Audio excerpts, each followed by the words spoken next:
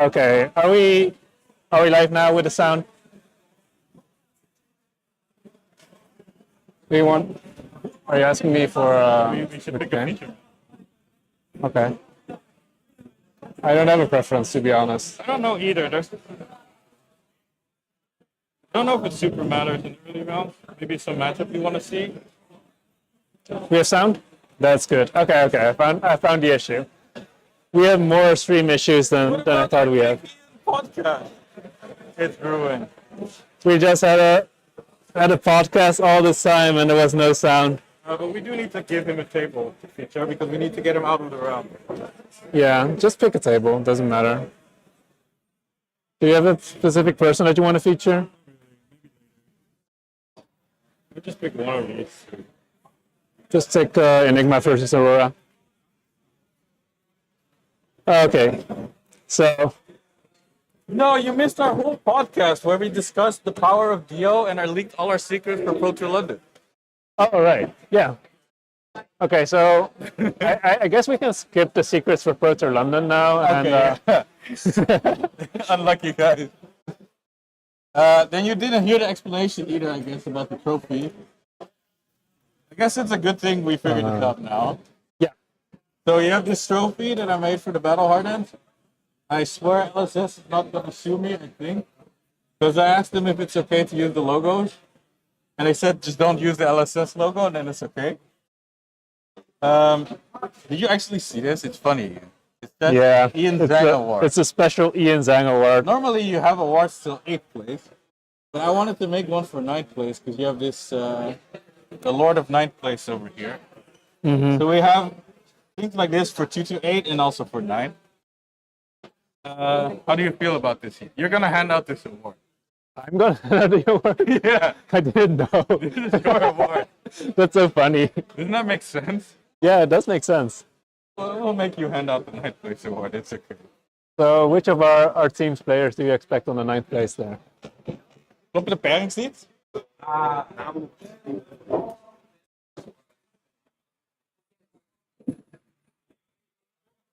Oh.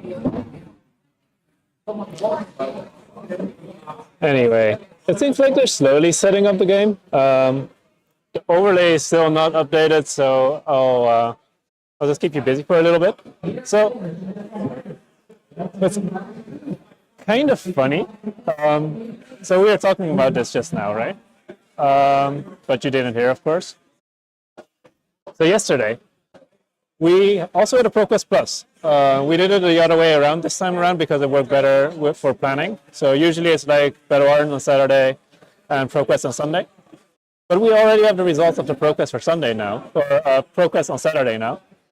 And the winner was actually Dio. We had a Dash.io versus a Zen finals. And we had a total of 4 Aurora in the top 8, 2 Zen, 1 Dio, and 1 New. And the Dio actually got it home. And the Dio player is very well known in our country for maining Dio. And you might also know him from the Pro Tour Amsterdam coverage. He's called Jaap. He has been performing with Dio a lot. And I've been testing with him a lot. And like every time I see him do some complex game plans and setups and stuff, I'm like, I also play Dio. So like it's always super impressive to see him play the game. I'm like, I'm sure I didn't do the same play in this exact same situation. So it's like, oh, I was just raving about Jaap. So we are slowly getting a match in with Enigma versus Aurora. Do you think I can transition to the same? How do I know if it's on? The light. There's a light, yeah. There's a light over here. Just hold it for a long time. Yep. Was your question? Will I transition? Oh, yeah. Nice. I think so. Oh, we need to do the timer thing as well. I can see it. It's 52-45. Just do like 52-40 and it should be okay. We'll probably just start a time when we have a separate timer, right? For Yeah, I think so. So we can do it like this. But it also started, so because it's 50 plus 5. Okay. So we're gonna see Enigma versus Aurora. Even though I play Enigma, I actually haven't tested this matchup too much. I mean, Have you played some matchups, some games against Enigma? I haven't played against Enigma recently, but I know it's not a 60-60 matchup. It's like a 50-60 matchup, where I must say it's 60%, and Enigma's claim is 50-50. So it's a 50-60 matchup. Enigma's claim is 50-50? I feel like Yeah, it's like does. 45-55-ish. That could be right. Yeah. Then you think the average is in your fight. I think you're going into the matchup being unfavored. Also because like one of the plans that Enigma does nowadays is she relies on astral etchings and spectral manifestations to combine with restless coalescence. And in this matchup, you actually can't really rely on calming gesture for astral etchings because you need the AB at some point. So your matchup kind of, or like the game kind of gets warped in a way where you can play the way you want to play.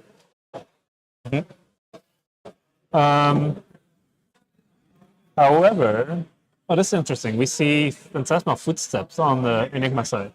I've been feeling like flexors is usually like a really good pick into. It's a really nice matchup. addition for your boost slot, right? Yeah, it's really good. Oh my. We're Did starting. it turn 0? We're starting off fast with an arc What lightning. does that mean? Oh, it means he has 2 arc lightning. But usually Enigma doesn't take damage from this. Yeah, arcane damage isn't that great against Enigma. No, she has like all the MST heroes, she has like a bunch of blues.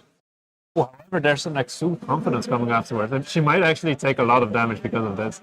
Yeah, sometimes Enigma's brick on D-React. I think we see put in context there. The new blue but D-React. however, it's blocked by Miraging Metamorph. So now you can play D-React again.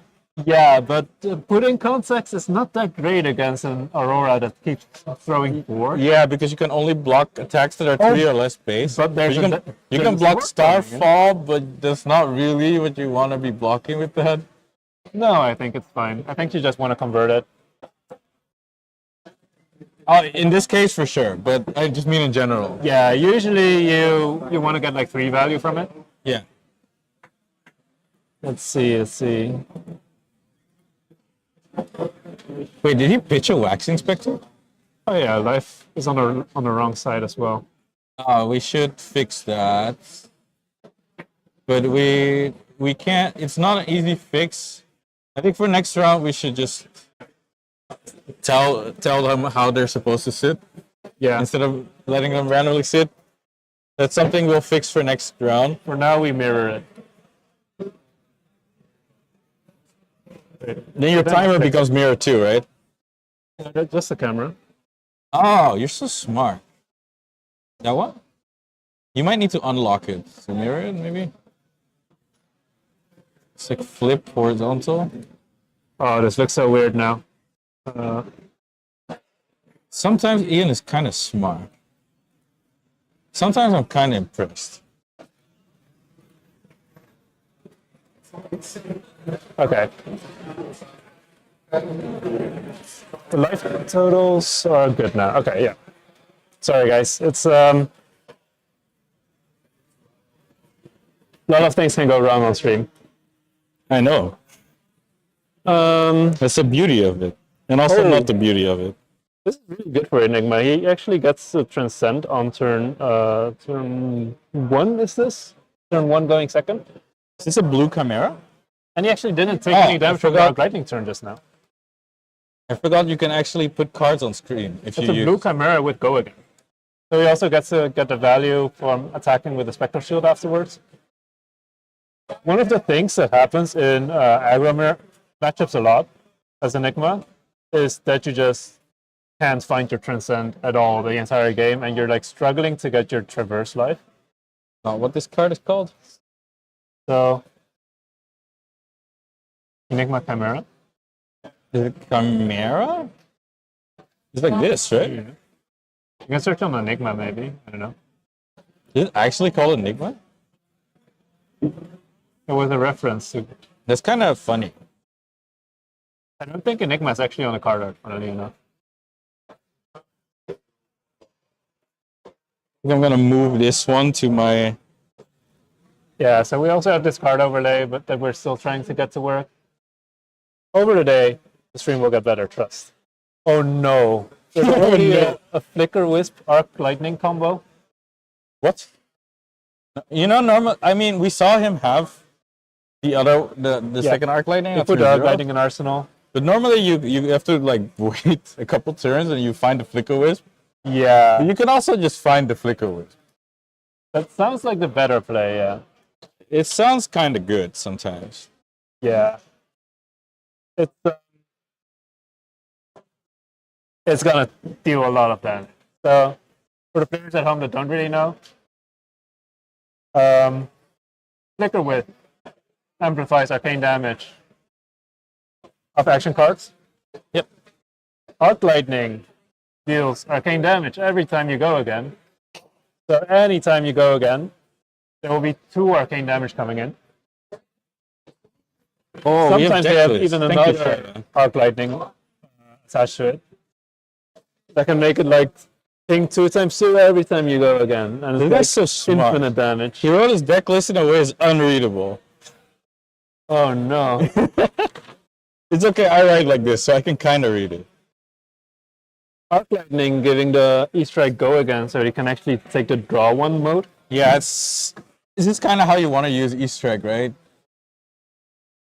Ideally, it's a 5 for 0. So usually you have to have an embodiment of lightning or have Arc Lightning. Mm-hmm.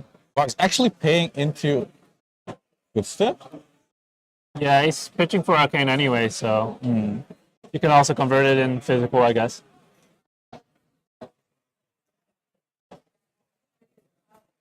And Enigma is just kind of blocking the entire turnout since it's a lot of damage. You know, this is not the worst. Yeah, it's quite okay. There was a Skizzik in hand that converts to 4 by pitching it to Starfall. Yeah, because you get 2 and the 2 arcane from the Arc Lightning Flicker Wisp. Yeah, these Skizziks are sometimes kind of awkward to actually play out or to block with. Mm-hmm. So the preferable use is actually to pitch them anyway, to wait until your Skyward Serenade comes up. Mm-hmm. But in this case, it actually was just more value to pitch it for the Starfall. Usually you lose like 1 or 2 value because playing a card is better than pitching a card usually. I'm gonna move this one to my hotspot.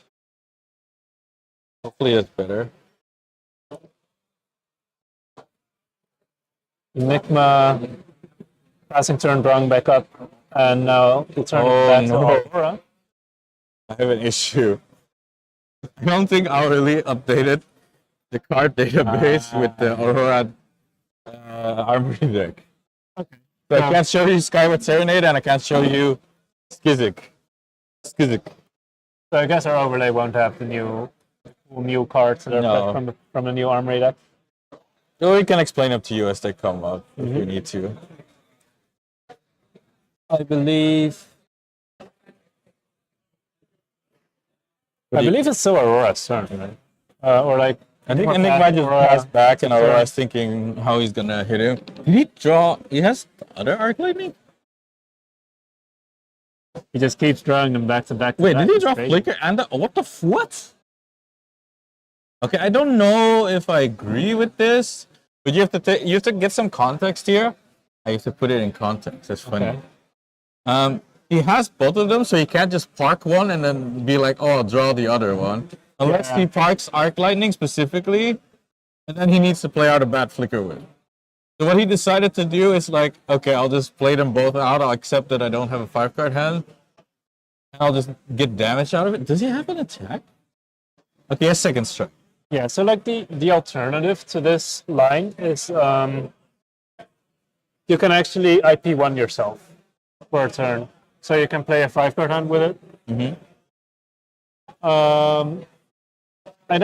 I think the biggest risk of that is that you can get CNC'd for that. Yeah.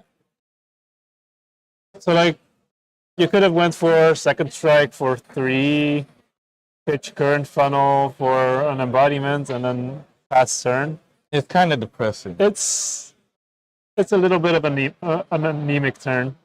So I think converting it right now is kind of okay. Yeah, and because he has the blue current funnel in his hand, he gets to make the grasp, which also triggers the Arc Lightning Flicker to do 2 damage, and then swing with Starfall, which triggers 2 and 2. So it's not like this turn doesn't do a bunch of damage. I like how they're properly representing this. Well, yeah, I would have liked seeing the Arc Lightning and the Flicker Wisp on the board, but it's like technically they're doing great. So 2 more arcane damage.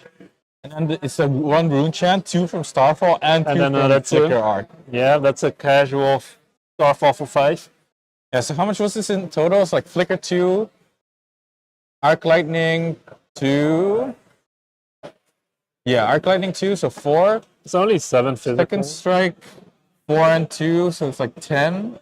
And then a Rune Chance. Then Grasp is 2, so 12. Rune Chance 13. Starfall's 15. Go again from Starfall 17. That's a lot of arcane damage. That's all I know. That's a lot of damage on a 4-card hand. It's not. It's not super broken. You don't always need to do super broken. I mean, you get to steal the opponent's hand like for so many turns in a row. Yeah. I don't know if I agree with sending Burn Up Shock here, but we'll see what he does with it. Is that another Flicker Wisp? No, that's an electrostatic discharge. Oh, it is? Yeah. Okay, that's a lot better. Yeah. That was Flicker Wisp, his hand was not bueno. Yeah, the problem right now is that like after he already played all the 3 Arc Lightnings. Yeah. So like the Flicker Wisp, if he runs 3 Flicker Wisp, the last one is going to be a break. It deals 2 arcane. It clears an aura, I guess. We also might not get there, so. Yeah. This hand's kind of nice. He forces Enigma to block Flittering Charge, except he doesn't. He doesn't cover Flittering Charge, so he's gonna take 4 for Burn Up Shock. 4 arcane? And 1 from the. Maybe he has a plan. Yeah, Shelter. Okay. He's Shelly. Yeah, I was gonna say, I don't know if. I feel like I would have just de-reacted this. Yeah. I think he was afraid of Lightning Press. Ah, and then you can cover? Yeah. But the problem is, Aurora's not pressured to Lightning Press you until you cover. Yeah. So if you give him 3, he's just gonna say, okay, take 1 and Especially 4. with Burn Up Shock, it's like the mix-up is so rough. But maybe he was predicting that he has to press to give go again, and then he would press anyway. Yeah. And then this happened. This is kind of the punish for it.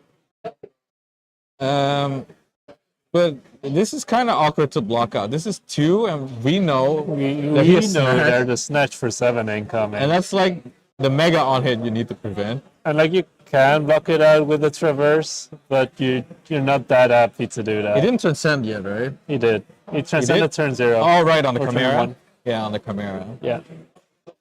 So he's reading the Shelter. Shelter will cover 1 from the Starfall, but it will still hit. So he needs to commit a card in some way or equipment. He's thinking about it. Not taking 4 is pretty good here, I would say. Some would say. I mean, it's only 3 because of the burn-up. Because of the Shelter. But then you gotta take 7 from the Snatch. Yeah. I wouldn't be happy if I was in an Enigma spot right now. Yeah, I think he's doing the right thing. He's trying to cover the Burn Up Shock, which normally on a 4-card hand is kind of reasonable to do. Mm-hmm. But this is like a very good 4-card. Yeah. And there's also Tunic. We're starting to get in a territory where we need Aurora to hard brick to basically not have go again in hand at all. Mm-hmm. But Aurora also has like Snapdragon Scalers to save 1 turn. So this will be rough.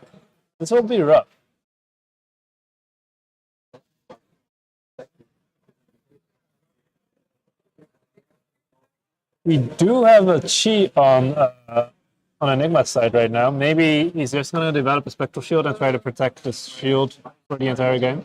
What was kind of nice for Enigma is that at least he covered Snatch. Yeah. For some reason, he's stuck with not 2/3 blocks. Because we know one of the 3 cards is cheat, and he's like in big trouble. Yeah. But so now, I think you're right. I think we need Aurora to draw like a not fantastic hand at some point. Which is gonna happen, maybe. But it's tricky. A couple of times, but like there's Snapdragon Scalers that can bail you out. Yeah. There's also like in general just more action because decks don't run D-Reacts into Enigma. Is that a brick? No, Oh no, it's Pirate Serenade. that doesn't look like a brick, Jimmy. I saw 2 instants. I was like, maybe it's like the famous 4 instant hand, you know? But- Nope. You just need this to fix it, and you're fine.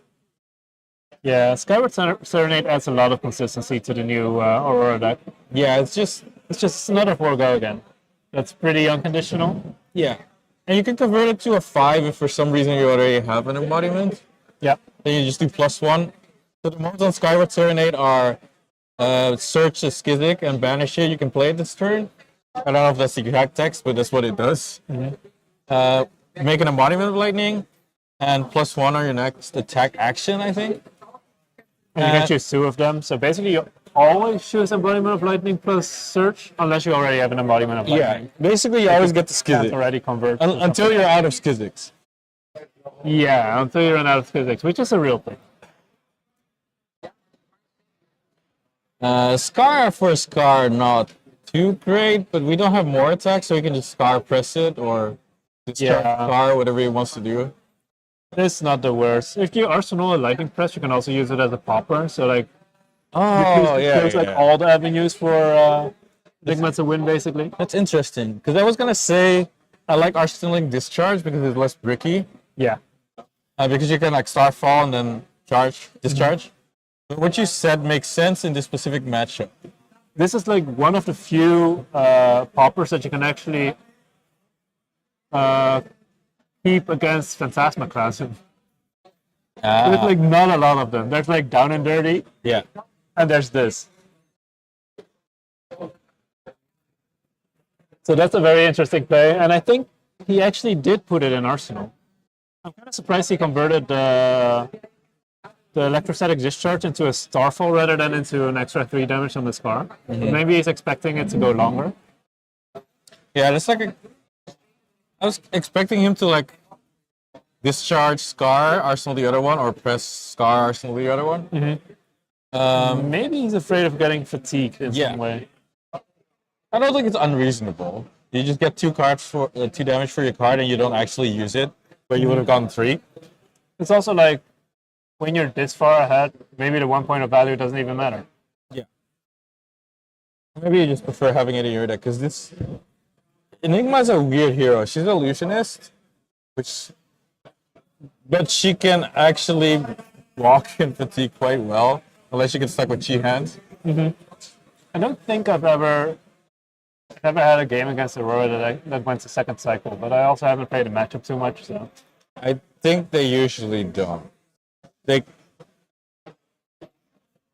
Ooh, there's a mirror guy. That's Oh. definitely one of the things he needed to come back into this game. This card's so broken. It's fine. This card is so broken. Normally, you get like a super red alert warning signal because they block their traverse, and you're like, oh yeah, they're gonna play mirror guy. But you already used this. Oh no, that's also not good. That card's also pretty strong. Together, they're also pretty good. Because he pitched 2 blues, he gets to do draw go again probably. Yep. Draw card. You Go could then. opt to do +2 go again, but usually you get draw. You know what I think I saw in Robin's hand? What? Another mirror guy? Phantasmaclasm. So he can swing mirror guy after and then Phantasmaclasm if he has a yellow? Yeah, at least a yellow.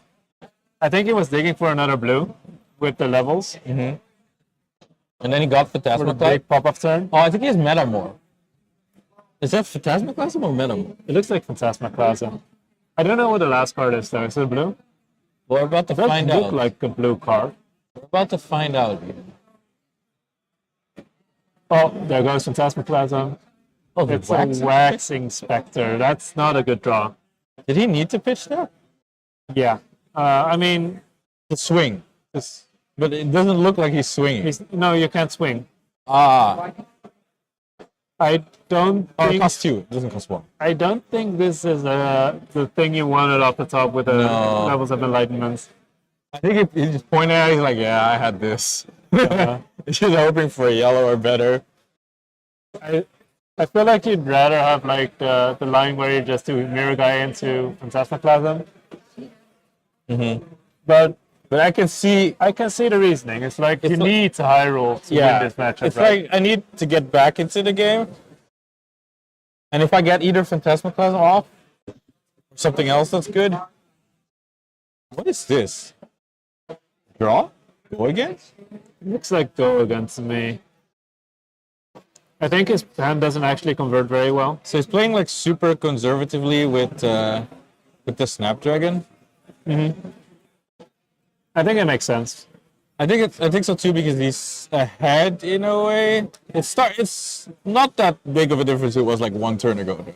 Yeah, blocking this turn out is gonna be hard regardless for Enigma since Yeah. it's a 4-card hand and not like no arsenals or No anything else. Wiercx.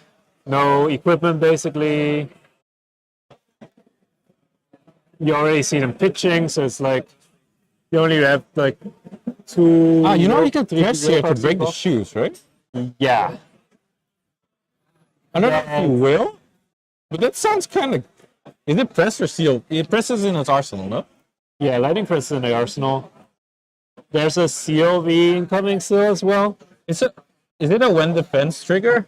It breaks when this defense. It's like a static just- effect that continuously checks, So basically. he doesn't block 1 right now. Oh, and the entire thing gets worded anyway, so he doesn't need to play COV yet. Oh, I clicked the correct one by accident. It was a 50-50 because I couldn't see the image.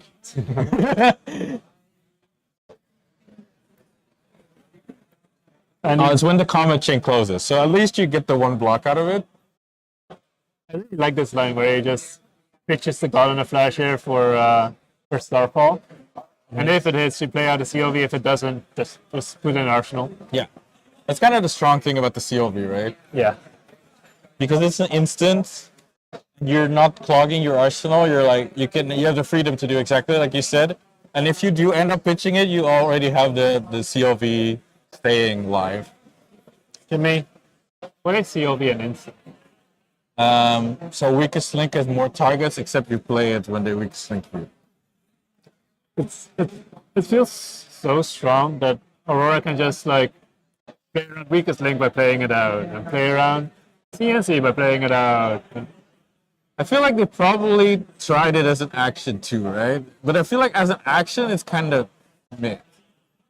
I mean, it's kind of strong. Anyway, It's stronger as an instant. that's true. I think they wanted to just do cute things with the Starfall.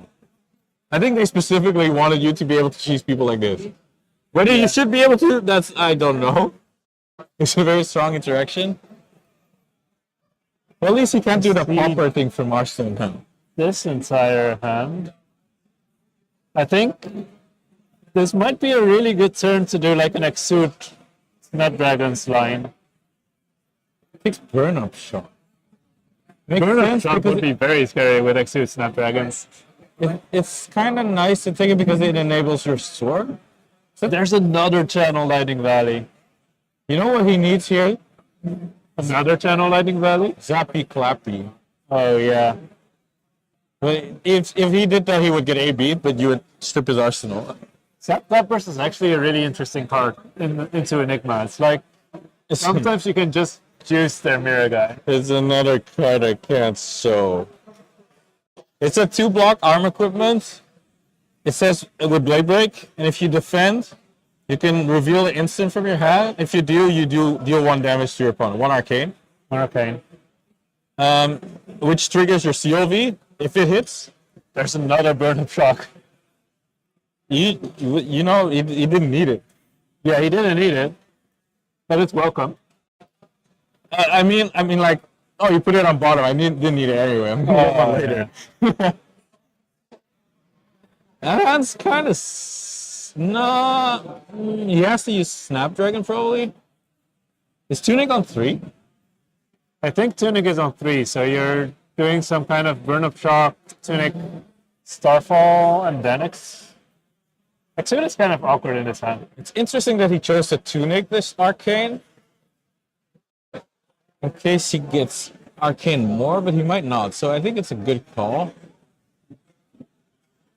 It's kind of risky on Kerwin's side to not play the COV in response then. On the Phantasmaclasm? No, in response to the shock. Yeah. Because if they just took the 1 Arcane, Then he the next misses the draw. COV wouldn't be active for this turn. Yeah, because this is the first time you draw, you deal damage, and it checks like, it doesn't work if you play it later and then you do damage afterwards. Yeah. It like knows that you did damage before in that turn. But I can see it because he wanted to keep it for the flittering charge to get go again, right? Yeah, it's kind of strong right now. I can see it. I just wonder, but the problem is if you, let's say you're Enigma, right? And you're like, oh, I know your hand, you have CLV flitter. No, you no, didn't see it, right? COV wasn't visible. Yeah. He didn't originally have go again on the flittering charge. So So it's just super. It's like impossible to make that read that you should take maybe consider taking 1 on burn up shock. It's not a normal thing you would do. that's true. So I think it's very reasonable what happened. But this is looking like Enigma will try to block everything out because there's so many on hits here. The problem for the Aurora is because he's presenting so many on hits. Enigma's blocking out everything, which makes second strike not blind. Yeah, but it's kind of hard to not get life in this situation. I think What I would Starfall, Exude, and what's the last card? Second strike. There's think- no real way to block think- Exude out I anymore. think you can just block. I think you can just pitch second strike to Starfall, send Exude, and then pitch the other COV to keep this COV on board. There's Tunic up though. You can miss the Tunic value. But you can get the COV value. Oh no, you're forced to play COV. Oh wait, we for forgot Golden. about this. Yeah, okay, never mind. Throw it out of the window. I'll throw you out of the window. Well, then I can ride horses. I wish you could see this. They're actually riding horses. It's so funny that we can look out of the window right now and see people We're in the horse riding. nature. I can literally go out this window and ride a horse. Is Tunic at 2? He pitched second strike. Maybe he's considering keeping the second COV live. Well, I don't think he can keep both. Unless for some reason he draws. I feel like it's very hard to... To prevent the 4 from the Exude after this. No. 'Cause he can't... I feel like he could have hit if he invested the Snapdragons here. Does he have a D-React in hand? What's it? It's CNC and something, right? I don't think it's a D-React, but it- it's like you need to 2-card block to block this out. It's kind of rough. Oh, but he can D-React now because it blocked with CNC. That's true. Oh, Is it blue sync below? No, it's red sync below, right? yeah. I mean, he couldn't sync below because it's Exude. So he had to block with the CNC first.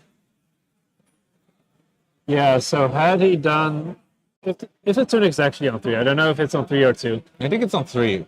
The Aurora one? Yeah. Yeah, I think it's on 3. Had he went for the Tunic line, I think he would have hit. Barely. Unless there's a D-React in Arsenal. Because he did have the CNC to block out to turn off the Exude. Mm-hmm. It's interesting. It draws 2 on hit also. It's like kind of crazy. Hold on. This is a bricky hand. It's like double somersault. Oh, it's the CLV upkeep turn. Yucky. We kind of needed something like... We might be winning after this, though. Yeah. But this is annoying because if you don't prevent the arcane, he will A, draw a card, and B, second strike will be live. So you probably just have to pitch and block 3, and it kind of feels bad, but You lose 2 cards for this. yeah, but you stop the turn. He upkeeps COV though, which is kind of scary, so you can't do as much back. You'll probably want like a big attack here or like CNC. Pitching the Miraging Metamorph. Blocking 3. Now this is just gonna be Arsenal angle with upkeep on the COV. Stripping 2 cards there instead of 1 is pretty big, I think. Kinda nice.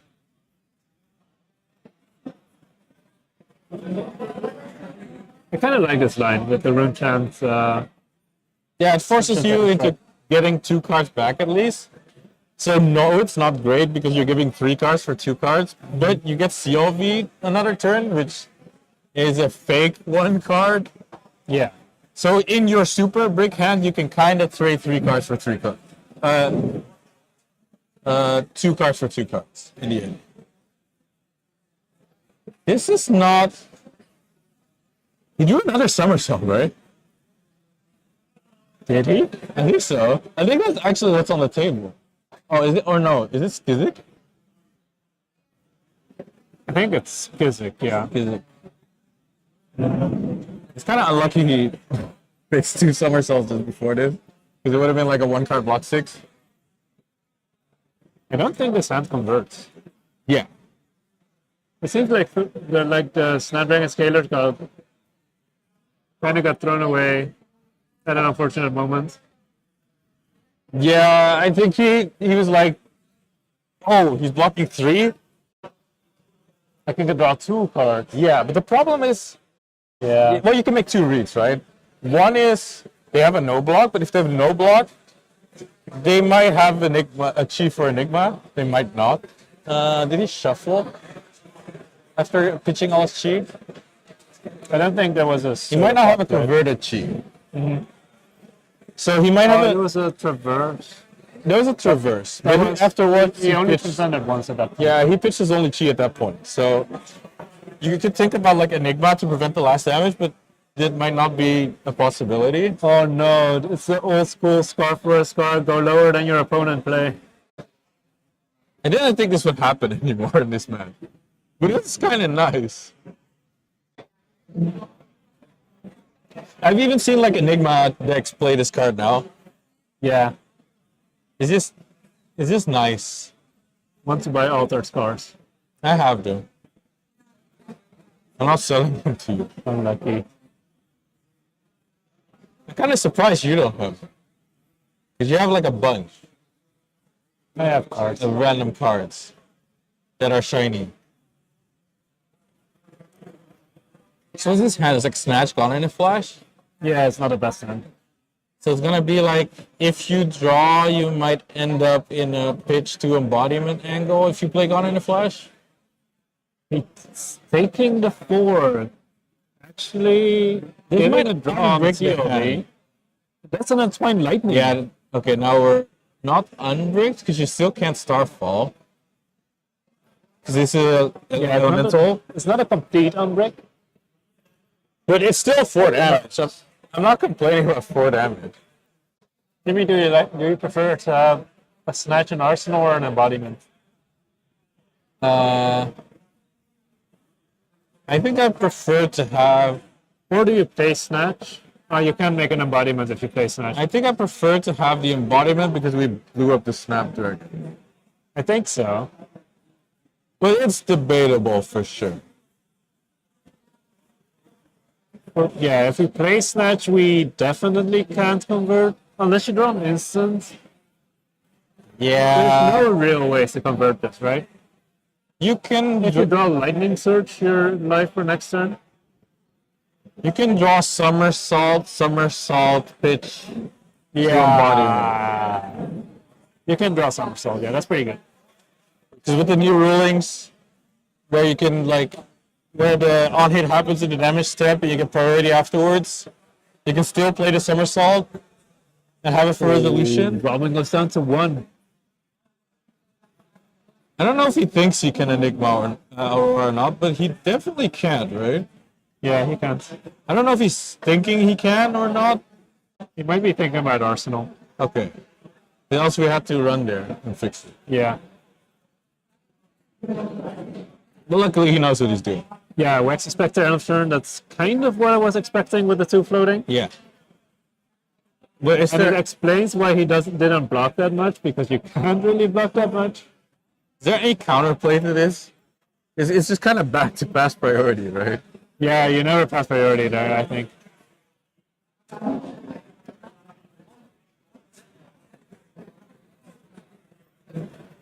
I think this might be one of those Waxing Spectre lineups where you just do like Waxing Spectre into CNC or Waxing Spectre into Weakest Link. That's kind of sick. Because otherwise you wouldn't go all the way down to 1, right? Yeah. When you have like a blocking Warmonger's Diplomacy in your hand. You have to have something good here. Well, he's getting blocks though, and not on the CNC part, or the weakest link part or whatever. Ooh, 6 Metamorph. You can also just send a bunch of damage. Yeah, I mean, that hand didn't convert. Yeah. Yeah. And at moments like these, it's like, if you don't have an embodiment as like insurance policy, you can kind of rig very hard. Instead of glittering charge with no, yeah, there's like, it converts to 8. It's all right. And like 8 is still 2 breakpoint, right? So it's still very hard to block for our Enigma player. You get to What do. if it's not 8? What if it's I think there's an Arcanic Shock. I don't remember if you Arsenal the Arcanic Shockwave or the Gun and the Flash, because both of them are in hand. Yeah. I think I would Arsenal Arcanic Shockwave, Yeah, so like so you can fuse. it might just be Rebel into Arcanic Shockwave fused, Yeah. which would be very strong in this position. That's a red. Real the red. Dude, upside down snatch looks so weird. Some reason the other cards didn't bother me that much, but the upside down snatch triggers me. Because it's like slanted. She's like leaning. The white border Rebel always hits, man. Did I play white? What? But I played the promo rebel. White border. It's because snatch already tilted, and then it's tilted the other way. Now you're tilted the other way. I'm tilted both ways. But this is still super annoying. 4 is a breakpoint, you have the Spectral Shield so you can block 3, but then there's the Arcanic Shockwave that does 1 Arcane. Yeah. That's the problem here, because we lost the Tunic already. And you're already losing your shield, so it's like, So do you want to pitch another card to prevent? yeah, it was your Arcanic Shockwave. Yeah, that makes sense to me. And you see a Flittering Charge hitting the Arsenal, that's like almost unconditional go again. It's like very often go again, basically. Yeah. It's not unconditional, of course. You need to find press, But like, given enough CLV. turns. Somersault. He pitched 2 to bottom though. Discharge. Oh, there's a He's gonna buff the there's a Rebel. double from Sun. He's gonna buff the Rebel and debuff the Shockwave. So this way, Shockwave is a 3 block, but you have 2 Chi in your hand. One's probably going to the Arcane, yeah.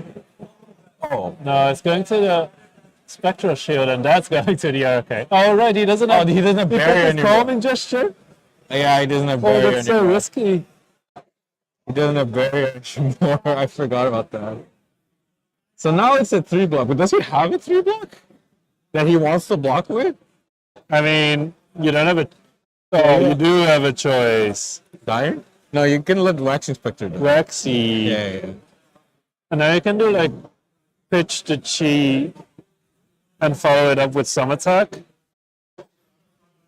Hopefully. Oh, I just fixed the round 1 text manually. Yeah, go for it. Guys, it's not round 1. Is this a pop-out projector? Thank you, Duke. It's what? Okay, it's actually round 2. Sorry, guys. I like how we fixed Welcome the back timer. to round 2. Yeah, so how would he win this? if there's like a blue in hand and like a Phantasmaclasm or something. It always comes down to Phantasmaclasm. I Two card mean, line is kind of big. the 2-card line is really big. It's more than 2 times 4. Yeah, maybe. That's so crazy.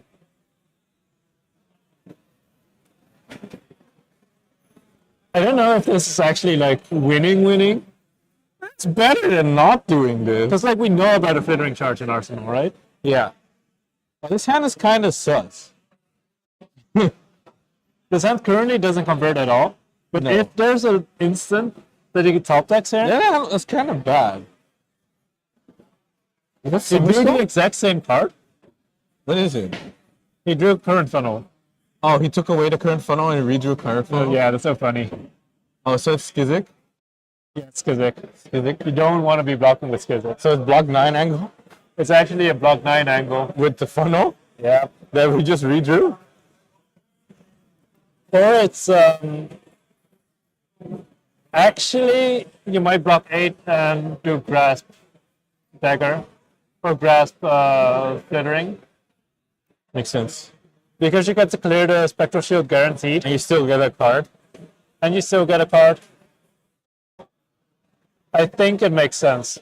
I think that's also what Kerwin is currently considering. Do I block 8 or do I block 9? Yeah, block 8 makes sense. It might also be that Tunic is going Hey. up soon. Hey, Remember that thing we said was dead? what's that? Flicker Wisp? Oh no. If he ever draws Flicker Wisp, it's just lethal through a shield. Yeah. But it's a 2-card commitment because you need to fuse. Oh no. Remember that thing we said was dead? You know, I don't think I've ever popped my calming gesture into Aurora. It's just, you just want to AD a lot, so. Because you're Enigma, you have like how many blues? 30? Around 30? Slightly under? Yeah. So he's listening to Ian. He's hiding his card that he redrew. So now Enigma's super scared. And he's gonna pitch it to grass like, didn't I just take that? It does. Oh, Oh, he's doing the Yeah. 1 and 4, yeah. the 1 and 4. This takes 3. It always takes a shield 2 and then cards. takes 2 cards or a D-React. Yeah. It's soft to D-React, which is not nice. We haven't seen Enigma play that many D-React. So probably playing the full set of Sings. You know what also wins the game? Wait, he plays Shelter, right? What wins the game? Burn Up Shock. If you don't make a shield, Yeah. yeah, Yeah. In this following turn. yeah. I mean, he also just dies to Grasp right now, so he needs to do something. There's 2 CNCs in hand, but no Arsenal. That's kind of sad. Well, they're lethal. I assume Kerwin isn't running D-Reacts into Enigma. No, Although Sigil of Suffering is kind of cute. It sometimes kills Mirror Guy. yeah, if they can't do the super greedy. What? He's giving both CNCs, so it's Chi and something in hand. I'm not sure what it could be, Jimmy. Well, there's Nia in chat. Hello, Nia. Isn't Nia supposed to be sleeping? It's like 5 a.m. on Sunday. He's still up. Doesn't make sense. Maybe not. Maybe. Well, Nia, wait, Nia missed the reveal of the Ian Zank trophy. Oh, no. What are we? Oh no! He had to put in context in hand. And the Chi. Remember when we said he couldn't block Oh, 4 attacks? no. Did you know putting context isn't that great if you don't have, if you're playing against Aurora? Yeah.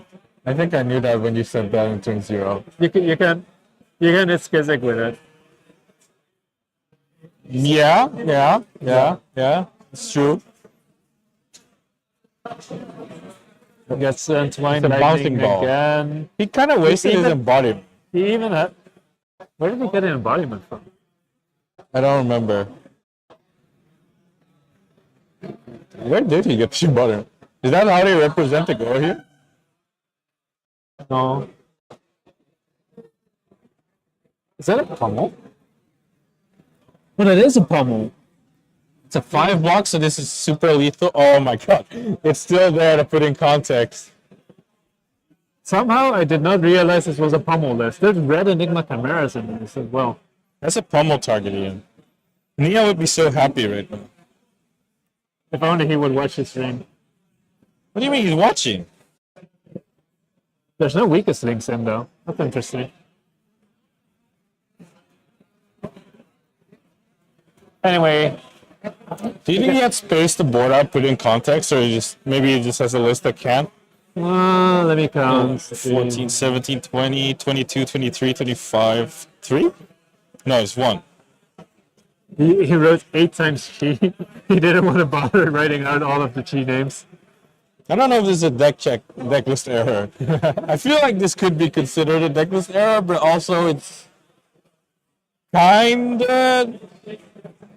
There's only 8 chi he can play. You know what's funny? There's like snag on this deck list, and I think it's actively better than put in context. You can snag the Skizzy. You can play out snag for Transcend as well. Wait, the snag cover like this? It's reactions, I right? think it's attack reaction cards or own effects. So no?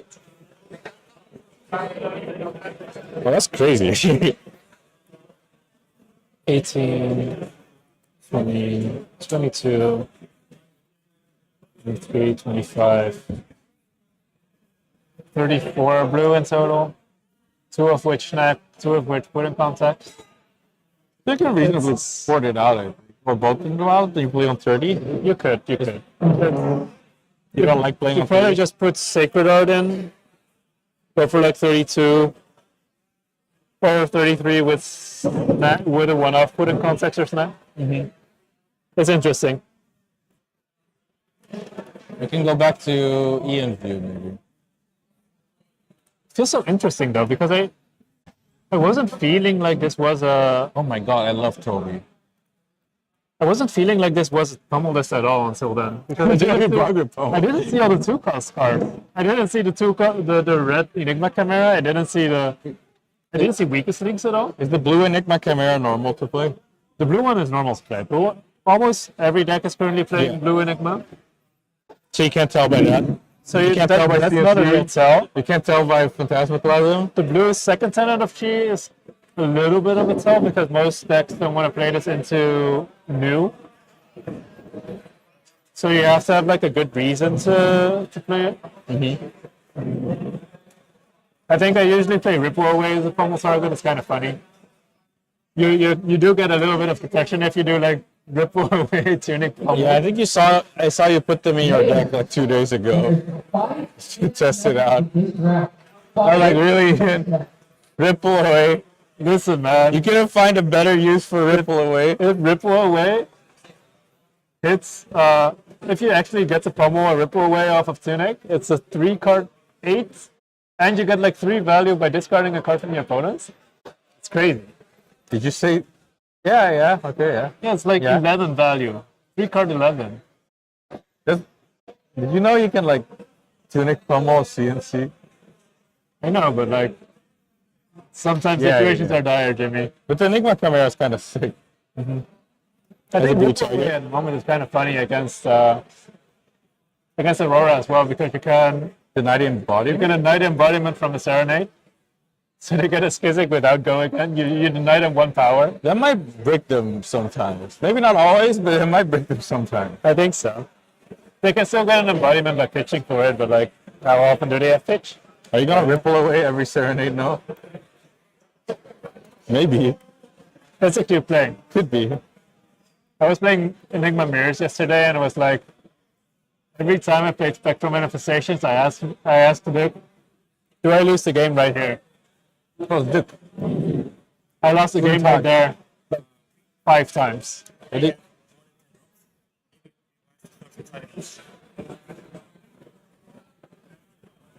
That's a lot of drops.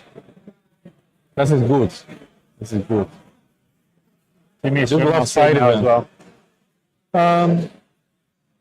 well. Do you need my help with that? Okay. Yeah, but we can. I think we're slowly going to a We're break. going on a break soon. I I don't know how much time is left. This, You have a timer here, right? There's like 5 minutes left on the clock. I think it's slightly longer than the time on the round, but they're gonna go in overtime anyway. Yeah. So we'll have a short break and we'll be back in a bit. Okay. See you then.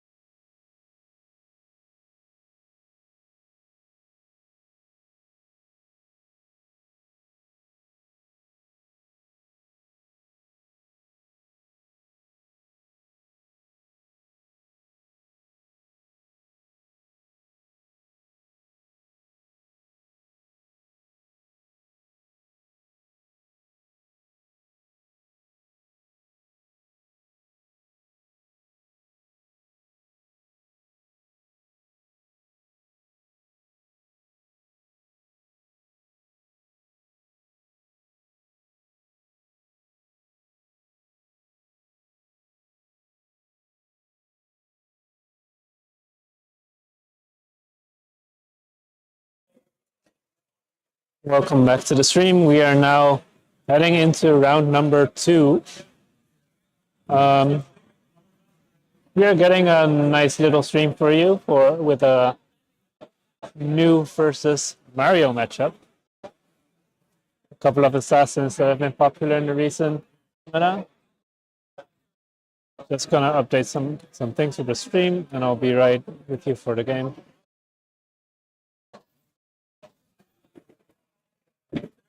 So yeah, I've been playing new a little bit for recent times, and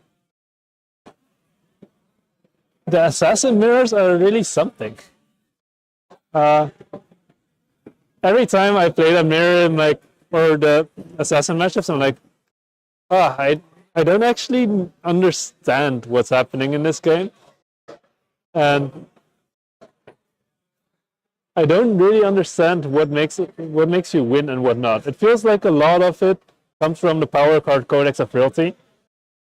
Just whoever gets Codex of Realty is so strong against Mario sometimes because you don't have a real good way to mark if you get Codex. I feel like Shelter also really overperforms against Arakni. And from Arakni's side, I feel like Arakni can just push out a lot of damage a lot of times.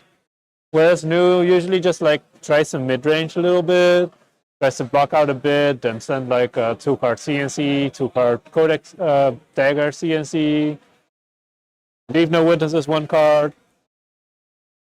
So it feels like sometimes it's such a weird matchup. What, new Mario? Yeah.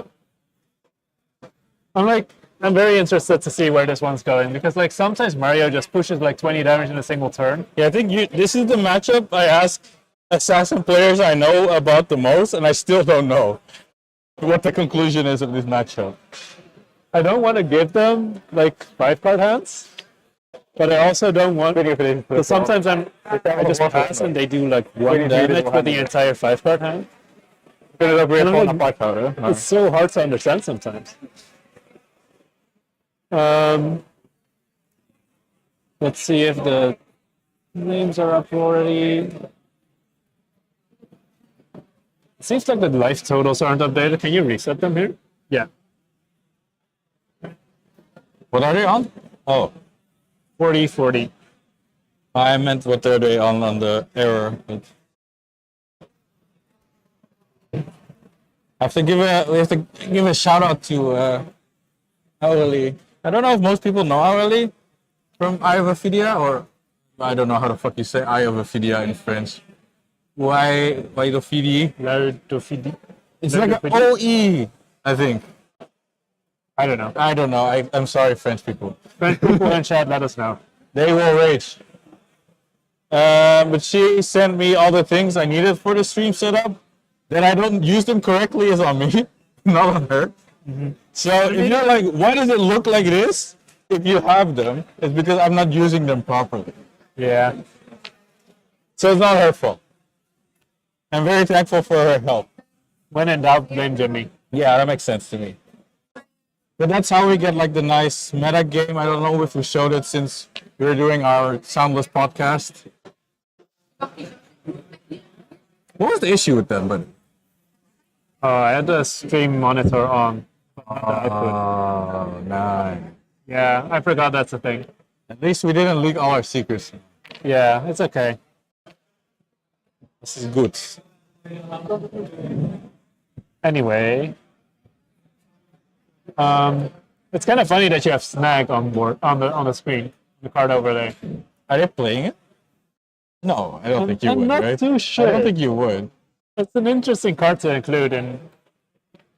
It's good if you're playing against assassins. Yeah, but what if they have a mirror type? Yeah, I don't know. You can just do Snag Transcend and do.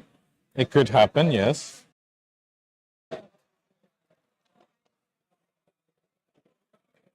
I'm wondering if we should fix this mirror setup at some point, but then we have to move the life tracker. Yeah, I couldn't figure it out. We can move it to the other side, but it's like The camera stand is there, so it's like kind of dangerous. I think it's kind of fine, but it's a higher risk for sure. Yeah. We'll just keep it like this for now. Ian loves mirror setups.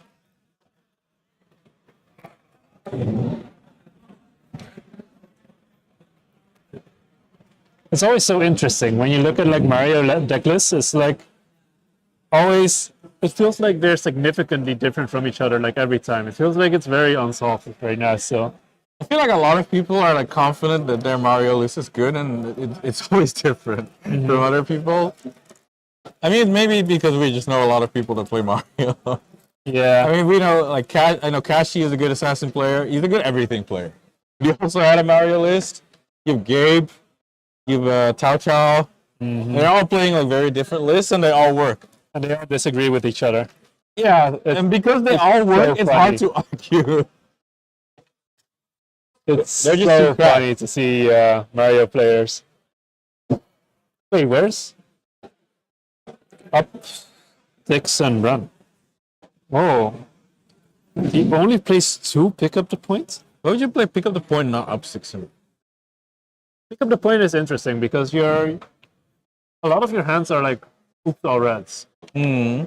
So like pick up the point converts a little bit better So there. it's more consistent 3. Yeah, And but it sometimes you don't also get the allows 4. you to re-equip the dagger. Mm-hmm. Whereas if you do up 6 and run on an all red hand, Then you're fucked. your hand is like doomed. Then you're fucked. If you want the weapon back, you need to pitch 3 reds Yeah, and swing. it looks like there's not many ways to re-equip in this deck. So it looks like he rolled into red back on turn 0. Oh, He just did Reaper's Call Mark, pass, and rolled into red back. Redback is. I think Redback is one of the better transformations. I feel like people like it a lot. It's annoying because now you have to deal with the attack that comes afterwards. So if they send something with an on hit, a stealth attack with an on hit, you'll have go again. You can play Leave No Witnesses or Codex. What the heck is this? Oh, He's pitching a red for his? for his. That's kind of sad, but also you get 5 from Just Nick, so you're not too mad. You're kind of mad, but I don't know. 4 card 9. I feel like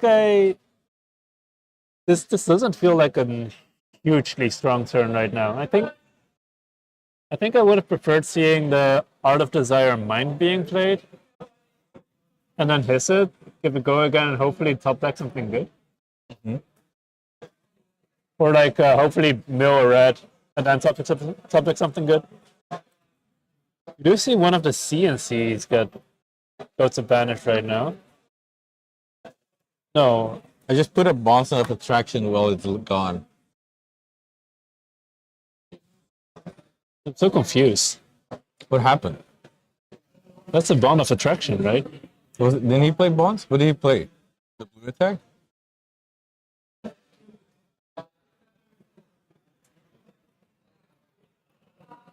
Yeah, I don't know. I think you forgot to on it up onto attraction, or like the one that banishes from grave. Did it banish CNC from top? I wasn't paying attention. There's 2 cards banished because there's a Justinic and on it, Yeah, but they didn't do the graveyard one for the 3rd one. and I don't think there was a heal.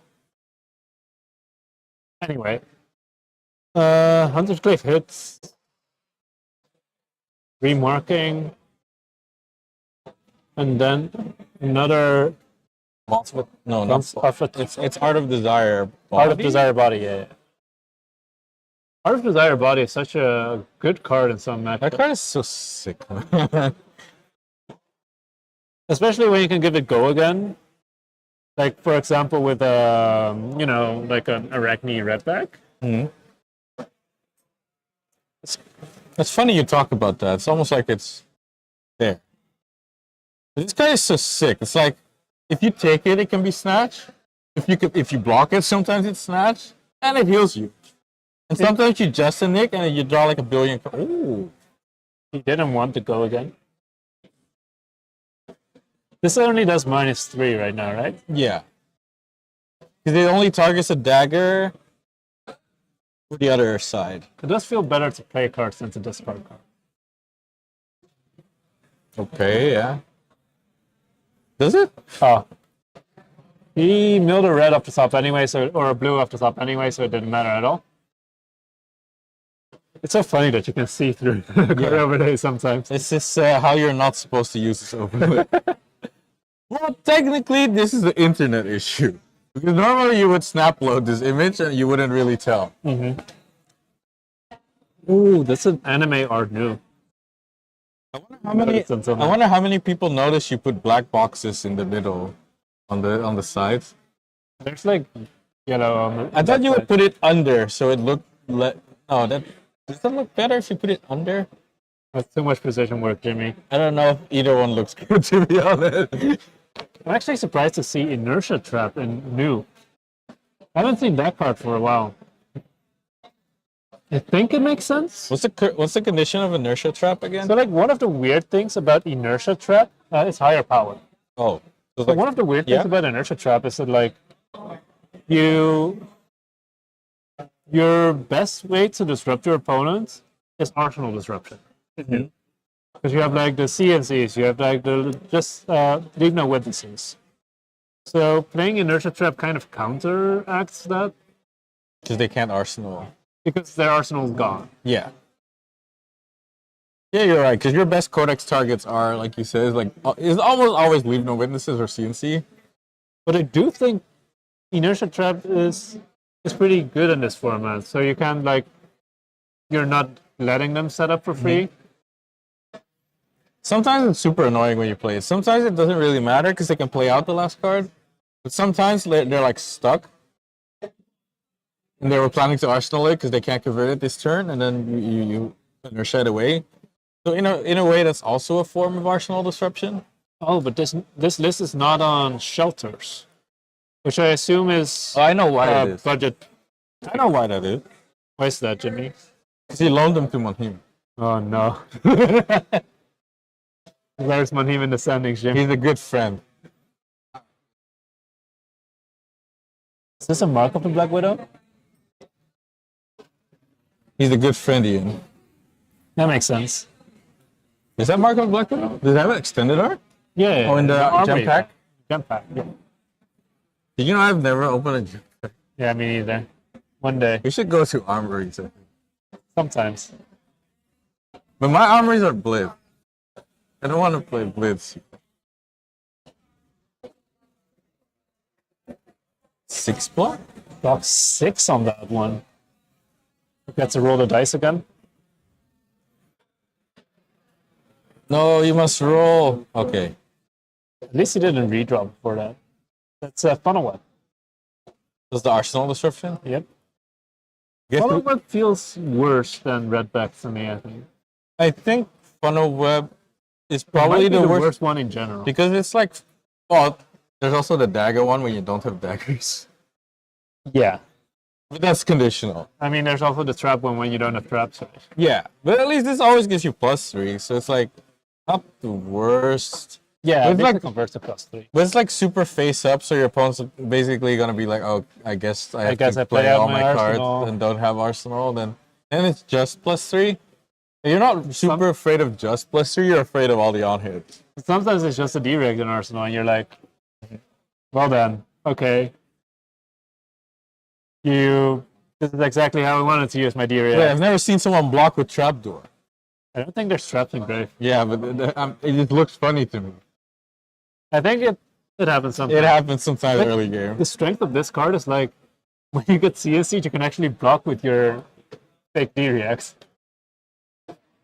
Oh, that's funny. It's kind of sick.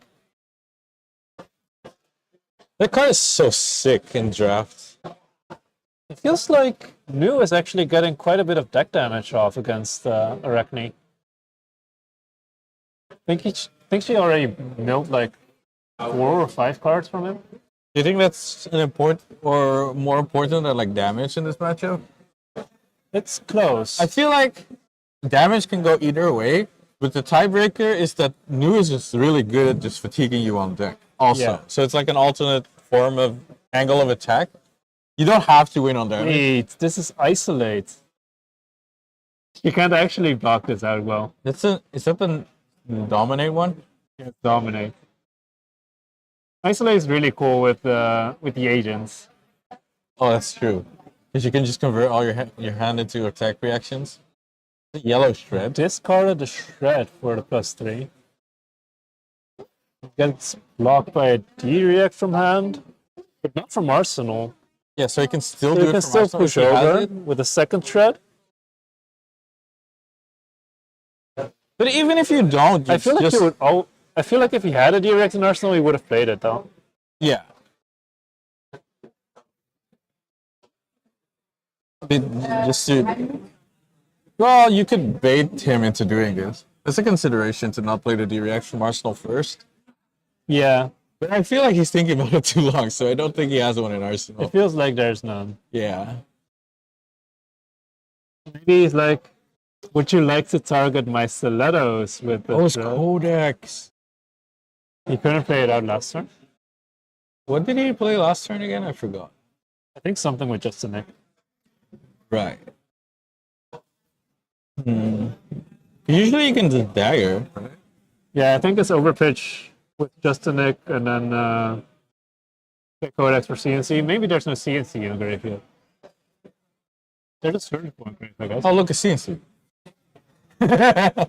Perfect.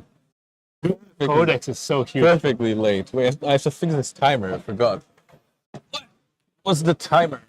I'll just copy the round timer. It's 36:44. Yeah. So it's like 36:35 by now.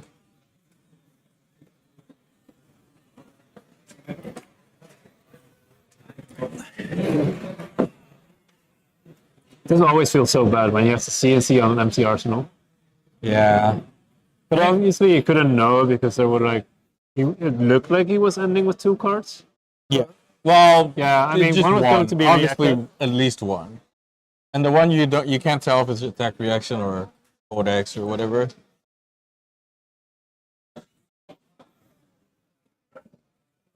I don't know who's ahead at this moment. None of them has played the Codex, I think. We should get Gabe out of the battle hardened so he can commentate this game for us. New lost 1 Codex. Arakni is ahead on life. I think Arakni is behind on deck. I think he's behind on life, right? Oh, he's gonna hit him. Yeah. I thought I said behind on life. Okay. Maybe it's my bad.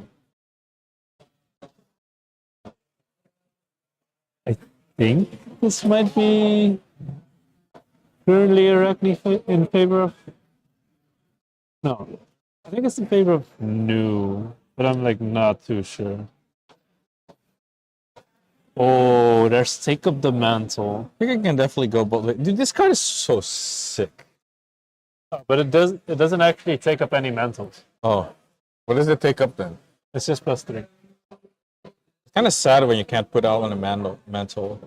I mean, the fact that even if it's like, if you don't plan to use it the way you wanted to use it, still like a Razor's Edge. Yeah. Well, yeah, if they're marked, yeah. If they're not marked as a yellow Razor's Edge.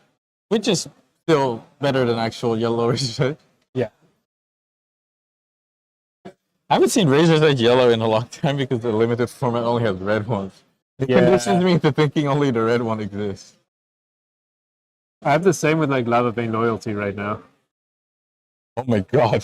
I forgot. Huh? The Banishing? Looks like it. He does lose the mark now though. Isn't that all you got? That's my favorite pet card that I never end up playing. That all you got seems decent in this matchup, I think. I mean, you just don't want to get marked. Like, they have to commit like 2/3 of a card or a card to try to mark you. And if you like get out of it for free with that all you got, it's kind of sick. What is this?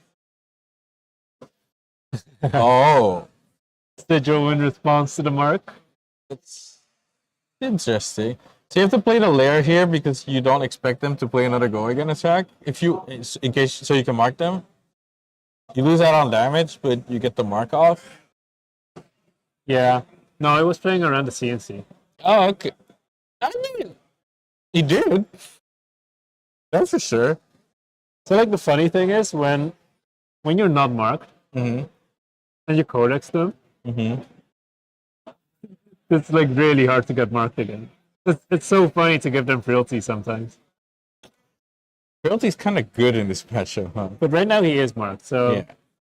you can kind of play the game still. That's actually kind of funny because you get -1 on the daggers. Yeah.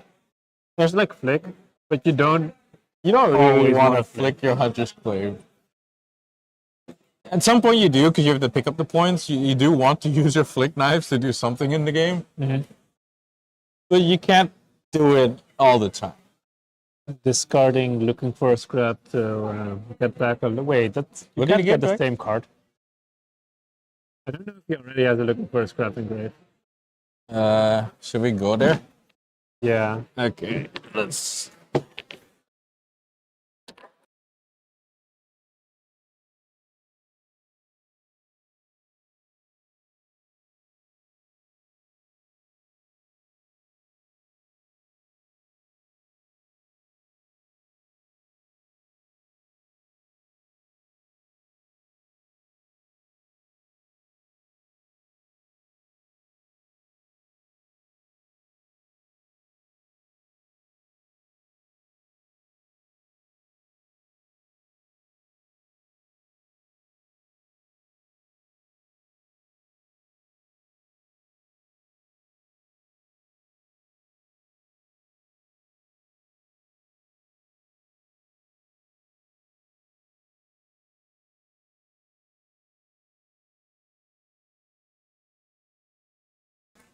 Oh yeah, It didn't end up mattering because his arsenal got nuked anyway. that does make sense. That's yeah. how they resolved it. I was like, maybe it matters if it's leave no witnesses and it's banished, but like, it was CNC, so it actually just gets destroyed. So it didn't end up mattering, but I did tell them. And we're rolling back to funnel web again. I mean, it did work last time. Like I said, sometimes you just can't play around it. I kind of wonder how many cards the Arakni presented in this matchup. I feel like Arakni tends to fat deck a little bit for this. Which makes sense because you're getting so many cards banished. And some news are like sickos because they're playing like Eradicate and stuff, right? Yeah, Eradicate brings through a lot of cards. This one is not, but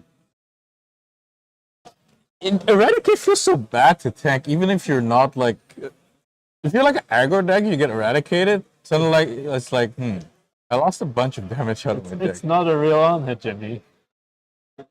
I know, yes and no. It depends if you can win the game with your other 52 cards or something. And then get your Skizik banished. If you get 3 Skizik banished off Eradicate, you're fucked. Only yourself to blame, to be honest. He overpitched there. Guess he really wanted to get it out of his hand. What did he overpitch with? I'm not too sure. He's mega pitching. He's pitch tech. Have we seen Mask activated? Has he transcended? I don't know. I feel like no. I know I saw a homage pitched. I don't think he transcended at all. Because normally this is around the time where you get like a card from your hand banished every turn. I It feel kind of like depends on the cheat count, right? yeah, for sure. And maybe he plays less chi for this matchup specifically. My favorite card. 1, 2, 3, 4, 5. He has like 4 chi in general. And then Sacred Art. So. Oh, that guy's one have to pick up the points.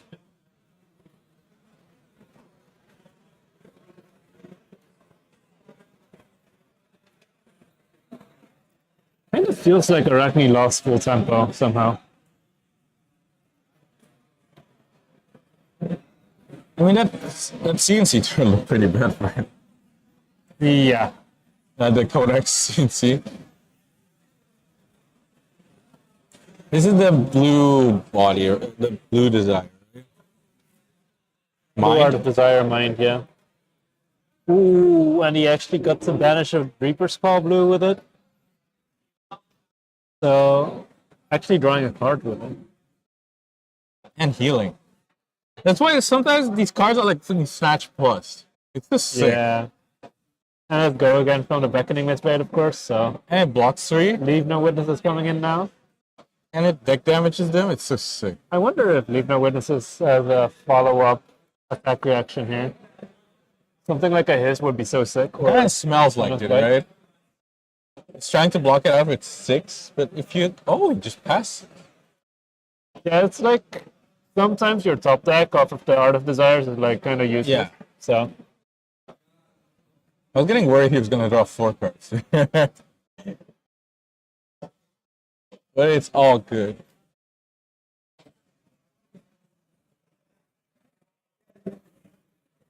you is so marked though. CNC gameplay. You might not be marked anymore. Remember when I was playing as Kashi?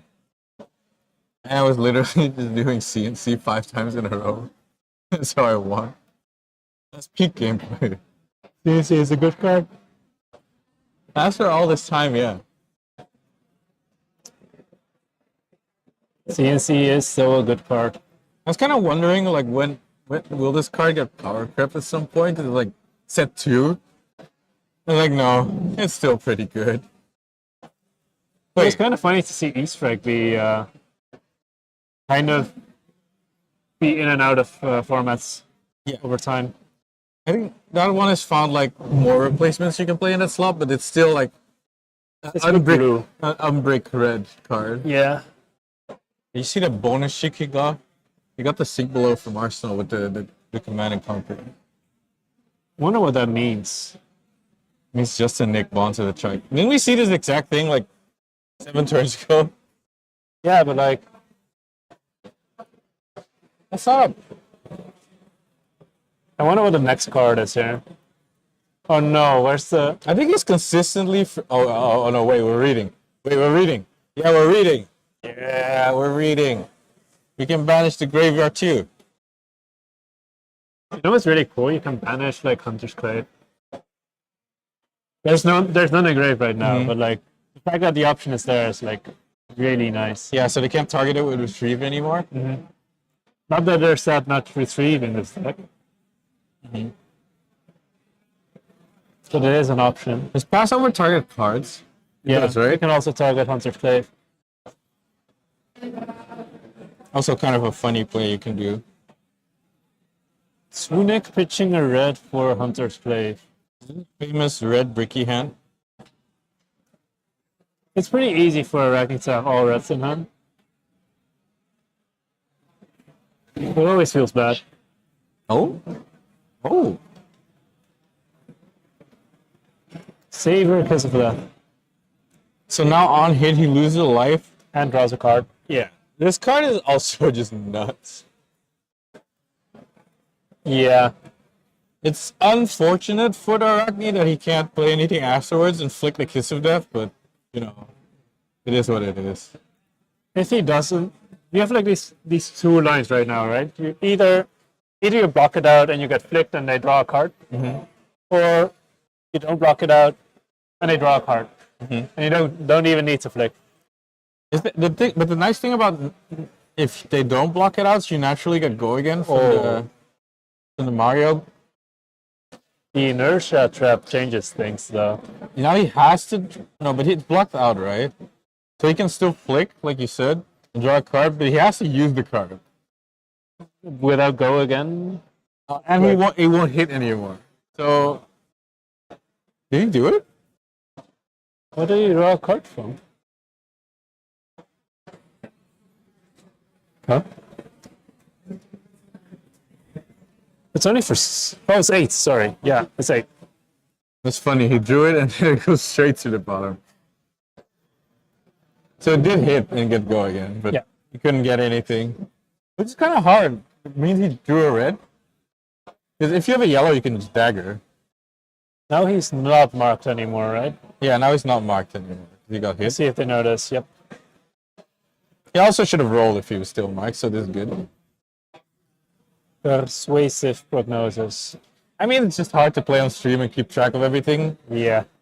Normally you do the marked one as well, but now you have to manage the dice as well, so I can definitely get it if you miss something. Dude, I feel like this card always targets Codex of Filth. Is there a tradition? Yeah. It turns out, oh, we finally see the mask activation. This is where the game like starts like grinding super slowly. Yep. And you're like news every turn like I want a card. Like okay. Give me a card, please. So you don't play full hands anymore? Not that assassins necessarily want to play full hands all the time. But it does lower your options of getting mega nukes by attack reaction. Mega nuked. He's like, please give me a card for the mask. This shelter? I think he's playing to react. With To not take the on-hit with the persuasive. And probably considering to I gave the shelter. banish another D-react. Yep. You're so smart. Sync also looks weird mirroring. I think a lot of things look weird. Do you think he has two left-facing knives or right-facing knives? It's a trick question. It should be left, right? So now we're back to the minigame of like trying to get new mark, which is apparently a pretty easy minigame. Not everything has to be difficult, you know?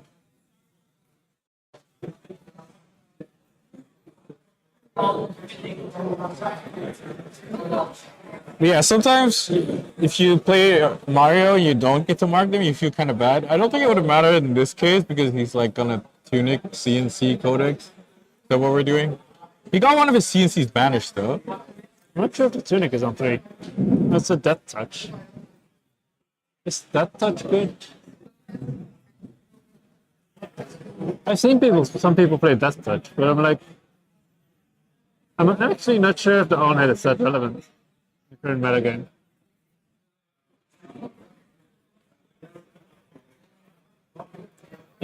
I don't think I've had this card played against me for a long time now. I think last time was like in Lexi meta.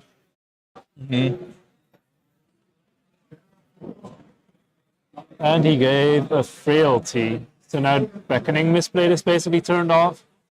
No, you got a fealty from the Codex, right? Oh, right. Wait, did he not give him something? I guess he's thinking about the present right now.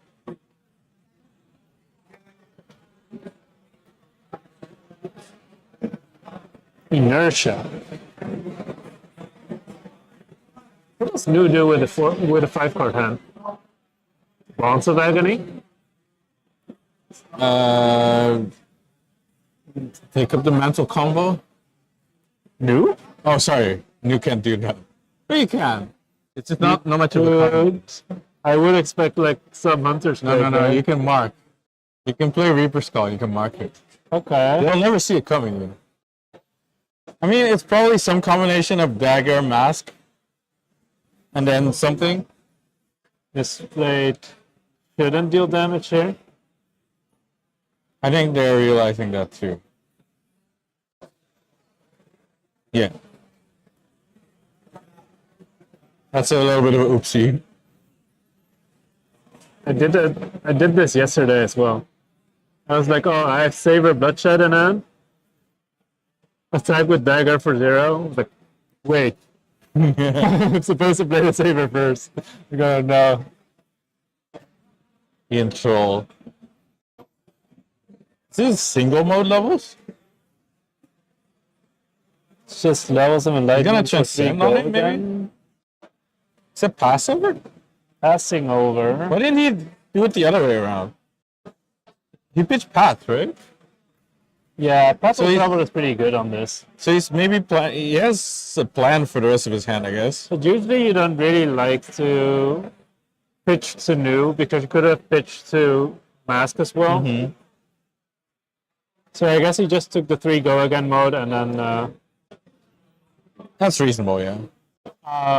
Okay, yeah. So the first resolving modes on levels of enlightenment, And then he gets and to then in the activate reactions. Oh yeah, and then blocks, and then Yeah. the reactions. Yeah, this gets kind of messy sometimes. So it's good that they managed to resolve it properly. Into Tunic Nether levels. That's sick. It is 1 weaker because of frailty. And there's an inertia incoming, so like you're not too certain that you're actually Probably converting. He did draw? Probably maybe would give power. But maybe his one hand doesn't convert that well. So that's currently 2 go again. She'll go again draw. Was it from Arsenal? It was from Arsenal. Are you sure? Yeah. Okay, bye-bye. Level from Arsenal. Is it on Arsenal? Yeah. Oh, yeah.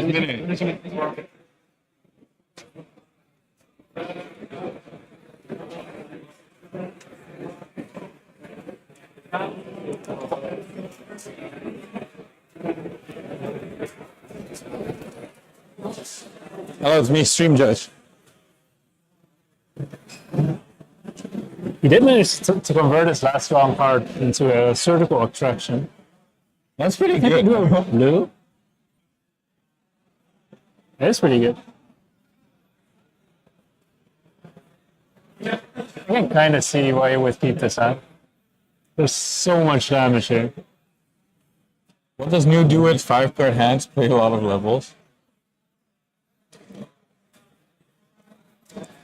That does check out. That was such a strong card. You know what's kind of funny? It's kind of funny. Oh, he's gonna roll for a random one? It looks like it. Number 4. The one with the dagger he wants? If he managed to get go again this turn could have gotten kind of crazy. With the dagger. Yeah, but unfortunately dagger for 0. His Codex of Fealty is good. Oh, it's red back? Red bag. You would think I would know which ones by now. I mean, you drafted so much, but you don't actually roll much in on online drafts. You're kind of trying to not roll because you're like hitting. But also your you- opponent's like trying to get unmarked, so they usually take it.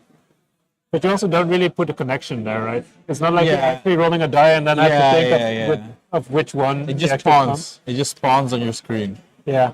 Sometimes I don't even notice it spawning on screen. It's the power of Talishar. Yep. Is this bonds for 1 with Justinic or something? It could be red back. Which bounce is this? It might not be bond. I think it's Mark of the Black Widow. Yeah, it might be blue Blackwood. So he marks him. His name is Mark. So it's at least gonna be some reaction from redback or better. Oh, he discards redback for redback. Wait, but he I can would just play prefer red. He playing can just play Red. redback. He just likes discarding cards. No, but last time he played the Shred instead of discarding to Red back.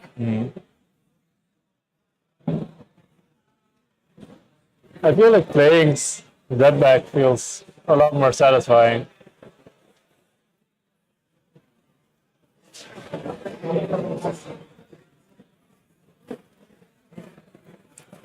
Just a Nick, pumping it up all the way to 10, no, to 9. It's a 10. The opponent is marked, right? He's not marked.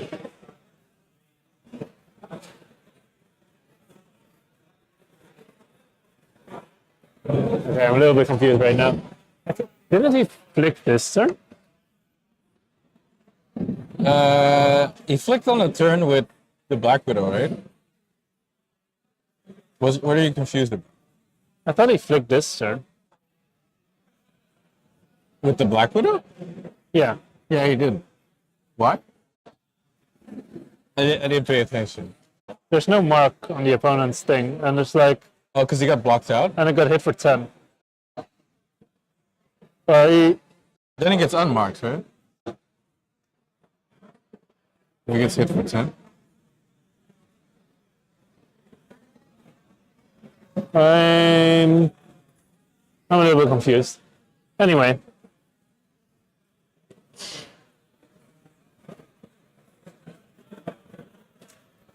I think we're back to Mario's turn. That's a 3-card hand on a Art of Desire Mind.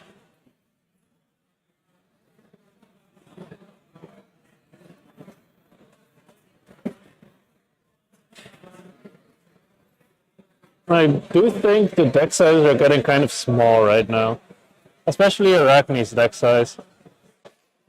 If you look at the graveyard on news side, it's like approximately the same size as the deck, whereas on Arakni's size it looks like significantly larger.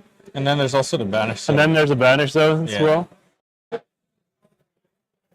I'm not sure if there's too much gas left on Arakni's tank. But the New's so close to dying. Yeah. News all the way down to 4. We might just see him get finished. If you're like on a higher life total, you can kind of slow down the game and play like very conservatively. Basically not attack that much unless you get cards from deck. Now you kind of want to be over blocking sometimes to play around the reactions. Or like have D-Reacts ready for these moments. Of course, like Leave the Witnesses obviously push breakpoints as well, so you don't want to really hold the D-Reacts. Sure. Might be a rough spot.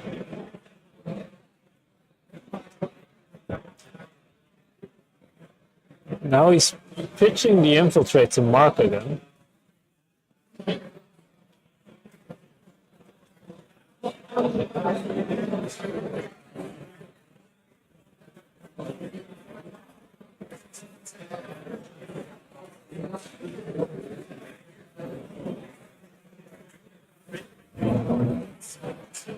I think once New is marked again, we can basically expect her to be marked for the rest of the game. Back to you again. Have fun again. Okay, bye-bye, Jimmy.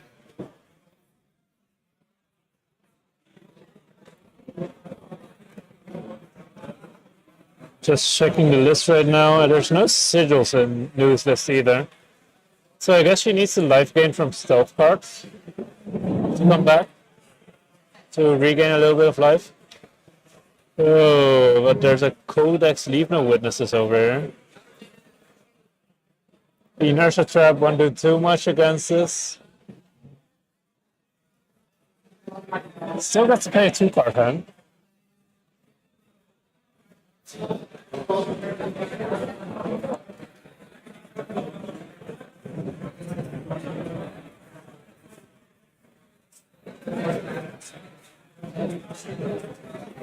He still has a bunch of armor, but like right now, any reaction could be lethal, basically.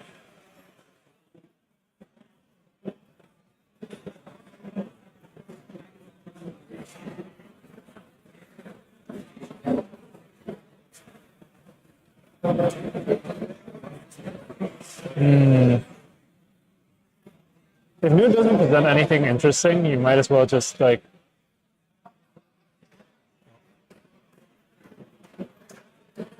Is this Black Widow? Ooh, Black Widow. If New doesn't present anything interesting, you might as well just play out a 5-card hand and see if you can threaten lethal.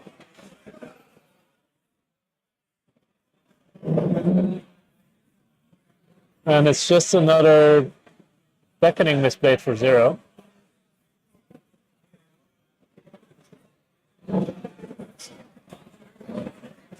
Into a leave, no witnesses.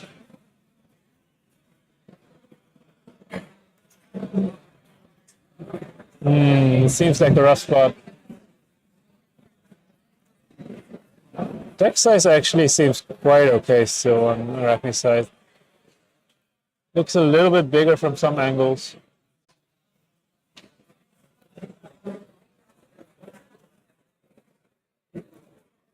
Currently blocking it out, but his is coming over.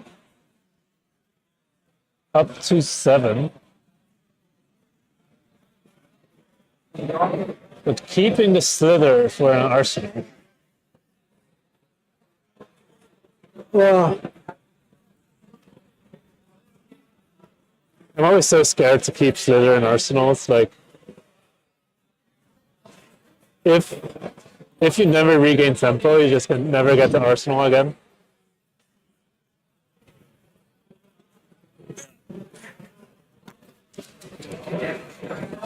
Next time I have to summon an actual judge. Maybe. Because I'm not allowed to do anything to them. Jimmy, Hello? Oh, Black Widow. he's a Black Widow. But do you know what's in the arsenal over there? Ethereum? The slither. So it's gonna be gone? I don't think it's gonna be gone soon. I think it'll stay there for a while. Oh, because it's Black Widow from hand, not from Arsenal. Yeah. That's something, yeah. It only targets attack actions, right? Yep. And it's an attack reaction, so you also can play it on your opponent's turn if you would want to. Yeah. Uh-oh. Take up the I'm gonna wear a mantle. mantle. He can do bonds here. I don't think bonds matters a lot in this situation.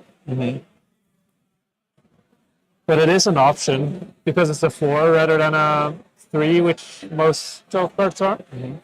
You consider Kiss of Death, but it doesn't save the energy and needs to hit. It's only good if you flick it afterwards. I don't think that's happening. So taking the most damage sounds reasonable. Flicking is also kind of dangerous because it's your last dagger. Oh no, I meant if he swapped into Kiss and then later managed to flick the Kiss. But it's No, not but like possible here. for bonds. Oh, You need to right, flick your right. last dagger as For well. the 3 reactions? Yeah. You know what's kind of good here? What? But he's just Double not. trouble. He's just not changing. I think double trouble is actually kind of a sick card for this situation. It's like a 5, right? Yeah. Oh, losing a codex like this, kind of not what you want to do. But the on hit is so good if you hit. But I feel like New should have accounted for. But you would account for the Black Widow at least. Yeah. Whether you could account for the attack reaction and the Black Widow, I'm not sure. But seeing how he used the defense reaction on Mantle instead of waiting for like Black Widow, He's playing to top deck a D-React. Do you think this is game? he's not even transcending, right? This is for 8, right? So it's still only 2 leaking for now. Oh wait, where's that going to grave? It should be bottom deck, right? Ah, I'm not allowed to do anything. It doesn't matter. It's Is he gonna over die? there. Yeah, he dies.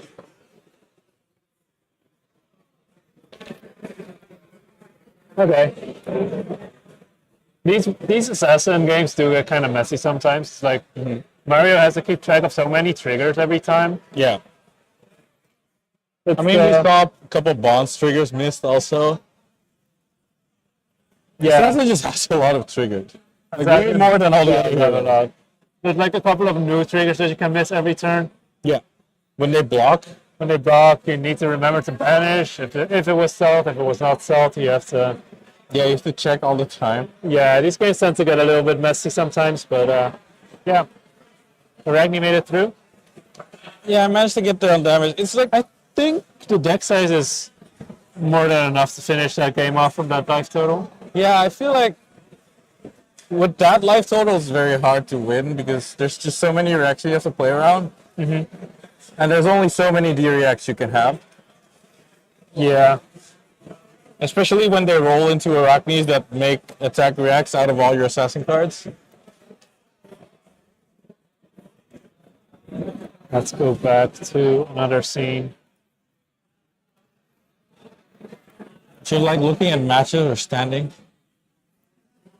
Yeah, I feel like he took 2 extra from the levels even. I was also thinking that, didn't he already -3? He didn't even need it.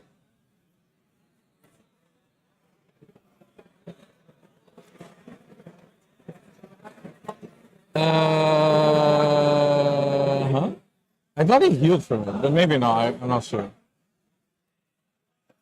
I thought I mentioned that to them, and then they processed some other damage, and then he healed back. Yeah. I don't know.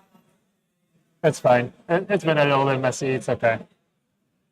I think it's not beneficial in a way. So in the end, it's all okay. But yeah, round number 3 finished. But he's actually, What do you think is on top right now, Jimmy? Did you check? No.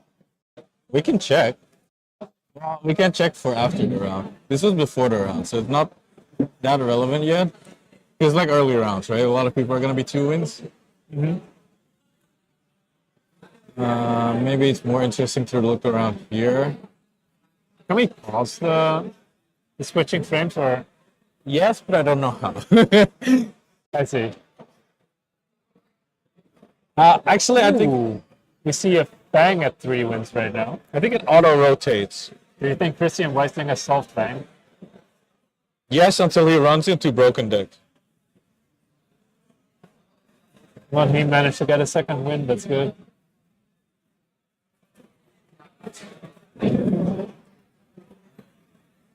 I was kind of thinking of getting. Celio? There's 2 wins? Ooh. Sammy is on Enigma today rather than on Prism. I've seen him play Enigma before. Yeah, he played it for World Series as well. I think he was playing it at ProQuest season as well. But it's interesting because Prism's position isn't that bad right now. But maybe he's just sussing things up. I mean, he also loves Wizards, I think. They could be playing Verdance as well. A lot of options. Isn't it funny that there's a Dio mirror on table 2? Yeah, I was looking at it. I wasn't sure if it was an error or not, but I think that's actually a Dio mirror on table 2. I feel like there's quite a lot of Dios in this entire this thing. There's like 9 Dios in total or something. Or like 8. Maybe they were inspired by yesterday. Yeah. They're like, Dio won the PQ plus. Maybe Dio's Must be good. Yeah. There's only 10 seconds left on the clock. What's the meta breakdown? We can show you this and then we can go to a break again. We can maybe even leave this here. We're just going on a break for now. There should be like a couple of minutes left. Overtime just started, so we'll be right back. I have to mute it here.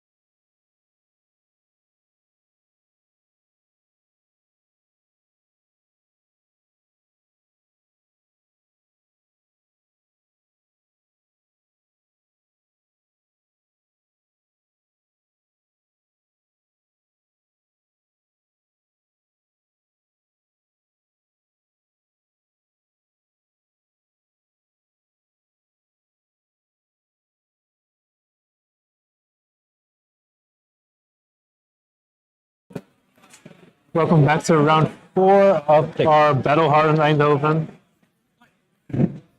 We have some nice games for you. We have the only Up and Dane ready. in the whole tournament. Is he the only Dane? I think so. Oh, that's kind of funny. Yeah. We have calling winner Simon Nielsen on stream. He's representing Zen today. He's gonna help Living Legend. Oh. Does that help us or not? Because he needs like 30 something LL points. Even if he wins the battle harder, he needs to win another battle harder. So we just get put into more doubt if he's gonna LL or not. But like, apparently there's a team Battle Harden coming up. A team CC Battle Harden. Yeah. Where all the winners get LL points. Yeah. So if Zen wins this one and is in the winning team, Yeah. you actually get him to LL. Do you have any idea what Kobe, or not Kobe, Sao Paulo's looking like? I don't know if Zen can win Sao Paulo or not. No, Okay. it's probably not gonna happen. That Zen player in the top 24 needs to win a lot of games there. But we also have another almost LL deck in Dash IE. Mhm. She has been on like the top of the leaderboard since she has been He's like, performing reasonably yeah. for so long. Yeah. But this season she gained 0, I think. I mean, she's like, it's kind of like she's having a picnic on the cliff, right? Yeah. She's almost falling off the cliff, but she's just hanging out there. Having a picnic on the cliff is like the exact way how to describe this. I'm a genius. Oh no. Do you love picnics on cliffs now? Yeah. There's a nice view there. There is. Just don't fall. You know? I'm actually not too sure if this matchup is favored or unfavored for them. I haven't. Well, actually, I've lost this matchup in National. Oh. That doesn't smell much good. But it's tricky. It depends what kind of dash it is. If they go super fast, I assume this is just aggro meta, right? I think so, but you never know with that. Or like some kind of switchboard between a pistol plan and aggro boost dash. She has like some annoying things she can do. She does a lot of damage early because you can start like Pounder. So you can do 6 damage with it. Your hero power deals 6 damage. How much damage does a Zen hero power do? A lot. But depends on how long the game goes. Yeah. Like the dash one is like almost guaranteed to do 6 if you start with Pounder. And then the Zen one continuously gets more value over time, right? But it doesn't matter if the game is super short.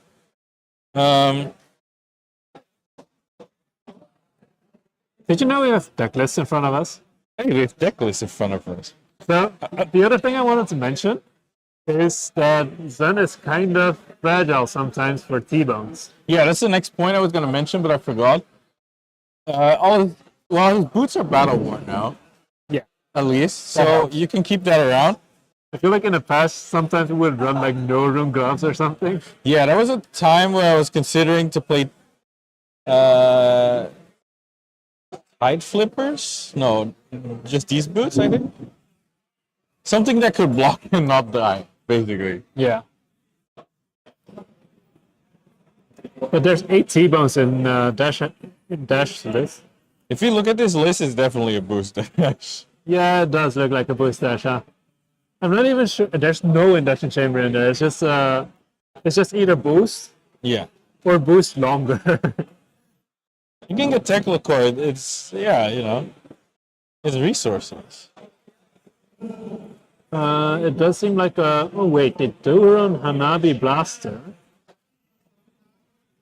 as only weapon. Oh, so it doesn't have the pistol. Yeah, I guess that makes sense. You don't really need induction chamber if you don't have a pistol. Yeah, for sure. It's a Hanabi dash. That's interesting.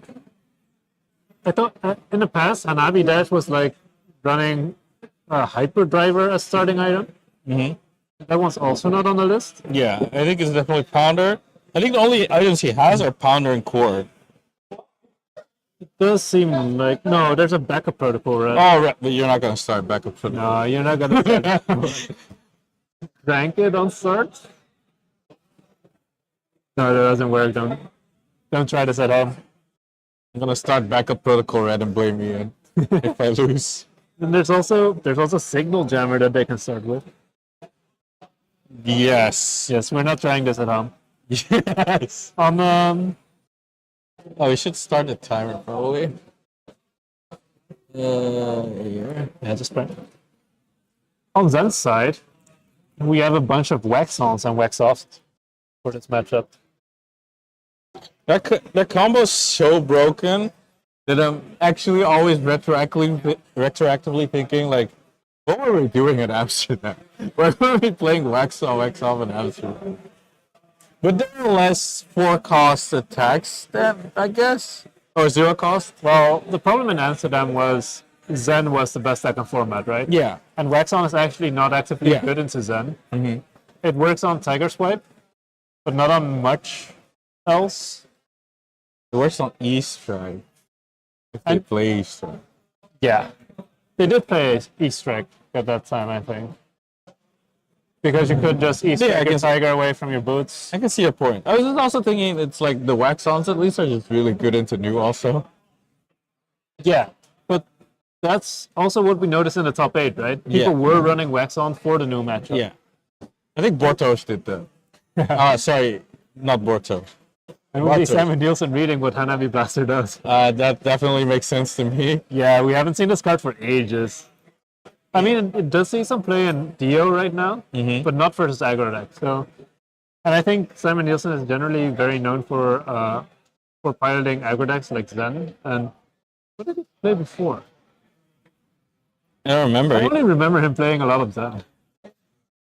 I don't remember. I do know he mentioned yesterday like he's playing Zen because it's like comfortable to him. He already played a lot of Zen. And that's the reason he's bringing Zen today. But I don't remember what he played before. I also think Zen is just a good pick. Mm-hmm.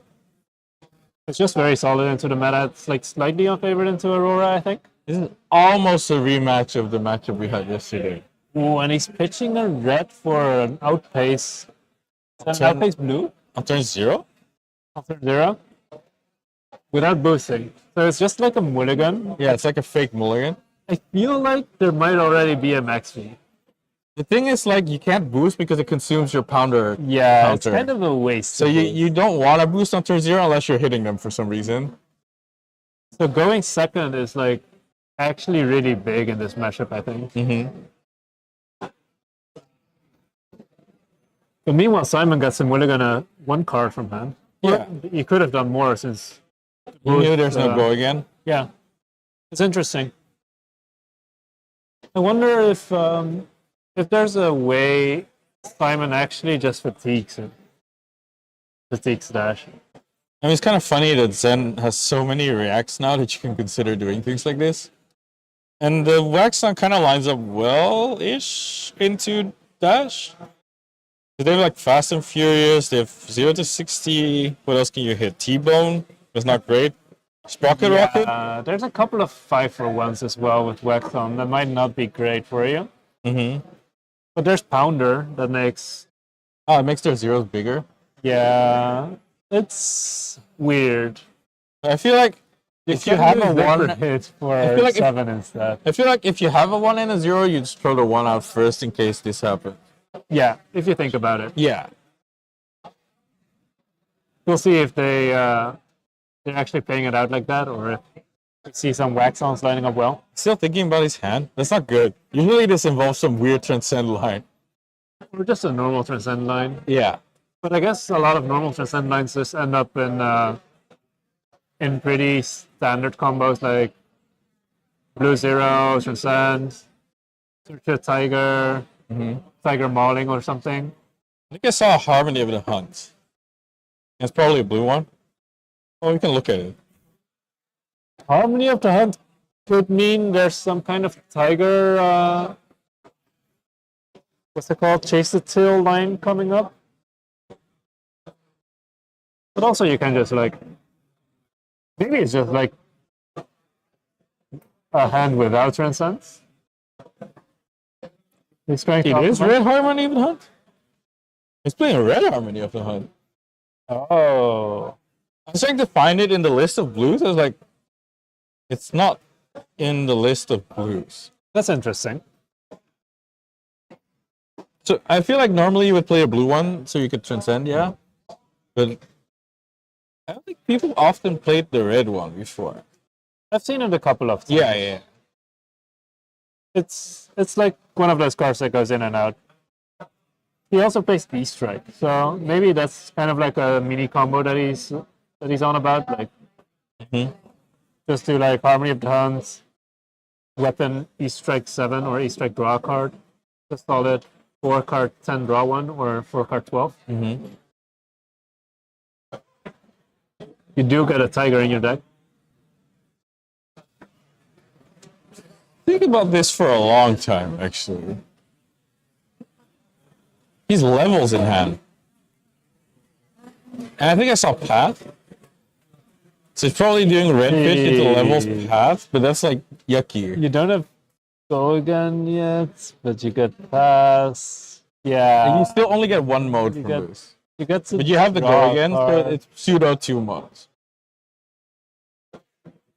But it's not something. It's quite okay. Still. It sounds more terrible than it is. It's still not super great, but If the card was a Harmony of the Hunt that you saw, you can get Chase the Till, draw any card off the top, and still pull it off. But it's like kind of anemic still. it's also like slightly inefficient if you want to play Harmony of the Hunt and Chase the Tail because you're gonna have that one resource, unless you have Mauling Key, which is in graveyard. But So he was probably just mapping out lines like, do I actually go for a Chase Harmony of the Hunt line, or do I just what is the alternative in this hand? I guess it depends on the draw. yeah, It's weird that you have to search first and then draw. that's kind of what's tricky about the levels. There's a lot of cards that you can convert, but you don't know for sure what you're getting until you do it. I wonder what the safe line is here.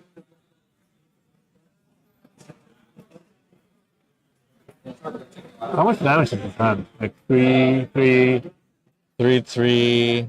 1, 4, 4? Well, 0, right? 3, 3, 1 for 4, I think. Oh, huh? Tiger 0, right? Yeah. Oh, you want a Kakar? 3, 3, 0, 4, 4, yeah. That's quite okay, actually. 3, 3, 0, 4, 4. And if you draw blue, you get to Kakara. Was he? Oh, yeah. So he pitched a red for the levels, and he made a resource from the. Wow, he drew another levels? There's no way he had the levels in hand at the start of turn. Yeah, no. And that's kind of unfortunate because If you drew it the other way around, it's kind of sick. yeah. It's kind of unfortunate because you already took the chase, right? So Yeah. you're kind of forced into this line where you do Harmony of Tons. If you drew them, Otherwise, you could have done like some levels play. yeah, if you drew them the other way around, you could do some levels play with the Harmony of the Hunt. I think Although- still. There's still only one blue in hand. I don't know. This hand look hard. His You mirror, did get an extra 2 damage from the Kakara, or 3 damage from the Kakara. mirror but makes the combat chain look weird, huh? it's now actually a 4 card 17, which is like very above rate. Just classic Zen thing sometimes. I feel like we should flip the mirror rack around and run the risk, but I'm not sure. Having the combat chains reverse is so weird. So you just have a person. What if we flip upside down? Like this. Is it better? I don't think What does that do? it reverses the comet chain. Oh. No, but I don't think it's correct. We can try some things out. I think there's flip and there's mirror. And one of them might be wrong.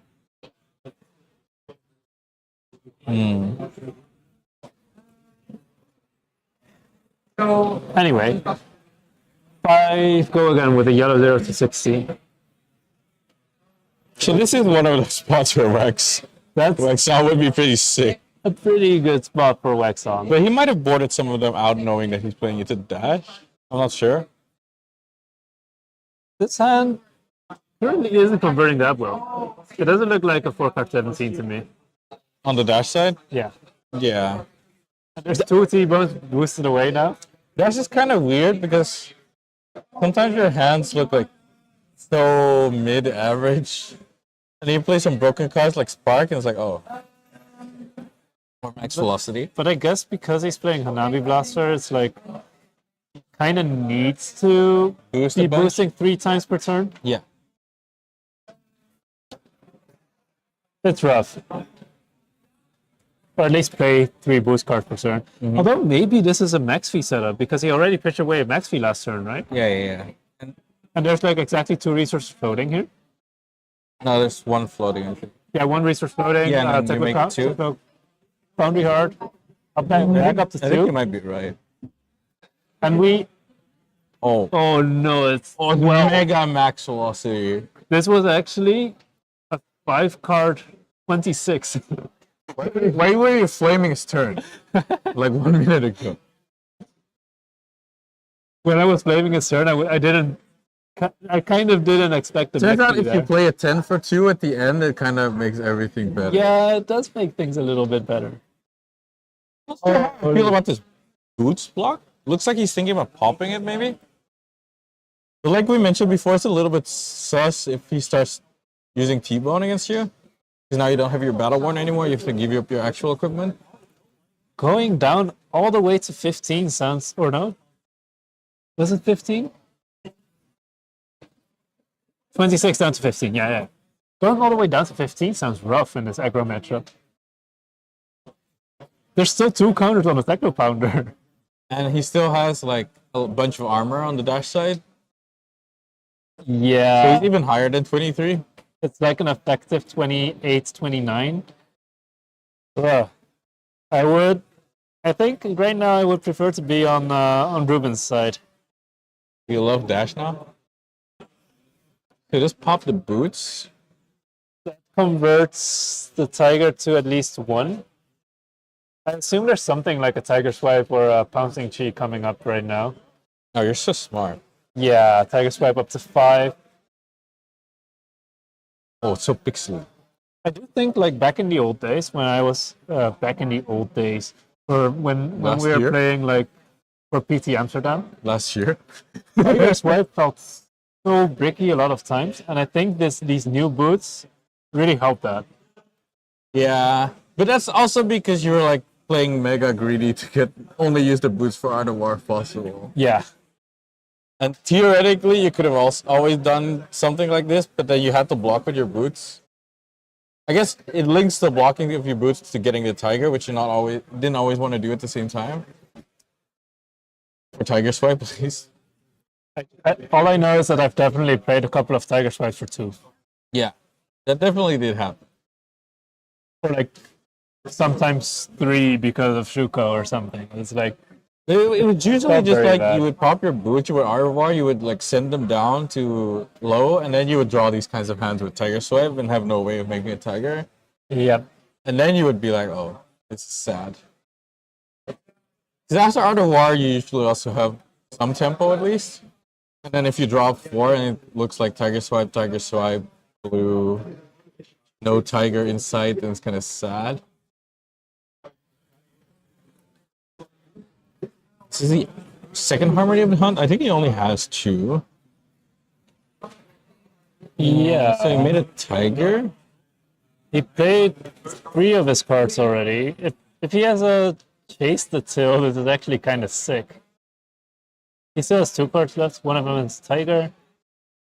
If he has another Chase the Till, that's actually kind of insane. He's not floating anymore, right? Oh yeah. So it doesn't work. So it's just E-Strike. Bottoming a Tiger. Okay, bottom the Tiger. Yep. This is one of those plays that is always like, this feels so good. But at some point, you might get At some banished. point, it feels bad. And normally, it's like E-Strike puts it on bottom, so you won't see it. But you're playing Zen, so you're like Zen searching all the time. So you're reshuffling the Tiger. Yeah, it's not on bottom. It's actually in the middle of your deck. It could be anywhere.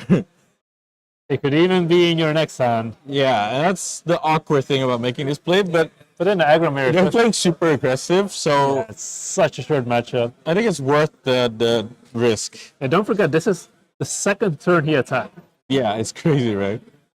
Ruben is already down to 9. I mean, Ruben has 2 counters on Teklo Pounder as opposed on 15. Yeah. But on the other hand, if you look at Ruben's hand, all he needs is 3 boosts, and he gets to swing a Hanabi Blaster. Maybe we should pull up the Hanabi Blaster. It's like 5, right? And he still has Cyclo Pounder value as well. So he's even playing like blue zipper hits. Like usually you don't want to play these because it's like it's great, very bad rate. But it's a 5-for-1 now. Mm-hmm. And the fact that you can play 3 boost cards means that you can hit another 5, which makes the rate like pretty reasonable. Hanabi Blaster's kind of cool. Wait, does he play Cerebellum? He plays Cerebellum as well. Just play it for swag. It's like a spark target sometimes. Spark is a pot of greed. That's kind of good. He has the boots as well for to pop with it. Mm-hmm. I think if he wanted to do like Spark Cerebellum this turn, he would have blocked with the boots. So I guess we can assume that it's not in his hand right now. Mm-hmm. But the option is really cool, actually. Yeah, having one in makes a lot of sense. Spark is just nuts in general. Yeah. Is it? Yeah, it is Spark that's nuts. I just wanted to ask, is it Spark that's nuts or is it Cerebellum that's nuts? I mean, the problem is if Cerebellum is nuts, then it makes Sparks more nuts. Yeah. So, and even, I think Spark was already really good before. I mean, it's draw a card, put an item, and now we got the crank mechanics. Like, oh, Yes, you can actually not just arsenal the card from Spark anymore. Yeah, when I was testing around with like Dash IE, I just ended up including like one of Boom Grenade Red, one of Backup Protocol Red, one of Cerebellum. It's so much fun to just have random one-offs that you can search out, even though you can banish them away with your boosts. Mm-hmm. It's like a toolboxy deck. But those are usually fun to play because you can better navigate your game plan into what you need for this specific game or this specific situation. But you really love the toolboxy things. I like one-offs a lot. Do I like one-offs a lot? I think so. They're cool. It feels good when you draw them in a good context. It feels bad when you don't draw them in a good or if you draw them in a bad context, but it's not as bad because you get into those situations a lot less often. You can't draw into it twice in the same game, or you can't draw multiples of it. We're still on the 5. Seeing a lot. Yeah, I think Simon is kind of getting concerned for his life total right now. The funny thing is, if we were at these life totals in the last game, we would have like 10 minutes. We had like 15, 20 minutes on the timer. It's 2 blue zipper hits. Feels bad. We definitely don't want to play blue zipper hits all the time. Okay. So that block was pretty fast. So I guess he mapped out the rest of his turn. Yeah. And that's what he took the time for. It's not just a block on the first zipper hit. Maybe he was collecting information, thinking maybe there's T-bones getting lined up on the second attack. Mm-hmm.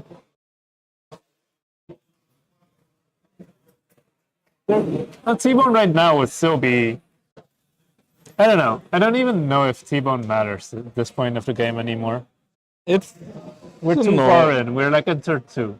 You get some value if you play a blue T-bone, but then you play the blue T-bone, you know? Yeah. Triple the zipper yellow hit. zipper hits. Zipper hit all the time. Zip, zip, zip. I'd rather preferred the harpoon that he just boosted. Yeah. Hanabi Blaster is it's gonna represent lethal.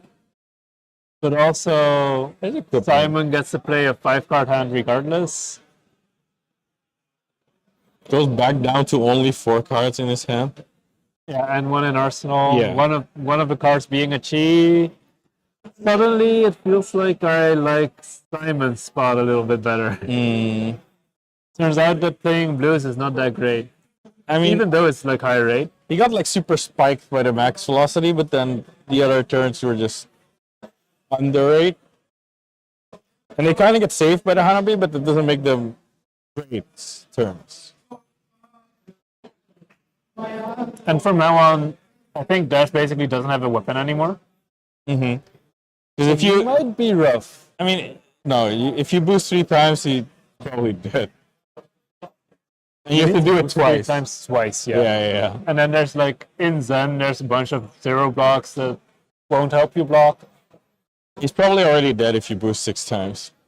So yeah, it's just a one-time use weapon, basically. Which makes me think, is Teleshard better than this? Depends how many times you have to swing, but you have to pay for Teleshard, so... Yeah, but it also doesn't force you into these weird lives, right? That's true, yeah. How many times does Teleshard, can Teleshard swing? 3 3? times? Yeah. That's a lot, actually. Let's downgrade our Hanabi Blaster.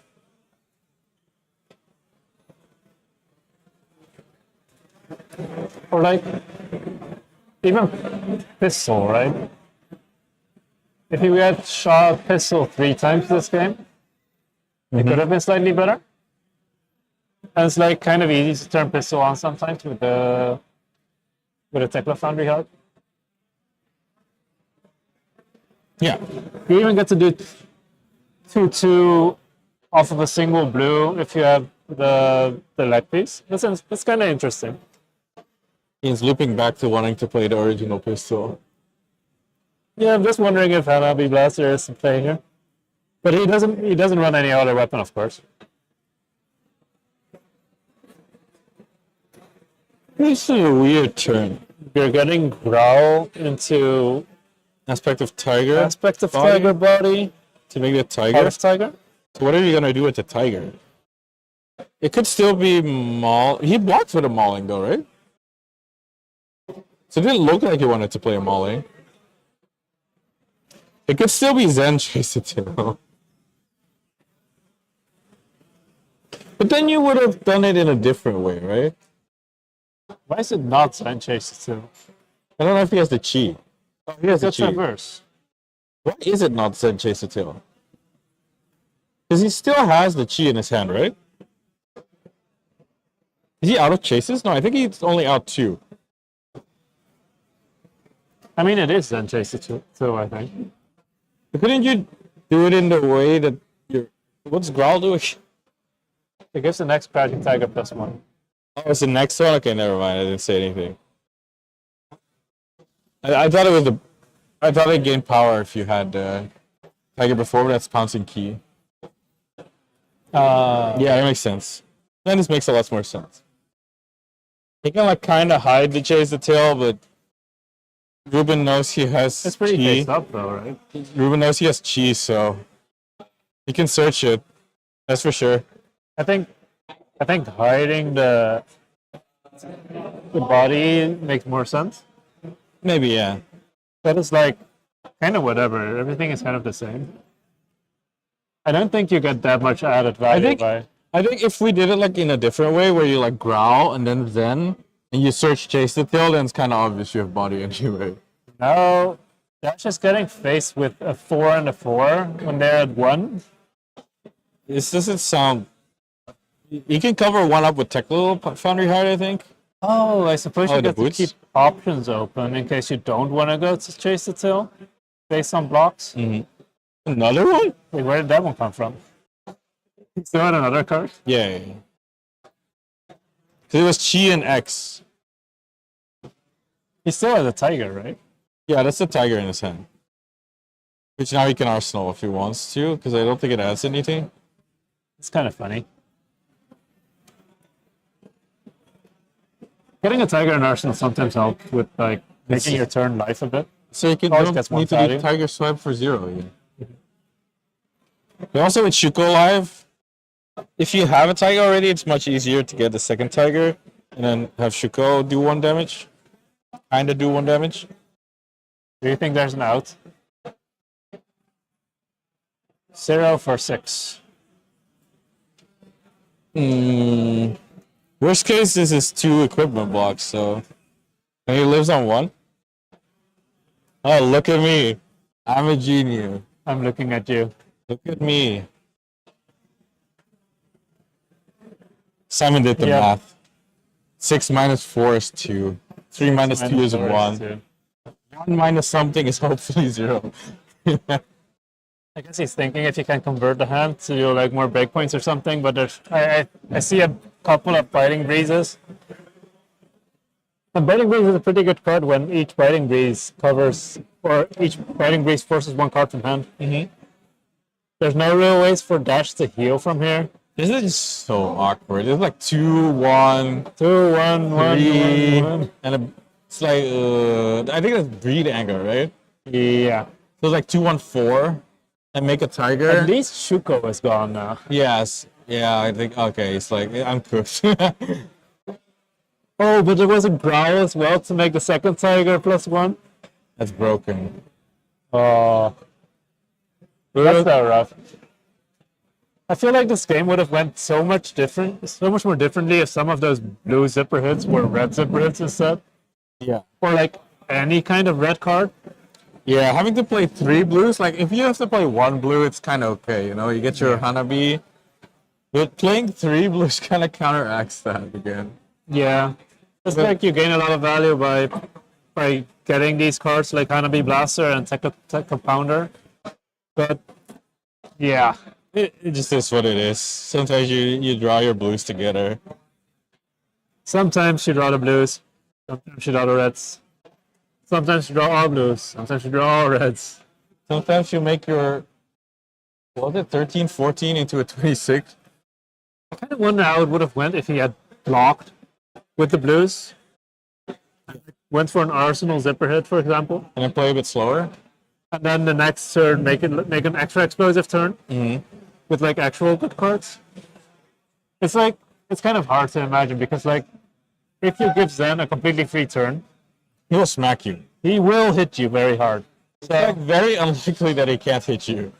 It's a little bit rough. Want to take a small look at the current rounds or at the current standings first? Oh, okay. Oh, I need to go in the preview. It's for ants. We have a Cindra on top. We Fang at 3-0. Yeah, we also have a Fang at 3-0. Yeah. Kind of interesting. I kind of wanted to take a small... I wanted to stop rotating and stay on the first page, but... No. That's illegal. I feel like there's a way to do that.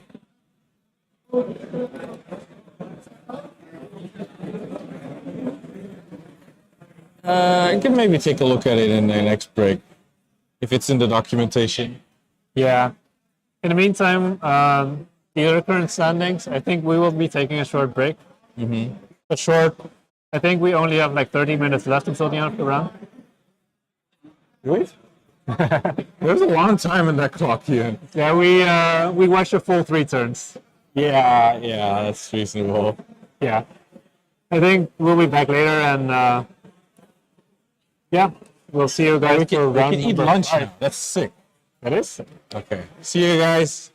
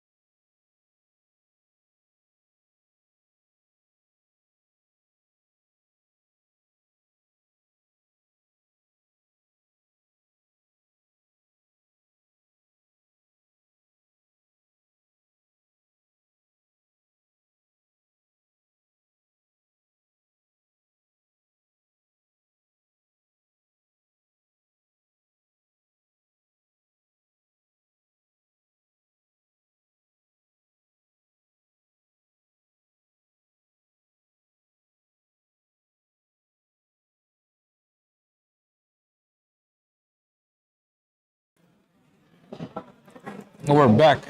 Hey, Hello, back. we're back. We just came back from our long lunch break after watching a short aggro game. I still have half of my lunch here. It's a wait. We can talk about that. It's a Dutch delicacy. Ah, you want to talk about the Dutch food? Okay, yeah, let's bring it back. Simon Nielsen was amazed by this. It's We a, have it's a bojo- croquette on a sandwich slice with of bread. And normally you have it with mustard, I guess. You can also do mayo. I feel like mustard is more defaulty. Yeah, I really like the cafeteria downstairs here. They have like very nice food and at reasonable prices. You got like 3 sandwiches and a soup for like 12. I Yeah. think. They're big. I didn't pretty want to happy get with that that. one because I thought it would be too much. Yeah. It's way too reasonable. In any case, we are lining up another fast match so we can have another break after this. Oh, that's your logic for picking this match up. That makes sense. Yeah. Definitely that. Yeah. We have Cindra versus Dio, right? Yeah. Yeah, so Cindra has been kind of falling out of flavor in this meta Yeah. because it does a similar thing as Aurora, but with worse numbers. I feel like over time, people just started learning how to play against Cindra, also known as don't let her get Mask Trigger. And if you can keep her down from that, all she does is like 3-3, or like sometimes you have 4s, but there's a lot of 3s in there. Yeah. But people basically started playing more Wiercx to cover up the 4s on Chain Link 3. And it's not even just for versus Cindra that they're running all the Wiercx. It's versus like everyone in the current meta. Yeah. So it just coincidentally happened that everyone wants Wiercx now, and it's like, yeah, Cindra, Sucks for Cindra. yeah, just falls out of the flavor that way. Oh, it's Mr. Barrett. Hello, Mr. Barrett. Huh. This looks like poisoned the well on the sideboard. That's kind of interesting. it's kind of sick, actually. Okay. Oh, I hit update the match. Yeah, we're still updating the overlay a little bit. This overlay is so Should sick. be good now. Okay. Oh wait, we can mirror it back. They're on the wrong seats. You're on the wrong seats. Oh no. But they have for them they have the life on the wrong side. I wonder if they'll find out. I can just also ask them to switch around. It is fine. Wait, this isn't Runaway's draft queue?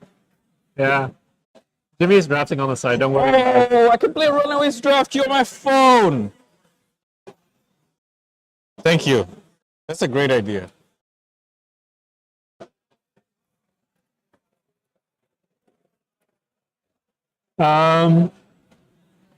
Anyway, I actually haven't seen this matchup too often.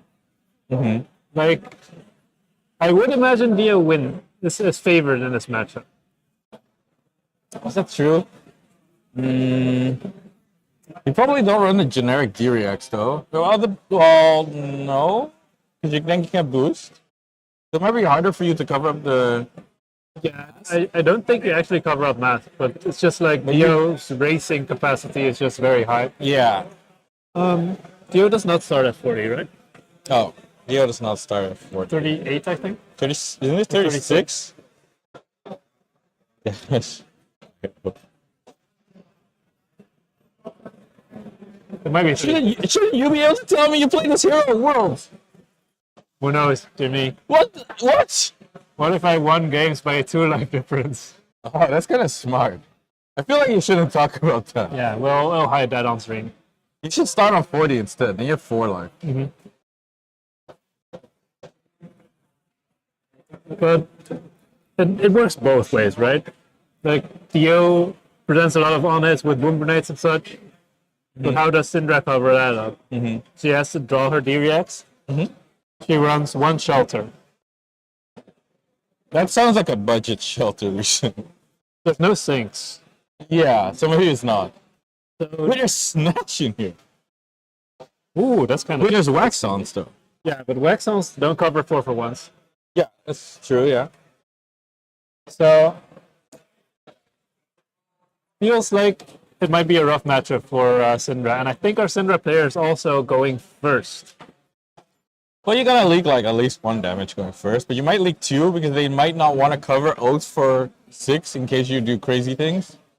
Yeah, that's reasonable. Yeah, And then you're probably gonna get a flick. you always Yeah. got to lick as Well, his well. hand is kind of weird though. He has Oath of Loyalty, another Oath of Loyalty, Ancestral Empowerment, so he can't play the Ancestral Empowerment. He might pitch 2 into To get Cindra. daggers back right now. I mean, yeah, he has Oath that he can't play, his Ancestral he can't play, so I feel like he's gonna Arsenal Ancestral and pitch the other 2 cards. He made a resource. And keep Oath? Oh, he did have demonstrated devotion, so he can actually convert the ancestral empowerment now.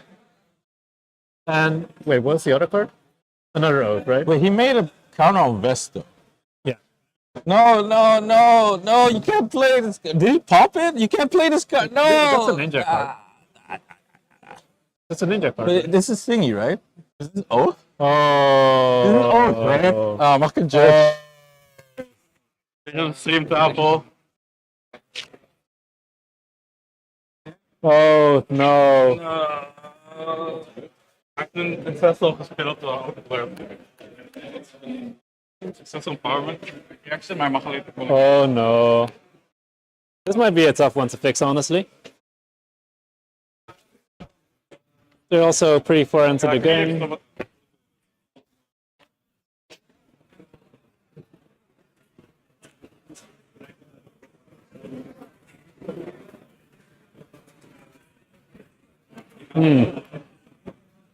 I wonder how this is going to get fixed.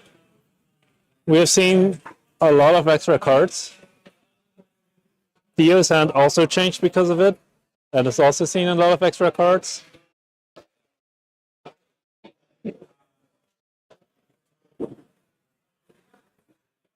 That sounds like a rough one. Okay.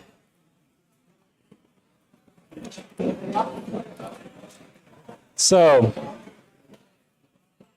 this is a situation. So basically what Oath of Loyalty says is that you can only play Draconic cards for the rest of the turn.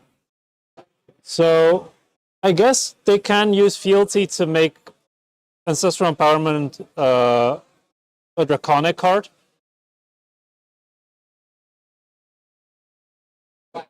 That is a way to fix this.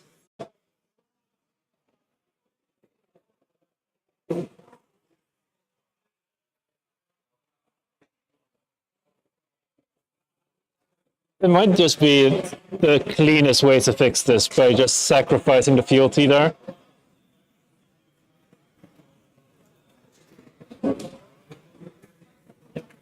Otherwise, I would kind of expect them to. Interesting. I do see that they have everything lined up on board again, like this. Ik heb net al op mijn neus gekregen daarvoor. Ja, ik mag geen game zitten spelen. Mensen mogen. Ik mag er niks aan doen.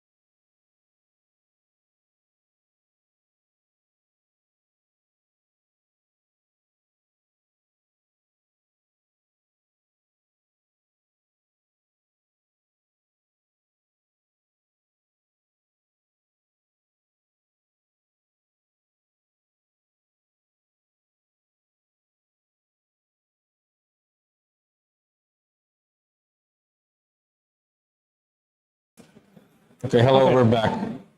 Yeah. So the situation is fixed by removing fealty, and just pretty much continuing on from there. Obviously, there Yeah, are game rules regulations, so I think he got a warning in the end, but because it's not really a rewind, he doesn't get like a rewind and he can change how he plays the turn. He ends up being forced into playing it this way, the same way that actually happened. It's just that he doesn't have the fealty. we do get a boom grenade off the top from the opponent already. Did he hit already? Yep. That's skill? Can't search the cerebellum if it's in your pitch zone. I mean, if you run 3 of them, you can still search them. Is he? Is he? Oh, Yeah, Guillot always runs 3 of them. I forgot the last guy was running one. I forgot it's not the dash game anymore. It's the dash IO game. That card's kind of good. He doesn't even need to crank it because he already played a boom grenade off the top. But it does seem But like he he missed the does? symbiosis shot counter there. Well, I can't do anything about that. That's on Yeah. you. I can only do something if you do literally illegal things. He does crank the cerebellum. Is that another spark? I think there's another spark in here. Yeah, and drawing another card. He has another spark in hand, yeah. The Fast and Furious off the top. Boosting, twin drive.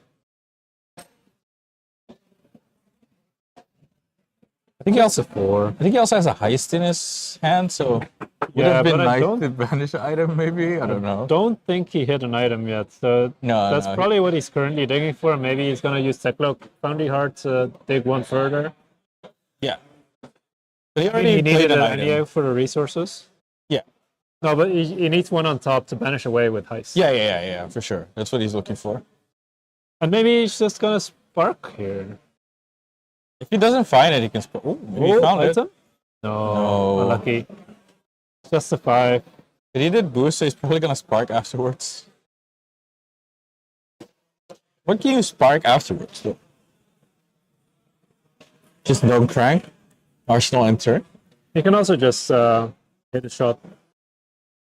You can also get Techlock Core. There's a bunch of options. Usually I like arsenaling the spark here, I think. Because there's a lot of random cards that you don't specifically want to draw on Arsenal. So in this case, it's probably just Techlock Core. Yeah. And just kind of hope to draw a red, I guess. Yeah, don't draw blue, and then you're good. There's like not that many bad arsenals, like bad.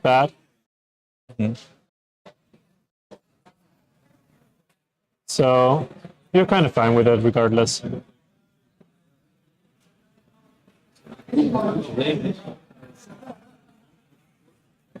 So he did 17 on turn 1, Yeah. and arsenal, and a Technocore, and a cerebellum. Yeah. Does it look like game balance to you? Yeah. Okay. Why not? You're a TO player? Yeah. Yeah, okay, makes sense. Okay, we open our eyes and see another Oath of Loyalty. Don't play Ancestral, don't play Ancestral, don't play Ancestral. He has We no don't see Ancestral. Ancestrals in that. Okay, good. Okay, he only has Draconic cards. It literally cannot go wrong. The player did say it was his intention to use the fealty, it just derped. Derping happens sometimes. Tournaments are long. There's also the pressure from playing on streams. So Also, definitely if that's real. in your head, then He didn't not to flick play, here. but Yeah. that's because Ignite helps you with getting back up to 3-4 chain links. Yeah, because he can kunai after this for free, and then send another attack and possibly flick on that, and then send another attack. Yep. And then he gets to. Well, CC it doesn't matter that much. Oh, however, Oh, it's actually. you can actually block these chains as well. You do get a little bit more vulnerable for breaking points, but it also doesn't matter too much because you still have mana problems there. It's kind of hard to get up to 3 chain links now.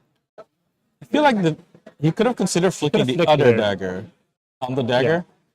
So you can get back to 3 at least and force at least 1 block.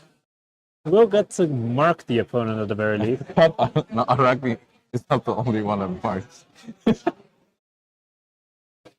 Because now you can play it, but there's no mask draw on it. Yeah, There isn't 1 damage on it. Yeah, Dio really doesn't care about this. If Dio can play a hand, she will play a hand. Yeah. He's gonna flick, and then he's gonna fake flick the other one once it hits. Then he can get both of them back. Yeah, I feel like the way he played this turn out, he should have flicked the first. No. Yeah, I think he should have flicked the second dagger. I think maybe he was considering that he wanted to flick, to threaten a flick on head later. Mm-hmm. But maybe. But you can also Cindra activate there, right? If it doesn't go well, then he blocks your Burning Blade Dance, and then you only get 1 dagger back. But then you do That's not get the a card. biggest deal. You do get a card from him. I think that's the most important here. Drawing a card is good. Card draw is good in card. By the way, he was like aggressively blocking his armor on like the 2 and the 1. It was like kind of like, I want to keep the rest of these cards, please. Yeah, Can you let me keep them, please? that is true. It's also a little bit of a mind game. Loyalty beyond the grave. That's interesting. What do you think about loyalty beyond the grave in a matchup like this? It's like a fast matchup, right? I feel like it's too a short. draw? I feel like it's too short for this card to be consistently good. You do have a lot of see it. 3 blocks in this stuff. I can see it. Technically, you could go fatigue Cindra. Hey,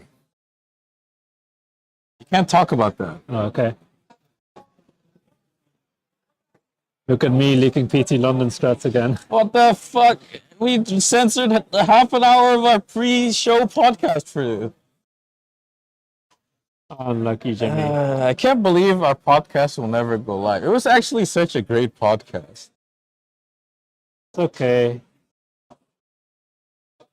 He Just play- not get an action point this turn to use Cerebellum with. No. It does get an extra attack lock for it. Yeah, I feel like he's not too... Okay, so now we have a... Hey, I got unmarked at some point. It's like... And But then this is back really like the whatever. It's like, Yeah, yeah. This just we know the judges are going to roll it back like the way it was. Yeah, and then you have to go through it again, and this is where you probably end up, but... The timer is not updated, but Oh, I can put it real quick. What is the timer? I wish I was taller. 34, 45. they also have some extra time, so you can make it like 40. We're not going to Oh, 40. wait, why are you doing it? Oh, cancel? I have to do it here. But we're not going to 40 anyway, so it's okay. Did you pick this match so we could have a second lunch break? I don't know if we need a second lunch break. I do. He ended turn with a backup protocol red cranked. And then he drew up. Did he shoot? Huh? Did he do something? What did he do? Oh, with the I guess cranky? maybe he shot. Yeah, maybe shot. That does make sense. The backup protocol red basically is just a block 3 on board. Mm-hmm. Although Cerebellum also is a block 3 on board. I feel like taking Cerebellum is kind of reasonable. No, I mean just like for the adaptive plating. Here. Ah, I see. I guess you get to potentially hand fix if you draw a blue next turn. One blue too many. He's flicking this chain. What does it mean to flick the second chain? You needed a resource? No. No, because he didn't make it off fast. I'm not sure.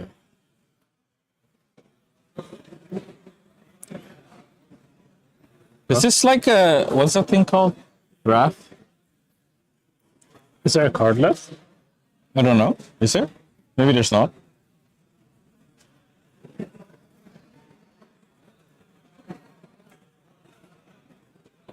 There's no card left.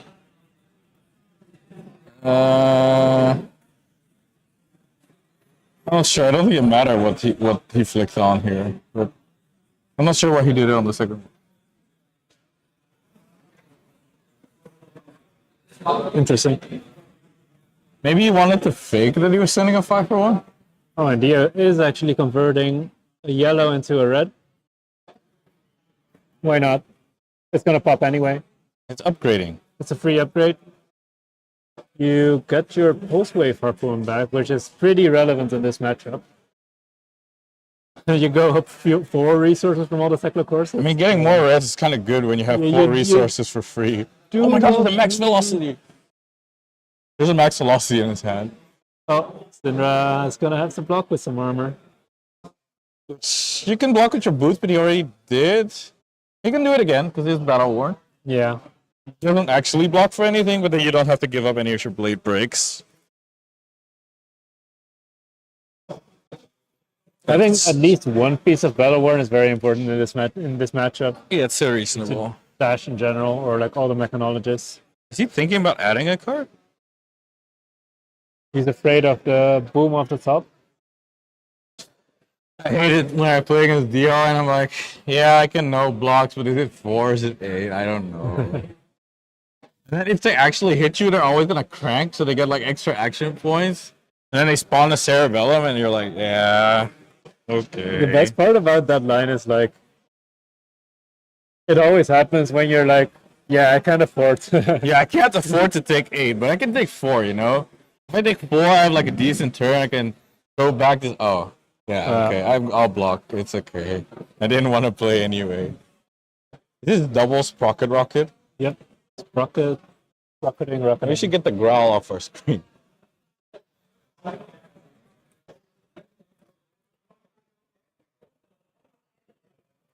Always the blue one on the left.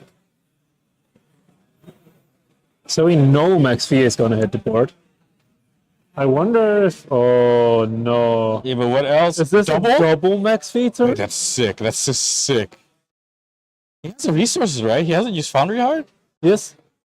Oh, wait. No. Oh, it's just Pulse Wave Harpoon. I forgot there was a Harpoon. There's definitely a universe where you have enough for double Max V. You have enough from double Max V.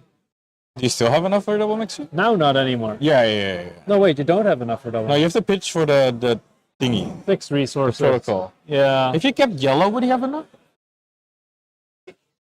That's kind of funny. But you didn't know that there was a red on top, right? So, Yeah, for sure. back of vertical red. But I think if you have the yellow, because then you're floating 3, right? You can Foundry Heart to 4, and then you have 6 if you pitch the yellow. That's interesting. Do you think... Oh, Wait, what? Oh, well, yeah, you have an action point left. Yeah. That's fine. we're hiding the Max V. At this point, you're like, please don't be Max V, please don't be Max V, please don't be Max V. I mean, at this point, you can also Yeah. just calculate... Dio can already calculate what they can block with. Yeah. And even could have popped the legs for... He has 7 extra- blocked, yeah. His hand blocks 7. That's fine, he has armor. It does 10. He has to give mask and still go to 1? Yeah, that's right. Right? Yeah. Yeah, so technically Dio could have sacrificed the boots here to make him go to lose all armor, basically. Yeah. And I think you're in a pretty good spot at that point. I think you're already at a pretty good spot now, though. Is this enough? 5, 6, 8? He needs to get flick knives, right? Yeah, if you pop the boots, you can take the whole hand here.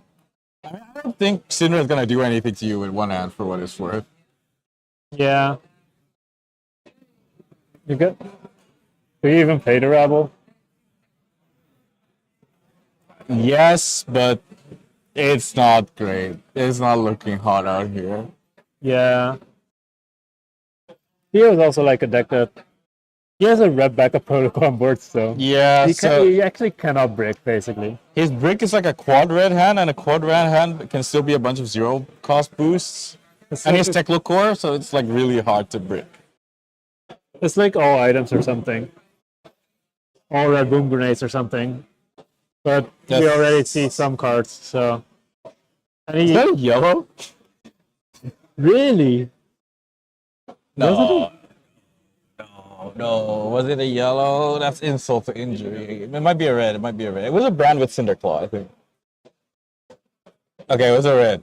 I don't think the super matters, but Yeah, and we just convert the backup protocol to any playable red. And you, I believe you just simply win from there. yeah. At the worst case, you're gonna strip like what? You can use your boots, right? So it's like, ugh. I think you're dead either way. There's also Uh, an outpace in hand. Apache. Outpace. Why do we call it Apache? I'm pretty You sure. started with it. Oh, did I do that? I think so. Oh, my bad. Oh my there's god. the boom. God, he's already dead. That's all hit. He's already dead. No, no, no. Well, he does it obviously to get the action point, Yeah. but like, yeah, yeah. It's rough out here. Yeah, Cindra going first. If And you also, yeah, I don't know. Like, this matchup sounds rough in general. yeah. I told you we wouldn't get to the 40 minutes. We didn't even get to 10 minutes. Oh, we got another lunch break. Well, We you- get more food, You Jimmy. didn't want a lunch break. That's what you said. Isn't that what you said? Yeah. I mean, I'm down to get a drink, but maybe we should talk a little bit more to not have another 5-year break. Yeah, maybe not. We can take a quick look at the standings. Do you think they're updated? I asked Toby very kindly to keep it updated. Whether he did? Oh, he did. So we have our Cindra on top. Victor has 4-0 as well. Yeah, I think he's paired into Zen, so he's paired into Nielsen. Christian Weißling still performing well with his Fang list as well. 4-0. See a train of Auroras there on the right side. One day we'll figure out how to pause this screen. Can someone tell Arlie to tell me how to do it, please? Maybe I should use the break to check that.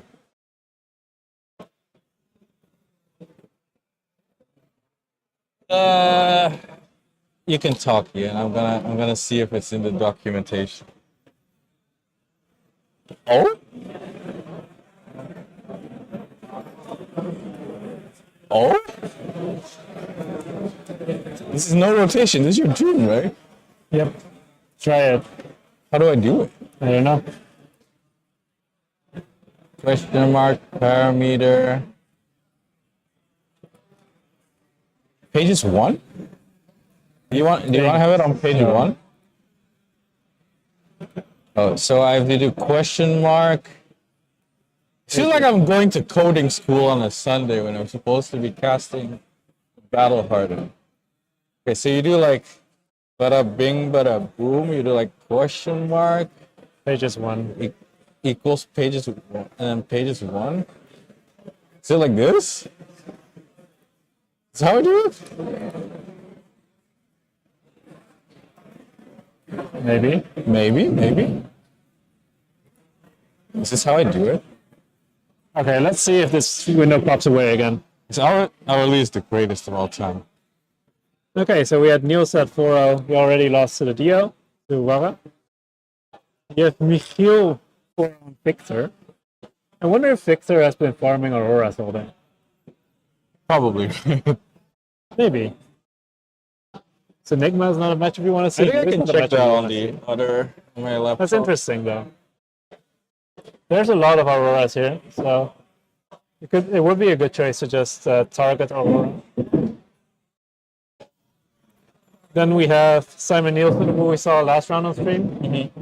Then on 4-0. He's our hope to get Zen to Living Legend. They need to win another Battle Hardened. Well, the team one, I think you mentioned it before, is a pretty good opportunity for that. It's like it's slightly different than triple the chance because it's not like one hero can be on the same team 3 times. So it has to be 3 different heroes. That just increases the chance you have a Zen on your team. Yeah, it could obviously still be a team with like Aurora, Nu, and Enigma or something. Yeah, it doesn't have to be a Zen, but it just makes it more likely than if it's just solo battle hardened. Okay, Jordi 4-0 with Aurora. Christian Weißling 4-0 with Fang. I'm actually kind of interested to see that play out on stream as well. Yeah, maybe 5-0s. Wait, we can I can check that. Did he 5-0?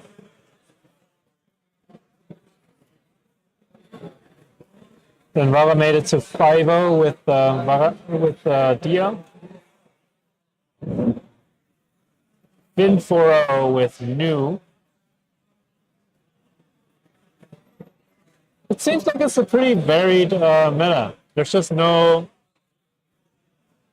Enigma in the top in the 4-0 bracket.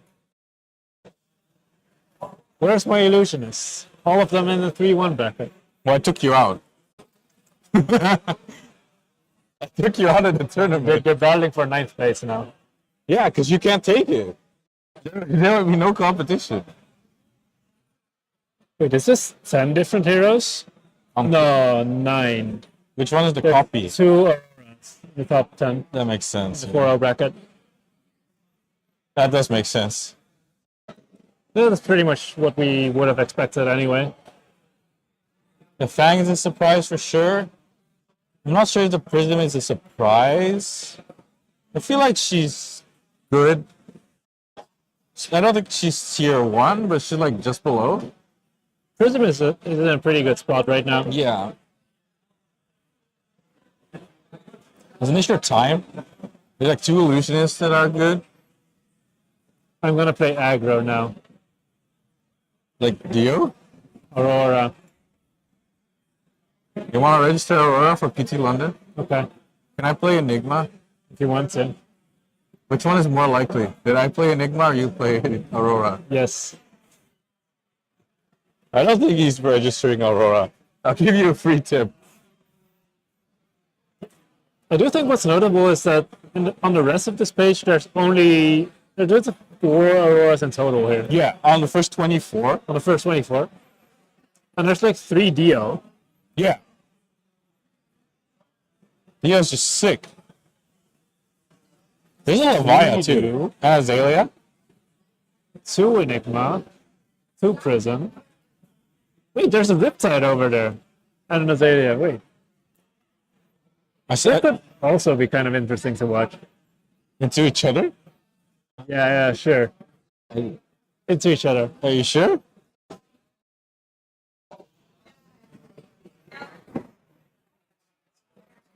Ooh. Florian's. I think this is really cool. We have 9 heroes in the top 10. I kind of like how Florian is just like Donovan has been a Guardian main from the start. Yeah, but And now he's just like Rune Guardian. this is Runeblade Guardian. Yeah. This is literally Runeblade Guardian. It's just a green Guardian with Rune chance. He can brick. It's a Guardian that can brick. But it's kind of nice that like players that like a specific archetype can find a home in another. Mm-hmm. It feels kind of good. It's kind of new, right? Because what were the Runeblades before this? Would you say Vincent's not really a Guardian Runeblade, but she's kind of like a mid-range Runeblade. It's hard to classify. I think Vincent can do anything. I think it's like a mid-range combo. I think I would consider it like mid-range combo, and not a lot of people. I think more. I somehow feel like Kano players would feel at home there. That makes sense somehow. It sounds weird, but it kind of makes sense. Yeah. Well, most of the Runeblades before that have been kind of aggro. You like Viserai. What do you have? Viserai Briar. Chain. But there's also been combo Viserai, right? Oh yeah, that was also Where you a snooze also take deck. Viserai. That was also a snooze deck. But that hasn't been interesting for the Guardian players, I think. It's like too slow. I think new should have been interesting for Guardian players, but the what do you call it? The floor of your turn is like way lower for it's 1 instead of 4. Yeah. I think it definitely plays into it.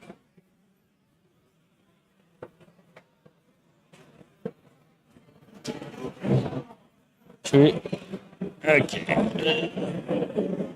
What else can we look at, Ian?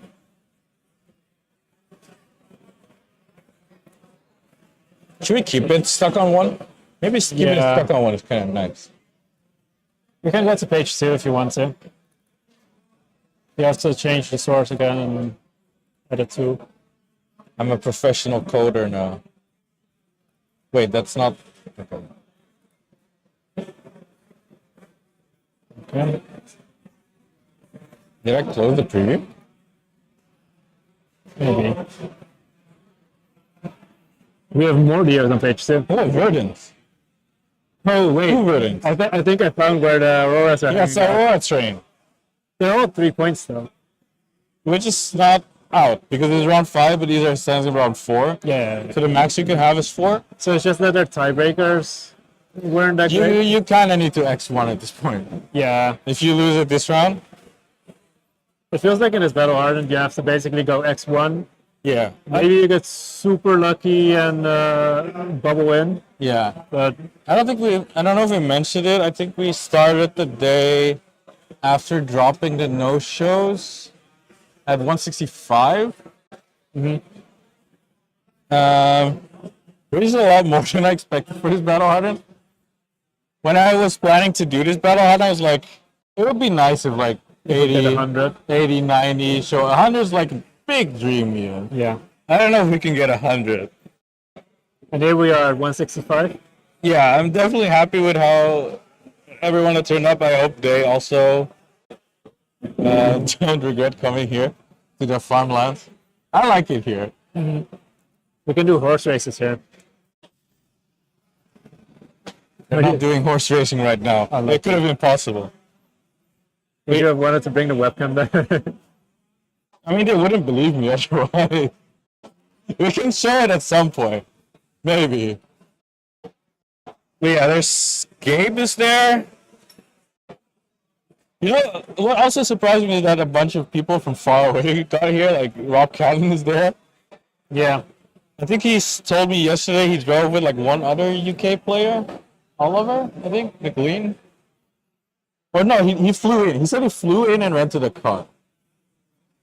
Because flying was cheap. Renting a car makes sense for this location. He said flying was cheap. So it was, because flying, I know it was like a budget airport, so I can imagine like if you have a flight into it, it's like maybe 30 euro if you book it early enough.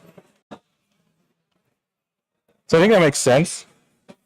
We've Simon, of course. We have a bunch of French people. We had William Kubik on page 1 for Slovakia. We have the Slovakian invaders. Because Peter Markovic, we took him. Like we took Gabe from Canada. We took Peter from Slovakia. But now he brought his Slovakian friends to bully us. Obviously, like German, Belgian, and French people. Yeah. But that's what we expected, right? That's kind of what I was going for anyway. Because its location's like in the southeast-ish. Southeast-ish of the Netherlands. So it's like reasonably close to the border of both Belgium and Germany. I think you can do like a 1.5 hour if you're like from Belgium or Germany conditionally. I mean, Germany is huge, but like what was it called? Northwest Rhine-Fallen, Northwest Germany. NRW. That one, yeah. So I was expecting a bunch of people to come over from the other countries, but I didn't expect 165. I think that's like maybe the 4th biggest battle heart. Yeah, Alice says she heard it. Because I think Battle hearts in Europe, they're popping. I think the number 1 was the Belgium one. Like 2 years ago or It's something? like 200 plus. Yeah, it was like 220 something. 221, 223. Yeah. And we had one in Toronto, Canada, like 1 month ago, or yeah, around 1 month ago. That was over 200. I think it was 220. Also, maybe they're switched around. And then you have Charlotte, it was like a few weeks ago. I think that's the third biggest. Funnily enough, I don't feel like all of the battle hardens in Europe necessarily perform No. that well. It's just like in this area, since it's like Germany, France, and Belgium, and the Netherlands have like a lot of players that like traveling like nearby. Yeah. And probably also have a car to drive nearby. It's a bit concentrated around this area. I feel like if you go further east, it's a bit more spread out. You get less attendance, I think. I think like Spanish and Italian battle hardens usually get around 80 to 100 or something, Yeah.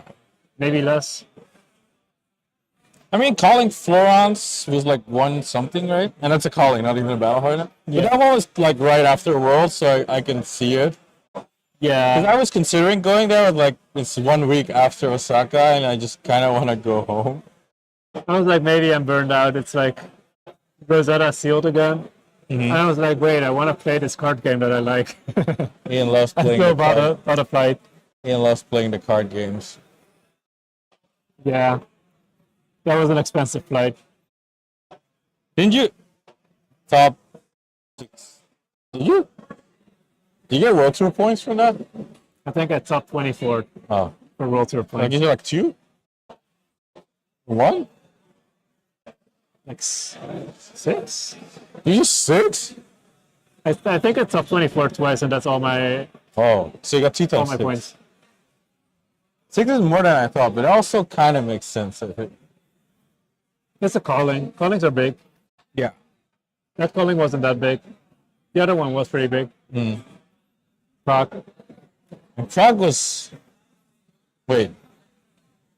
Isn't Prague Battle Harden? Well, that's not a standalone Battle Harden. Those don't count. Prague was like 900 or something.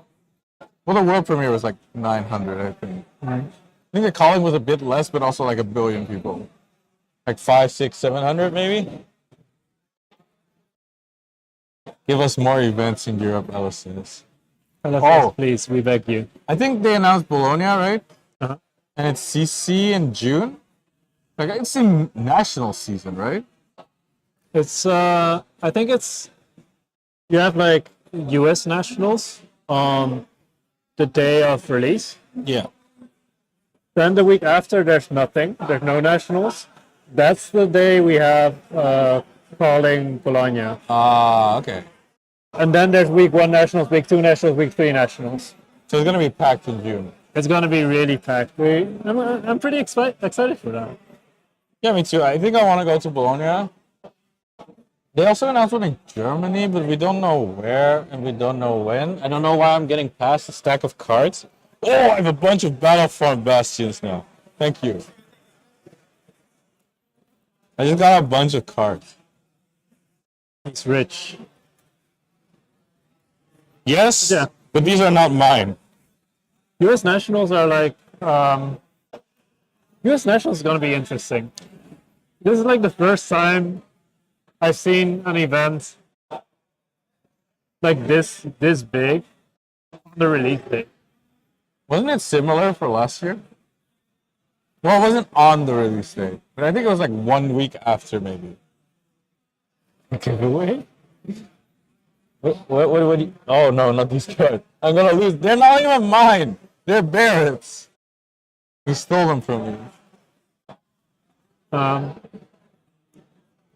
But like we've had callings on release dates, and we've had world premieres, of course, for draft. But now people are actually playing nationals, CC, and drafts on the release date. It's kind of weird, right? It's kind of crazy. It's kind of insane to have to prep for that. I have to say I'm glad that we have our chapter. Yes. It will be very fun to watch. You guys figure it out for us. It will be so fun to watch. I mean, I have to say, the world premiere was super fun to play because you didn't have to prep for it. But this is like the worst part of a new set because now you have to prep for it. Because now you have the set. You have to prep for it.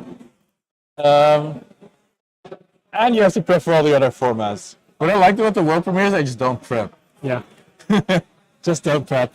I just don't prep. But yeah. the best prep is to go to the world premiere. In Taiwan. Yes, in Taiwan. In Taiwan. Are you going to Taiwan? I don't Maybe. know. Maybe. I'm planning to, maybe. Maybe. I also I want a kinda, promo. I kind of want to go to Taiwan as well, but I'm not sure. I also wanted to go to Taiwan for a while, but for some reason, you need a passport that is. Wait, was it Taiwan? No, it's Taiwan. It was like Was that calling 6 months before expiry date. calling Taipei? Yep. So Ian tried to go to calling Taipei, and then they rejected him at the border because his passport expires within 6 months. Don't try that at home. Guys, if you you wanna want to go to the world premiere, please extend your passport. If you want to go to the world Easy. premiere, extend your passport. I have to extend my passport. You should. It expires in August. Oh, that's not good. Don't be me. You might get a trophy. You might get a trophy. You might get a trophy. Why do you get a trophy if you're you? Oh, you want your trophy back? Maybe some people haven't seen the Ian Zhang Award. We have the Ian Zhang Award for 9th place. It actually says Ian Zhang Award. We'll also make one if you get kicked out of Taiwan like me. For what tournament? Look for a world premiere. Am I hosting the world premiere? Yeah. Oh, I didn't know that. There might be an issue with my passport expiring. You're getting your own trophy. That's sick. But yeah. I don't know. I would like to go, but we'll see if that ends up happening or not. Yeah. Our flights are far. I mean, I did really want to go to Taiwan anyway. Taiwan sounds fun. Because I heard the food is pog. You can have the original boba there. Wait, he's right. Boba is Taiwanese. Oh, I thought it was Hong Kong. Am I gonna get hit by the Taiwanese people now? Now I'm definitely getting rejected at the border, even if I extend my passport. I think With we 10 could be going to a break for now, right? time, yeah, it's 5 minutes in a round. And rounds usually go a bit long, so I think we expect to be back in like 10 to 15 minutes, something like that, when the next round is up. So stay tuned. See you then. You want to get a smoothie that badly? Yeah? I still have some. Okay. We'll see you soon.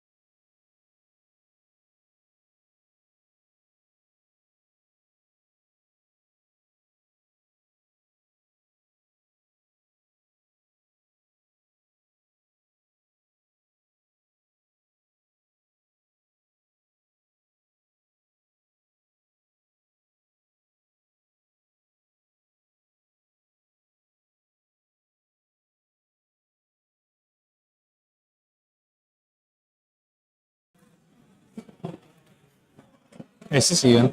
Hello, my name is Ian. Hello, Ian. We are back with round number 6.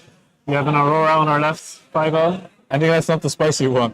The spicy one, Jimmy. I think it's the Fang that's 5-0 on the right side.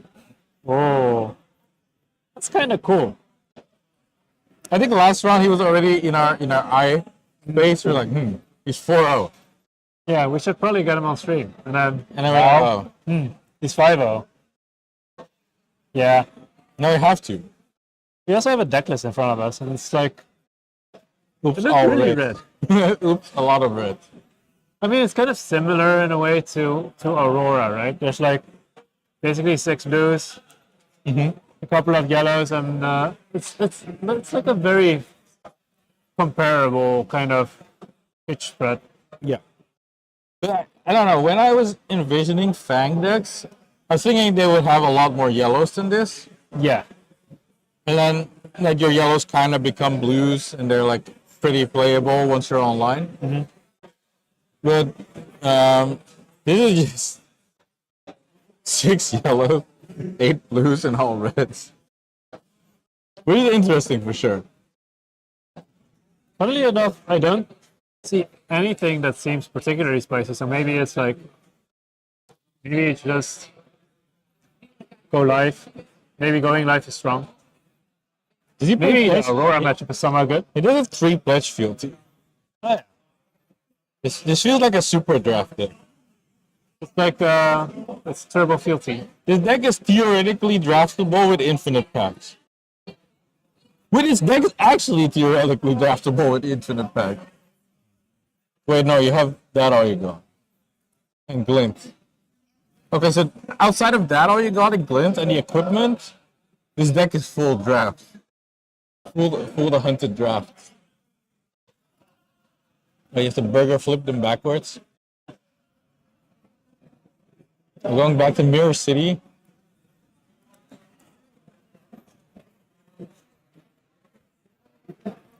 Yeah.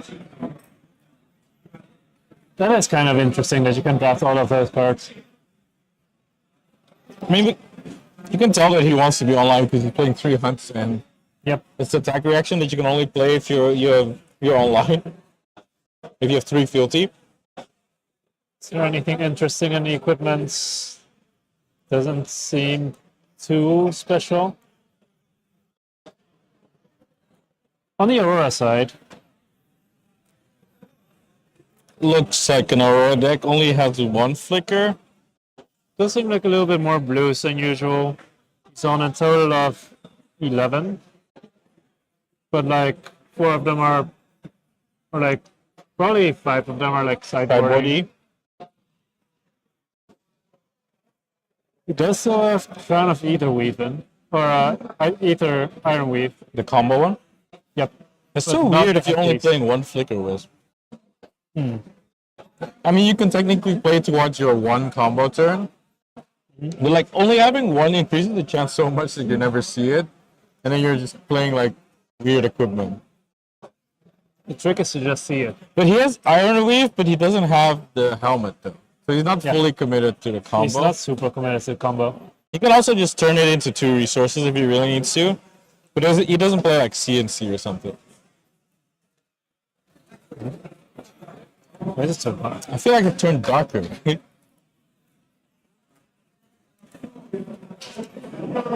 Tough. I have no idea. Don't Okay, ask so me. we see Crown of Providence, Let's Spill, Wiercx Racers, and Valiant Dynamos is like kind of what you expect from a Fang. I don't know if Wiercx Racers actually does. Oh yeah, Wiercx Racers does work, but the Courage does not work on daggers. Oh yeah. But the very first big, I guess in CC it's less of an issue. I was gonna say that if you do use Brave Force Bracers, you break the chain, so it's like it turns off your second chain link synergy sometimes, which is a big thing in draft.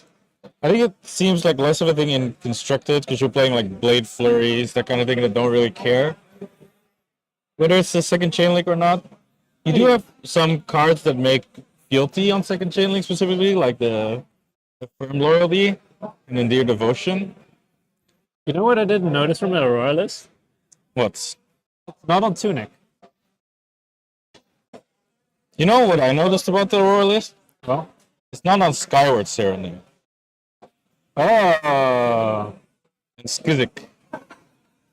interesting. That he has written in the star, so it's not like he doesn't have an armor here. So it was a, how do you say this? He chose for this. He chose to not run those.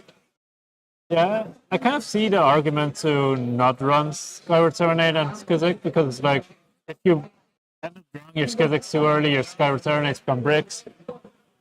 Doesn't feel great when that happens. But also it does add a lot of consistency, so it's like, maybe it's worth it.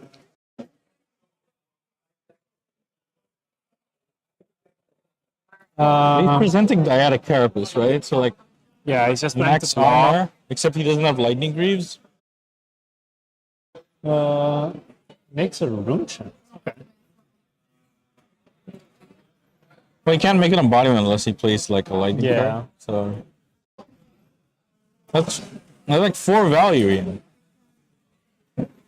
Christian Weißling starting off with a swing, Pitching a yellow. pitching a yellow, but I don't know if he has any one costs in his deck. He has. I forgot which one it is, but I think Endure Devotion or Firm Loyalty is a 1 cost. Oh yeah, and Dear Devotion is a one cost. I know this only because I played Draft. I love Draft. And I joined the Runaways queue while you cast this game. Okay. He's using a Searing Gaze to give it a go again. So that's a 0 cost. That on it marked? Only on second chain link. Yeah, on second chaining. So here's just using it to get go again and +1. Yeah, but usually that's like one of the ones that you really want to play on the second chaining. So it seems like he has a better reaction that's better on second. Yeah, he has the one that guarantees him fealty. Yeah, that one is a little That bit makes better. a lot of sense, yeah. Oh, that's a Marvel fealty. He's a good player. He has Marvel Fealty and Extended Art, or Firm Loyalty. Yep. This looks pretty close to maxed. For like foil at least. Yeah, I don't know if all those gold foils are gold foils. Yeah. I didn't remember if Searing Gaze also has an extended art.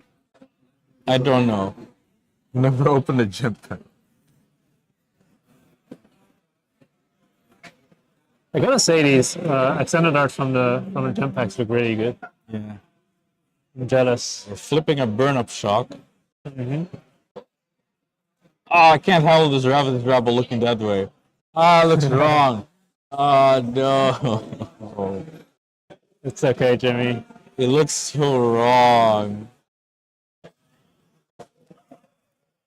Did you say something about a one-off Flicker Wisp that is hard to find? Did he find it? It's in his hand. That's sick. But he's not playing combo though. Loyalty Beyond the Grave? Somehow I haven't seen that card that often in Fang. I think it makes sense. It makes more sense actually than in Cindra. Because then you can block out. You can get your card back later when you can play like 1 card 5 or 1 card 6 or something. Especially if you have to keep fealty up. Yeah. Any one card or any one Draconic. No, actually almost every one card. No way. Did he actually just bug with a second loyalty already? Yeah. So now you can draw a card whenever you want. That's sick. That's kind of sick, yeah. That's sick. So if you imagine there's a turn with where he draws Fire and Brimstone, it can just be like, okay, I'll make this Fire and Brimstone a 5-card hand Fire and Brimstone. Whenever you want. Or 6. Or 6. I think it's kind of sick about the loyalty beyond the grave. Yeah, it's almost like having a potion on board, right? Yeah, except you block for 6 and you get a potion. Yeah. It's just that you have to block 6. Oh, and he banished him now. Wonder what this Maybe pop-up is going maybe it to just be. doesn't have the react. Or doesn't have a yellow. That's possible too. That's a yellow. There's a yellow.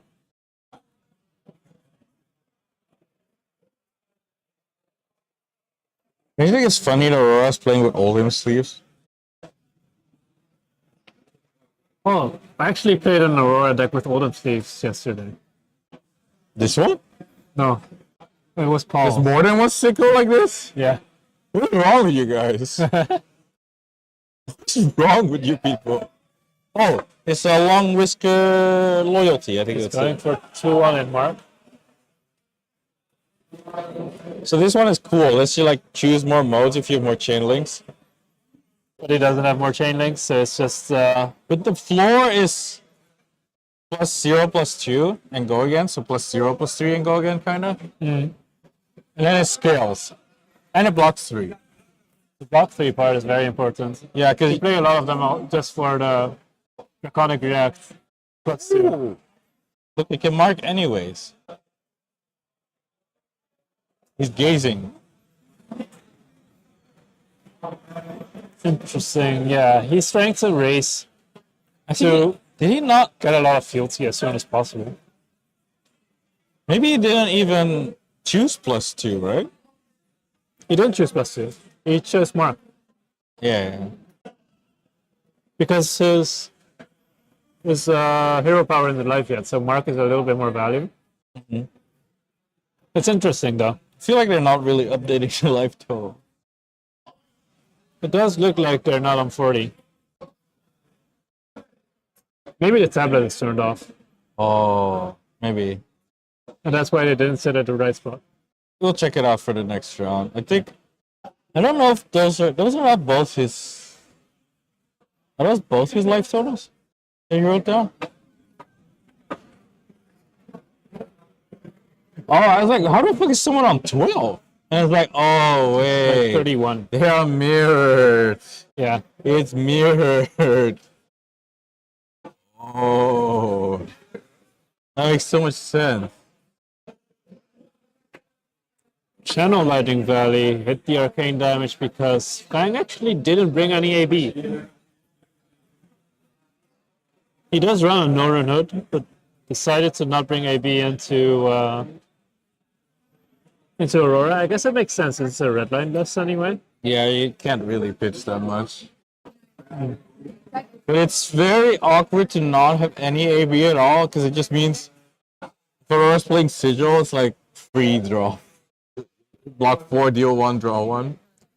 Yeah, some of the Aurora lineups you can make with Channel Lighting Valley are very, very dirty. I feel like maybe in this matchup specifically, he wanted to present like Zap Clappers, but he doesn't have it in his list. But It's possible. like getting on demand, the ping in your opponent's turn is kind of crazy.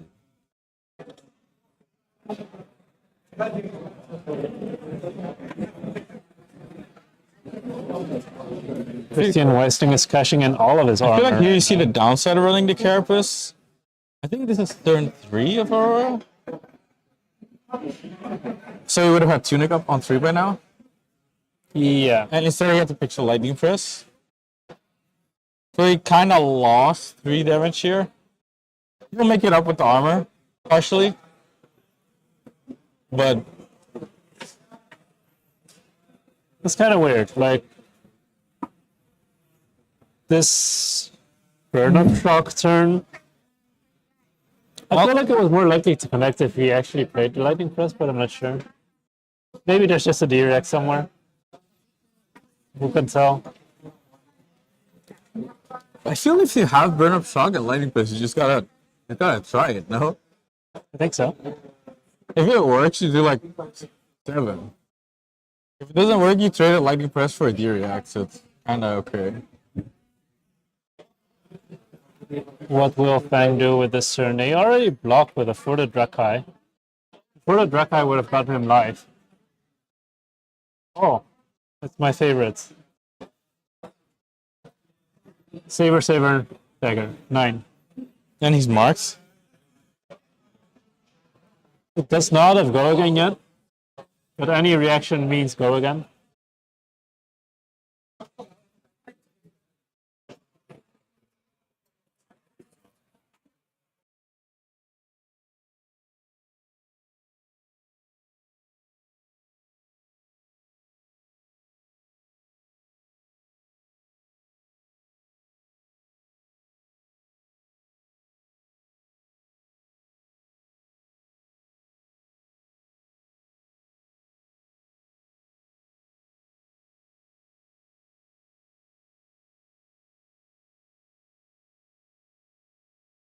That's why you guys are never updating the life totals. We've had some small interruptions. We're still on the blocks for the 9 damage coming up from the... Sorry, could I ask what your life totals are? This is scary, right? Like, what number are you supposed to block on this? Sorry about this. We need to. I think they're just now If fixing you can, the you don't life need to. total If you on stream. forget like a turn, it's okay. So- Try to upkeep it like occasionally.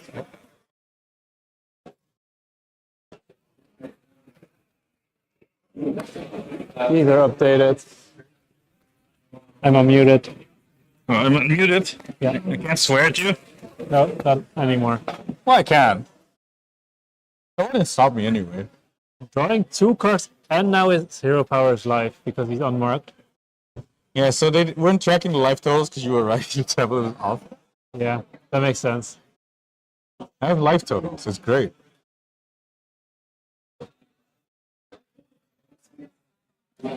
This seems winning. No, I think so. Yeah. Somehow. You think this is how he won his game? Maybe. I wonder if you can consistently do something like this. Saber Blushits is kind of broken, to be honest. Oh, he drew a blue, though. That's not the best Yeah. draw once you're alive.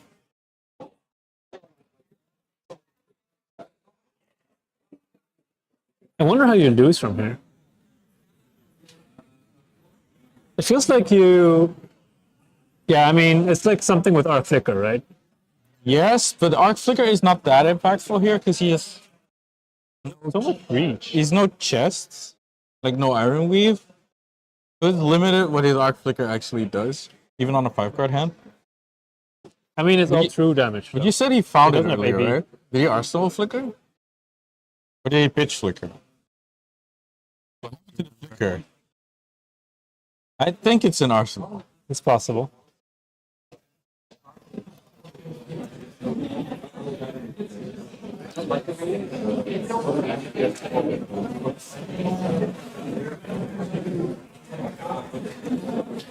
Imagine drawing 2 cards with Go again on your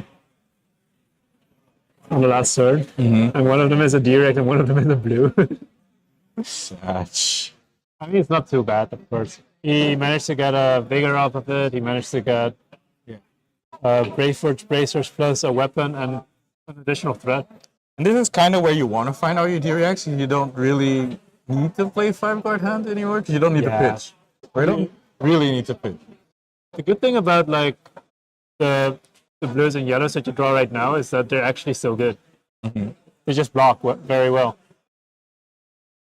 I've seen people run like yellow sinks because that card's just good. It's just blocks. In lost blocks. Does manage to connect with the channel like channel Lighting Valley, but no Go again. I Not think. going in yet. His Snapdragon though? Could use it. Technically, this guy is also on Blink. Oh. Blink could be good here. I mean, it's like exactly where you want to drop Link, right? Yeah, this is exactly why you include Blink, right? Yeah, it's a random top deck that somehow converts into doing another 4, even if you don't have an action point. It's taking the 4, just making Just embodiment. making embodiments pass. But he does manage to keep up the channel Lighting Valley for another turn. Drew a blue. I had to draw a yellow or better lightning specifically off the top. So couldn't drop. I mean, he doesn't have poison that well in this matchup, I imagine. Can't draw his flicker with, but we're thinking it's an arsenal, so any yellow or blue would have worked here. But a red would be kind of sad. Bigger in the pitch.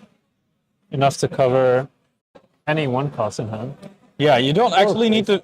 Normally, you like have the vigor as warrior, so you can like insurance case swing your weapon. But now it's like you can insurance case play your one cost reaction. Oh, and the hunt. And there you. That's. I think that's a one cost, right? That's the 0 cost. Oh wait, it's the only if you're alive one. And the Blade Flurry. And the Scar Tissue. And we don't call that card Blade Flurry. We call it McFlurry. Oh yeah, sorry, it's a McFlurry. Yeah, it's a McFlurry. How much damage is this? It's 1 plus 4 plus 8, 1 11? plus 6. Yeah, exactly. And plus 2 on the next swing, by the way. And on the mark. Yeah. But like, damn. Oh, uh-oh. There's the Sigil of Silvering cheat code. Uh-oh. Sigil of Suffering is a pretty good This card. feels but like can't the let it only value. way you win this. You like cheat all your Sigil draws. And you can't draw them at the same time, because then you don't draw more cards from the Channel Lightning Valley. Aurora already going down to 8 from He's this another swing for at least 3. 3 at least. At least 3. Oh, he can also bracers to make it And he 4. can bracers. I think But it that's what does he's make doing. the second chain link thing not work anymore. Yeah, but it looks like he's just looking to arsenal this card. Looks like it. So it's just a swing for 4, I think. And he can represent like a 0 cost reaction also. So this could like, if it's like another Hunt's End, it's like random lethal. Mm-hmm. I think it would be his last Hunt's End though. But he can also do some tricky things like pop a we see one fealty. before? Yeah, pop a fealty, scar tissue. Oh, we've got some. I think we saw one before. Maybe I'm wrong. I think it's supposed to be on 4 fealty or not. Anyway, doesn't really matter at this point. It's like 4 versus 3. Yeah, you have to give him some kind of armor here just so he doesn't straight up kill you. Yeah, He has it. you don't really like dying. And like, you have to cash in the battle worn anyway. At some point. And you're getting too low that you can't wait that much longer.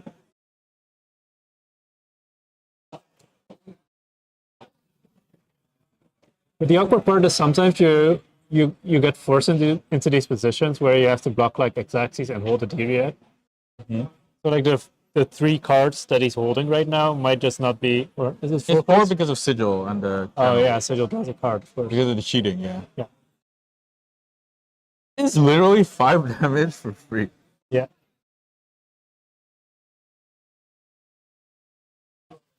I don't know. Oh, they're. It looks like They're adjusting life totals.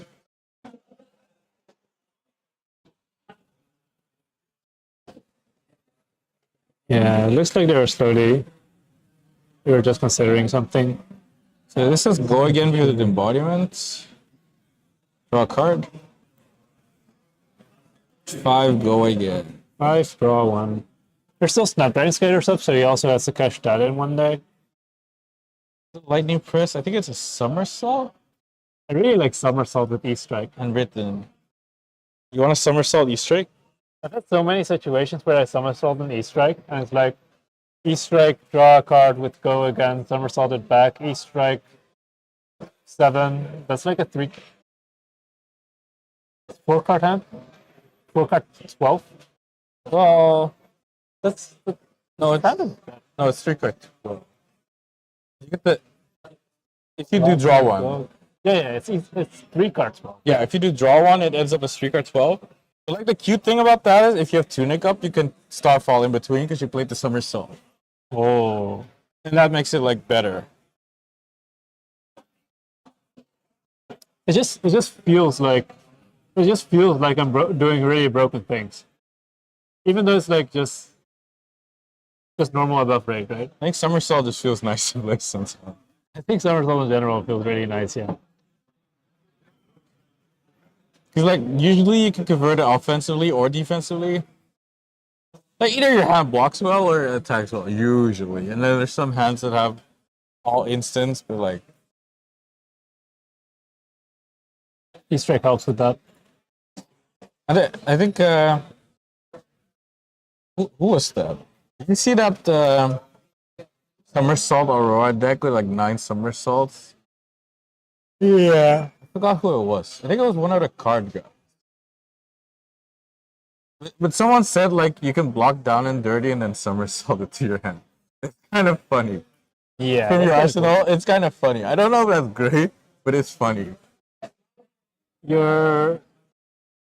Your somersault's always like that way, I guess, or almost always. It was just funny. Oh, it's E-Strike draw one again. What's that mean? Snapdragon? Snapdragons were lightning press, I think. Oh, he can pitch it if he draws into another yellow plus. For embodiment? It's kind of risky, I think, but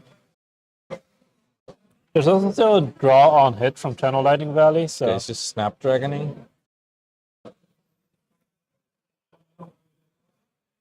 Yeah, okay, I forgot about it the does draw. seem kind of worth it, yeah. Yeah, I forgot about the draw from Lightning Valley.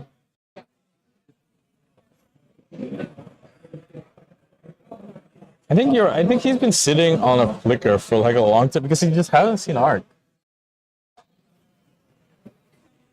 That's also not Arc. Yeah, that's possible.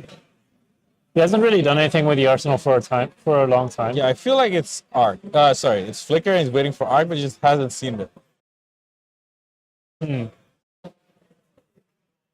It does mean that there's a way to come back in. Yep. However, it has to be pretty much next turn, I think. I don't think you can wait much longer than this. Yeah, and we already saw the top card's Flittering Charge. Yeah.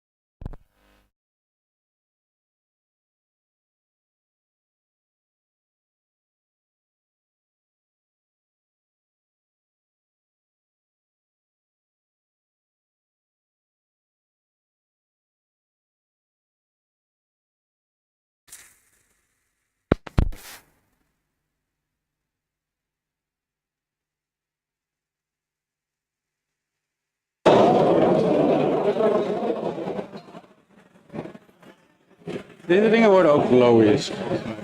Yeah. Look at my knife. Okay.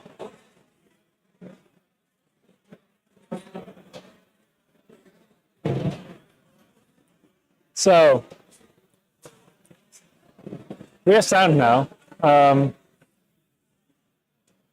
So apparently the mic receiver ran out of battery. So my air drums. I'm sorry. The mic receiver went out of battery, so we have to take a few more breaks To charge. because our transmitters are also losing battery right now. So yeah, let's move to the break for now. I hope you've enjoyed that game. That was so sick with the shelter. I wonder when we ran out of sound. I'm not sure Are there either. timestamps? They're not. I think it's been off. I think it's been off for a while, unfortunately. Oh, our commentary is wasted. That's okay. That's okay. We Okay, we're gonna charge our receivers and then we'll be back in like I'd expect around 20, maybe more. It's gonna be the round timer. right at the shelter drop. No way. That's so unlucky. Unlucky.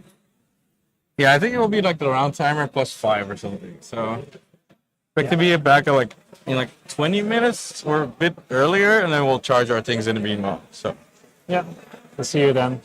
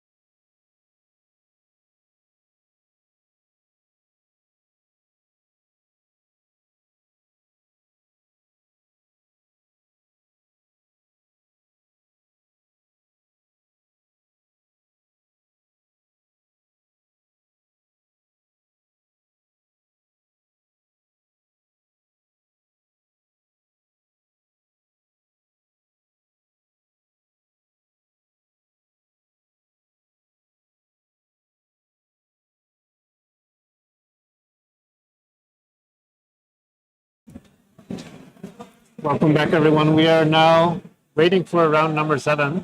Yeah, just got paired. At this point, we only have 3 6-0s left, right? Yep. One of which we just saw. Oh, What? what would you have expected at 7-0 today? Aurora, Uh-huh. Enigma, Uh-huh. you. Uh-huh. Okay, they're all nodded. Yeah. They're all nodded. However, we do have Victor, Fang, and Florian in the 6-0 bracket. Yeah. But Florian was maybe logical because Yeah, after being Kobe. calling Kobe, we kind of would have expected it. Fang and Victor are like a big surprise, honestly. yeah, for sure. And now they have to fight each other. And now they have to fight each other. We're not gonna look at that. Yeah, we're just going to ignore that one, and instead we're going to replay the Calling Kobe finals. What if it was European? What if we were European? Well, we are Europe. It's just one that's... Oh, they're already getting set up. Hey, they switched our mats out.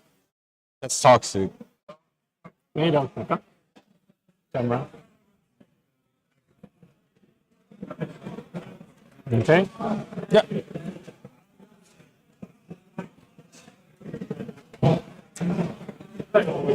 Yeah, so we actually have a Colin Kobe rematch. I don't know if it's actually. We can look at their decks. I wouldn't be surprised if Is this this- is an exact net deck of... Is it actually a Colin Kobe rematch? See, 3 broccolis, no channel mount heroic, yeah, so there's definitely something. Rune Rager Swarm. Ooh, the Enigma tech. I feel like the Rune Rager Swarm was definitely not in the. Was it? No, it wasn't. Yeah. There was a blue Summersfall that's out. But for the rest, reasonably similar. And on the new side, is this a Jacob deck? I don't actually know what a Jacob deck looks like. Jacob's deck has 12 Wiercx, so he's already cutting 1 Fate Foreseen there. 2, 5, 10. Sorry, 8, 8, 11. Yeah.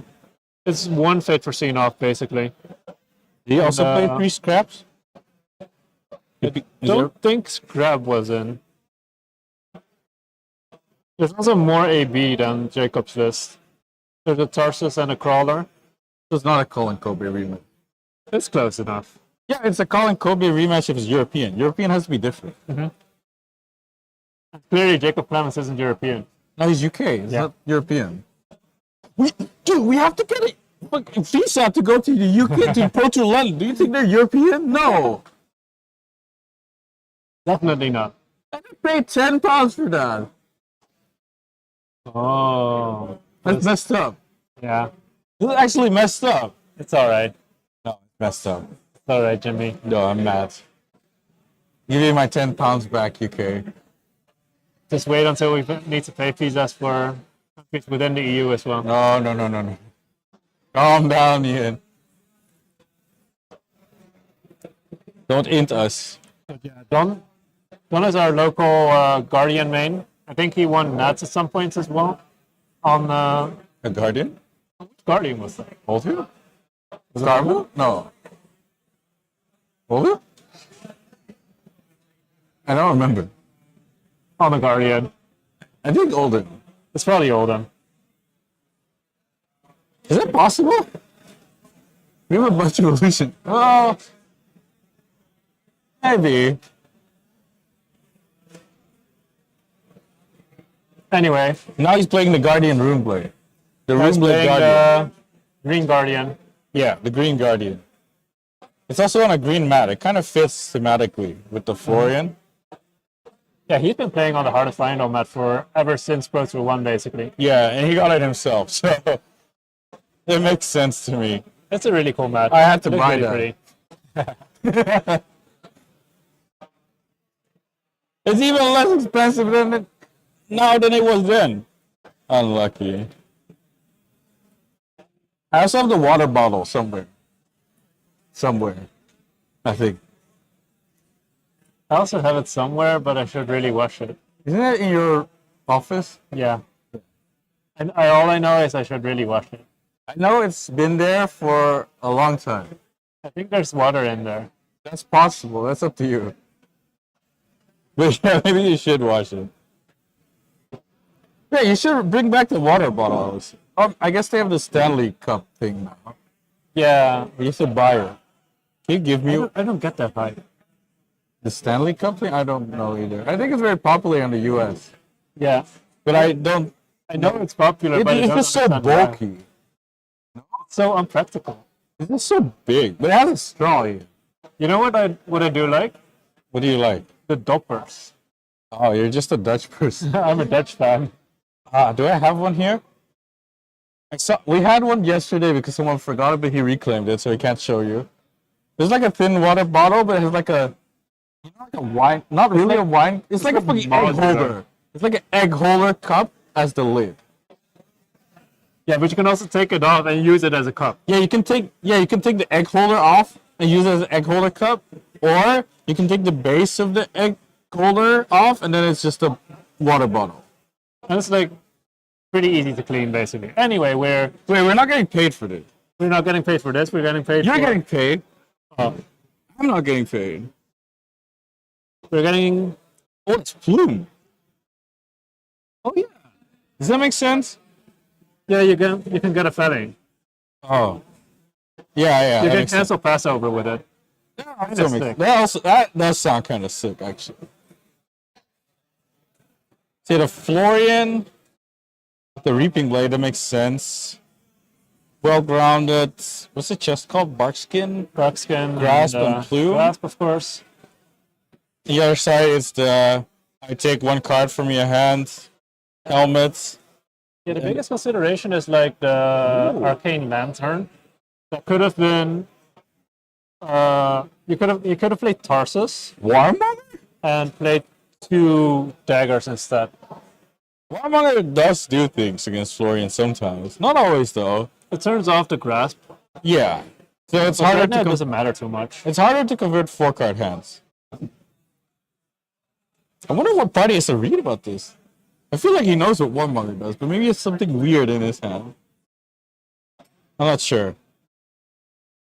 Oh, he has War and Peace tokens? Are those from Poland? It could be.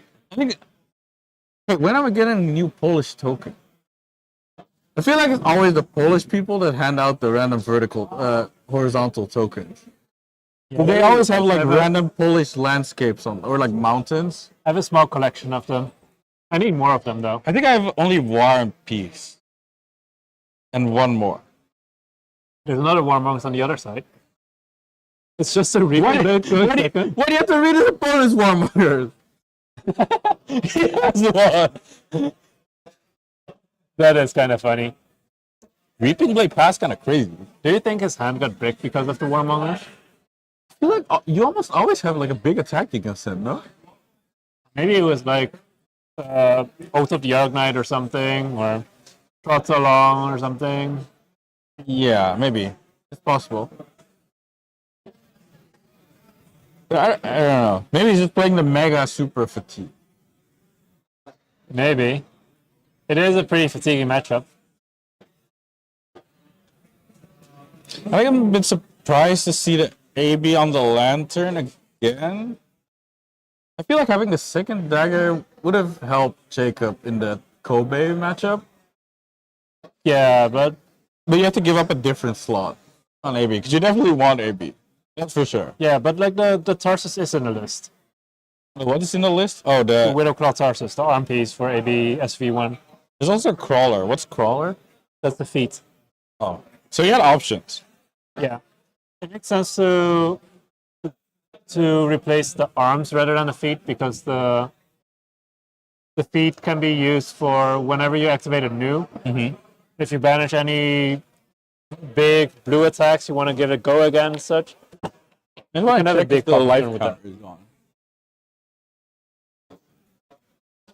Oh, it's not. Okay, BRB. We do see another Oath of the Arakni, so maybe that was actually in the hand.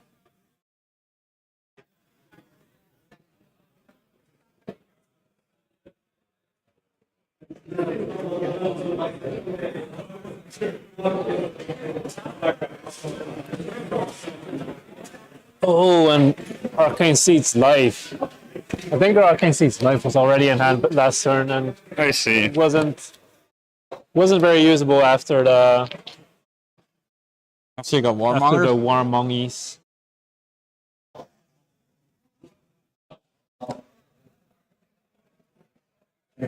Dude, it's so weird. Like, I always feel bad if I play Arcane Seeds live early, but it's still like on Ray. Yeah, it's still 3-4 It's, perfect, it's go perfectly fine. It just feels bad because you know it could be better later. It could have been 5. Yeah. 5 is more than 3. We're such insightful commentators. I'm a big fan. What is the Codex pitch? Codex pitch for AB?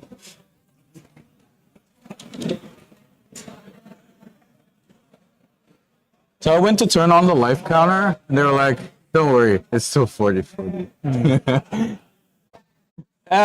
Oh, did we see damage?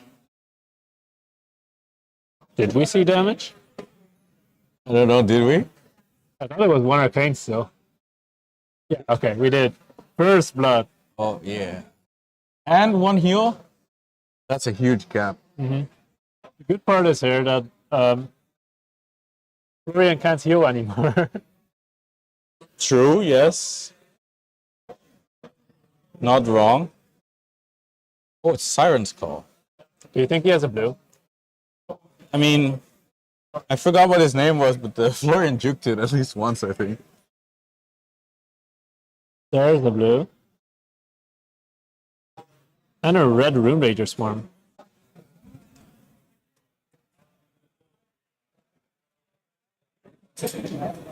Did he draw a card?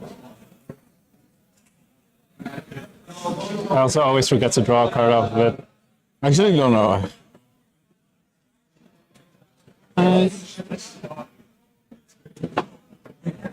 Maybe. He pushed the Codex, blocks 3. He has 3 cards left. He probably just drew a card. Oh, Ian, we have some faster matches. I think we're gonna be stuck here for a while. Nah, we're fine. Yeah? You think so? You really think so? Yeah. Okay. Say so. I don't think so, but it's okay. We can watch more Flesh and Blood. It's fine.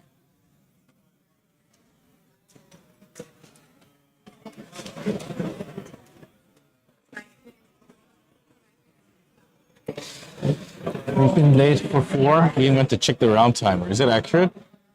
It's we're like half a minute ahead. Or like Behind? half a minute more. So we're behind.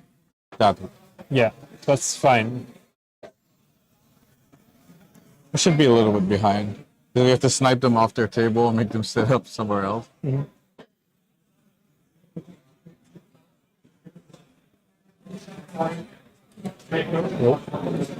Oh, oh, you made it small. It's in the middle. You can make it bigger. Yeah. Oh, I hate this card. I hate this card. It's always like, I can block armor, and then they always have it. And then at some point you're like, I'm not gonna block armor. And then they're like, okay, I heal 1, I banish 1. And then you're like, that also didn't feel good. It's okay, nothing feels good here. Hissing all the way up to 5 now, I think. Yeah, because the misplay hit, right? He doesn't have to play the Slither if he wants to play another reaction. Or banish, possibly, with Mask.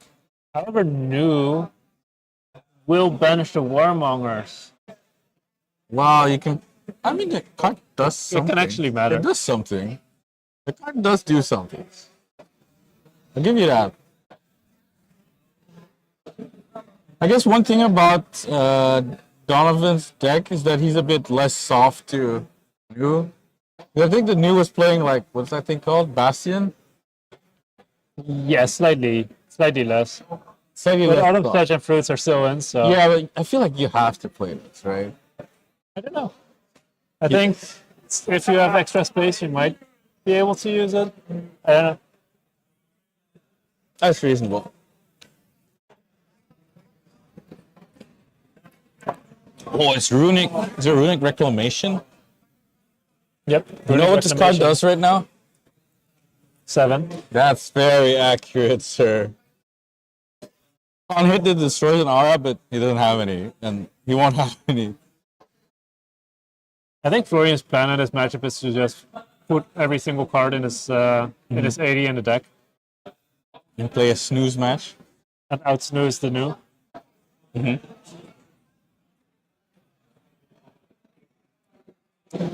I know, we'll see how it goes, because new can snooze you not on the damage, but on the deck. Yeah, So it doesn't need to kill you on damage. I think You'd probably like to have him lower than 40 right now. I think usually you do win on damage, but it would be off the back of a big new hero power turn, where you just play all of their blue cards. Yeah. And if Florian cuts their blue attack actions, the big blue attack actions, they also cannot play a bigger deck because their ratios get too fucked up, basically. So they have to? They're kind of forced into playing blues? the blue attacks, That makes sense. or at least some amount of them. Oh, is this the first decompose? I guess so. Oh, I like the dice tracking.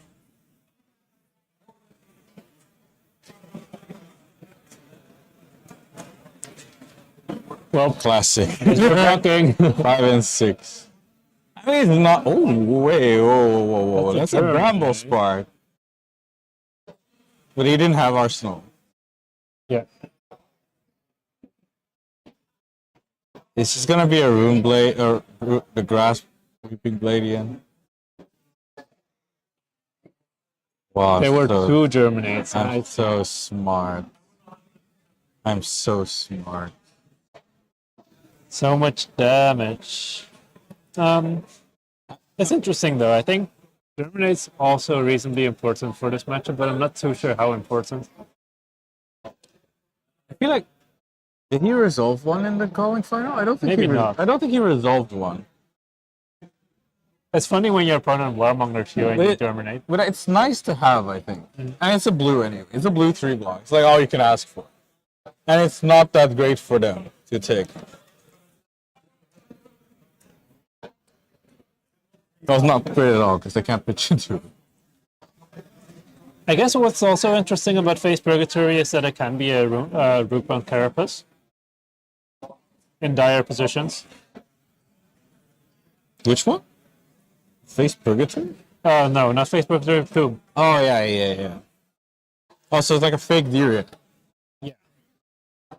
Some lists also played Seeds of Tomorrow, but that's not in here.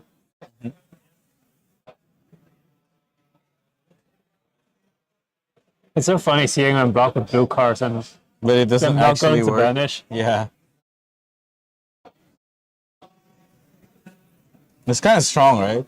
You don't want to actually be blocking with blues, but preventing damage with blues. Yeah, we like that because it doesn't get banished by the new ability, which is a big deal. And also the Art of Desire ability. It would also be nice to get like some amount of he's attacking with a self card right now, right? So Florian can actually make use of that. Oh no, he gave him the most powerful blue in the universe. Not trot along. Brought along. I always call this Michael Fang's favorite card because he mentioned it once to me. But actually, that he lost because he didn't play the trot along. So I don't think it's actually his favorite card.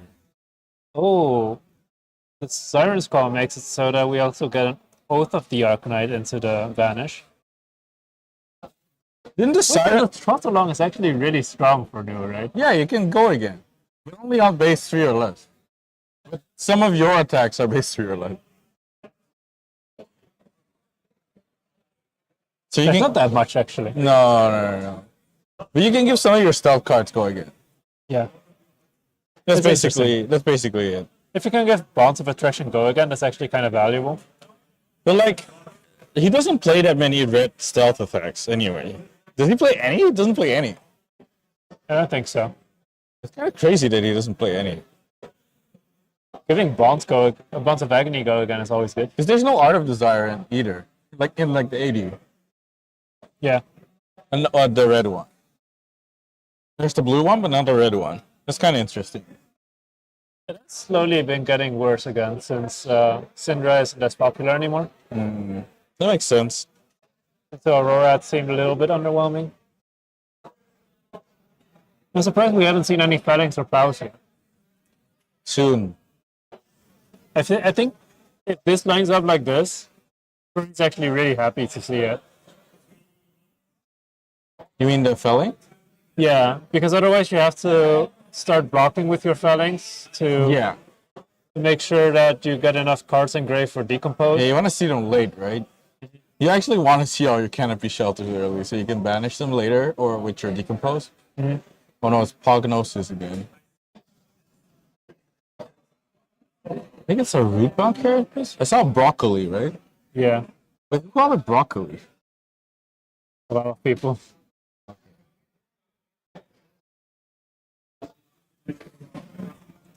I thought it was you or Duke. I don't know. Maybe it wasn't you or Duke. Duke did call it broccoli. I think it's funny to call cards by names that are not the name of the card. Okay, Mr. McFlurry. That's my favorite. I should get sponsored by McDonald's for that. So he keeps consistently blocking out the Prognosis. Last time he got punished by the Hiss. This time he gets away with it, but now he gets leave. He didn't really get punished because it was a D-React. Yeah, I guess you're right, yeah. Wait, hit two? More root bound. Oh, we're super decomposing. You really like seeing this as Florian. Yeah, this is like the dream sequence. Of Find drawing all your root cards, bounds right? first, then find all your Fellings and Plows. It's ideal. Good old 3-1. Don't worry, Jimmy. One day he'll start attacking with attacks. Maybe. No, he won't. He'll just do 2 and 3. What are you talking about? You're on copium again. There will be a Felling one day. That's true. He will do a felling one day. There will be like 3 of them probably. Yeah. And what else? Maybe a 4th one off of the plume. Yeah, what else? Command and Conquer? No, that's not worth it. Yeah, okay, sure. But what? No, okay. That's kind of sad, no? 2 card 6 or 2 card 5 or 1 card 5. That's kind of sad, no? That's kind of funny. It's also 1 card 5 that doesn't cost a card from deck. Yeah. It's kind of sick. Kind of tanking on this block here. Maybe he has something good.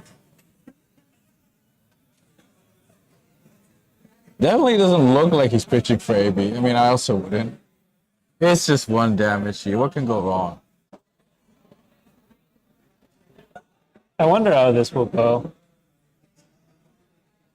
For now, it doesn't seem like New has found a real way to push significant damage through.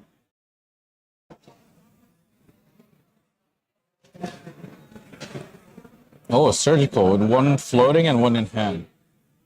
What could this be? I'm surprised he's not going for the bonds here, but maybe that's because Oh, not the broccoli. maybe that's because he's not live yet.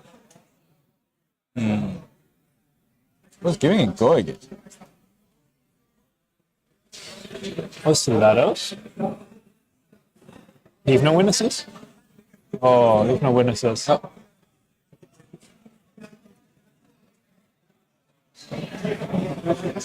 Does look like a hand that does not have V-React, so. But Ian, you have armor. 1 card left in hand. Usually that doesn't mean. Wait. It's hitting? Just taking it? He's taking damage? Oh no, not the broccolis. Counter up to 7. 1 more card needed for Decompose. Do you think there's a Felling in hand, Jimmy? I think so. But who knows? Maybe not. Keeping 2 cards and letting it hit is kind of sus too. It doesn't sound like a thing Florian usually. Wait, whoa. He did some juking maneuvers there. Oh, it was plow. Not a felling. Ian, that card could have been back in his deck right now.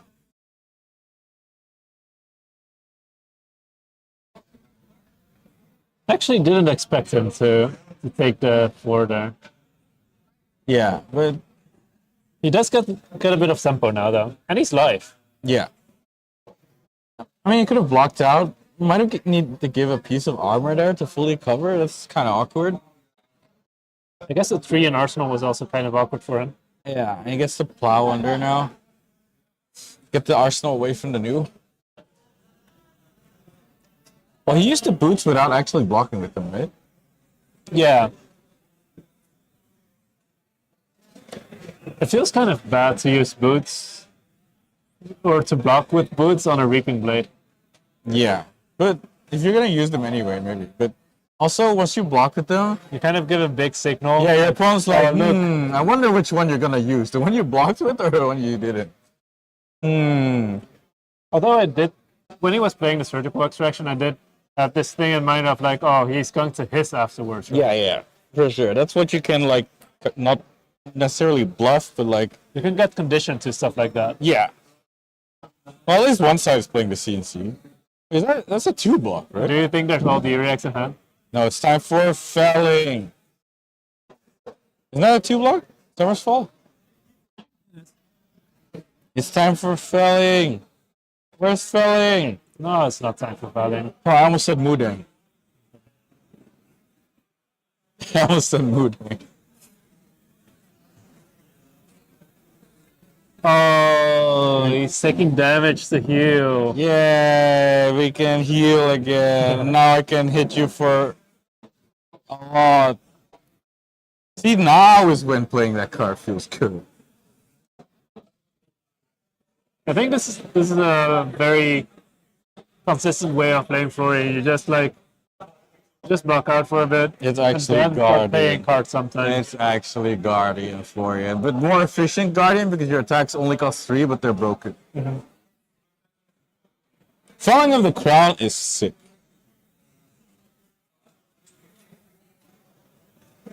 That's also one of the reasons why this matchup is so hard for new. Once Felling of the Crown is engraved, you don't want to play Codex of Fealty. Yeah. Hey, Oh no, it's my I wanted to block anyway. Yeah. Oh man, it's only 7 and you lose a card for your hand? Oh man. It almost makes me nah. I'll still play it. For sure. Wait, do I see the first Felling there? Uh-oh. It's blocking time. Just gotta count for how many Earthsparks engraved, probably. It's blocking time.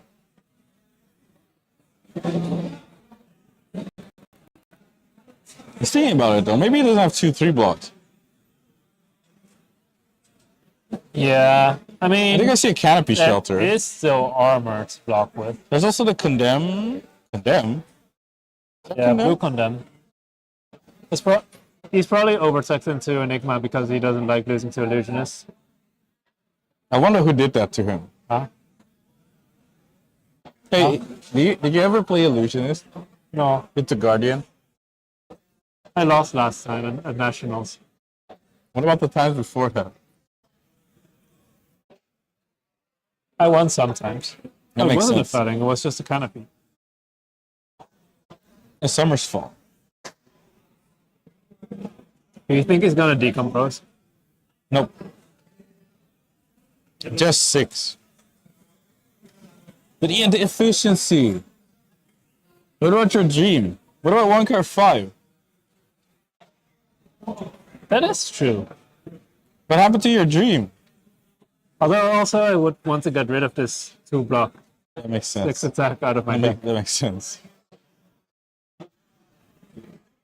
It's also just damage efficient.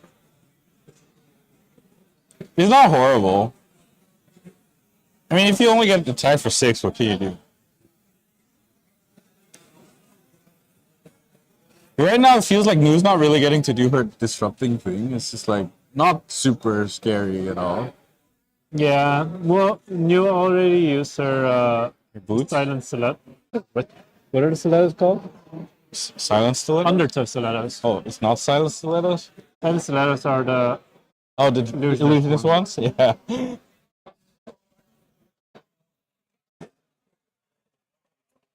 Another runic.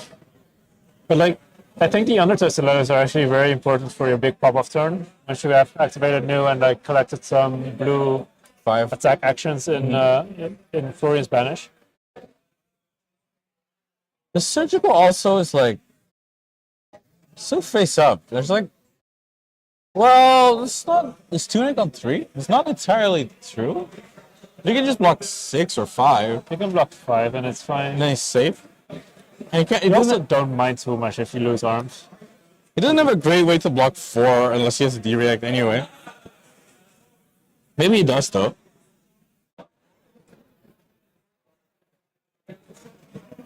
Otherwise, you can trade boots for arms. Is he taking it? No. No. There it is, Rune Rage's Swan. Blocking 5. Kind of laying around the arousing wave. We see the 5 for 0 again. And oh No, it doesn't heal actually. Why play attack action? There's no arsenal. No, but I thought he was gonna like grasp Oh.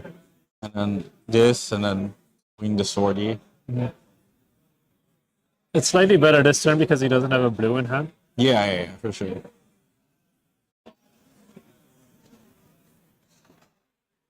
It's not like it's bad. Well, he missed the heal, right? Yeah. He should have taken more damage. Should have taken the surgical to the face. Yeah, because there's nothing wrong that happens when surgical hits you. Nothing bad, Surely he'll let you heal. nothing bad happened. He'll respond to the surgical trigger. Okay. Is that a good play to you? No. Okay. Let's check it. Yeah. We do see the Sacred Art block, so we might want to keep track of this one until second cycle. I think they. There's like a couple of turns that are going to need to be played until then, though. feel like they're moving a bit faster now, and they maybe need to. Yeah, the clock is already halfway. It's over half, and like It's they're like not close. yeah, I think one of them mentioned that probably mentioned that they should speed up a little bit. oh, they're swarming Gloomville. It's broken. The card is 4.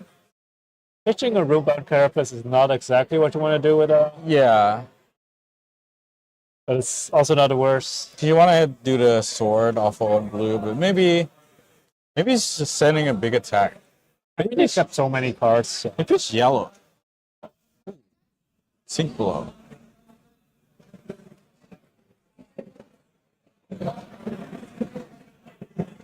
Two Arcane and 4. Considering to sink.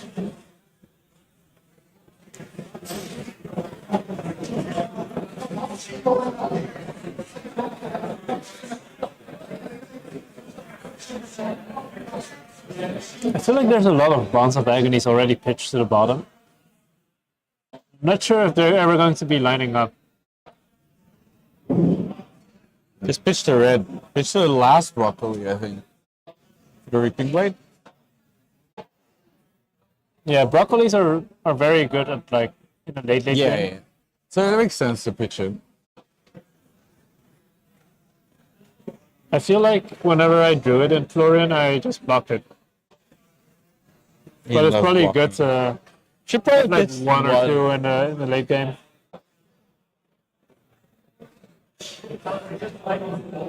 Sometimes you don't care too much about like your pitching, whether you're pitching a red or a blue, since you're just doing Reaping Blade anyway.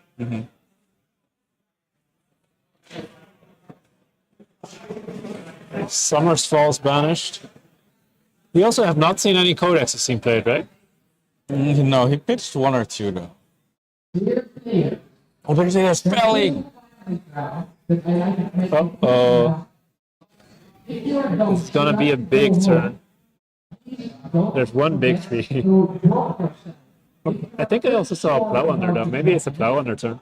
Maybe. Plow under, Arsenal, felling next turn. Because felling actually has sex where you also put a card on bottom sometimes.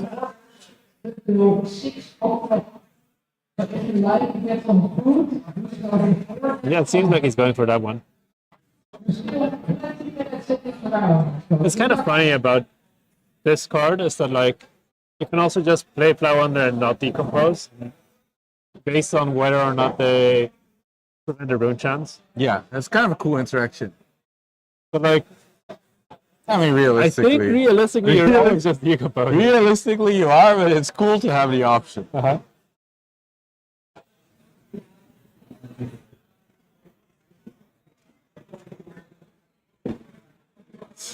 I wonder if we're ever going to see that position where Nu wants to do Passover or something, and we cancel it with the plume. Maybe.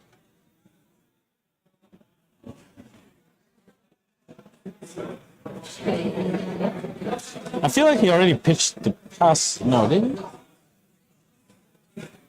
We're only blocking 3. We're slowly getting there.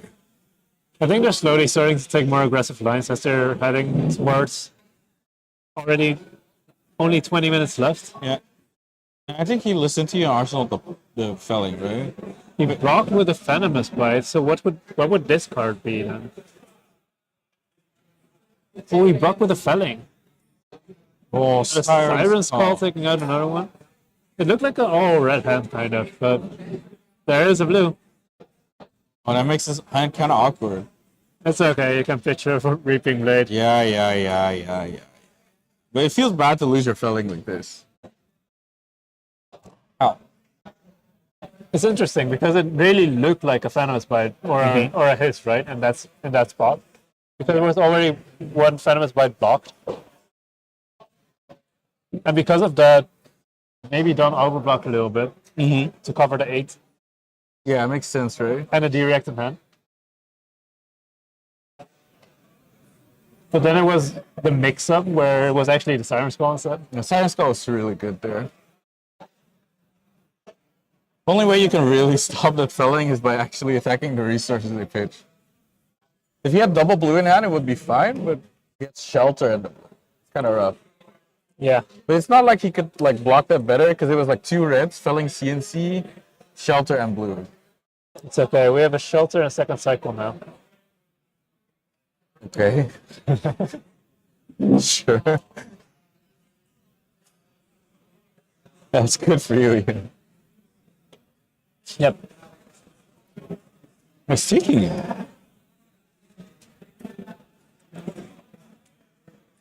Usually when I take a lot of damage with Nu, it's because I played Bonds of Agony. Well, big is a big word here. It took like 3. It's a big amount of damage to me. I mean, there's not a lot of turns that actually convert That's true. 5 cards well as Nu. Or it involves hitting with a Beckoning Mistblade. Yeah. But you can also like mask. And Look what he's grabbing. he's hovering over his Beckoning Mistblade. What a surprise. What? Maybe not. Maybe not. Maybe not. It's kind of scary for Florian. 5-card new hands are just terrifying. I mean, as Florian, you're scared. When I was playing like aggro decks, I'm like, this is so fucked. These people hate taking damage. I'm so fucked. Uh-oh. He already pitched the Preserve Tradition. Okay, this is like a nick, right? That has to be a nick, no? Is it Bonds of Memory? Yeah, Bonds of Memory. So on it, he will prevent, or he will banish a card from top and a card from graveyard. And if they're the same name, you heal. And you gain some life if it's the same name. Smells like Nick. Oh? Oh no. Are we seeing it or not again? Face your bets. Oh no. Is he gonna? What if he's targeting something? Something that cannot be gotten with Plume. That I think that's reasonable, but then you just give him the plume for later. I think. Oh, Wow! it's just getting banished. Wow! Did not expect that. I think getting the chi from them there is kind of big. I think so. Because Plume now does work like this, right? Can you search Plume? Are we trolling? Are we bad? Uh-oh. I searched plume in the players. That won't work.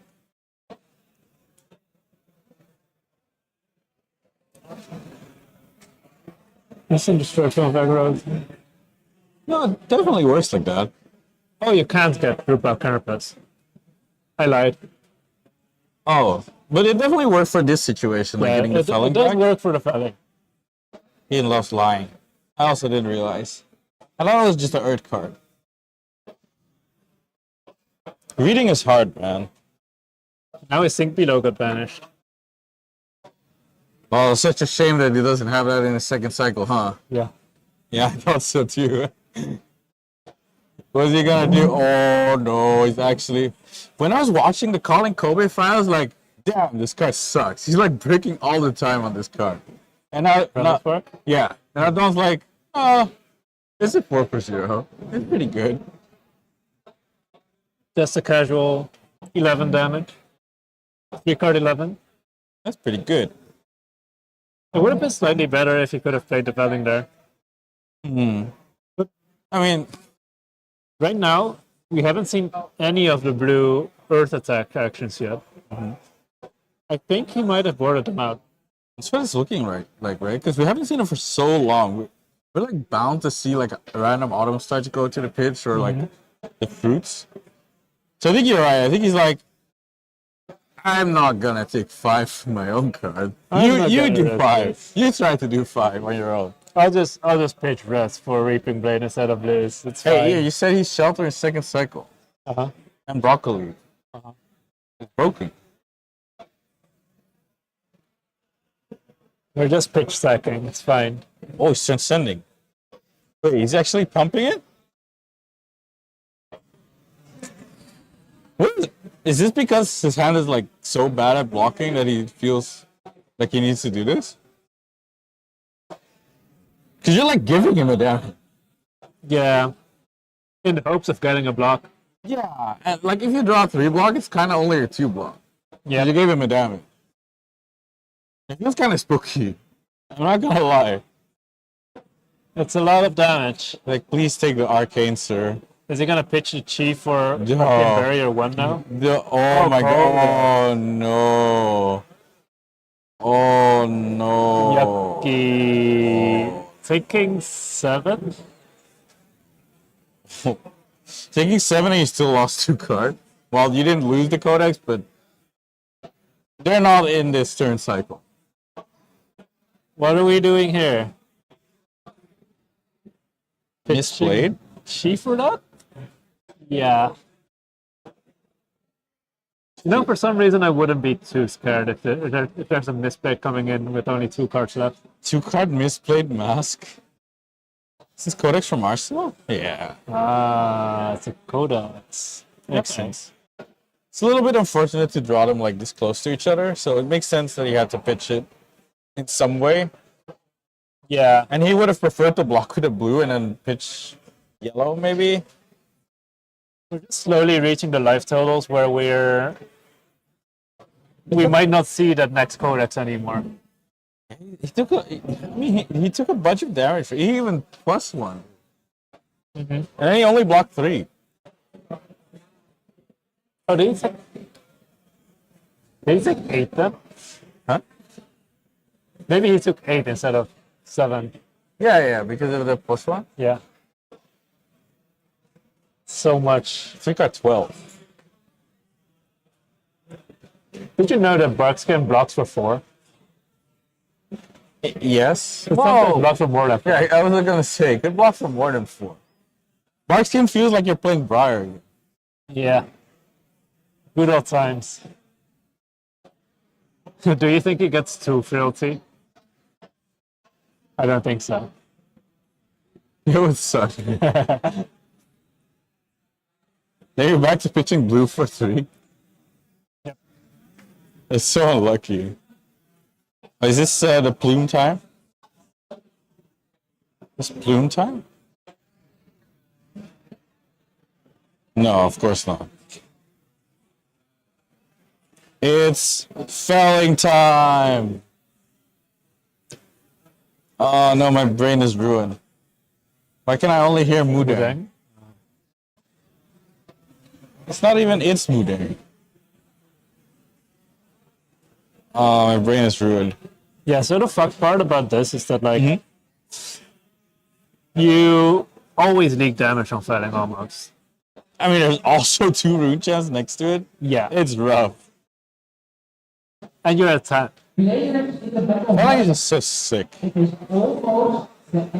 I think. How many Fangs are left? He blocked with 1. I think this is the last one, no? Block with 1 got banished. Did he play 1 or 2? This is the first one he played, I think. I think there might still be 1. And then Codex, of course. Yeah.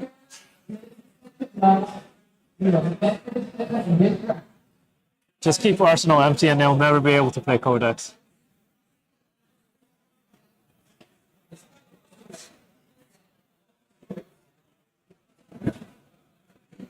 He actually took 0 damage there. Yeah, but it's a lot of deck damage. Yeah. Tempo is all the way back to Florian now. I don't know if he actually does something with Tempo. But he does have Rune Ranger Swarm. Oh. Wow, you're so sick. I mean, that's what you kind of play these cards for, like Rune Ranger Swarm, Bramble Spark, and the Gloomveil. They're like extenders. Good extenders. And they're 3 blocks. Well, yeah, well, the Bramble's not, but that's a 4 for 0. It works well with your Earth's cards, so. I think Bramble Spark is in mostly for the Enigma matchup. That makes sense. Beek, you can also like CNC for 9. CNC for 9 sounds dirty in this meta. Damn.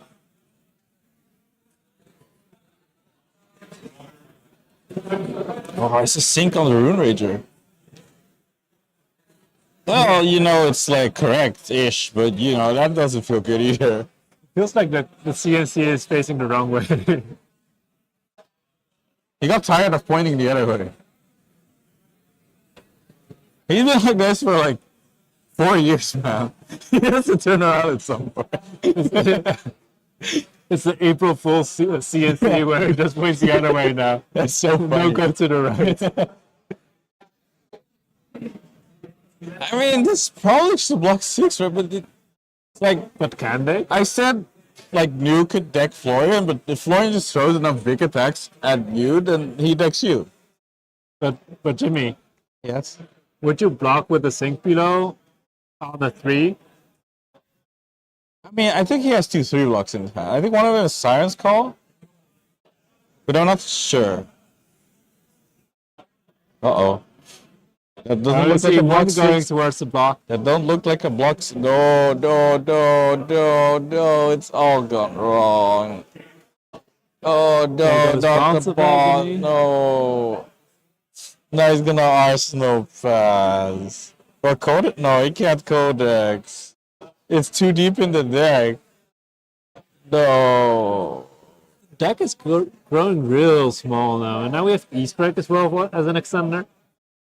It's not great rate, but like, hey, if you're stuck with 4 hand, you gotta do something. Right? It's also like, you do 5, that's like kind of 2 cards taken away from Can me. you still stay off Arsenal if you like pitch for a big attack after this? Uh-oh. Is this a plume? It is a plume. Hey, guess what card I want? What if he has Sacred Art in response? I don't think we're that deep in, by the way. Feels bad, man. My helmet turns into my most broken card.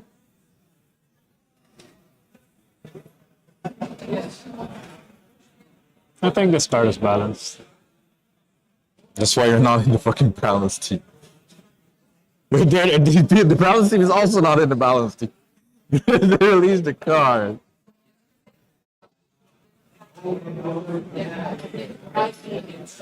I'm getting hired tomorrow. No, you're not qualified. Oh yeah, You're one spot off. I only have one. Don't you remember you need 2 Pro Tour top 8s? Would you have 1 Pro Tour top 8, 3 Pro Tour top 9s? Or 2 Is that 9s? another felling, or is it a canopy shelter? I don't think it can be. Wait, it can't be another. Well, no, it's Canopy Shelter. They look so alike. Yeah. This is one looks more aggressive with the red. But the Canopy has the aggressive red at the bottom. The colors are kind of like top bottom flipped. Well, it's the best card in the game. Wait, It's so funny that you can get Flower Undergo again with it. that's so sick. That's so sick. And he can sword? No, not the felling. What are you going to Codex now? The felling he's gonna draw next turn. No, not the no. Oh my god, it's too cheap. Yeah, we're There. We're there.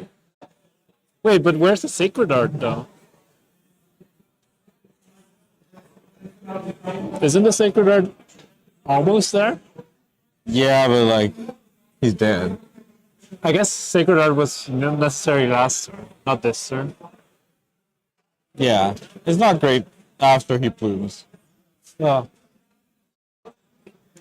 Yeah.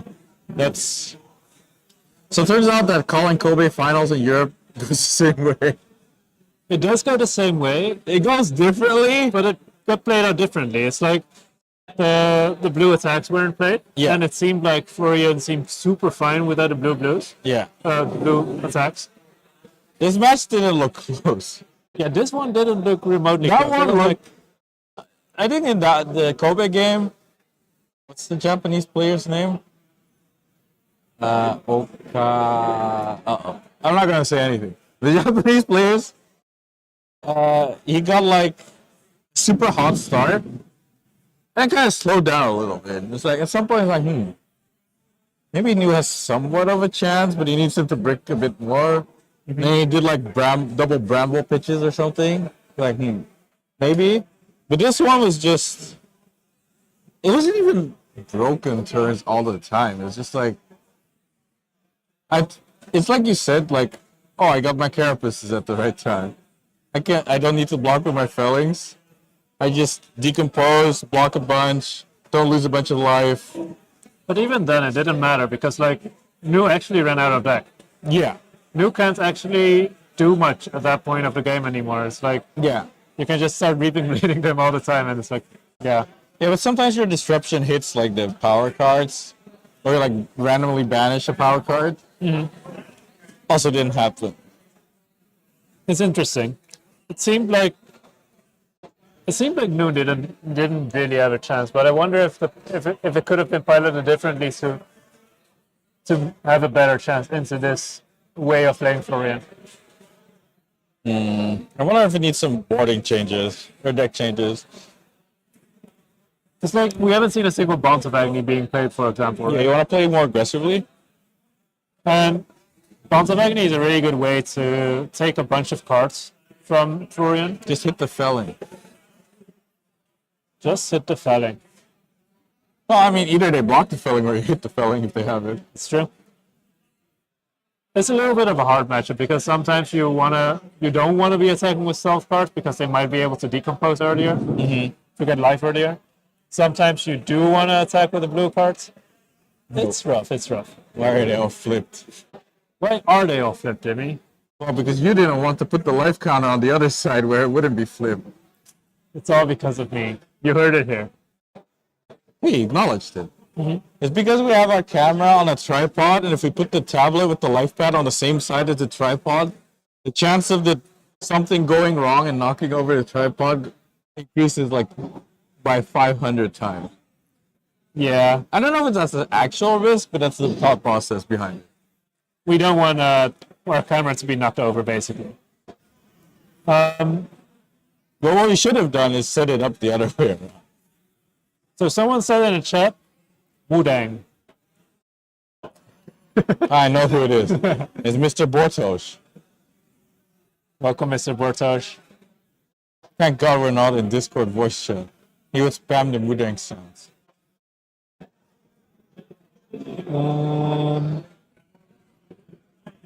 Anyway. What do you want to look at, Jimmy? What do I want to look at? We have a 7-0 Florian now. Because we can see if the other game also finished already.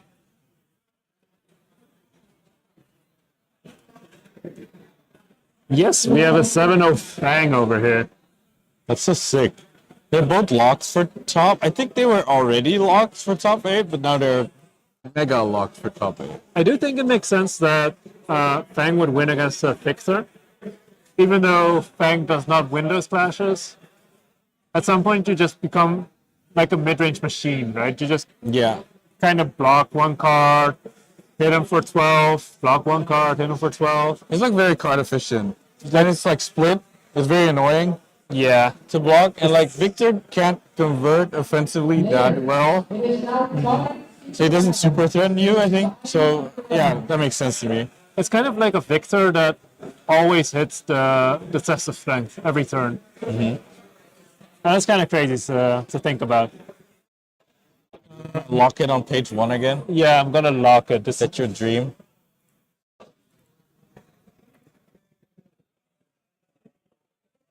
Well, he's so good. He actually knows how to do it.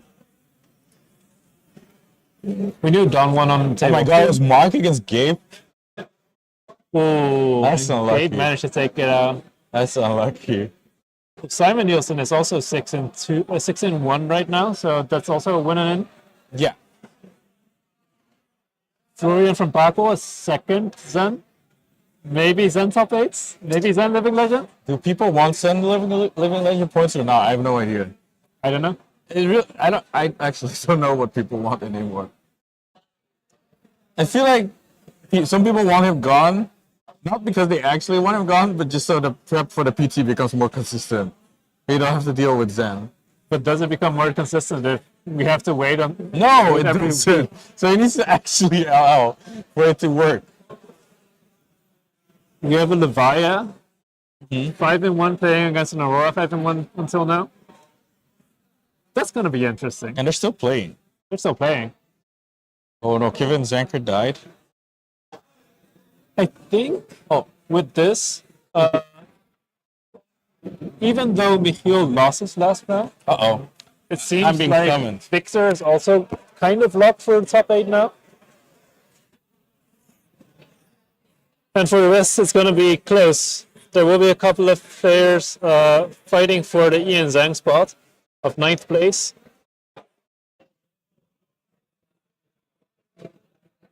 I wonder. A couple of Enigmas taking each other out here. Only one Enigma at 6-1. Cindra also slowly falling. I think there's probably no chance for Cindra to get to top 8. But yeah. I think we're slowly taking a small break. We'll be back in a bit with round 8, the final round of this battle hardened. And after that, of course, we have our top 8. So stay tuned. We'll see you then.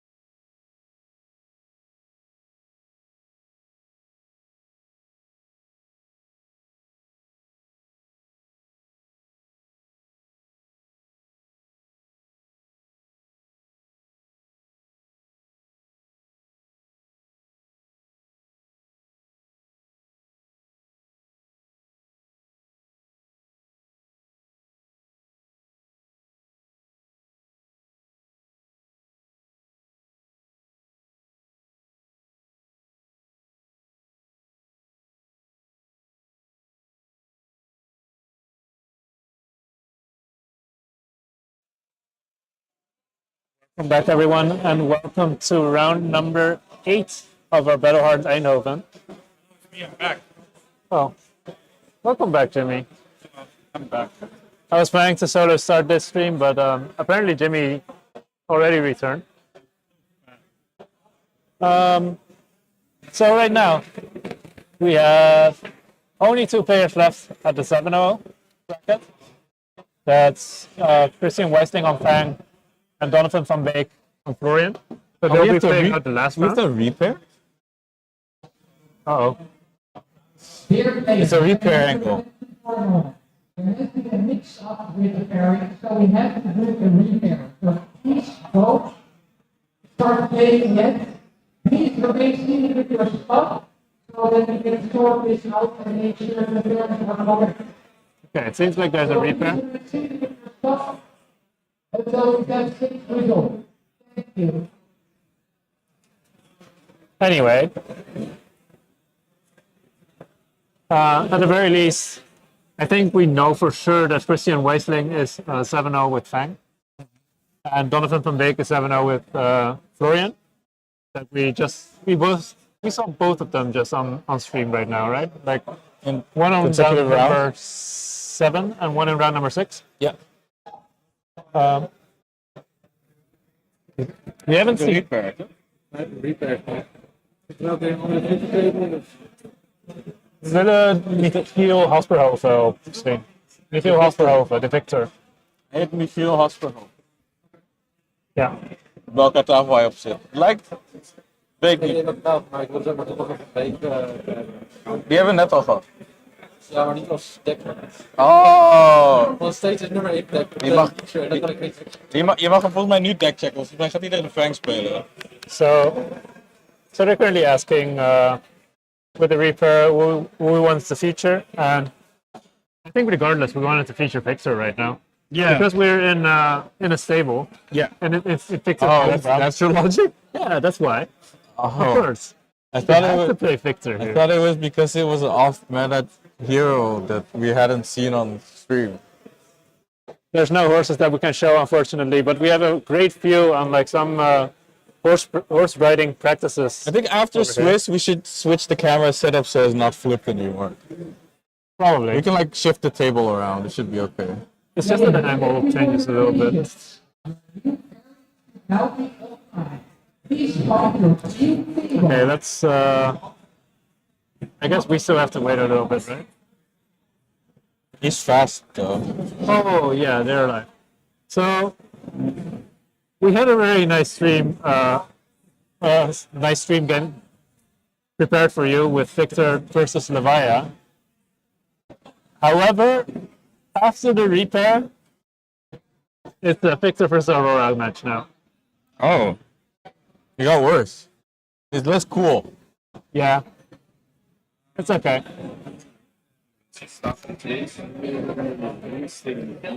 Yeah, you get it then. Ja, Michiel is de victor. We willen Michiel. Yeah, so we are now streaming Victor versus Aurora. Louis Guillot from France versus our Dutch Michiel Hasperhoven on Victor. I feel like he wants the deck back soon. Probably. Let's reset them to 40 probably. Oh, he did it? So I have thought about this matchup a little bit, right? Okay, yeah. And my reasoning was like, you win all the clashes, so you should be favored. That's like the number one reasoning Okay. in this matchup. But I wonder if it actually plays out like that, right? Because it's not that easy. Mm-hmm. Like sometimes you mill like Arc Lightning or Flicker Wisp and such. And I'm actually not too sure if this reasoning necessarily goes. I haven't actually seen this match played out, so I'm actually really interested to see it played out right in front of our nose. Looking at the Victor's list, it looks like a pretty standard list. He's playing all the big blue attacks, obviously to win the clashes. That's a strength, strong, Golden Sun. Golden Sun, Miller's Grindstone. It's a milling Big weapon. change. Yeah. It's 3 weapons registered. You also have Miller's Anathos. Grindstone, Titan's Fist, and Anathos.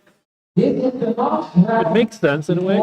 Sometimes you want to present the Armagus, and you're not actually stronger. You don't actually win the clashes consistently. Miller's Grindstone is actually really good in the current meta, I think. All the aggro decks have very small attacks, so you actually reasonably consistently win the clashes there. And milling them actually gets you closer to the win con.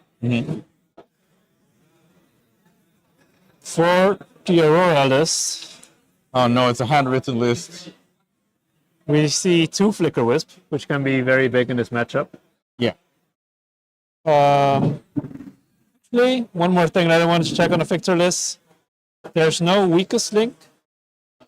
There's CNC Chokeslam, Crush the Weak. Is Crush the Weak good? Not into Aurora, but it's good into Cindra, but you don't really care about that. Crush the Weak hits Kizik. Yeah, but just don't play Skizik that turn. Or block 3. Up to you. No. I mean Skizik off of Skyward Serenade. Oh, yeah. Yeah. That But could be a little bit annoying. just play it later, it's fine. Chokeslam also doesn't hit an awful lot. Also hits Skizik.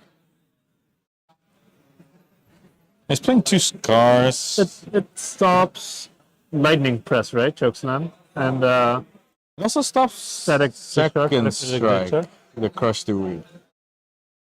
that's I don't interesting. know if you would play second strike in this matchup because they're gonna block you a lot.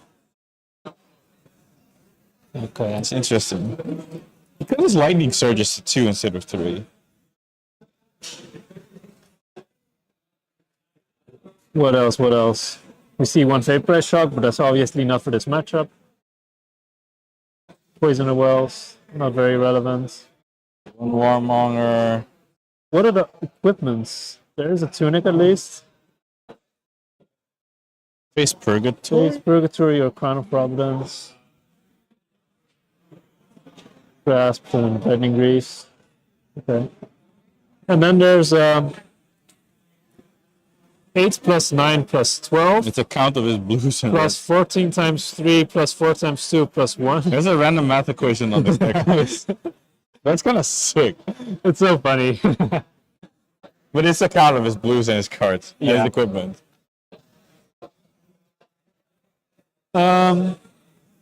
Yeah.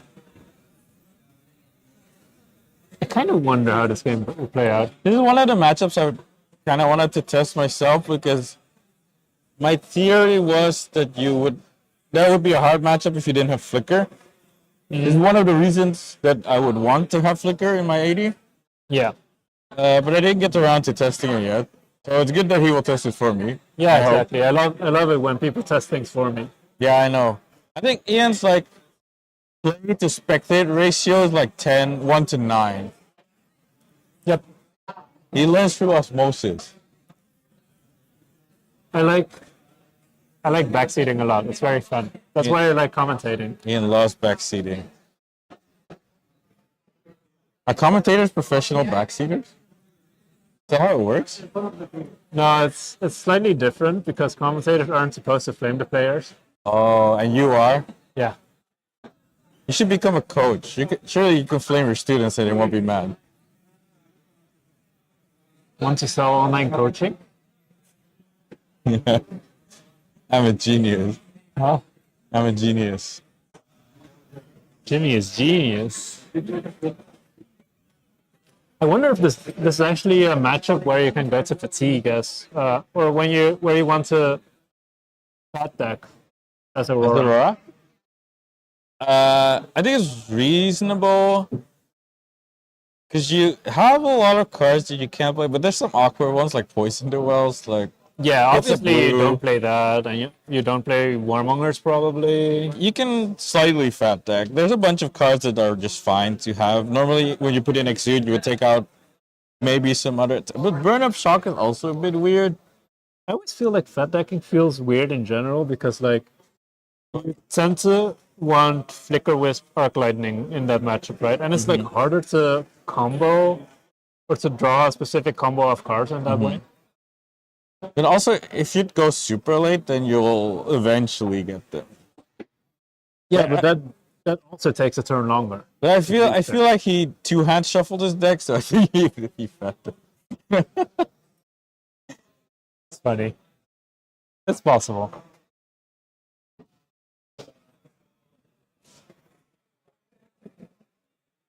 You know, Fixer looks very normal mirrored. Does he? Yeah, it's just writing the other way. Isn't it like that for every hero? Wait a second, that's not Miller's Grindstone. Crown of... Well, yeah. I didn't... Wait, it's Wait a second, that's Crown of Dominion. Are we planning to race? He's combo victory. I think if you bring a lineup like this, you want to be visiting the Goldmane estate. Visiting your house, yeah? You should pull that card. And you're trying to be as aggressive as possible. Which is There's so many visits. What the heck? actually kind of not what I expected them to do in this matchup. That's Is a this fast judge Crush call. the Week? Yeah, that's Crush the Week. It's Crush the Week, Not the Pummel physics. turn 0. Oh, but that's a block 9? It's okay, he doesn't have Pummel. Oh, wait, he does. He has 3 Oh, wait, he does. Oh, oops. I actually thought that you might be genius there. If you read that. I mean, it could have been. Is there Arcane Berry, yeah? Oh. Legs, yeah. No room Okay. boots. Amsterdam, no room boots. Those your favorite? They're clogs. I don't like walking on them. Why not? They're so comfortable. They're wooden. Oh, Vicious Shelter. Ooh. This does not look like a burn up shock that's gonna hit to me. Chance went up. I mean, you can block with a higher attack thing and then react if they do. Yeah. Oh, Two flashing. things. Oh, it's the visit home. card. No, that's so He actually unlucky. lost the clash. He's putting a visit Goldmane estate on bottom. And he lost the clash. It's not even a neutral. He lost the clash. No, it's Strauss, right? So you clash Oh, strike. okay. But he's sacrificing the gold to reroll. Okay. He's tied. That's Oh no. that's something. At least we won 1, but it doesn't do anything, right? Yeah. You need to win 2 to actually have a payoff. That's unlucky. Yeah, well. Now you didn't equip a helmet. I think Trounce generally isn't that likely to hit. Yeah. Like you get 2 checks if you whiff once on like a test of strength, a Trounce, what else? Visit Goldmane estate. There's quite a few options. But it definitely feels bad that you equip the Crown of Dominion to like reduce your chance of losing a clash and then you lose the clash. Yep. And then you reroll and you still don't win the clash. Yeah. Also the fact that there was an E-strike on the opponent's top. Yeah, that was kind of sick. Unlucky. I think that's the highest power attack in the entire deck. Yeah. Unless you're playing Paupers. Which he's not. Yeah. Unfortunate. Definitely not the start that Fixer wanted to have. And now he's playing a 5-card hand Aurora. I think that's CLV, right? Oh, no, not take 1. It's take 1 and I draw a card. Shelter. The thing is that even if you have a D-React here, it's Wait, I like think not I that see valuable. Sigil suffering too. But his tuning's gonna go to 3, so he probably doesn't get punished. With Sigil suffering. Like even if he holds 1 blue to Titan's Fist, he can still tunic AB. The unfortunate part is that the Scar also has Go Again. Yeah, because you block. If he didn't block, it actually didn't have Go Again there, would have been kind of perfect. There's still no lightning in pitch. However, lightning there getting is. pitched. Wow. Why does he need to pitch lightning here? He wants to pitch lightning to keep channel lightning value up. What's Easter? Easter draw? He straight draw. Gets them with Arsenal. There was a sigil of suffering, you said, right? Yeah, I think he bottomed it. That's too bad. But I mean, it's like I said, the tune is going to 3, so it's not really gonna draw you anything, so you might as well try to get something proactive, I think. It makes sense. And then maybe in the mean- late game, if you like actually are hitting him for lethal, if you get there, you might get more value out of the sigil. I'm not sure. I feel like he's done a lot of 10. Like 10? 10's a lot against the Guardian. In the early turns? Yeah, I'm not too sure. Okay. I thought maybe there was a good swing back, but it seems like we're just going for an Arsenal. It's Hammer Arsenal. I think this might be a pummel. Ian loves Pummel. Most other cards you would have blocked with, right? Reasonable, because he took the full 4 from the Scar. That seemed a little bit strange. Like normally you're kind of happy to block down to 0 cards or 1 card. 1 to hammer. To preserve life. Ooh. Blocking with lightning ray, what does that mean? It's Greavy time? Tunic is up as well. This might be a very good gone in a flash turn. With the COV? It does look like it, right? Yeah. There's a gone and a flash in hand. They have instant? Skizik Searcher. Gonna search for Skizik. Skizik. And unfortunately, he didn't play Crush the Week the turn before that. It's so unlikely to line up properly for you. And there can also block, so... I keep looking at these cards. I'm like, isn't the card name way too short for the card? What do you mean? It's Skizik. No, but like the embodiment of lightning underneath. Oh, is it like It looks like a different Japanese language? embodiment, Makes sense. or like a Japanese channel, Lightning Valley. Oh, that makes sense, yeah. We're winning flashes. Finally. And when Victor wins the clash, he actually gets to draw a card. It's actually broken. It's very strong. If I block, I get more cards. It's like Sigil Suffering with COV. Kinda. That's a good comparison, actually. The of suffering just becomes test of strength. And you become Victor. Become Victor. That's kind of sick. Becoming Victor only on defense is kind of nice. Oh? He's using it Oh. there. Wait, doesn't he need that to like cool bouncing tricks? Wait, what's going on? Wasn't he gonna bounce the gun in a flash? No. He popped the Greaves, right? There's a gun on the flash in hand. I'm confused. What just happened? He has 2 cards in hand? Is this better than... Huh? He snatched Gone in a flash in hand? Is he keeping it up? Another snatch. But this also just gets blocked out. So we lost boots and didn't push any damage to it. We got a couple of armor pieces. I mean, it was a little bit awkward to do a real Gone in flash turn there because he was stuck like double snatch. But I think you just don't really think. Yeah, you only had 1 instant there. But it was like a bricky turn. So he kind of used it as Snapdragon to kind of fix his hand. Oh. I think one of the strongest things that Arc Lightning sometimes can do is give Exude confidence go again. Isn't that what is in his hand? Yeah. That's game bad. It's so annoying to block around. Yeah, for sure. Although, now that I look at this Victor's list, there's 0 D-Reacts in there. I mean, he just wants to clash. We're just clashing. I think it does become a little bit easier on the lower side if you don't have anything. Yeah. But you don't know that in advance, right? Yeah. It's also not like you can actively change your game plan if you expect them to have Wiercx or not. It's like I think you played Extraordinaire way. Victor can play Wiercx, but it does reduce his clash consistency. So I think usually you would see like some amount of things and some amount of shelters, maybe like 6 in total or something.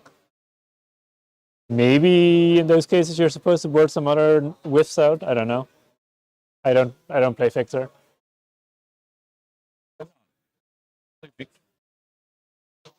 I'm interested. Huh? I want to block swing hammer. What the fuck is wrong with you? Who are you? I feel like blocking with test of strength is pretty. That's pretty satisfying. It's pretty if fun. You draw a card. Yeah, I kind of like that in limited, You do love drawing cards. but I kind of want to draw more cards. With more clashes. What are you looking for? Underneath the playmats. What's underneath the playmat? Did we put something underneath the playmat? Did the Spinal Crush come from Arsenal? I think so, yeah. So you parked it there earlier on to play it now? That's when I said I thought it was a pummel that went to Arsenal. Oh, right.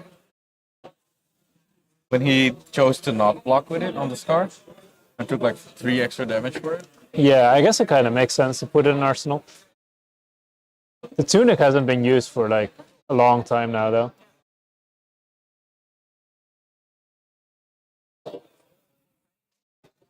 Funny, technically could have popped gold here. But the random arsenals in Victor aren't that great. Yeah, it's kind of sus. If he's a sicko, he would have somersault here, but I don't think he does.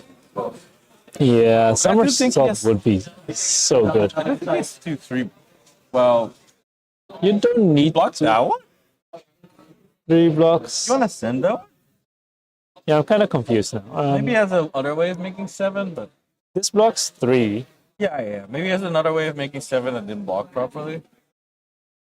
Like this. Yeah, this is 7. But this costs you cards. It's kind of sad. This is 7 for 1 more life. Yeah. 1 more block value. You lose 1 more card, but the way the game goes, it doesn't look like this is going to be a fatigue true. game.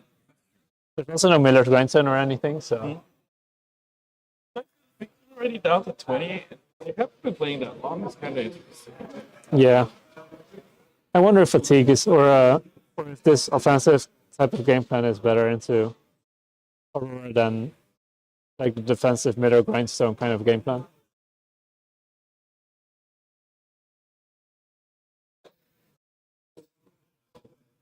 It does. It would be kind of sad if you do the E-Strike with the Clash thing on the Miller Grindstone, though. Another alert. Makes you love to alert. That's scary. Fucking Duke is so scary. Ian's just ignoring alert. He's so smart. Is that a somersault?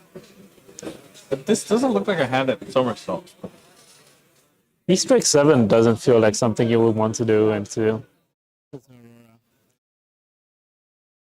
like, yes, you throw damage, but she's better at throwing damage. Yeah, it's not a huge amount of damage, not big enough to care. There's no disruption on it.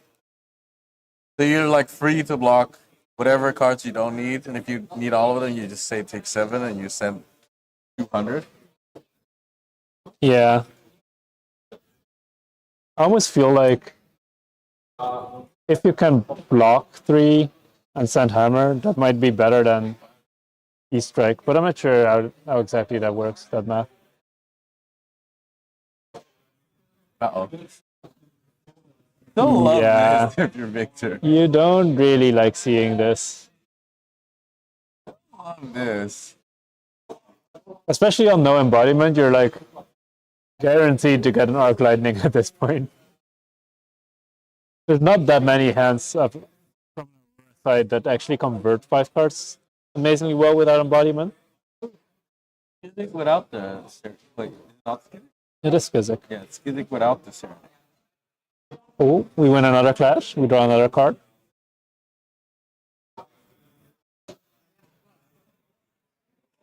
Somersaulting the Skizik? Yeah, somersaulting the Skizik is like a trick to keep more Skiziks in deck. You can pitch one. I think he has to pitch the other Skizik. guy because I think it's Vaporize shot. What? I think so. Don't you think so? It's burn up shock or vaporize, but I think it's vaporize. You pitch both, I guess. Yeah? Is this Arsenal Skizik? Seems like Arsenal. It might be East Strike. Arsenal. East Strike Arsenal makes sense. But then you're still stuck with the Skizik. No? Or the vaporize. No, you can pitch the vaporize and then bottom Skizik.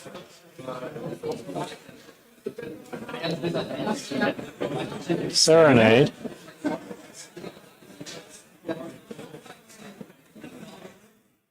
Is this Serenade not searching? Is it just +1? It's kind of depressing. There's at least one more Skizik, though. Is there not? Is there not? We might be all out. What's happening? Oh, Tunic for Arc Lightning? Okay. Is there not another Skizik? Doesn't look like it, right?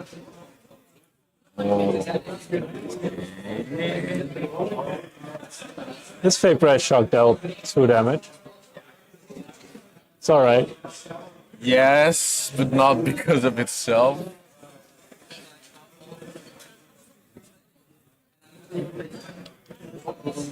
It's actually coming in for 5 now, right? Or, Yeah, but you burned a card.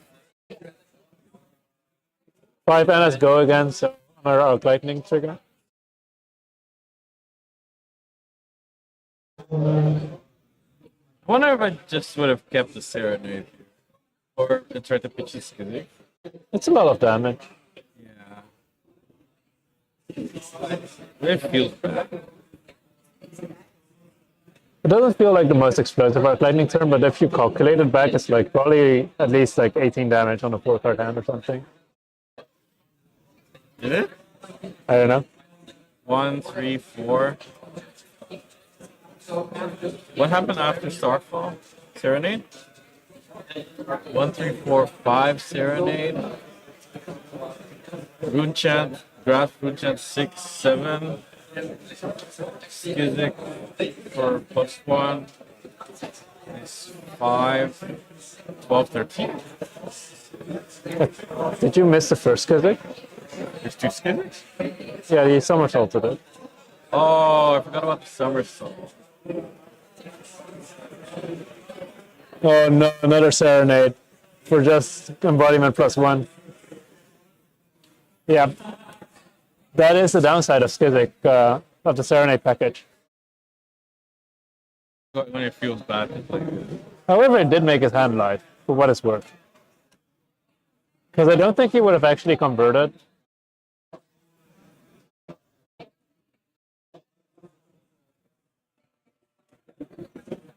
I do feel like somehow Aurora is losing control over this game.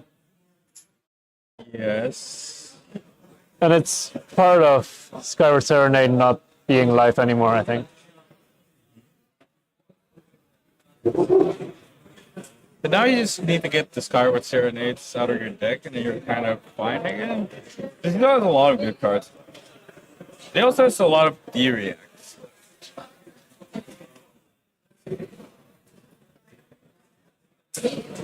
Ooh, and Fixer taking 4 damage over here. What do you think? Spinal Crush? Did he have Tunic? No. It's not 2. Could be, yeah. Oh, he's going home. Oh, we're going home. How many goals is that? How many mites? Like 4? 3. 4 mites? I think 3, no? There's 3 gold now and 1 Armagus, I think. 2 mites? Oh no, that's 4. That's a 4. The angle was a little bit weird. Oh yeah. Final crow. You weren't wrong. He loves final. That's a nice final pro. I haven't seen a pummel yet. You're also not going to see it here. 'Cause Not on this one, no. he's Not on no this one. floating, he's no tuning. Oh, that's a good moment for Shelter. That is a good moment for Shelter. Wait. Is it? Yeah, that's 6. Yeah, that's perfect. Good Shelter. That's a good 80 Yeah, bucks. that is a good card. I wonder if we're going to be able to convert the 4 mites. Probably, right? I mean, I think so. You should at least be able to hammer.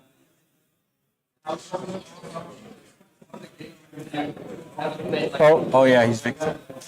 Golden Sun. Oh yeah, he's Victor. So now we got the gold.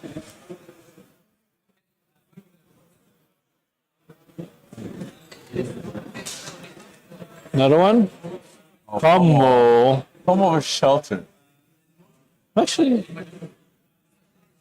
He's using gold to reroll. yeah, okay, we win this. Now we got 2 gold off of the Golden Sun trigger and the Trounce trigger.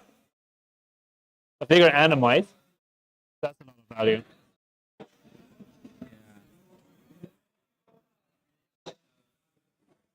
It's kind of different if you win the clash as well. Yes, deck is a little bit stronger if you win clashes. We do see a Shelter on top though, so like we know next turn will be 1D react at least. We know on this turn we're still expecting 4 plus 1, 1 plus 1, and 2 plus 1. 5, 2. So that's like 10 more damage. We have 1 arcane damage, 1 prevention floating still.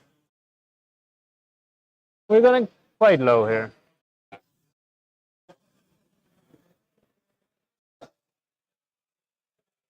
I think winning the clash start does help over though. Yeah. Your life total is definitely a bit sketchy. I don't think have we seen lightning press? I feel like I saw one. But I don't know where it went. Either way, he has like 2 or 3 presses left, and you're kind of low. And he's not playing D-React, so Yeah. that's kind of scary. We're entering spooky territories.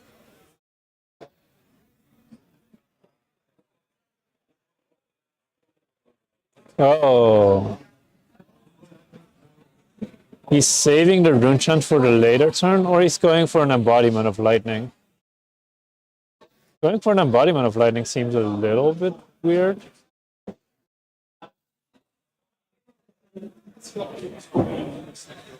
Because you get 1 extra value from going again with grasp. And you already know that there's a Shelter on top of your deck. So you probably don't need to.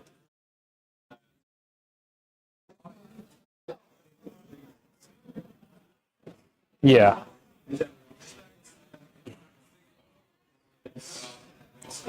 And I think it's kind of convenient for the Victor that that Aurora didn't do the grasp before the Starfall there. This is kind of like second strike insurance. Yeah, Like you have to AB. but it seemed like he really wanted to play a hand with the might.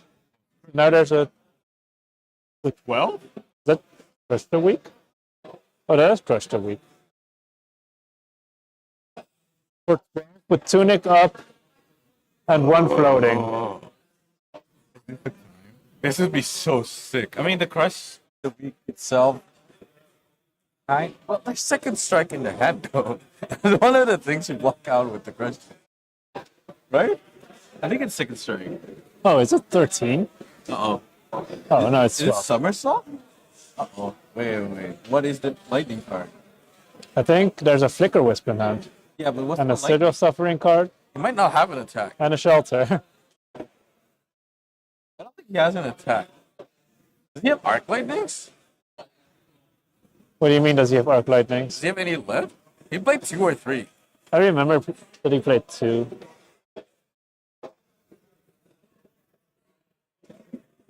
But I don't think Flicker Wisp is gonna add into the arsenal.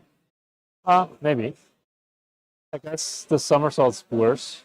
I mean, he's playing like how many Wisps? 2? He can probably afford to block.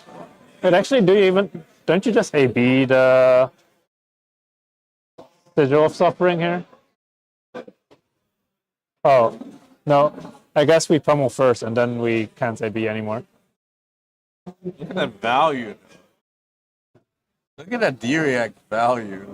Yep, already down to 3.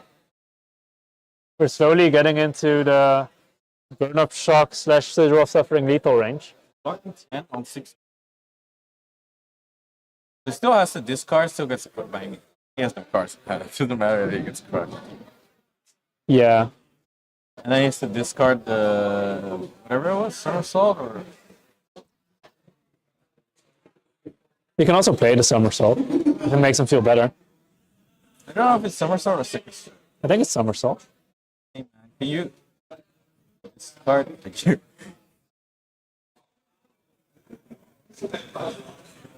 He was like tapping his pummel. He's like, please. He's sending it? That's lethal. I do think sometimes... Is it lethal? Oh, 1-on-1, sorry. It's not lethal.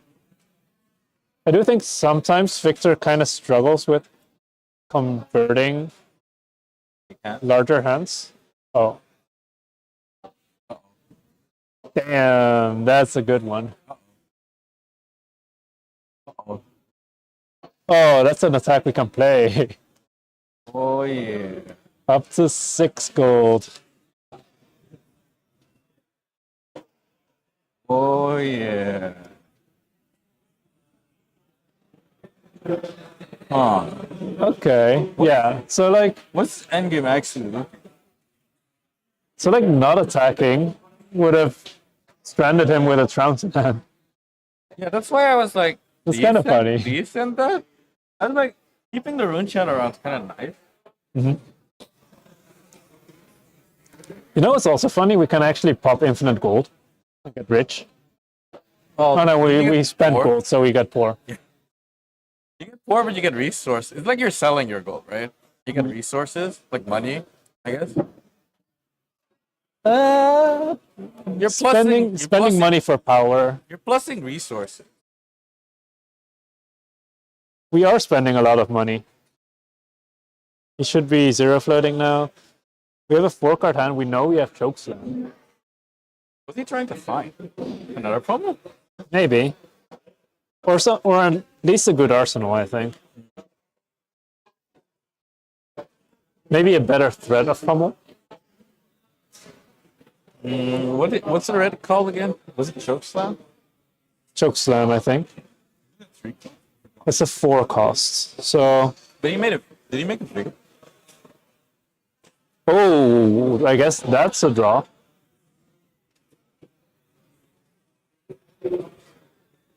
Yeah, you can't pummel that. Yeah, but you can raise a reflex this. What? And in what universe does Victor play Razor Reflex? If this guy is 6'1" and he plays Razor Reflex, I would actually quit Flesh and Blood. Yeah, okay. You're gonna change the deck now? You can write one Deck Razor. check, raise a reflex. And it doesn't even target the weapon. What does that even? It targets literally this. Yep. That's good deck building to you. I mean, people did run Snapdragon Scalers for this. Yes, but Razor Reflex is a card in your deck that's not always available to use on this. Oh, he's getting 6 block from this. I guess the hand doesn't convert too well. Sending big attacks here. choke slam. Suit. I thought it was like suit second strike, but like It's possible. there's currently no real reason to keep both. We're not actually pushing much now as the Aurora player. And it feels like Victor is actually slowly coming back. Turns out that having a lot of gold actually helps you sculpt your hands when you're like maybe breaking a little bit. It's interesting. Now imagine how this would be if Trounce didn't, if there was no option to Trounce last turn. I wonder if that's much better. I don't know.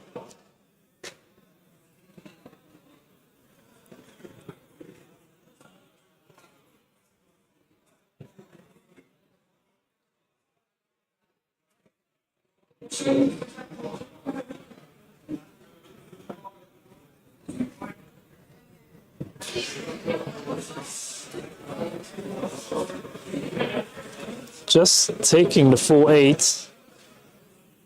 Now Exude can't be bumped anymore. I think the other card is Flittering Charge. Ah, the 2/2 block. Yep. No Wiercx, sir. And Victor said, I don't have any lol. Actually, you probably shouldn't say that. Victor and Aurora both down to 3 now.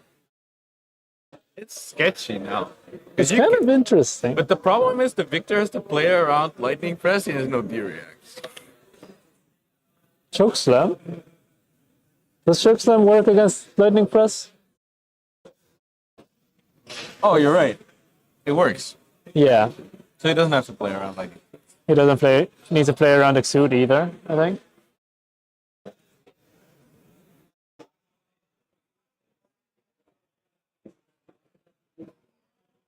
Oh, there it is. Attack action cards can't gain power in general. So you're right. You can just block 3 here. But he kind of needs his hand to do something and pressure back. Because like Yeah. Flittering instant's kind of spooky. He's quote unquote lucky to students on 1, because else it could be like Flittering Discharge, Starfall Discharge, Flittering. Or something weird. Oh, Discharge or Flittering usually. It's kind of funny. I see One more attack. a Visit Gold Manic say in the hand.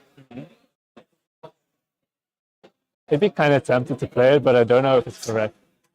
I love drawing cards. You wish. I mean, Visit Goldman, I stayed so sick though. There's also a Spinal Crush in hand. I guess all the Crush cards don't really have on it anymore at this point of the game. Final Crush. I think he's gonna go home. I wonder if going home is too slow. I don't know. This goes out of the game. On one side. But it's spooky. It's definitely spooky. I think you need to pressure a lot here. Oh, that's Lightning Press? Wait, how many instances? That's Sigil, 2 instants, and Somersault? Oh no. That's so I unfortunate. don't know if it's Somersault though. It could be something else. But this. Oh no. This hand actually doesn't seem playable on Victor's side. That's lucky. You know, if It can hammer pummel at the moment. Oh no. if that was actually Somersault, then he would die to Spinal Crush straight up. Yeah. I mean, this is still 7. Do you think he's gonna play around pummel? I think it's really face up. I think you have to play around pummel here. Yeah. You block. Blocking with the Spinal. You block. 1, 2. Hammers for 7. 8. You have to block with Tunic as well to survive. And then you swing back with a huge flittering charge. The problem is, Suddenly it seems kind of good for Aurora, doesn't it? I'm not sure. The press might do it though.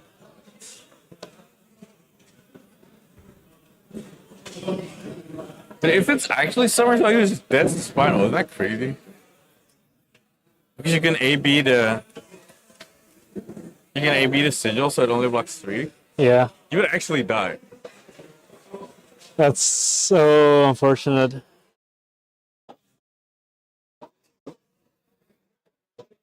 You can go to 6 or 5. Wait, but if he goes to 5, he's dead, right? If he AB? There's no but you AB can't AB. response after pummel. He can't AB. With 1 Tunic counter off here. Oh my god. The final crash was too sick. Going home, no.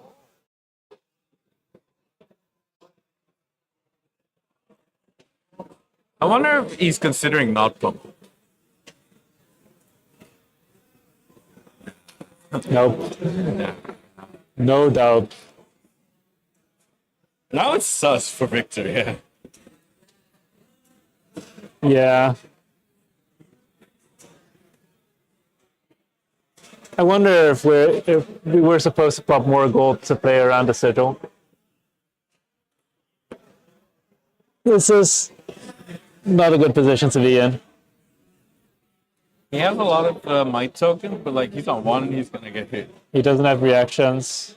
Yeah, not having reactions gonna stop. I can't believe he was dead and he gets away with it. It is kind of funny. I do think Michiel is probably in one of the best spots for bubbling into the top 8. Troll. So I think he's kind of fine. The sick part is like you can This is like a somersault this card. and do it again, and then press afterwards. It's a 4-card 14. I think this is so hard to block out without D-React. Yeah. This Like is if you overblock here, he bounces and he lightning presses the next one. Yeah, this is a rough spot. Hmm.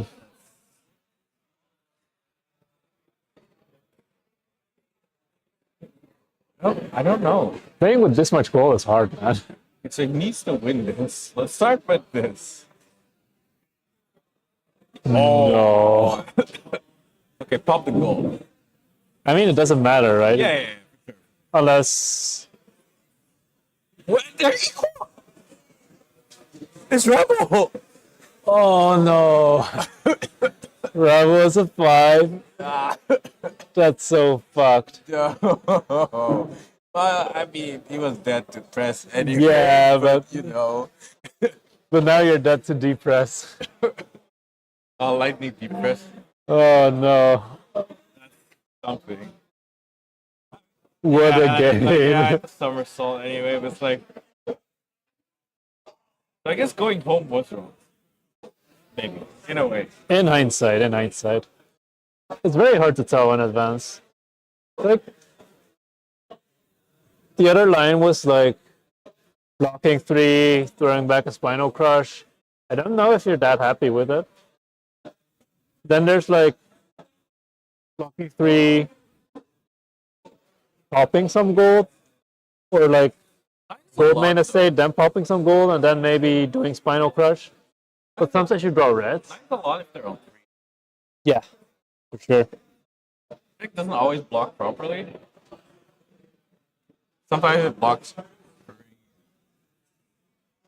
Sometimes it doesn't block properly. It's difficult. So close, so close. I wonder. I feel like I still don't have a conclusion about this matchup. I don't know. We put them on stream next round as well. I don't think Louis is making it to top 8. Michiel is. Yeah, but I can't put them on. If only one of them makes it. It's okay, Jimmy. It's okay. Let's see how the rest of the games are going right now.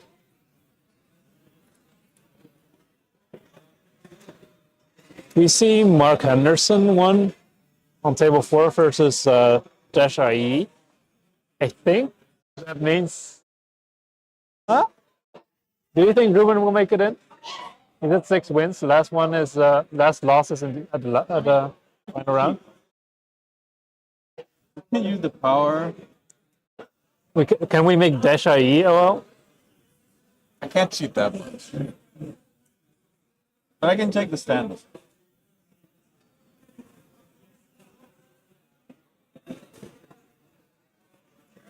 So the stand is after round 7.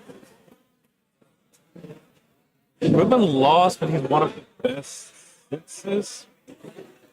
Nielsen's still playing, right? wait, is Gabe ready for the Ian Zhang trophy? No. Did he win? Where is he?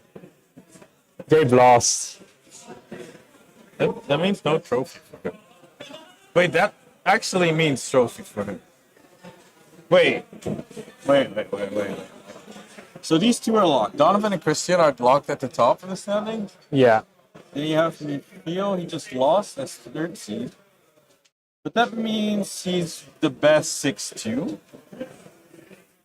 Oh, it's an alpha pack. Oh, it's taken away. He's a professional gambler. Especially for you. He's a professional gambler. What do you mean? Cheapest alpha pack ever. I think literally everyone is locked except for Gabe. Or at least all of the 6-pointers are locked I think we can. because Gabe lost. Wait. Oh, That's sad. So we can already so we can already predict that Michiel, even after he lost to Aurora, he will make top 8. will still make top 8. Both Simon Nielsen and Marcel and Jeshak will be making top 8. Ruben van Dessel will also be making top 8. Why is there so many down pairs? They already face each other. And Niels de Bushra and Florian van Bakel will also make top 8. Yeah, no. Poor Gabe. So we have 1 Fang, 1 Florian, 1 Victor, 2 Zen, 1 Enigma, and 1 Levaya for top 8. How could you do this? Hey, Ian, Hello. Where is it? You ready to give? Oh no. Hey Gabe, Give. do you want to come on stream? Right now? Give it's. Wait, we can't tell him. Are you guys live? Yeah, we are live. Oh, it's Gabe. Gabe says hi, chat. Make you look at Gabe. Come around. No. We make. This is how it looks like from our perspective. Yeah, like every so often there will be someone like popping in there doing like pulling weird faces on us, and we're like, yeah, we are definitely. Do you want to guest cast for quarterfinals? maybe if you don't make it. I'm not. We have a prize for you probably. For me. Oh, Yeah. he hasn't seen it because he's been playing. Oh, it's great. I think we can already Don't let's tell wait- him anything. let's wait for a little bit. Way better. Anyways, I'll cast the quarters if you want. If you won't mark on, that would be fun. How do I put, Mark is also out how do though. I put Mark on? Choose his table to put on. But How do I Mark- put Mark on? He's 6 wins. He said he just swapped. Yeah, but that means he goes to 6 wins. No. The standings are incorrect. Mark and I swapped in the standings. What? There was a wrong result reported in the previous round. Oh, they didn't tell you guys this? That was the whole reason for the replay. Wait a second. Now I can't predict Everything anything. else is accurate. It's just Mark and I swapped. That's Oh no! make it. Everything changed. We have another winner. Wait, so That's interesting. Anyways, come find me. Okay, Gabe. huh? I'm so confused I now. don't know if it's true that they swap. Because It's not in their the system, tiebreakers right? might be different. Okay. We were lying. Okay, we can't predict anything. We don't predict anything anymore. Is it time for a break, Jimmy? Yeah. Okay. We're breaking right now. After Stay tuned for the top 8. Jimmy will make a nice top 8 graphic one day. Hey, I didn't think this far. I will see you guys then.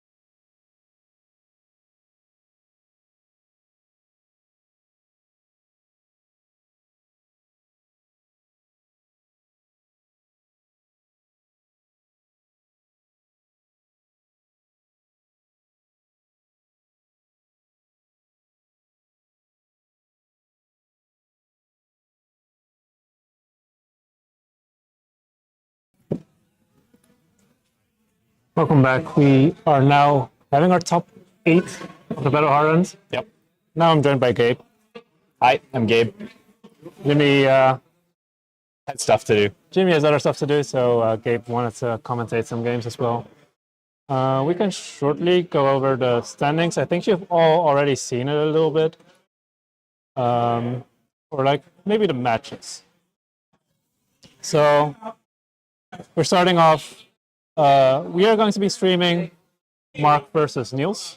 That's the Enigma versus Levia matchup. Yep. On our other tables, we have Christian on Fang versus Marcel on Enigma.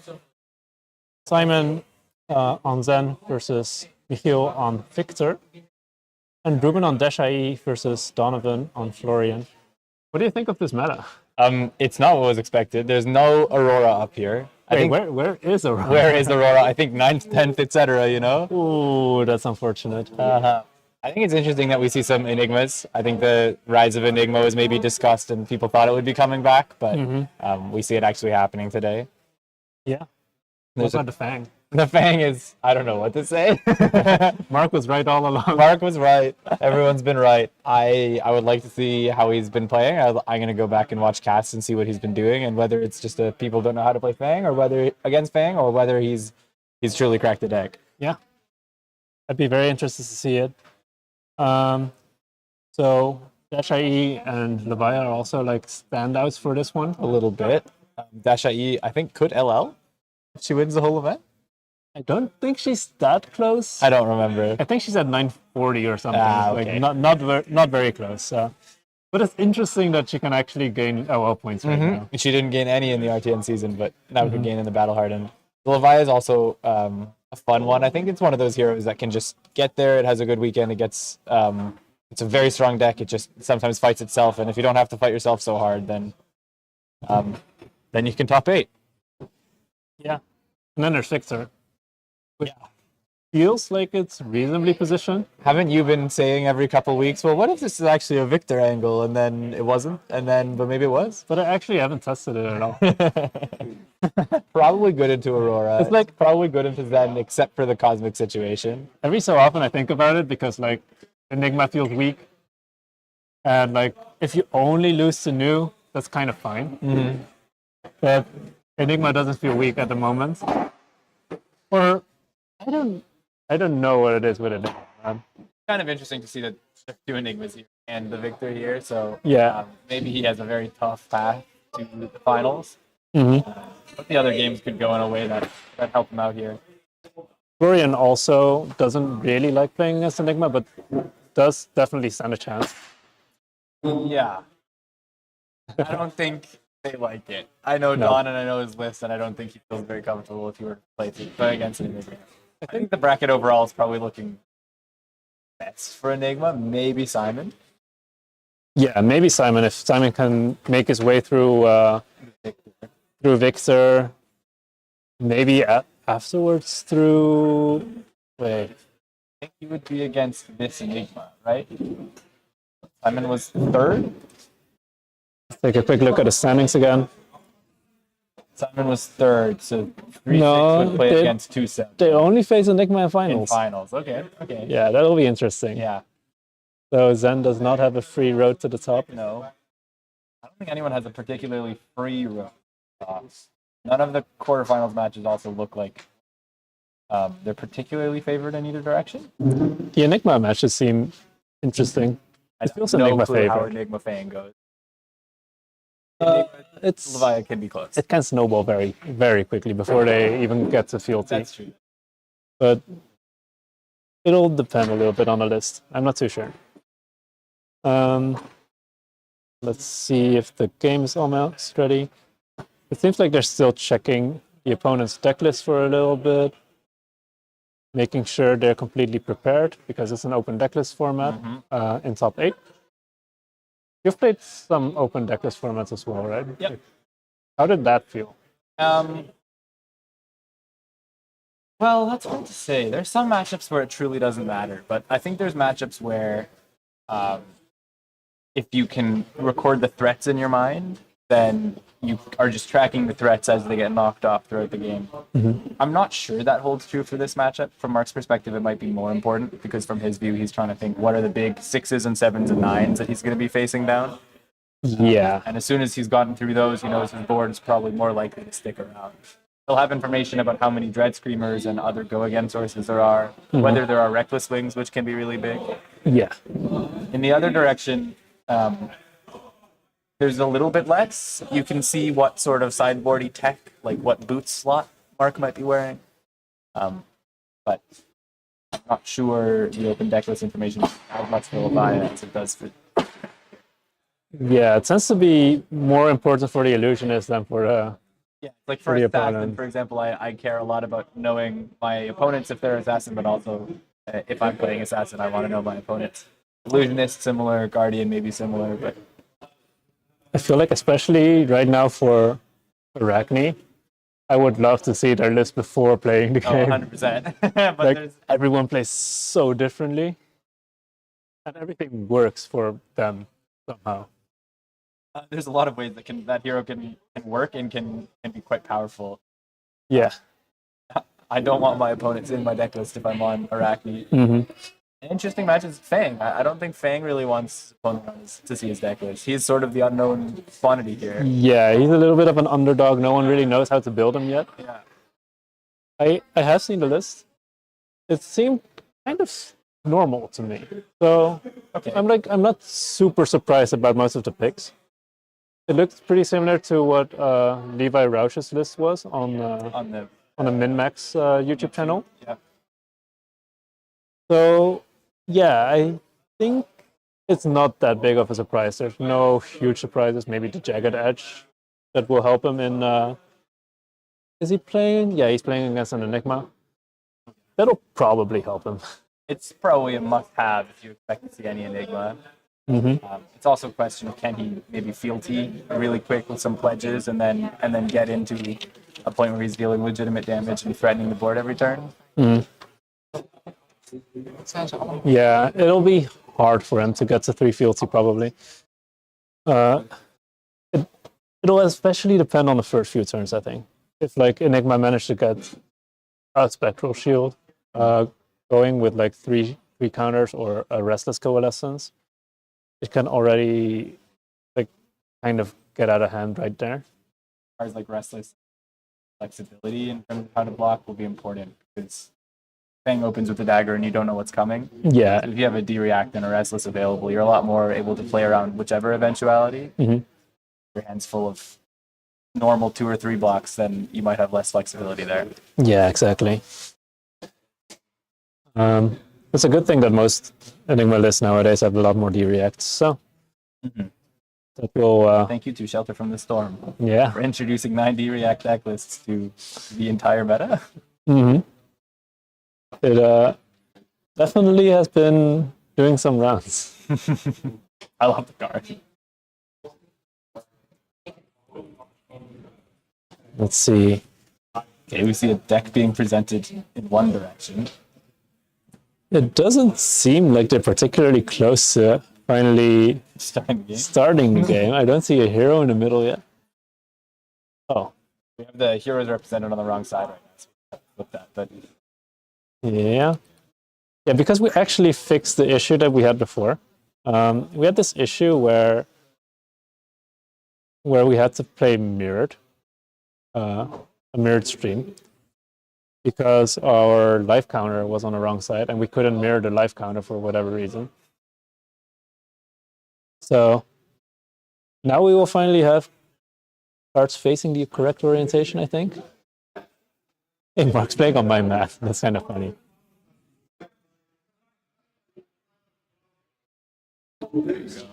next week presenting. Will lights pop up automatically? Do I have to do something on this end? Nice. Yeah. Oh, I'm blind. Okay. They have a tablet next to them. Yeah, okay. That part I know. I just didn't see it on the board.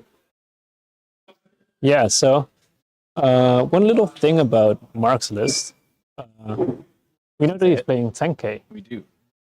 and Find out really soon based on what on the he equipment. has on the leg slot. Whether Yeah. he's brought that into this match. Do you Exactly. think it's good? You're an Enigma player. You think it's good against Levi, against Brute? I've not been a big fan of 10k in general, but I do think this is one of the matches where it really shines. You can get the ward to be full value, essentially. Yeah, and you can hit him for 10. And you can hit him for 10, and possibly you can keep it. Because if they don't have a go again source on after the turn you put it out, it's really hard to pop that. We do see hooves on the side of Niels, which means he can get an action point more easily. So if he wants to hold that on for the 10k, he doesn't have to roll scabs. As long as he's banishing a 6 power, he can get a guaranteed second action point. Right. So That does make probably sense. pretty important for him to hold on to. It's a little bit better than Scabskin Letters rolling, occasionally rolling a 1. Yeah. We also see Kerwin Husk. Do you think that's usually the lineup for Leviathan and Enigma? That might be a open decklist play. He might have seen the 10k in the list and decided that Carrion Husk is probably the move. There's also a world where you see a CNC and you just throw the Carrion Husk in front of it immediately. On the Enigma side, we do see the Mage Master boots, so it does seem like the 10k is in. There's nothing else it would be in for. What if you want a Mage Master boots Bruce? He's not choosing to do that here. He's playing through. Smart getting the card he wants on turn 1. I think it's probably, other than Transcending, the best thing he could have gotten. Pretty much. Like, the alternatives are like, there's not that much, just Transcending basically, or digging for a Transcend. For Transcend, Mark does have Sift in his list. We've seen that. Yeah, that's a way to dig through the for the Transcend. We do see a pass here. Mark's putting Sink Below into Arsenal and keeping the levels in hand. Ooh. That seems like a good position for him to be in. Especially with the Truce on board. He's drawing another Really card good there. game. If there's any Transcend in at hand, he gets to do a levels turn with Transcends. I think I even see a Mirror Guy there already. I think it's a... That's a G. Etchings. Maybe it's a Chinks that I'm seeing. What if the play for Levi is to just pass, not attack? I mean, To play around the truth, getting another card. it's possible. He's putting down a market. So Okay, Levi so- does want to start attacking and putting some offense. We will be drawing some cards. Market Beast is both good and bad here. It's good because it doesn't require you to have cards in grave. It's bad because it doesn't actually build a grave. He's gonna say this card's gonna go to the banish at the end of this turn. I feel like when my Levi opponents do this, I would feel very comfortable because they don't have a grave yet to start paying their blood depths, but they are already setting up blood depth. Now the question is, from Mark's perspective, what if the play is just pass? No. The interesting question is, how much does he have the ability to build a board and pass? It's just one blood depth. You don't pass for just one Well, blood it's depth. also that it could brick. Well, it's just one blood depth. You're correct. You can probably assume that there's no blood rush going to Arsenal here because this feels like a good opportunity to play it. And you don't want to expose yourself to the mana cockers. Is it a good opportunity? Do you want to play Blood Rush as soon as possible in Leviathan? I think so for the first one because it'll help build your grade. Yeah. Admittedly, this Mark of the Beast might mean that it takes away from that at the same time because if you hit the mark, then it goes to vanish and you've not even done what you wanted to do. We see Sink Below being used to block. From Arsenal and no Sink. The Mark is happy with the 5-card hand he has. Ooh. That's not necessarily often the case when you have 5 cards in hand. No, I mean, we've seen a couple of them. We know one is levels, we know one is Astral, so there's a lot of plays he can do here. You know what's also funny? You can gain an action point by Mage Master bootsing Astral Etchings when it's an instant. That is an option. There's no way that's his game plan here. It's just a cool line. Just saying, Playing just the levels saying. and holding priority. It is I feel like it's a drop, so It- he's kind of losing a little bit of value here, but he does get to gain 1 point. transcend and gets to draw one go again, probably. Yeah. Another thing to note that was just going on at the first turn was Mark was reading his opponent's headpiece. Niels has decided to bring in Spoiled Skull, and not Scowl and Flesh Bag. Spoiled Skull tells me that from Niels' perspective, this game's going late. He's trying to set up either a really big turn or continue to be able to do powerful things at the end of the game because of the ability to play one of those cards that he's built up. So say he gets a Shadow Realm Horror in Grave, or in Banish Zone, sorry, he's able to play it one extra time. There's a bit of a randomness attached to it, but with the addition of Shadow Realm to the deck, it's sort of more reliable to be able to get a go again target with Spoiled Skull, because you can pick Shadow Realm, you can pick Dread Screamer, and then there's a third choice which you'll have to figure out how to do backup. Can you get Blood Rush Battle with it? Oh, let's check. I haven't played that card in a year. I thought you can get like any card. It's on the screen. Three over here. action cards. Action cards with different Yeah, names. so you can also play. So you have a lot of flexible choices. Yeah, so you just get Admittedly- 3 go against sources, so you have an out against Mirror Guy, for example, right? So that card will be critical for Niels either winning the game late or taking back tempo once he's behind on a board. But to get there, we do need to get those cards in Banish first, so it might not be that easy to set up, but it will help definitely. Game goes late, those cards will probably naturally get to banish because those are the ones you want to be playing as well. Niels is opting here to block 3 on the levels, which tells us possibly he's just trying to build his grave using this turn. You know, even the levels is not a big threat, and you don't know what's coming after it. You definitely want to block and build his graveyard. We see Mark opting not to play the Astral Etchings and playing the CNC instead, going for a little bit more disruption. I think that's pretty fair. Attacking with the CNC means taking cards out of his opponent, which means that this shield has a better chance of sticking around. And even if this shield pops, that Astral will be threatening something. Yeah. On the other hand, it's like, if he would have ended his turn with a shield with 4 counters while the opponent is still at only 1 grave, I think I feel pretty safe. Well, as it turns out, Niels has decided to only go to 2 grave, so he probably has a play. There's also the world where Mark might have gotten a read that saying no block on the shield means that he does have a play available to him. He's just trying to put cards in there, but he has them out. Yeah, here you go. We're attacking with a Deadwood Rumbler, so we're going to take a card off the top of the deck and then immediately discard it. If it's a 6 power card, he can banish a card from a...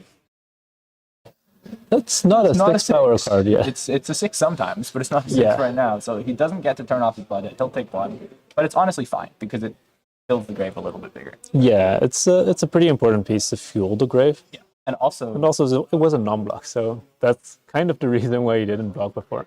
Yeah, that's true. The other advantage of this play, the way it worked out with what was on top here, is Niels actually has a perfect Shadow Realm Horror grave right now. So those are all hits, and that Diabolic is playable because it will come along with 6s. Yeah. So that will allow effectively 2 card 13 from Niels if he draws the Shadow Realm Horror and has a blue. I'm seeing so many Astral Etchings. I'm so tempted to just play all of them on this one shield. Have like a mini mirror guy that doesn't need resources here. It does need to beat the shield around. No, why are you blocking with the Astral Etchings? My dream. Say that the other cards in hand probably don't block. You see another one on top? Promise. On top, of course. That's so funny. But it does mean that the other 2 cards are better than Astral Etchings in this spot.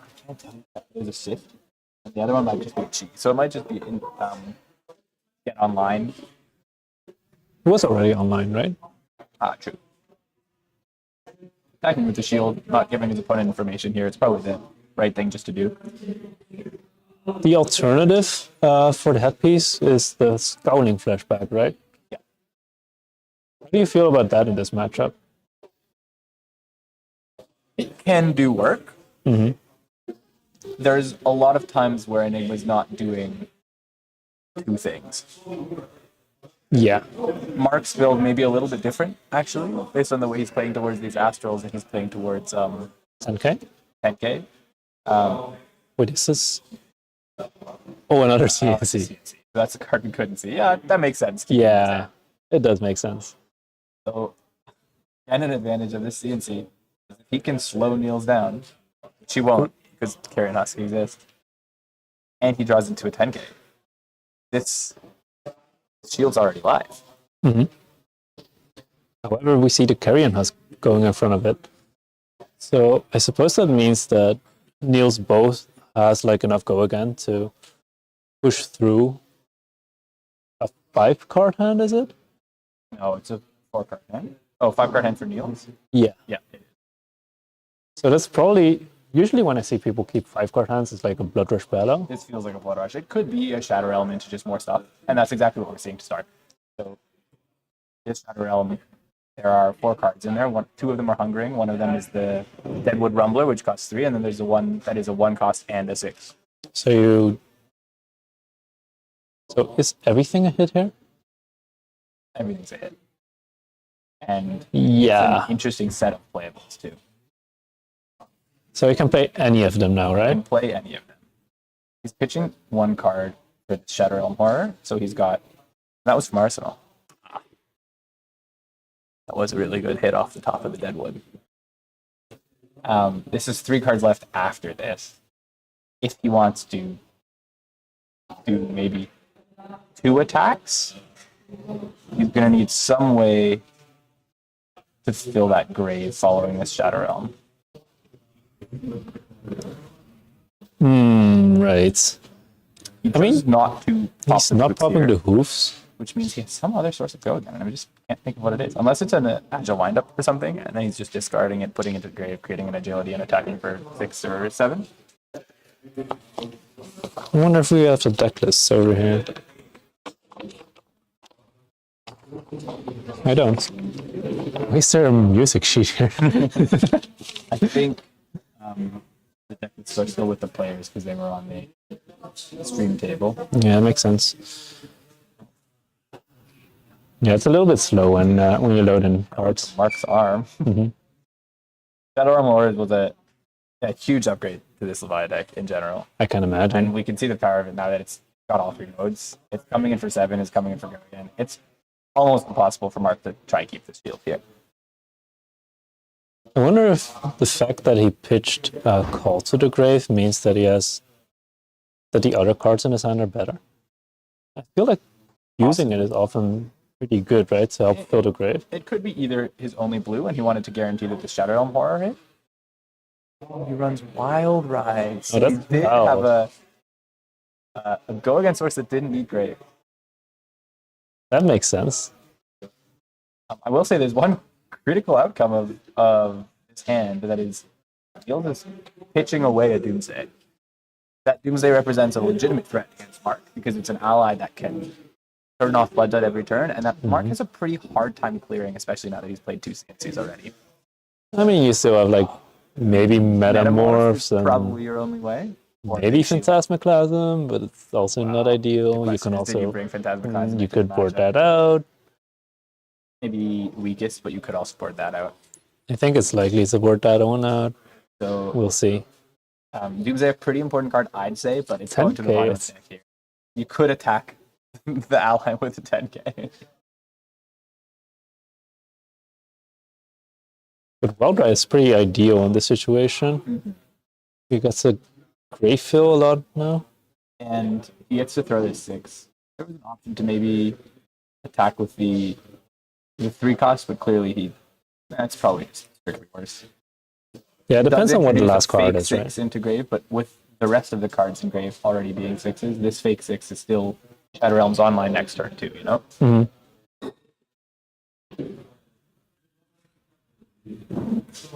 Yeah, I think he just really likes a card in hand.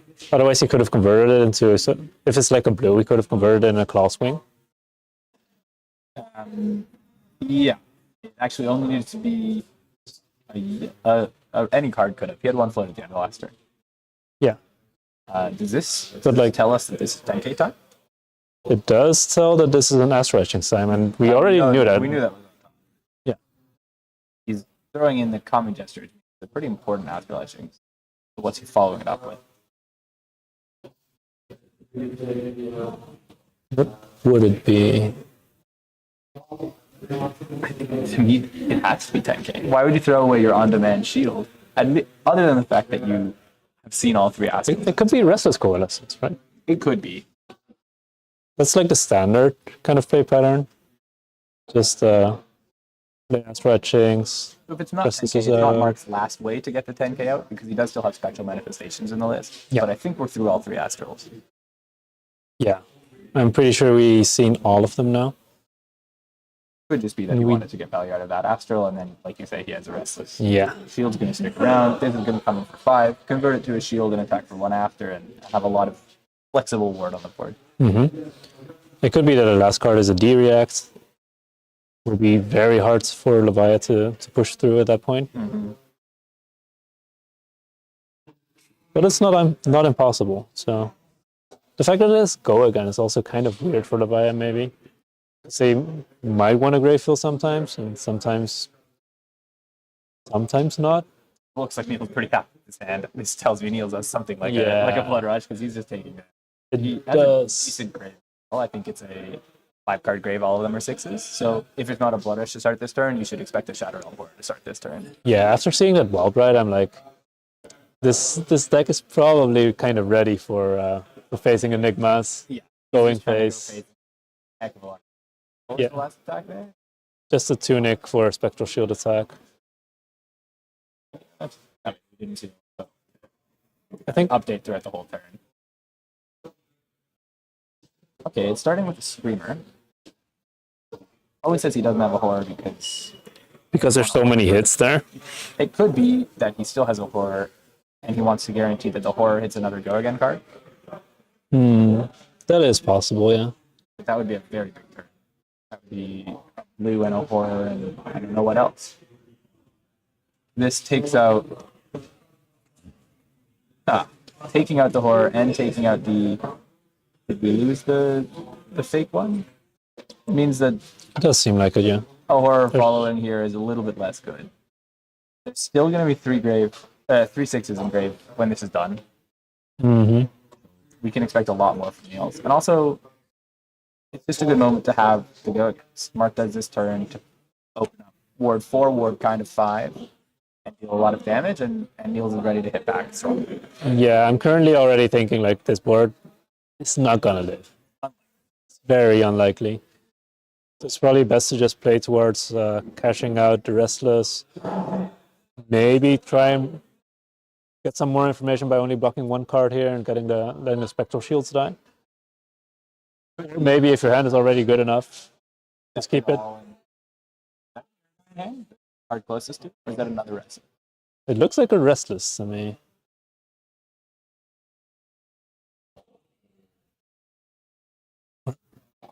Or it's a Metamorph, yeah. I love when a deck. All the cards look the same. It doesn't really look the same. The Leviathan deck all looks the same. The Leviathan deck sometimes does look the same. On 20, effectively 25 with the ward on his board.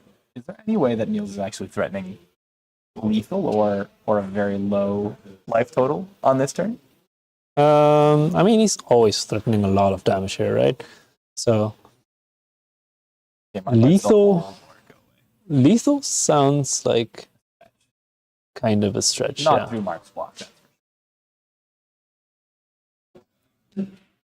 Okay. Yeah, so it's just a swing big. So like, it felt like. I think he has more ways to go wider, basically. Is he still thinking about pitching? He's thinking about which card to put in as the 4th resource for the turn, the 2nd resource for the swing big.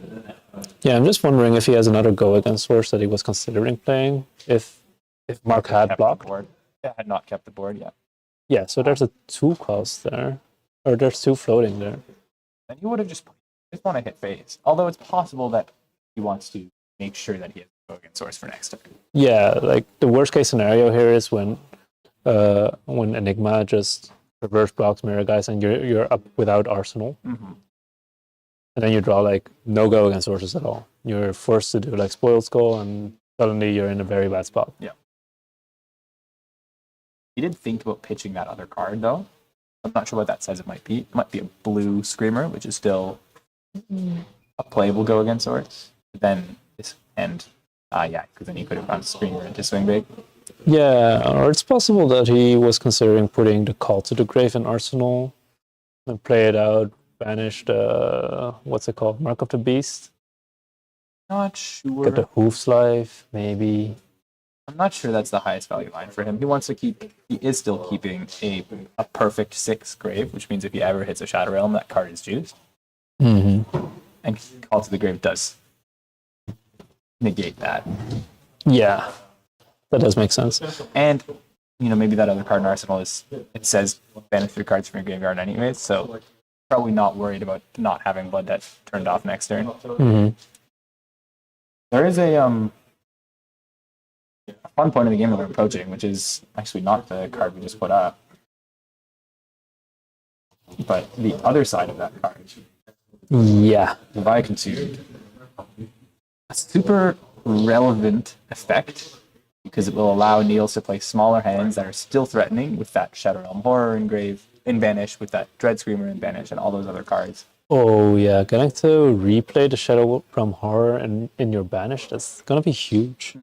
Its third effect doesn't matter at that point because the cards that go into your Blood Debt go in face down. Mm-hmm. But it's still set to go again.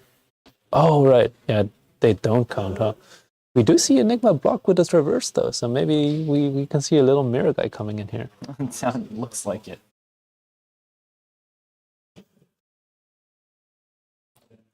We haven't seen 10K at all though, so maybe this game the game pace has been a little bit too fast for that kind of play. I mean, we're on turn. Yeah. It's been pretty fast, and he had some spots where he could have played it, but he hadn't seen it yet. Mm-hmm. And he didn't draw it in top 12 cards of his deck with his 3 Astral Etching, so it's kind of hard to resolve them. Yeah.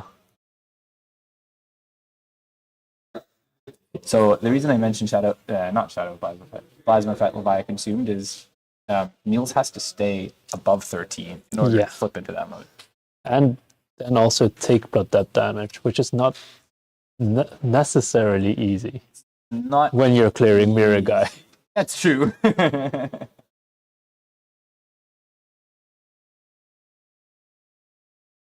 Still no blood. One thing that's also interesting in this position is like, what happens if there's a Reckless Wing? Like, do you think Mark has some kind of out against Reckless Swing from here? Certainly has to be trying to have that. He doesn't have Common Gesture alive anymore, which doesn't actually do enough because that's only the word one. Yeah, that's just word one. It helps sometimes to have the word one around. Oh, wait, is that actually the 10K in hand? Is it gonna be? Can you take the counters off the Mirror Guy to play out the 10K and swing for another 10 after this 8? That would be so nuts. If Niels has a good hand here, his play is probably, I'm getting rid of Plasma Effect for this game. I'm trying to kill here. It does seem like this is going to be the play. I saw them raising the pen. Seems like Niels is going down to 13, meaning that Plasma Fat is dead. Plasma Effect's dead, but I mean, if it is a 10K to follow it up, it was dead no matter what. Yeah, for he has sure. 3 cards available. You can't guarantee when you're getting attacked for 8 here with 3 cards left for your opponent still. Even if you throw 1 card block, if he attacks for anything else, you shouldn't have thrown that card on block. Yeah, for sure. It's kind of funny that a Metamorph got pitched. Well, we did see the Doomsday go away. Oh, you're thinking that he would How cool would it be to copy the Mirror Guy or the 10K? Yeah. There's no way Niels pops at that point. But he doesn't have a lot of options. Yeah, he doesn't need to stay alive. it's true damage. It's just like in the old days where Prism would play Metamorph and look at the opponent and be like, would you like to have another Spectra facing you there? It does not seem like they're... It does seem like they're currently still thinking about the blocks. Yeah, though. it does look like we're Even still though alive. they raised the pen. The pen maybe was raised to check in to have a think, and then Mark put the 8 attack die out after the pen was raised, so that tells me they were probably still in this moment. So if Niels has a great hand, he's probably saying I'm losing Plasma Effect. If he has a mediocre hand, is it even worth blocking? Yeah, now we see the answer. I don't think you can take the risk, basically. You have to be able to try to clear it. And with Hoops Online, he has his opportunity to.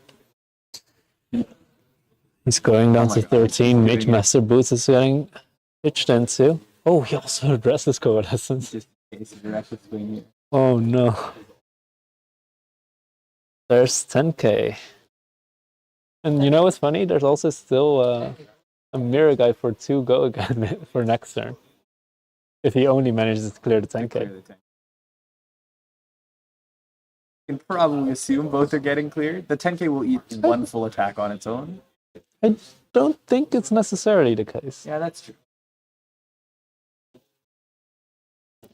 Niels is only on 7 blood debt, so even though he's going 3 or maybe 6 here, he's not going to be able to gain back those last few points of life by flipping into Levi redeemed instead of Levi plasma fed.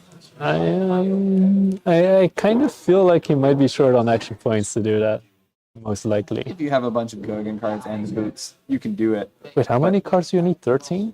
You need 13 in blood debt, so he's a couple too many turns away. Is the big thing. I don't think he can get 6 more blood debt into his grave. Yeah, that'll be on rough. this turn itself.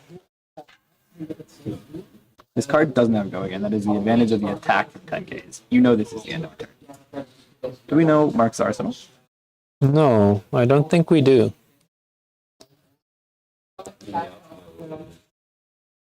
I'm just kind of wondering if there was a world where this was not the line, but it does definitely seem like the line for Mark. I'm kind of curious to see what Niels has to offer to somehow clear this entire 10k Miragai board. And it does seem like it's a Shadow Realm horror. That's the greatest start he could have. And like we cited a couple turns ago, this grave is still a perfect full of 6s. There's a Dread Screamer in there too. So this turn could go ultra wide. No. Oh, The one he didn't want to miss. I mean, there's a wild ride. Still play. Yeah. That's, Doesn't need to be a blood deck card. do you think you pop the hooves here? Wild ride in there, it's possible. It's so contextual that it's hard for us to say because we don't have a guaranteed way of knowing. Mm-hmm. He might just have enough go again cards in his hand. If he has a wild ride in his hand too, and he has that one in Banish that's playable, he's got a lot of ways to both go again and also refill that grave. So there's no reason to pop the hoops. Do you think you can get more value from the 10k than 7? Probably not. The question is, can you swing again with it? Because then you do get more value than 7. It doesn't look like there's ever a world where you swing again with it. You're just trying to find the optimal amount of value. Maybe you're expecting the endless maw to hit the board, for example. So if you have like a 3 and a D react, maybe you can protect it for endless. Niels be thinking on the boots and deciding not. Mm-hmm. We know there's at least one more go again source, although it's somewhat sketchy in the wild ride. Mm-hmm. At the very least, yeah. Also, still spoil skull available. Right. Could be the turn to go for the move. You would need a lot of resources to do all of this. Does Plasma Fed also turn off Spoil Skull, basically? It does, right? Effectively, yeah. Oh. No.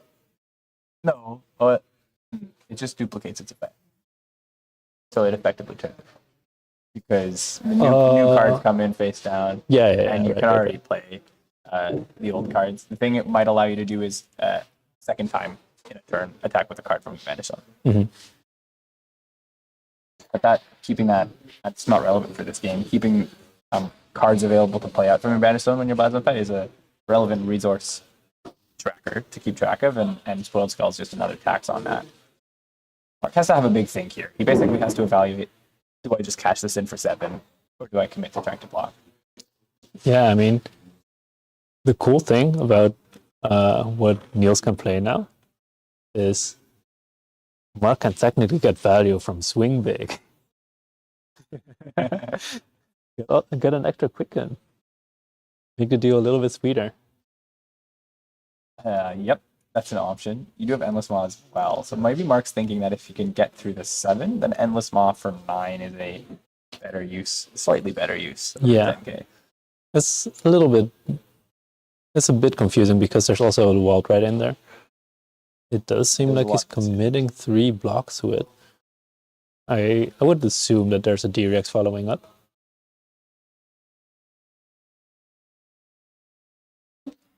There's also some line somewhere where Miragai gets sacrificed before the 10k. It's possible, but it's ward 2, so it can help you flex out a 6 to a 7 to an 8. You know. Ooh, pitching a yellow for the Wild Ride. So those Probably endless not mons what you big wanted now to do. are not playable for this turn. He's chosen to play the Wild Ride. And it is a Dread Screamer. Red Dread Scream. It did hit. That's red. So this Wild Ride being another 6 go again. And he's got 1 resource float, card in hand, and a card in his arsenal. So do we get 6 value from our 10k now? Or do we say there's such a low chance that it's going to be Claw here? There's no way he would play Wild Ride with a blue in hand, right? No. He would have, especially with the windup being a pitched 6, it. he would have pitched it. The thing I'm thinking through is But Dread Screamer could have come off the top. But I think it was either in hand or it came off the top. Yeah. The thing I'm thinking about is, can you steal Spoil Skull? He chose not to boots, but he does have access to Horror in Banish and maybe a Screamer in Banish. No, I think they're both there in the grave, right? So it's not a perfect Spoiled Skull. You don't have all the go again sources. If that last card was a blue, for example, he might be able to go that card in Arsenal, Spoiled Skull, and another attack. That's pretty difficult. Right now it does feel like 10k is likely to die. I'm just not sure if Miragai is likely to die. Or if we want to protect the 2-word Miragai. 1-word Miragai for attacking for 2. 1 word, yeah. 10k going here. So Yeah. he lost a bit of value. In theory, 1 point, but that shelter was an arsenal, so blocking that breakpoint was also convenient for Mark and available. Yeah, and sometimes it's also like Enigma hands don't necessarily convert well to damage. They do convert if you have a board a lot of times. So Niels going for endless. No, it could have had 9 value. We could have had 9 value, unless those cards don't block. Niels only attacking for 9 here is kind of scary for him. Mark has 3 cards available to him. 1 word, Miragai on board. If those 3 cards are offensively potent, he can take damage here. So you basically want to have like a CNC or something is it to hit for 6? Or... CNC is not relevant at the moment. No, but it Just to hit for 6. threatens lethal. It takes like 2 cards 1 away. card if you want to block with your arms. Yeah. I mean, the other options aren't that great either, though. It's like you have Miraging Metamorph. you No, have I think Phantasmoclast, CNC is and- maybe the best case, or Miraging Metamorph is the best case. Tunic will not be online, so he can't do a... I guess there's Spectral Manifestations. That's a 2-card hand, though. So that's going down to 1 and 3. That's going down to 5, down to 8. down to 8. That's all right. You get a board. You force your opponent to play your game. That's probably a good move for Mark if he has the option available to him. Mm-hmm. Oh, taking 8? It looks like they're offensively voted cards. He sees his opponent on 3 and he decides he wants to attack you. What does this mean? What could he get? It could be CNC and a D-React, then he could decide that this D-React is more valuable next turn, or Spec Man and a D-React. Mm-hmm. Reach Spectre. Rage Spec. That has to be one of the best cards to attack with. It's still 6. It provides 1 word next turn, And you have Tunic on 3 next turn as well, so you can block 5 cards. possibly, we assume.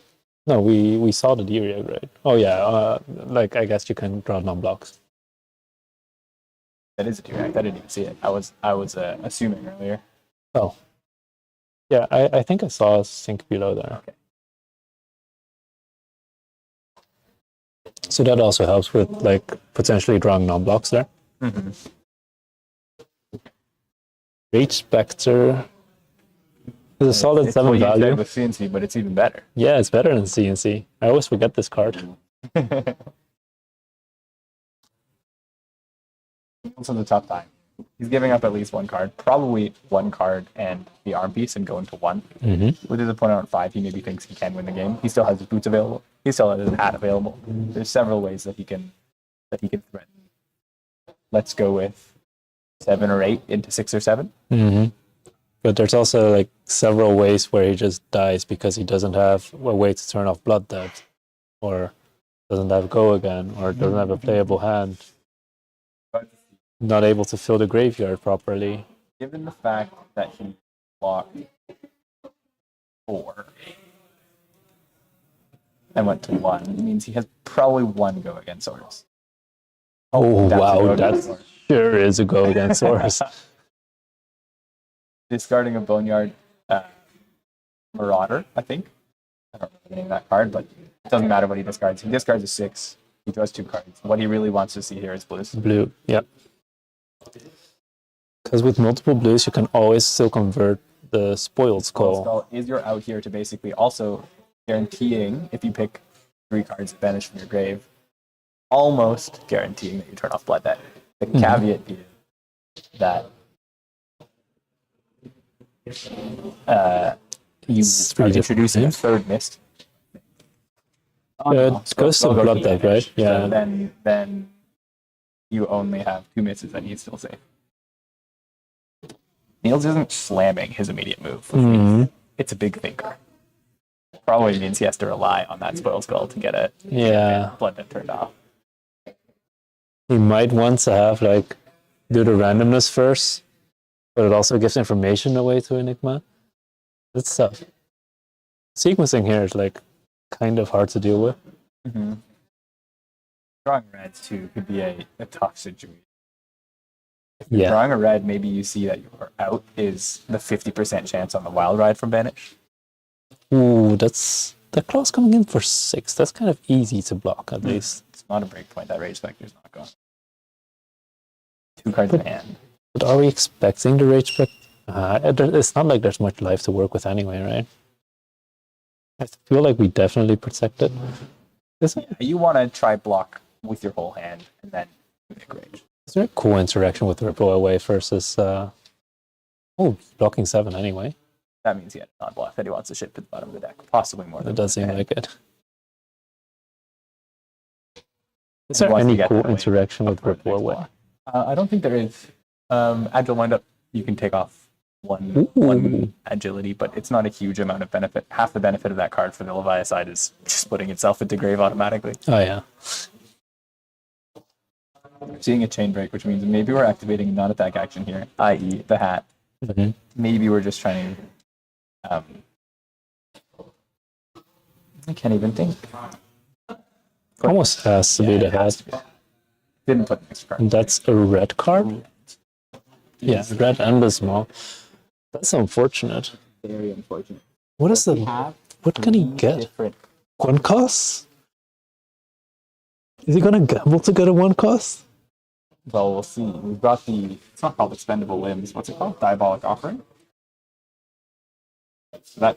Oh, that wouldn't even be online. He hasn't banished his 6 power. Did he not? No, this has been a Blood Rush turn. Huh. Maybe he knows he's just pitching both those cards in his hand anyways, and it's not hugely important. So he's picking Hungering and Shadow Realm. Wow, that's so unfortunate. Drawing 2 reds from the Blood Rush Bellows. Can't be 2 red, right? Because then he can't pay for this next attack. You can pitch a red for the next attack. Oh, come. They all cost 2. Oh. I think he just knew that he was pitching both cards anyways and put one of them into the zone. Okay. So he's picked Dread Screamer, Hungry Slaughter Beast, and Shadow Realm Horror. All the 2 costs. All the 2 costs. Right. And the 2 costs that vanish. So there's a yellow then. Yeah. Number 3. Well, Mark really wanted it to be the Dread Screamer because that only attacks for 6. This option attacks for 7. So does the Shadow Realm Horror 80% of the time. Oh, actually guaranteed. Beast Within. Beast Within. So it just was a yellow. So, There's 3 cards available to him, right? One of them was drawn off of the sink. I think I've seen the levels. I maybe saw Sacred Art, but I wasn't quite sure. He's actually forced to block here. That's... Yes, we do. Wait, there's 3 cards in hand. There's 3 cards in hand. You can just full block this. Yeah. And that looks like what he's doing. Why is it 9 again? Oh, Bloodrush Bellow. We forgot about the +2 from Bloodrush Bellow.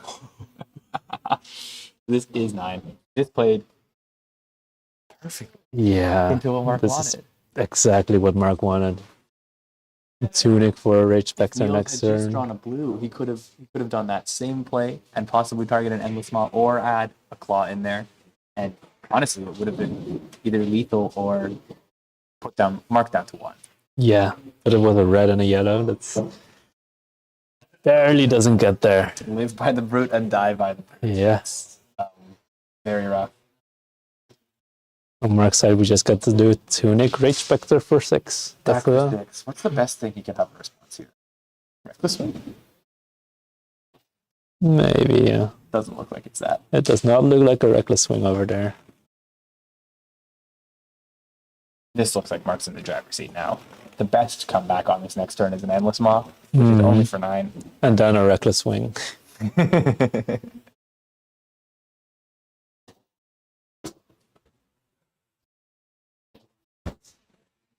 Yeah, it does slowly feel like Swing Break is also a pretty good one. That might mean it's just, oh well. That's not, Rage Spectre with Go again. Oh no, it's Swing not Break is really not good. bad. Yeah, Dying is not great. This is also not great. No. All of his options were. Although, you can get to 13. There's no cards available. Not a horror. Horror could get No. to 13. You can just banish 2 Blood Depths, right?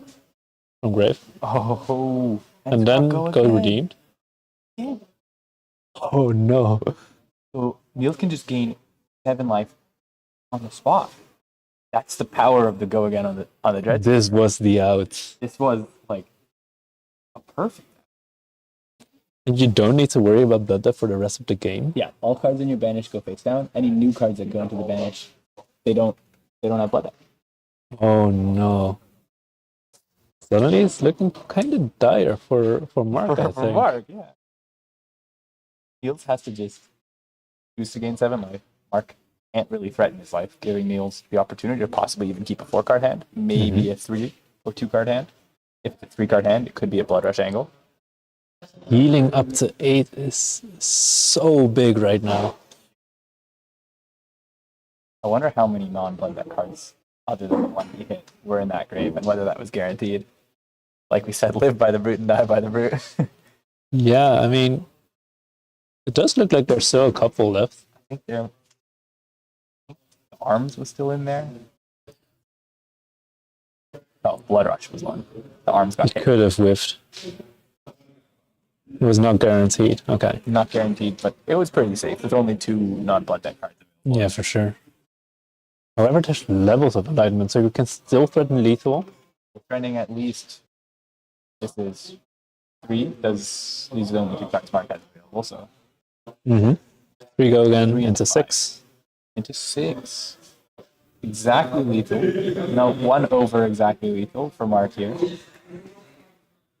Niels.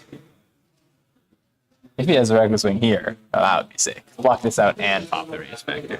What if he doesn't even play Reckless Swing? That could happen. That could be the case. The card, Is losing Blood Depth on cards ever a downside? Are there cards that just don't do anything because of it? Your Spoiled Skull doesn't do any. Oh no, it does still. They don't need blood debt. Hmm. I feel like there's cards that care about Blood Depth, but I Your don't ally remember. doesn't do anything anymore, but we know that was pitched to the bottom quite early in the game, so I don't think we're anywhere close to that. Yeah. That's probably a safety point for Niels. He knows that card's gone. It's not going to break him that he's gone until Levi redeemed. That'll be pretty big for him. He does still have the hoofs. He does still have it. It should be quite easy to Having do to block with a something. card or 2 here means that hooves, unless he's got perfectly like a blue, a hungering, and a boneyard, it's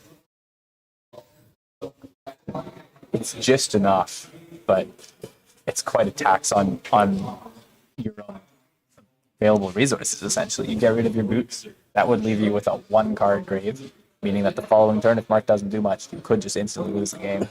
Well, you don't die to blood debt, but you instantly lose the game because you give up all your tempo. One thing that's cool about Leviathan Redeemed is that it also opens up some ways to do like to have some recursion engines going on. I don't know if he's playing stuff like Ghostly Touch or Well, we see There's a Howl from Howl. Beyond just and the specialization. Howl from Beyond hitting the grave. so he's planning to banish it to play it from banish. Rob. But it doesn't seem like this hand is going to convert very well to get rid of Rage I think Spectre. his best case here is an endless maw, and it's not even that. He's just attacking for 6. He doesn't get to put that Howl into banish already. Ooh, that's not great. Not great. That means also next turn he has to find a way to get that Howl into banish for the following turn. Does Howl give any attack action plus power? Or? Does give any attack plus power. Okay. I think he probably, well, he wouldn't have been able to pay for it to attack. What did he block with alongside Howl? It was the Soul, Soul Reaping, that's the chain. Soul Harvest. Soul Harvest.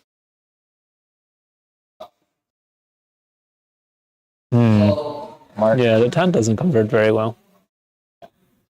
Mark attacking for 6 here. This can't get buffed. There's Niels knows face up what's coming down him. He has to give at least 1 card. He's switching Restless Coalescence, which means he has a better target for Arsenal. Yeah, it's either a D-Reactor or another Chi, right? Interesting that he's not holding the Send Packing, given that this card's going into Arsenal. The The cards maybe don't I block. think the other cards don't block as well, and this is one of the Or- issues that Leviathan walk Yeah. into. Or they're not playable. Not able to play it. Oh, Oh, that's also an option. third yeah. option is you've got twice. So what this does is it'll The banish. sink below is going face up, so I think we know what's in his arsenal. I wonder if It the had to. I think Sync is a well. Restless plays around this card better. yeah, but who plays But around Sync blocks blue 4. cards? I think Sync was a good arsenal anyway. He does get the Sync back if he full blocks this. It'll go into his hand, not his Arsenal. So he's probably just going to put it right back into Arsenal after this turn. We're now in a very mid-range part of the game. Yeah. However, like the longer this kind of mid-range style keeps going on, I think the better it becomes for Mark. 100%. Because at some point we reach like the Doomsday pitch stack and such stuff like that. I think And we're not losing cards from that many cards from deck. At some point, often how this matchup goes from the Levi side, where it starts full aggro on realistically both sides, and then you reach a point where people have to start blocking. And I think Enigma just gets more value there. When you're only able to send a 2-card 6 or 2-card 8. yeah, at some point you get to block 2 cards and do like Transcend, get +1, start attacking for 8 every turn. Yeah. So maybe this is one of those hands. I think I saw a Sift in hand, so maybe you can kind of sneakily dig for one of the Transcends. Possibly. It could also be that you have a Transcend with it. I can't tell if that's an E-Strike or a homage. We'll see what he ends up doing. From Niels' view, is there an out? Is it Reckless Swing and pop the Rage Spectre? A lot of outs contain Reckless Swing. Is it Mark having a hand that only develops, Truce and Pass? Might be Mark drawing 4 chi in the same hand. That could happen. We've seen the way Mark's pitching, and it doesn't look like we're coming to that anytime soon. So it would have to be somewhere in the first cycle where he maybe draws a hand that blocks 3. I think we've seen Mark also sink below some of his chi down to the bottom of the deck. Oh, that's Mirror Guy. Oh, this It's only for 2 go again. But that does. again. Oh yeah, 4 go again. But it does mean he can pitch the sink below to deal 10 every turn. And that's not something Niels can deal with at the moment. He can also just go for Tunic, hit for 6. just keep word 3 on the board. I don't think you put out the mirror guy if that's your plan, but Mark is still thinking. Yeah. I think he definitely leads with Tunic mirror guy, and oh well, no, then you would rather play the Rage Spectre. Yeah.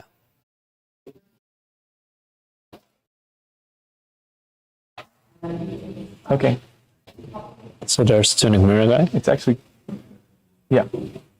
So that means I think he wants to see the way that Niels blocks is giving a 3 block, or wait, that's the only option. Maybe if he sees a 2 block. Niels doesn't run more than 3 of those, I think, and we've seen 2 of them already go to the pitch zone. Yeah, this is starting to get kinda unwinnable unless it's Reckless Swing. Reckless is great here.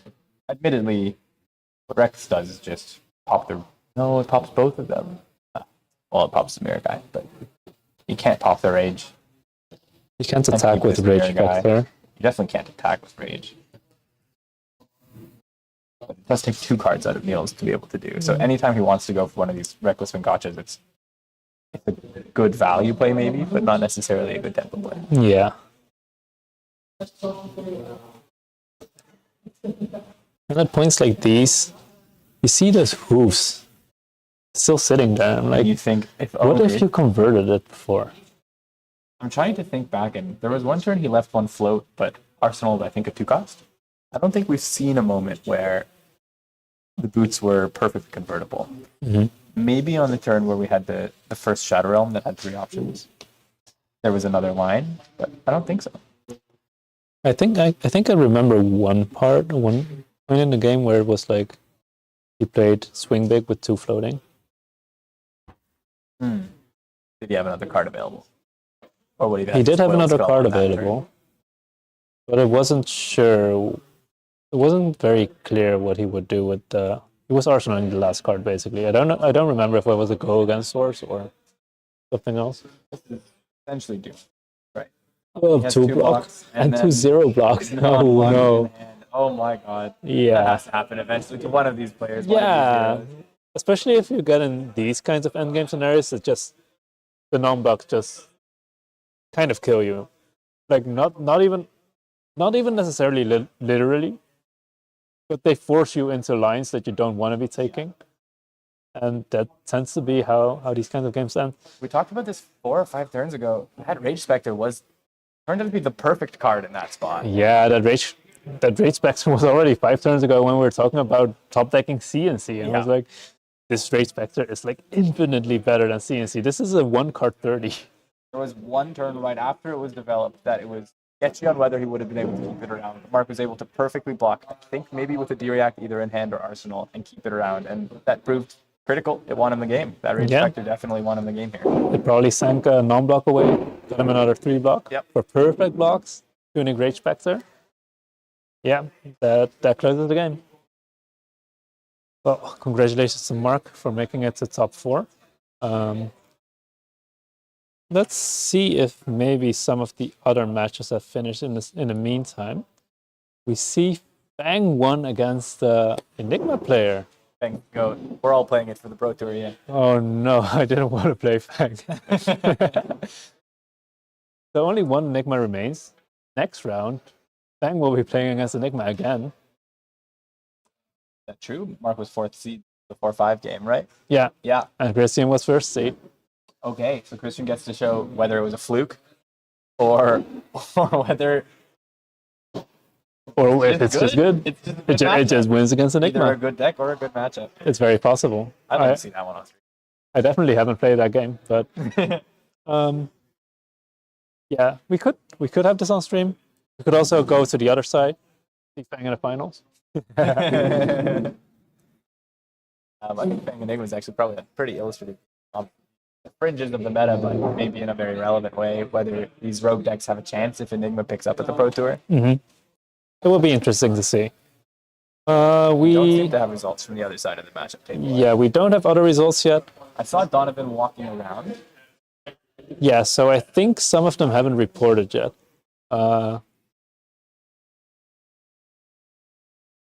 Jimmy, Are you aware of the results? Yes. You were talking to Don. Did he win?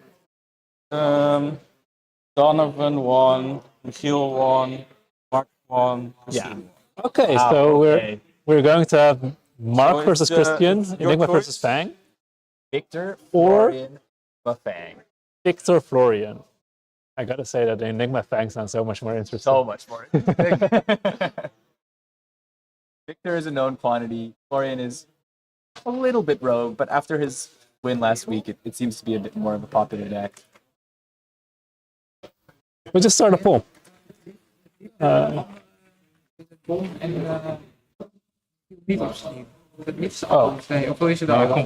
We got a request from both Victor and Florian that they did not want to be on stream. So I guess Great. we'll be spectating Enigma versus Fang. Yeah, that's fine. Are they both fine being on stream in the finals? Both of those players. Yep. Okay. Are they getting ready for a game right now, or should we take a small break? Or I just finished. I don't know. Christian's been waiting for a while, so I imagine he wants to place food. Mark probably wants a couple minutes of a breather, but I kind of want to continue as soon as possible. okay. So like probably 5 or less. Yeah. So we're just going to take a small break. We'll be right back. See you guys then.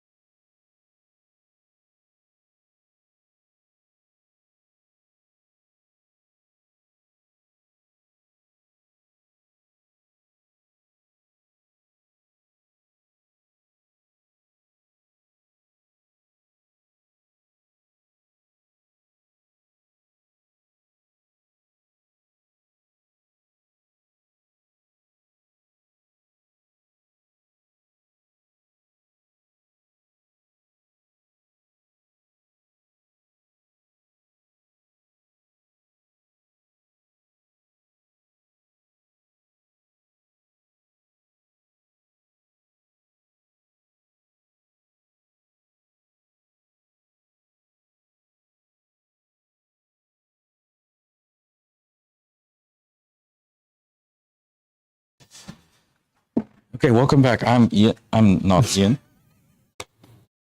I'm Ian. They'll never notice the difference. No, it's the same person. Honestly, they'll never notice. No one will notice. I'm still Gabe. Yeah, you're consistent. Maybe I'm Jimmy now, though. Actually. No, you're Gabe. So we just had the conclusion of like the top 8 that you casted, right? Yep. I didn't see it. It was a pretty interesting match. There was some very good plays on both sides and some cards that were perfect for the moment. Oh, that sounds like a good game, actually. Yeah. We have some interesting ones coming up. So the top 4 we've talked about has Enigma versus Fang, which is one we're going to see, but there's also a Florian Victor on the other table. Yeah. So this is actually last round's pairings. But no, they're actually correct. So Yeah, if Mark, you just look you at could table mark, 1 yeah. and 2, we have Enigma and Fang. Mhm. So are we just following Mark's road to victory, or is that what we're doing? Or- Well, unless he gets stopped by this unstoppable Fang. Fang is 9-0 right now, That's true. and just beat an Enigma in the quarterfinals. I did see him in Swiss. The deck is kind of crazy because like it doesn't look like it's doing anything. Once you have 3 fealty, the deck is kind of crazy. It's possibly the best numbers deck in the game, even though the meta has a lot of numbers deck. It's just that you're only that numbers deck part of the time for the game. Yeah, that makes sense. And then on the other side, we have the interesting but slightly slower matchup. Oh yeah. Even though Mark and Christian haven't started the game, it's very possible that they finish the game first. Yeah, I actually think that makes a lot of sense. So I think we're about done setting up. So this perfect timing game. Perfect timing. Perfect timing. Mark is slow shuffling. That doesn't look right. That does not look right. Top 4 it is. The round time, I guess, is not very relevant. We did for the last round. This is an interesting matchup. What are your thoughts? I don't know how much you've played Fang. I don't even know how much you've played Enigma, but it's not one we were expecting at the start of the day. No, I think if you go back to what we looked at the beginning of the day, we can maybe flash by it again. This is what we started with on the day. And we see the Aurora's all gone. yeah, Aurora's all gone. One News. of 3 Fang. News all gone. Yeah, one standing. Princess all gone. Florian, 1 standing. Yeah, and then the other 2, where are they even in the representation? They're all the We way got down 5 there. victors and 3 Fangs. Oh, there's more than one Fang. Yeah. There's more than one crazy person around. That's good to know. All right. It looks like the game is starting. Yeah, so let's get into it. Fang going first. Mark. Fang choosing to go first. Yeah, so Christian's first seed, so you're right. He definitely chose to go first. I'm not sure what that's about. Maybe it has to do with Pledge Fealty turn 0. Probably. Are there any interesting equipment pieces on the board? I I think Kabuto is an interesting one. It says if Mark gets a wide enough board, Yeah. he can only attack with the first Yeah. ward. it's kind of funny. It's like you have a pauper into Dromai, right? Yeah. Your pauper's on board and they're staring at it. It says choosing to leak 1 on the Oath of Loyalty, right? It's possible. Right? He's got a whole bunch of 3-blocks and he knows this dagger can go big. But you we know? see a sync below, but it could be the other color sync below. No, it isn't. It's a red Oh. one. We've seen the list. It could be that he's either holding it for this dagger play around or or That makes a lot of sense because he's playing as Fang and it's like he has to deal with the reactions, but Yeah, he has yeah. 2 Chi in hand. Two That's Chi a bit. hands. What are they? It's Passover, Pass. Passover, and the D react. So, okay.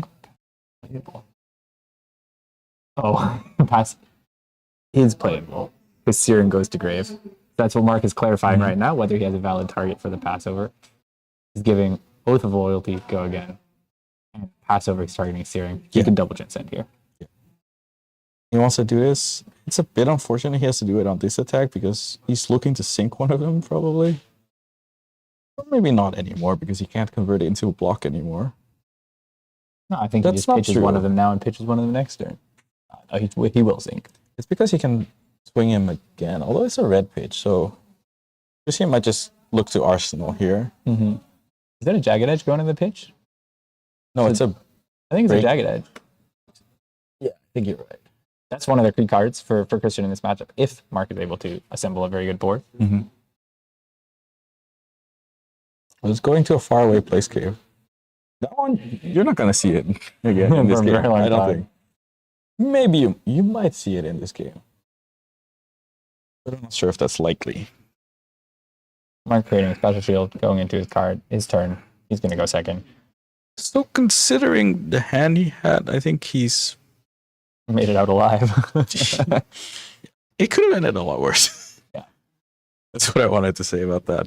Like, 7 Mark blood. on 40 here. I don't think he is. Okay. Because he definitely took at least one from the Oath of Loyalty. Mhm. I don't know if they turned off the life. But they're sitting right there with him. I feel like Ian should have noticed if it was off.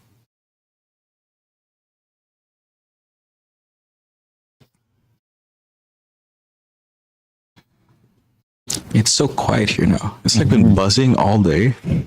I can barely hear A myself. little, And now I a have to little speak hesitant to speak. less loudly because they're not that far away from us.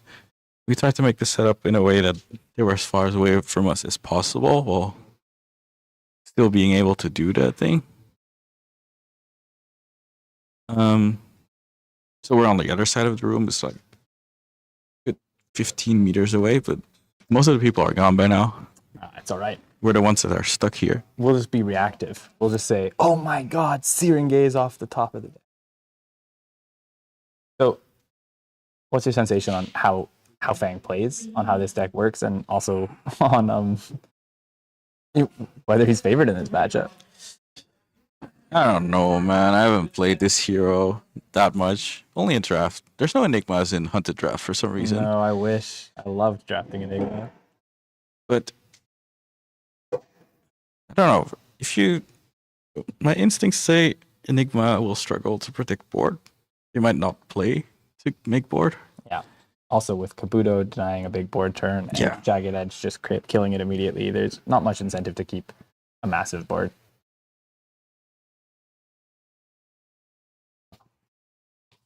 Looks like this life is adjusted at least. Yeah, and Mark did, I think, homage here, so he's back to 40. What are they saying? So I think Enigma just has to rely on the big efficient attacks. I'm not sure if they're fast enough to do the job. 'Cause Fang will get to his 3 fealty eventually in this matchup. I feel like you can't race him that hard. Well, it depends a little bit on what kind of Enigma list you have. Some people are playing like Pummel. I know Mark's not on Pummel. I feel like I mean, that sometimes the deck lines up. You know, you get a Mirror Guy and Sacred Art really early, you're just dealing a lot of damage. But makes sense. But he's not The sa- presenting anything near disruptive enough here. He's just Yeah. presenting 6-8 damage and giving Christian, I think, a full grip back. yeah, but the Sacred Art also gets nerfed by the Kabuto a little bit Oh, yeah. because it's one of the things that makes your board wide. Kabuto's good, eh? It's supposed to be for. Wow, he did this exact same thing in Swiss. But wait, there's a difference. There's a difference. He was marked No in Mark. Swiss. He was marked in Mark Swiss. is named Mark. That's a big difference, I He's guess. not right now, Mark. He has 2 cards in his hand. He pitched a red though, so He tried to mark on turn 0, but Mark Henderson had the Sync Blow in response to the Searing Gaze. So how do you approach this? Well, I mean, this is a saver, so you can upfront block here, but in general, as the Enigma, are you upfront blocking against Fang, do you think? Or I don't know. I'm a little bit worried. Like, can he mark me? What are the ways he can mark me? This is open deck list, so you should be able to look at Christian's deck.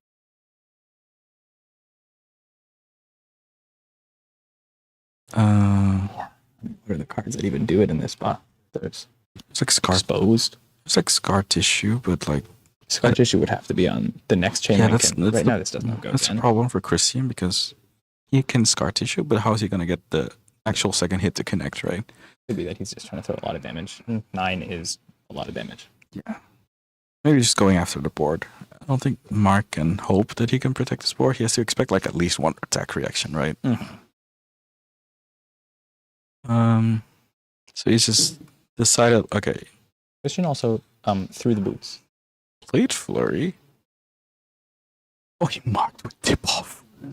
Oh my god. There was a way. Mark would have known that was in the deck, but that's huge. I think I looked at it before and I forgot again, but most of the blues that Christian is playing is like 3 glints, which makes sense.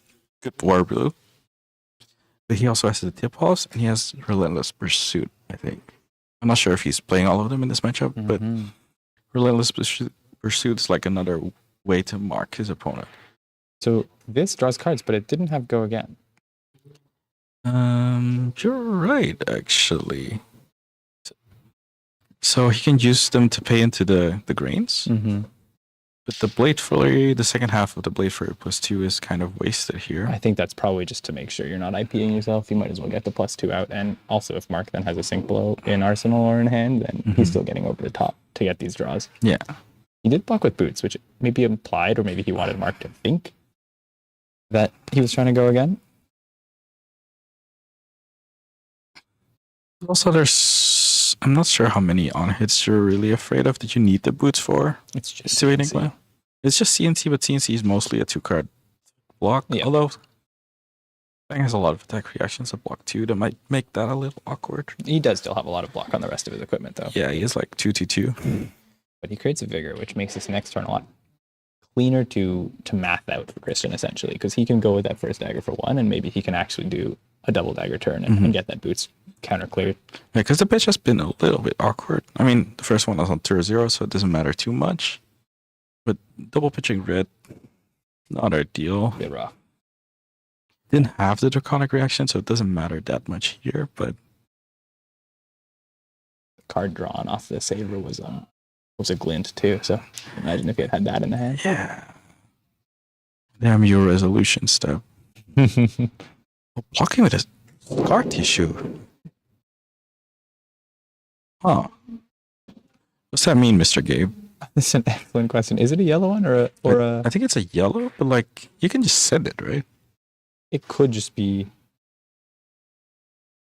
he wants to keep life. He knows that life is somewhat important, and if that's converting for 2 offensive and 2 defensive, it's maybe just not enough. Yeah, because I said like Enigma doesn't have isn't that fast, but all the illusionist attacks are still stupid and like above rate at rate. And there are Chi in the deck for Mark already, so at some point you can expect that Traverse to come down and The big dragon to attack for 8. Yeah, the big Minimum angry 8, dragon. Yeah. Possibly more with an Astral Etching. So it's like you need life total because you need to be able to live through that turn to hit back at it. That makes a lot of sense. Yeah, it's better to preserve your life now, just for later. So when you need to keep your hand, you can afford to. That makes a lot of sense. Just an opening with just a dagger. He has a 4-card hand available to him. Only 1 fealty. Yeah, it's been a How little. fast do you think he can get online? I mean, whatever I say will be incorrect because if I say like it's gonna take 3 turns, he's gonna mark a couple times, and he's just gonna plop a pledge fealty down, like accelerated by a turn or 2. Choosing to block with the scar tissue maybe tells us that he either has an alternative way of marking or he's got some of those pledges.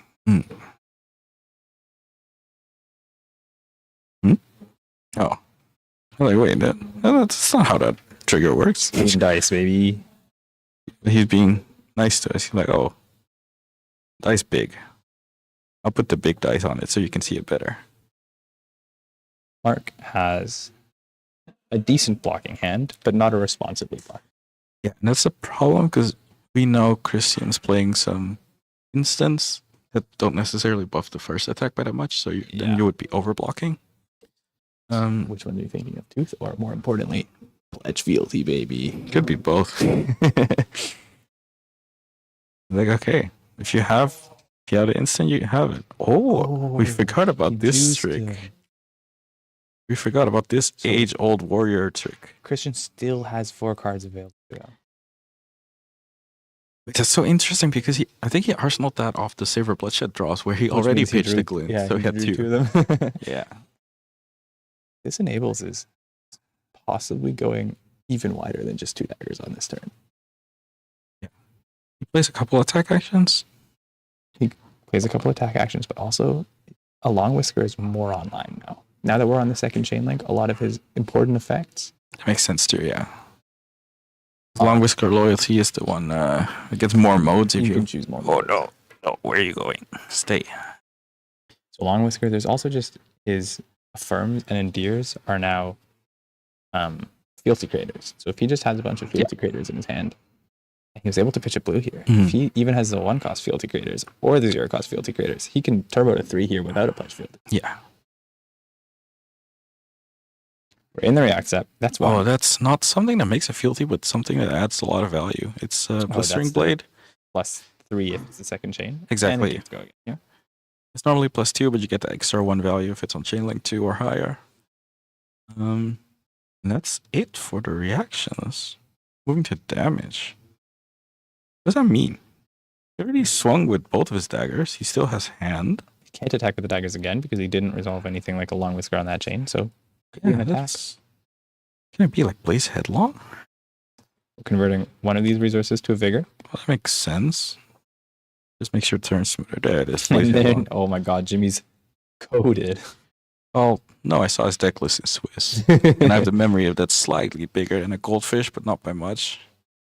I can remember, like, there being 80 this cards in a attack deck. and Oath of Loyalty. I was trying to fill out my deck list by memory, and I got it wrong like 8 times this weekend. I'm disappointed in you, Gabe. Kept having to ask Mark what cards were in my deck. Why do you have to ask Mark what cards are in your deck? I know he's played new before. So Christian choosing to pass here after the Blaze. That's so funny. Do you think that means that he had a card that actually didn't play on that turn, or that he's choosing to Arsenal setup card? I think he's choosing to Arsenal. I think it's like a reaction. I think if it was Oath, he would just open with it.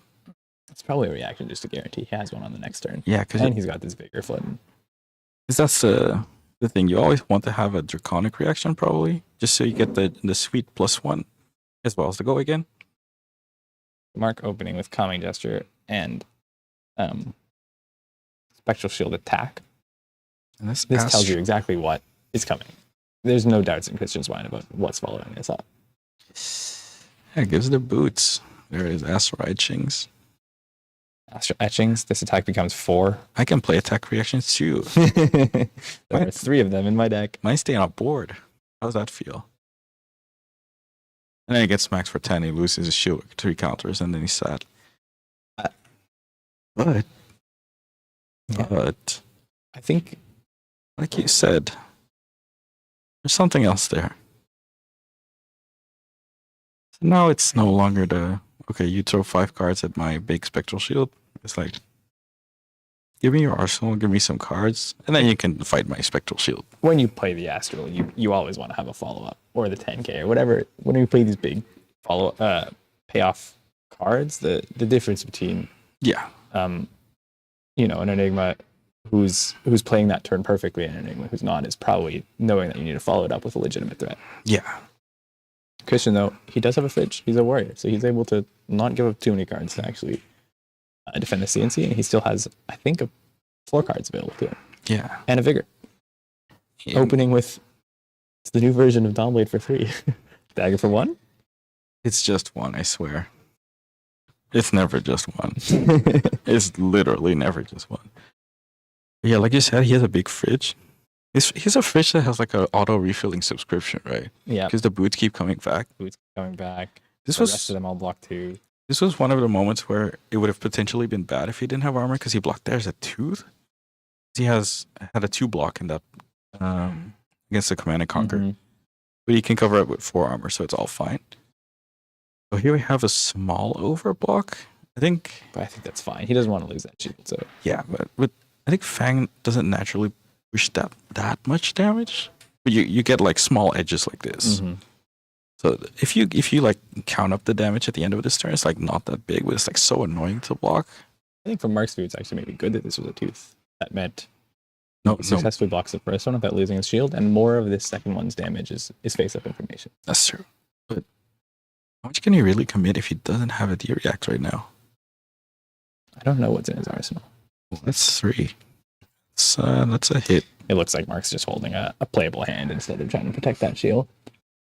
That's reasonable. Oh, Long Whisker. We were talking about this a turn ago, so it's still on the board, but there's 2 modes available. So he had this last turn, but he chose to not do it, even though Oh. he could have done it with the Blaze Headlong. It's a little bit interesting because he also had a blue pitch. maybe he figured holding it to pressure whatever board Mark was going to put out is better when he had already cleared the board for that turn, you know? That's so interesting, right? Like you said, also with the astral etchings on the spectral shield, you have to make sure that when you have something valuable, you want to be able to protect it or like pressure your opponent into not pressing you as much. So the command and conquer after astral etching makes sense. But then on Christian's side, it's also like, I might need this long whisker loyalty in case you play something good and I need to get rid of it. If you put out it couldn't have been a mirror guy, but yeah, something preventative. So and Christian going not for +2. I think he went for attack again and mark. Because that attack's just for 5. really shows you how he's valuing getting to the 3 fealty over just taking 2 raw damage here. Yeah. Which makes sense. We've seen a couple of his turns not break, but look a little bit awkward with the red pitches. Yeah, he's had decent luck with the blue pitches in the last couple turns, but maybe that also tells him, I don't know his blue count, but it could tell him that he's running out. He's seen quite a few It's of them. not that high. I think it's like 6 or something. 6, Yeah. 7. He's seen, I think, 2 glints already. 2 glints, Two 2 relentless relentless. Yeah, for sure. He has a couple of yellows to supplement, but the number is also not that high. And so this hit for 1 does exactly what it needs to do, which is create a fealty. And if Christian can draw something that cheats a fealty, like a pledge, he's already online. it just shows you, like, I don't need to do the 2 right now. I'll get it back later, value-wise. That's what's interesting about the Fang deck. You're just trying to get to your 3 feet. Oh, what the hell? That was the fastest.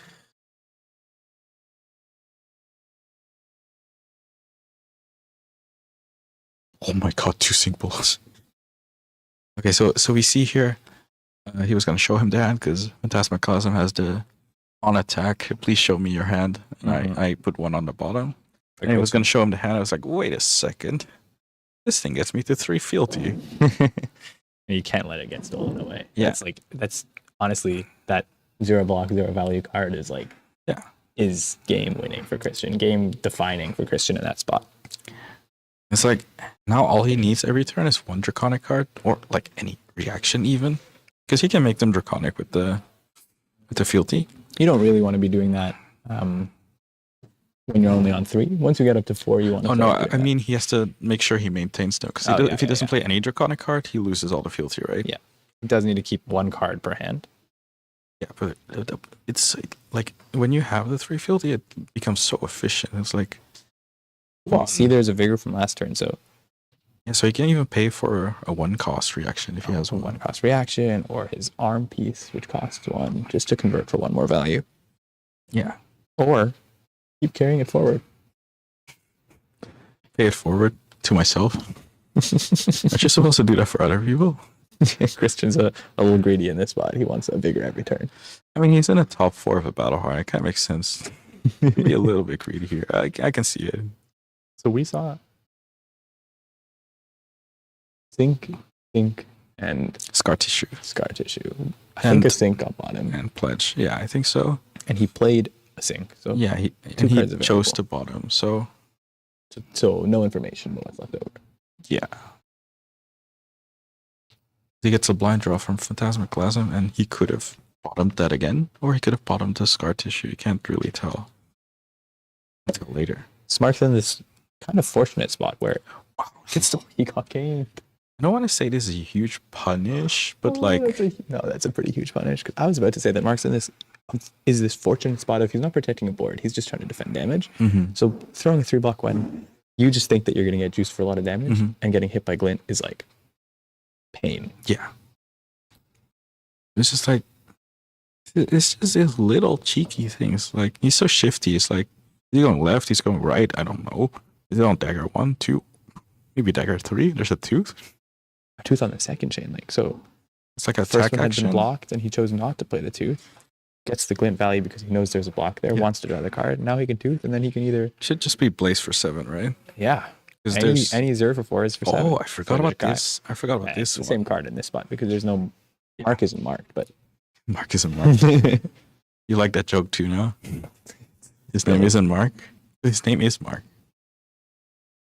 Christian touching his vigor and maybe regretting. Christian forgot to either cash it in for The one damage he didn't have available because the first one didn't hit. So Yeah.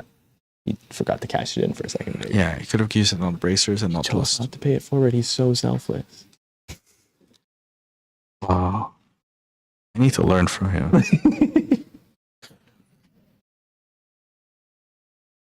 I would have cashed that in so fast. But I also could have forgotten. It's Similar. the end of a very long day. It's very easy to remember a small trigger that gets you one resource. Yeah, it's also like because he's choosing to represent it with the vigor pitch. Oh my instead of- god. wow, this is a carbon copy of what happened earlier. No, but this time he had the special manifestations, so that shield was already for 4. Yeah. When you play the comic jester and you astral, you're expecting the astral. Yeah. In this spot, he's not necessarily expecting to take 7. Mm-hmm. Now, the question is, does Mark have a restless? No, he would have played it and attacked with it. Yeah, because he's tunic up, right? Or not. I think he might have pitched it blue last turn. But then if you etching and you spectral, then you're out of resources, right? So you can't swing with restless coalescence? Oh, if he pitches spectral manifestations cost 2. Yeah. Yeah. So even if he had the restless, he wouldn't have been able to play it. No. But if he had tunic on 3, that's actually a huge swing.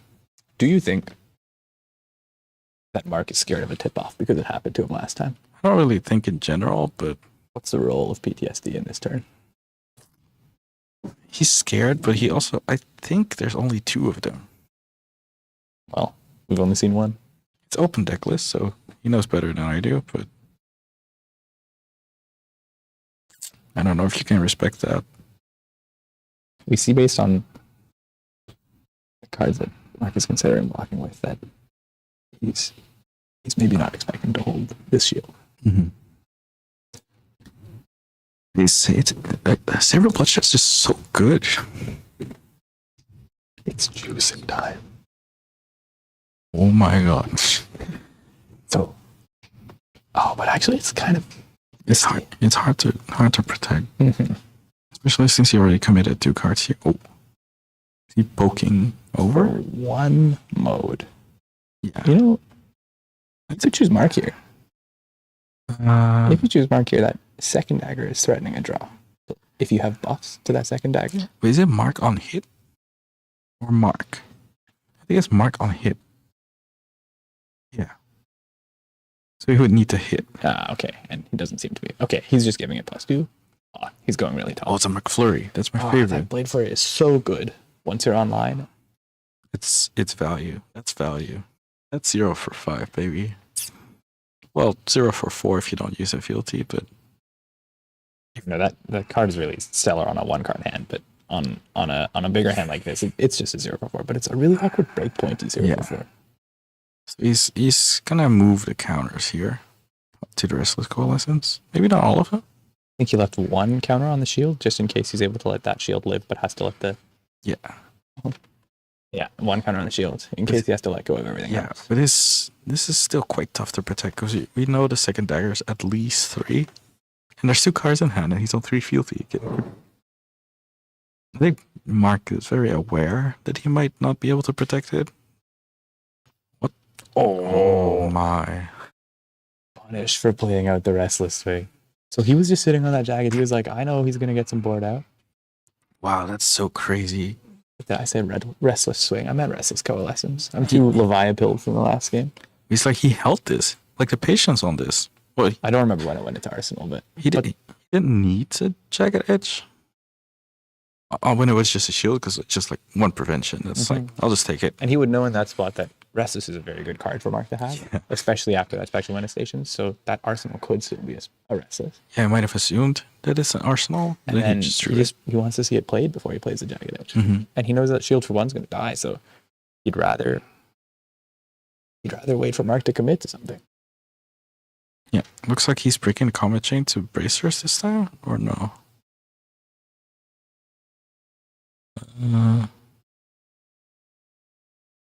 Yeah. Yeah, so this time.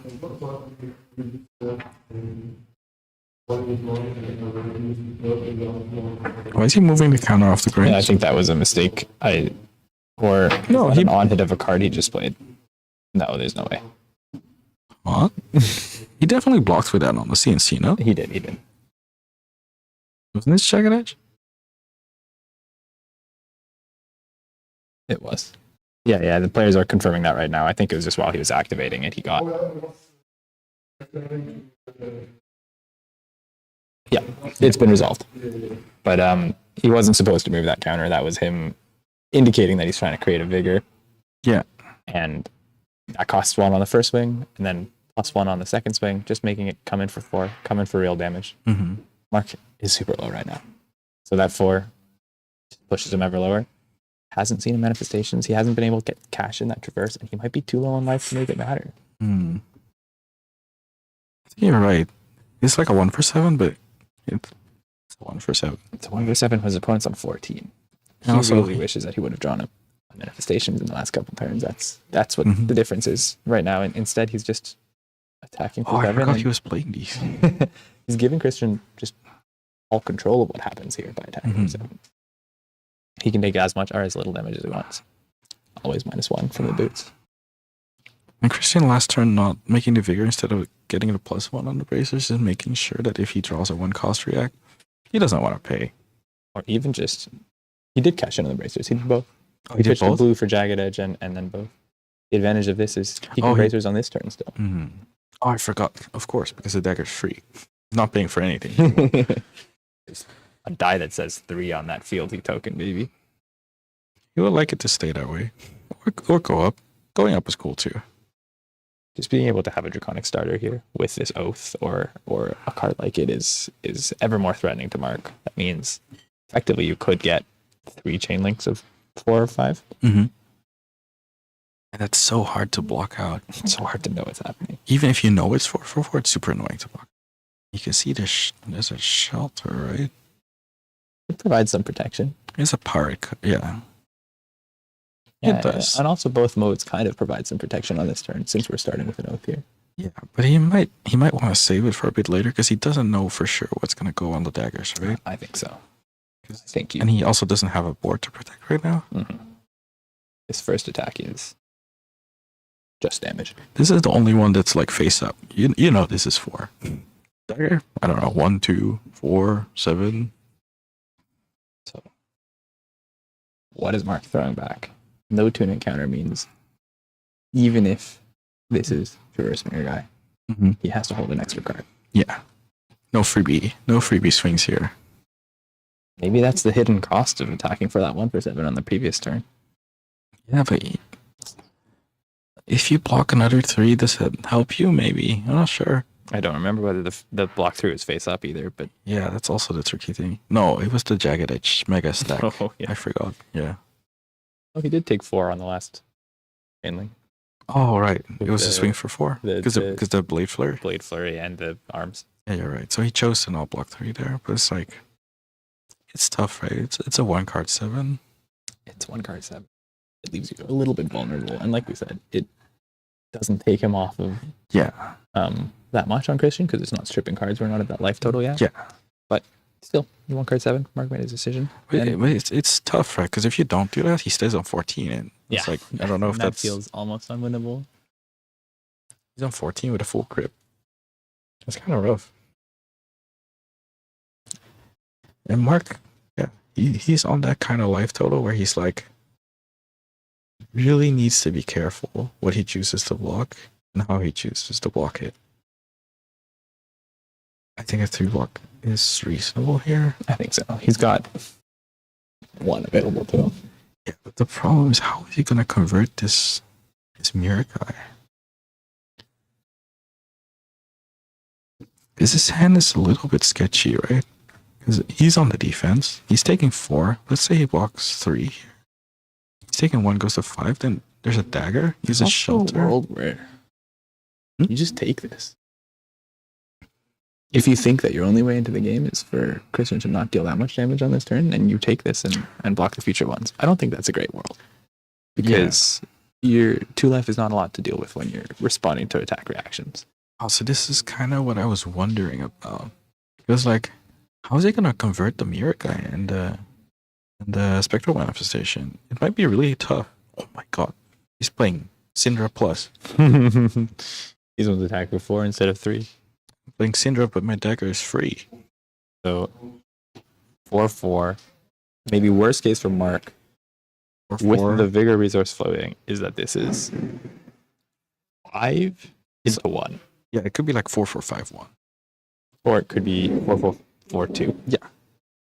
Oh, it could be a blistering though. It could still be 4/4-5-2, I think. Mm-hmm.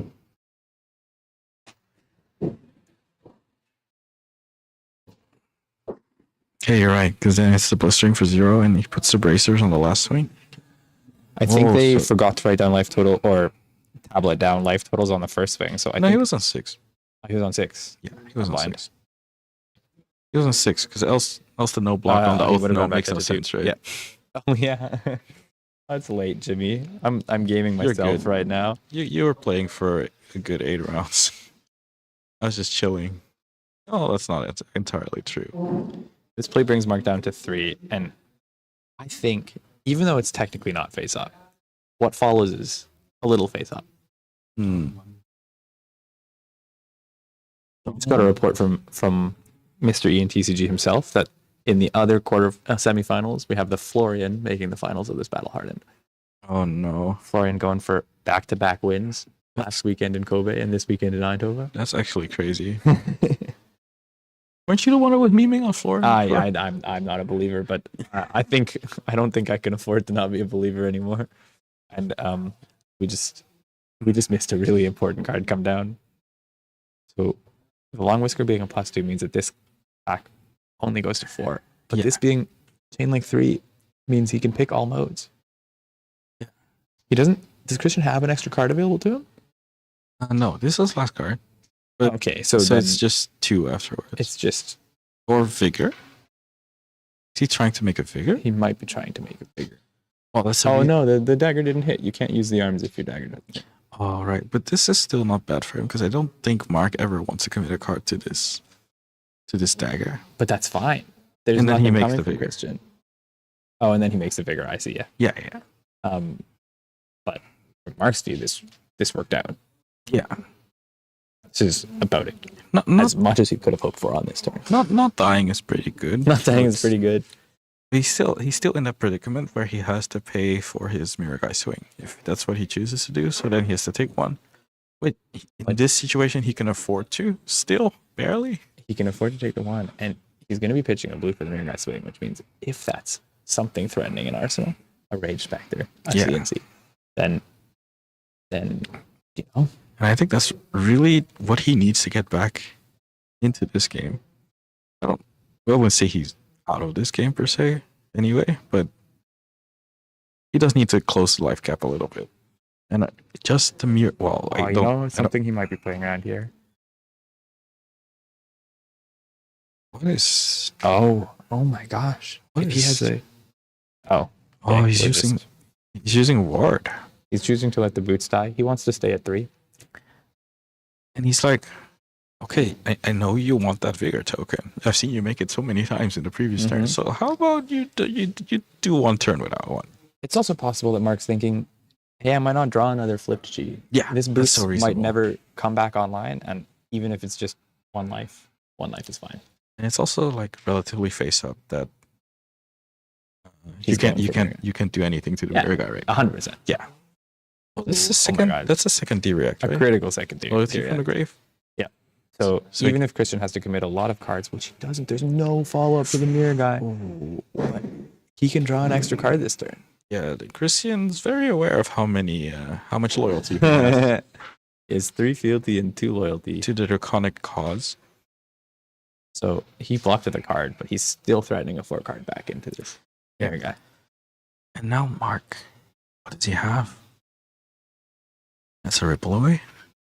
That's another mirror guy. No, it's Kitties. Oh, do we also have another mirror guy? I think it's in the pile that he's hand shuffling. But there's also Restless. So Yeah. Mark is able to spread some of this block around. Yeah, and he probably needs to. But, you know, there's a risk in blocking 3 because Christian can just say, I don't care about attacking twice. I don't care about my boots. I care about you die. yeah. Although he can attack twice no matter what. If he pushes this to 11, he can still attack for 1 at the second chain link. The power of Fang when he's online. Mm-hmm.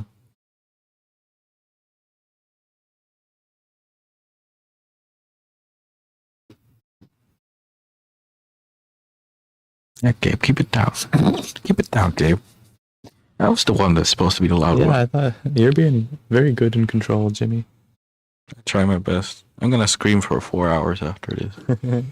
So that's scar tissue, draconic.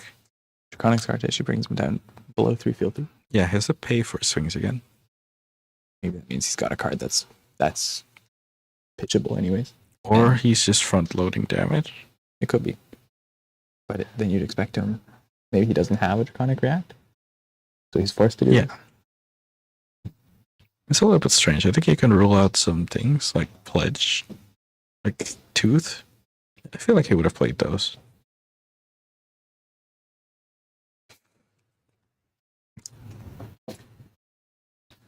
This is a big thing. So Mark right now has 3, 2, 1, 6 ward on the board, but across all 3 numbers. Mm-hmm. And 3 block on the chain link. I think they're passing on reactions, it seems like. Passing on reactions and letting the 2 ward die. Yeah. Oh my god. It's not an attack reaction if it's just an attack action. He just wants to play Cindra.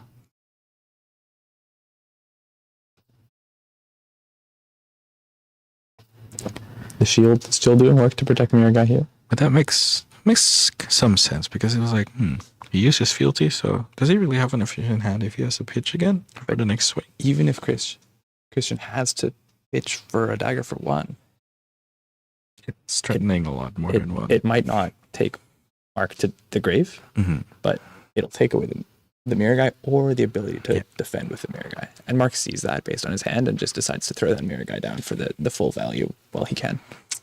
But this is a little bit awkward. He has the Mirror Guy in hand. I think the only card that's really good from Arsenal that we haven't ruled out yet is like Phantasmaglasm. Because he had 2 floating last turn. He swung with the Mirror Guy. But I think it's not a 2 cost and it's not a 1 cost, but it could be. No. It's definitely not. I was about to call you really smart based on the way he reached for his. You can still do his that. arsenal. You can still do that. Okay, Jimmy, you're really smart. Thank you. That's the nicest thing I ever heard. Oh, that's another dimension of. So, what's the high roll? Rashi? Is that really a high roll? I mean, it creates you a block. I feel like you wanted to de-react. That's probably a bigger high roll. Oh my god. It's here again. Oh, there's the other tip off. What color are the tip-offs? Blue. They're both blue. Okay. Only yellows he has are. Scar Is tissue. that all you got? And scar tissue. Mhm. And probably didn't bring that all you got. But I don't know. It's a compelling game. It's. Mark's holding on. Mark's Mirror Guy turn was pretty critical to holding on, but unfortunate he wasn't able to back it up. This is over by 1, so he's over not by dead, 1. but he's like chipping away. He was on 6 and he was on 4. Now he's on 2. Fang, I mean, it's the same as Go to limited. 1. Yeah. Fang, when you are low, is so scary because the attacks are almost always 4. Yeah, and it's so hard to block efficiently if you don't have the D-reacts. So it's like at some point you're like, fuck, I need to block 6. I'm gonna die. And that's when they get you. It's like And he might be in this spot right now. A card in arsenal, a card in hand, attacking for 1. and floating one, so it's like not even that he can break on a 1 cost reaction. And the first sword hit and he chose not to arm, which means he's saying there's something else coming. Or he's mind gaming it. Yeah, I think you're right. It's like Mark's. Oh, okay, that's a +4. Mm-hmm. So you're right, he drew a chief. He can. Oh, he did draw a G. And he had the presence of mind to arsenal it instead of just cash it in for 1 right there. Mm-hmm. That worked better than me. Well, I've never played Enigma before. It's okay, Gabe. So You're just an assassin player. Mark gets to drop one of these cheese down, hopefully hoping to maybe hit something like the reactor or shelter. You would like to not die right now. Yeah, I agree with that.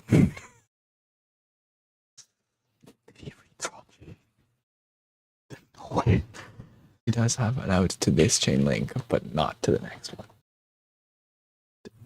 Does he have an out to this chain link? The other card in hand is a manifestations on guy, so he can create a Warp 4, but it's not great because it doesn't separate itself. It's an out, but It's a 2-card out that leaves we're, him with we're one really block. we're really stretching it here. Yeah. But forced into it. It's like, yeah, you got it. Two is more than one. So let's check it. What a way to end the game. Yeah, that's just What a way to end the game. It represents what happened in the matchup in the mid game there, and just like that's the card that was printed in this set for this matchup. That's what you said on turn 0, right? This is such an important card. He pitched it away. I was like, he's not seeing that one. And then we saw both of them. But he saw the other two. So Yeah, it's both fine. the others, and on pretty critical moments at this last turn, like, Yeah. I mean, Mark was dead to even a blazing Yeah, coming after this, but or for the Dracai, but just sneezes at him. Yeah. And he's like walking the tightrope for a very long time, but at some point he gets tired, you know. At some point he falls off. Or Christian wasn't low enough for even a stumble to help Mark back into the game, I think. yeah. I think he really needed, like you said, on that one turn where he was like holding a blue for the mirror guy swing. It really needed to be like a 7-for-1 or a CNC. But it was Sift. Oh my god! Out of all the things it could have been, it was Sift. Well, is in the finals, and not just Fang is in the finals. Fang is playing against Florian in the finals. Is this a rematch from Swiss? They had to have met. They had to because they were both undefeated at some point. Yeah, they had to have met. Don came in at 7-1, I think losing the final round. So I think this is a rematch of round 8 where Christian came out the winner. Undefeated so far still. 10-0 on Fang. I would have gave you like €100 for like a €1 payout if you just said I win if Fang doesn't 10-0. I would bet on Fang not 10-0. Like At 1% return. less. I would take less. I'll take like a 2 lollipops. And you would have lost $100. And I would not have my lollipops. Correct. That would be so sad. That's tragic. Oh my. Luckily, I did not say that. Because why would I even consider this option? Well, there were only 3 Fangs in the room, and one of them is left. But this is the reality we're in. This is the reality. And this is a big shakeup. You know, if we are to assume that the list that comes out of Christian is a well-tested and very good list, which it has to be. It's just 10 out of battle hardened full of good players in this room. I mean, yeah. Does this change up the considerations for the Pro Tour? Do we have a numbers deck that can match Aurora and Zen and maybe have a different angle into other matchups? I'll let you do an analysis for the team meeting next week. You have fun with that, Gabe. It's like, I talked to him just before. He's like, I just got lucky. Well, 10 rounds of luck is exactly what you want it to be when it earns you $500 in a PTI already and be 11. maybe a gold foil if it I goes. think 11 round of luck is kind of nice. 11 rounds of luck would be lovely. An extra gold foil on top. I just want to see Fang win the battle hardened now. It's Fang. I want to see Fang win. I love Don But we love with all Don. of my heart. I want to see Fang win because I don't think I can take another Florian victory. Fang, what the f is? It's Fang. It's like, I don't know. This is crazy to me. All this talk about how is Sen gonna LL? Which 2 battle hardens does he need to win to LL? It's like, nah. Fang's gonna win this battle harden. Fang That's a problem against for the next Florian. All right. I assume we're going to maybe take a couple minutes of a break. Yeah. I think Christian's probably taking a breather, drinking some water. Mm-hmm. So we're gonna head out for a couple minutes. I don't know who will come back at the other side of this break. If I don't come back, Or if I don't come back, it goodbye was- for now. Yeah. Not that.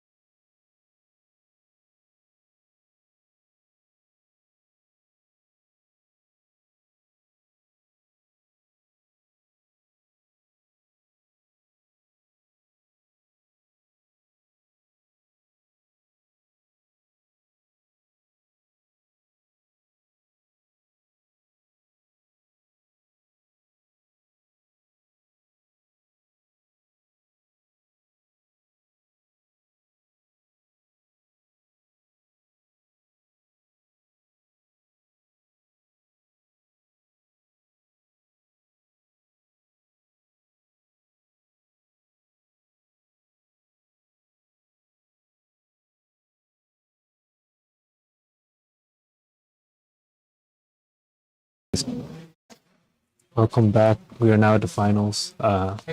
We do have to talk a little bit more softly because the players. There's a lot less noise with no one in the room. with about 150 players in the room. Yeah, I think we've lost maybe 175 people from the start of the day. Yeah, that's quite a lot. We're also slowly starting to clean up. Our venue is kind of already almost closing. We're kind of pushing the limits right now. But we have a finals between Florian and Fang. Did you expect this? Florian and Fang, I didn't expect this. I wouldn't have put any amount of money on this. This was Either of them. on either of them. Maybe Florian. This was seed number 1 and 2 though. So this is the way a top 8 is in theory supposed to work out. Oh, so we see Truce being played turn 0, which is the perfect time to play. It's Enigma did this in their quarterfinals. This is what you want to see. Yeah, but also what you want to see is a sigil. Right. Both players effectively getting 3 life here. I'm kind of interested. There's a Fruits of the Forest in a graveyard. This In the pitch zone. in the pitch zone. I was wondering, isn't that like one of the perfect cards to discard on the first turn? Could be the only blue. Maybe. I wonder if filling the grave is more important for Florian or not. Getting an extra card is also really good though. I don't know how important filling the grave is on turn 0. He does have a truce out, so he can expect to just be blocking, essentially. And that fills the grave too. He has a lot of cards available to him to block. Oh ho ho. We do start with a red card in pitch, but he did play the blue card out. Choosing to prioritize the threat of a card draw and the offensive 5 over maybe 2 daggers. And also the mark, of course. The mark is guaranteed, so it does convert into a fealty, yeah. Yeah. Or if it doesn't now, it will soon. And pushing it up with the scar tissue does not give go again. Doesn't give. But does mark on hit again for the fealty generation. This is a red scar tissue, so if this attack is able to hit, it's I get a fealty and you stay marked. Effectively 2 fealty. Donovan does seem like he had a D-react. Indicating he has a D-react. But I think the 8 is just slightly too big to push over. Or maybe there's 2 D-react, maybe? I think it would be quite good to have a second D-react. I think even though the second one blocks 1, if you have it, it's 2 fealty gone so early. Or prevented. Yeah, I mean, not really. The second one is. The second one is. The first one, not quite. And there we see double D-react. Both preventing the card draw and the mark and the fealty. That's big. I've tested against Fang a little bit, and in my experience, it was it's almost a linear relationship. The later they get online, the worse the game is for them. So Don just deciding that it's not time for you to get to 1 or 2 fealty yet is pretty powerful. It is kind of weird, right? Because Florian is usually planning to play the long game. How do you do this? How do you balance it? A long game.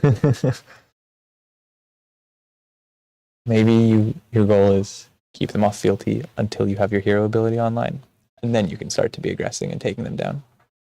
That makes sense. Yeah. We did see a root bound get committed to block though, so it's kind of the ideal way to get decompose, but also you needed to do it there, so that's kind of fine. I mean, there's no earth cards in grave other than it, so yeah. You see another Saber Bloodshed, another red card pitch for it. Florian's still marked. This card is strong. Turns out the turn 0 Relentless Pursuit is putting in pretty good work. It's turn 1, second, but oh yeah, turn 1 going second. The mark's pretty annoying. I also noticed, like in the last game, when Christian was pushing for 1 with on-hit mark from the lava. No? What's the third called? The loyalty thing. That's multiple modes. Oath, Long Whisker Loyalty. Long Whisker Loyalty. He He really didn't want to get marked at that point and sacrifice his Meridian footsteps or Meridian pathway for that. Christian choosing to double react to get over the top of this block. So the block here was Summer's Fall and Rune Rager. That's 5, and then Sink Blow is 9, but the attack was able to reach 10. So converts a fealty, draws a card, Gets a hit. doesn't create another mark like last turn would have. Yeah, and usually Endear Devotion is used for getting a fealty, and right now it's not actually getting a fealty. But that's interesting. But it gets 1 from the hit. He arsenals a card. Oh, that's such a good card. and he only swung once last turn. He doesn't have boots to block 7 cleanly. Ooh. Is this a point where you block 4 and 3? I wonder. I mean, it's clearly going to be important for Christians to keep this card. This Runic is a great inclusion in this Florian.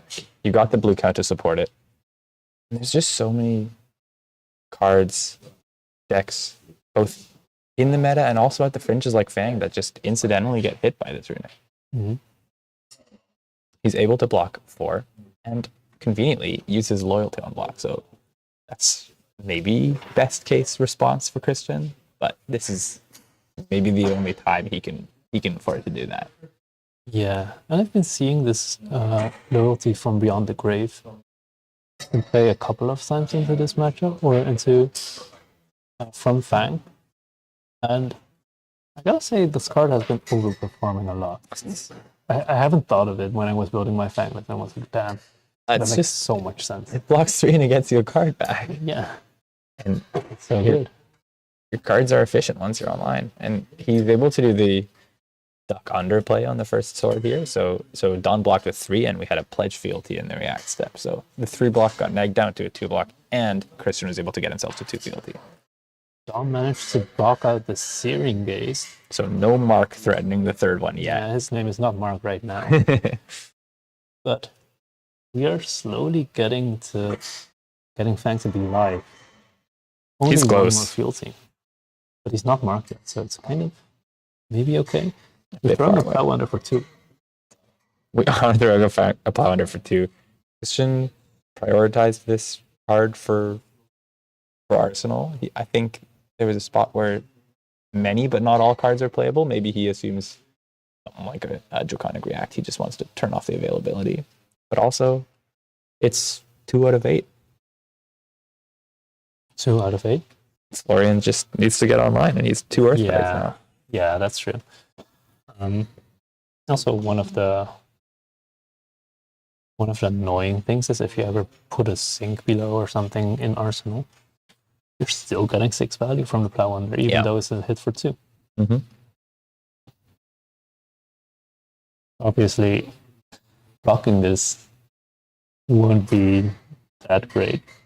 You just block 1 because you're a Dynamo's deck. Yeah, your dynamite, you always put your If it doesn't dynamite come in back front. now, it'll come back soon, and Some hands are just like better when you can actually convert it to blocking. Mhm. In some hands, yeah, it feels a little bit worse when you can't actually block. I'm pitching a yellow here to attack for dagger. Don is really quick on the blocker. Yeah, he really didn't want that Rune Rager slam. So it probably says Don doesn't necessarily care about how much goes over the top or what effect goes over the top. He likes the hand without the Rune Rager.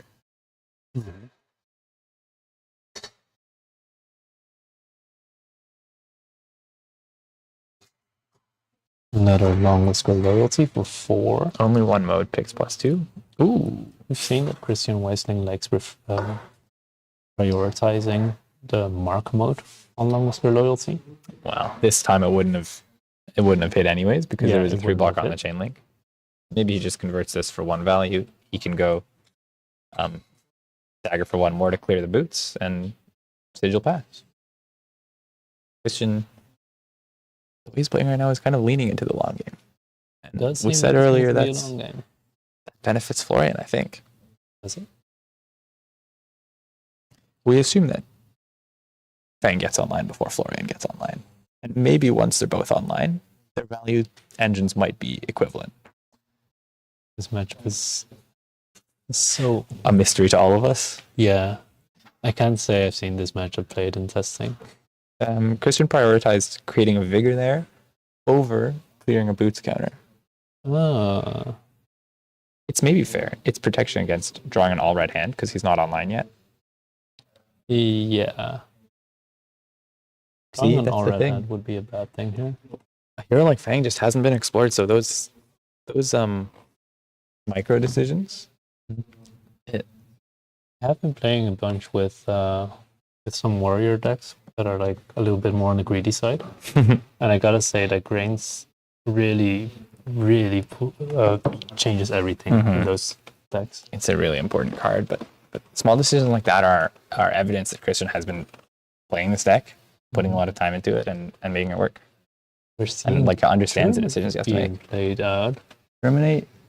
It's I think there's another red in the zone. yeah. So it's a Germinate Access 2 things, 3 things. He's choosing No, 2. 2 things.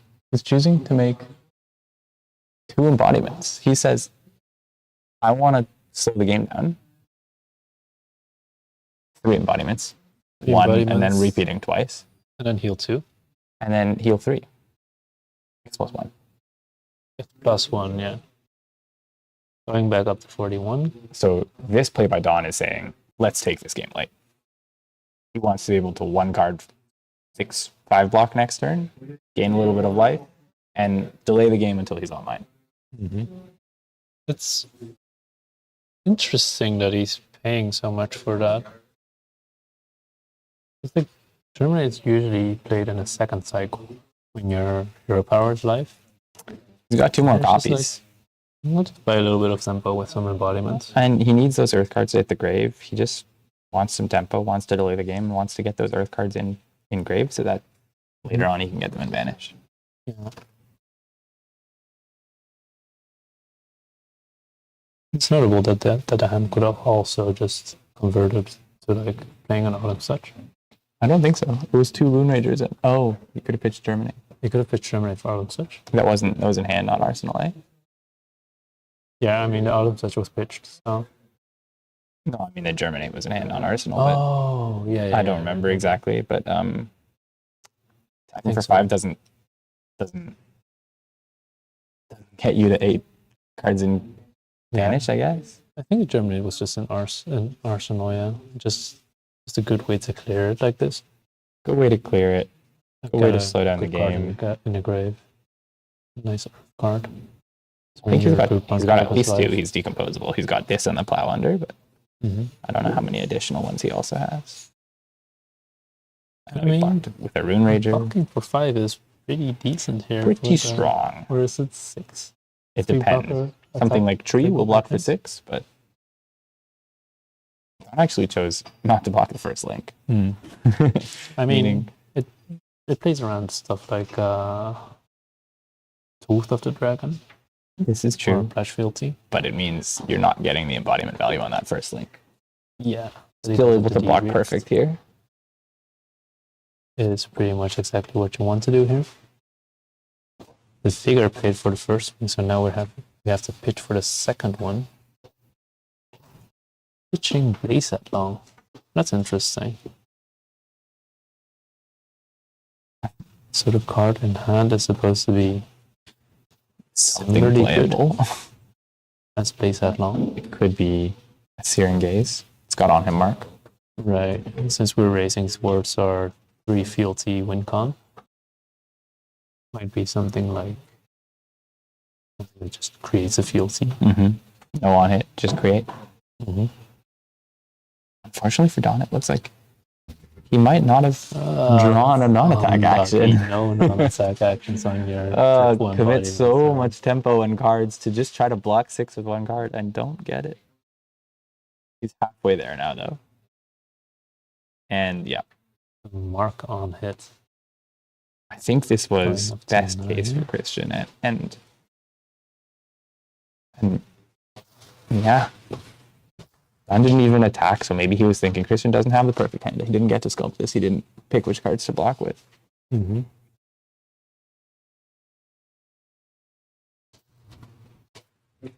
Threatening mark on the Florian hero here because this is fealty number 3 on the table. This is the difference between being live and being just a normal warrior. A little bit worse than a normal warrior.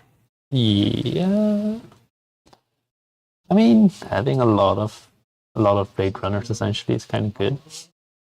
Yeah, the Blade Runners a block 2 buff in too. this deck. Yeah. So Don's able to decompose again. He decomposed once on his opponent's turn and once on his turn. It'll get him up to 6. Plowlander will take a card out of Arsenal, so nagging some value on Christian's side. This time it does attack for 6. Yeah.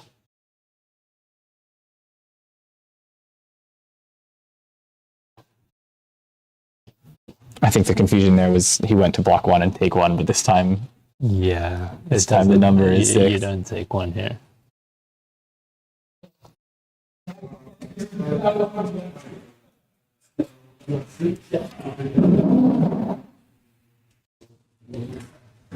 So adding another block because Tom is a good guy. He wants things to be fair and square. Mm-hmm. He doesn't want to cheat Christian out of 3 block here. Blocking with Glint, it was a second blue because we already see a blue tip off in the pitch zone here. It's kind of funny, the blue tip off. I mean, it was really good last game. Yeah? Yeah, it was a gotcha on a saver that drew. It wasn't, based on what the draw was, it wasn't crazy, but it did a thing that Mark wasn't expecting. Mm-hmm. Another time blocking 3 and getting gamed by a tooth. I think that's tooth number 2 for this game. Teeth. I mean, with 3 teeth and 3 pledge. The mix-up with tooth is so big.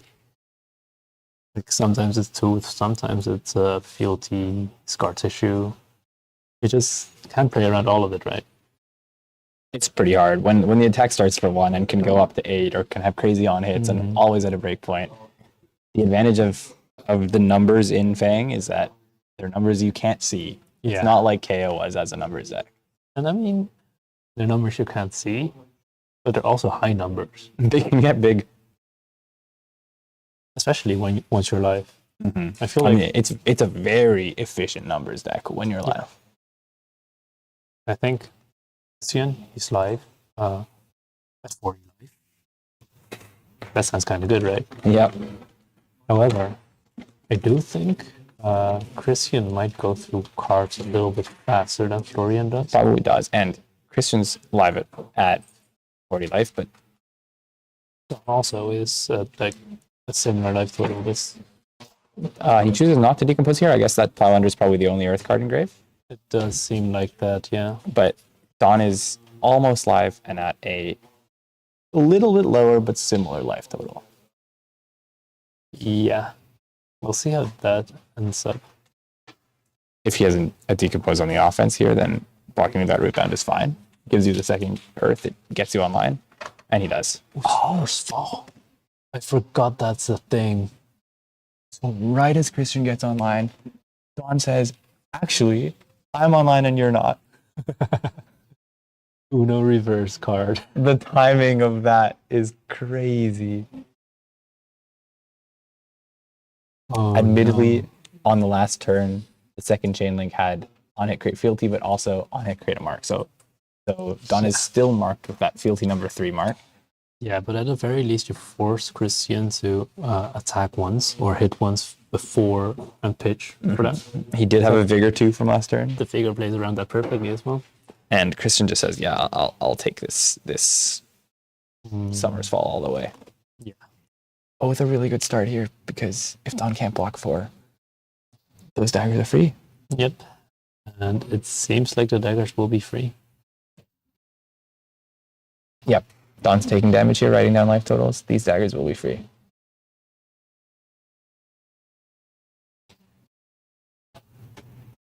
Funny how much aura removal Florian actually has. It's like, not just Summer's Fall and Runic. Runic, but also Condemned to Slaughter. Oh yeah. There's a lot of cards. You have to Kinda destroy funny. Aurora for that one though. Yeah, just make her launch and destroy one of them. Probably pass turn. Oh, and we're back up to 4 fealty now. It's gonna be a little bit harder to disrupt right now. 4 fealty. That's the power Summerfall of doesn't do gold. it anymore. Gone down to 31, having taken 1 on the first link and 1 on this link. Christian having a think. 2 cards left available to him. Cashing in that vigor for a damage. Mm-hmm. You don't need that many resources anymore. I'll make it. Turn it into 1 damage. 2 cards still, so this might get. Oh my god. And that card has also really been impressing me. Yeah, I mean, the CC version of this deck is it's built to turbo to 3, and when Hudson is a 1 card 6? 7? That's like 5, right? Yes. So 4, 5, 6, 7 with the daggers. If you hold it as your only card. Hold it as your only card, yeah. He's able to follow this up with another 4 just to start pushing Don's life total down, essentially. There's a lot of 4s in this deck. Like almost every card is a 1 card 4 if it wants to be. And they also block for 3 for a large part. Some of them block for 2. So, well, the Reacts block for 2. Yeah. We made a joke about Christian being online at 40 and Don being online at 33, and then Christian was offline, but 2 turns later, Christian's online at 35, Don's at 20. Yeah, but Don does make sure to keep him on his heels by continuously playing these Summer Falls and these disruptions to get him back offline. This Summer's Fall is less effective than the last one. It brings him down to 3. It means that Christian can't cash in one of those fealties and stay online. And Donovan is also not marked at the moment. So if he does try to cash in through something like a scar tissue, We don't have an eye on getting back to 3 just yet. Yeah.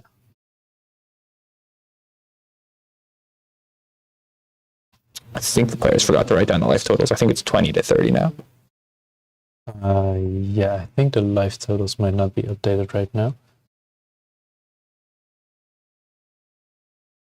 There you go.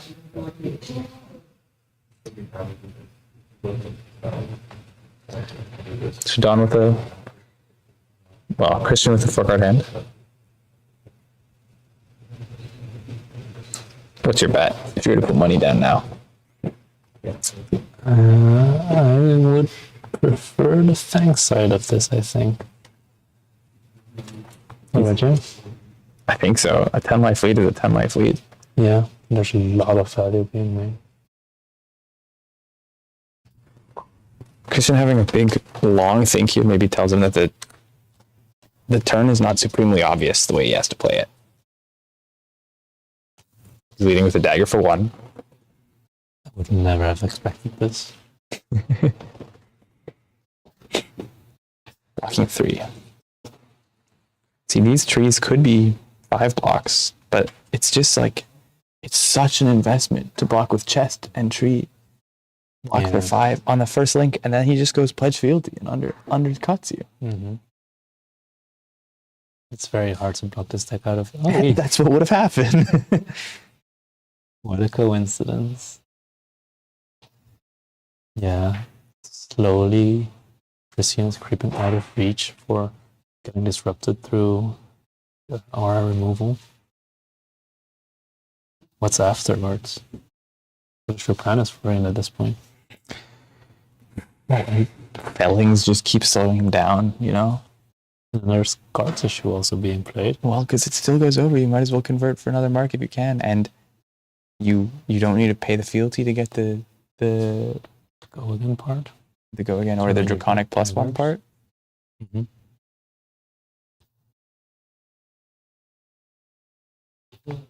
Donovan really does not want to be marked, so he's sacrificing his well-grounded here.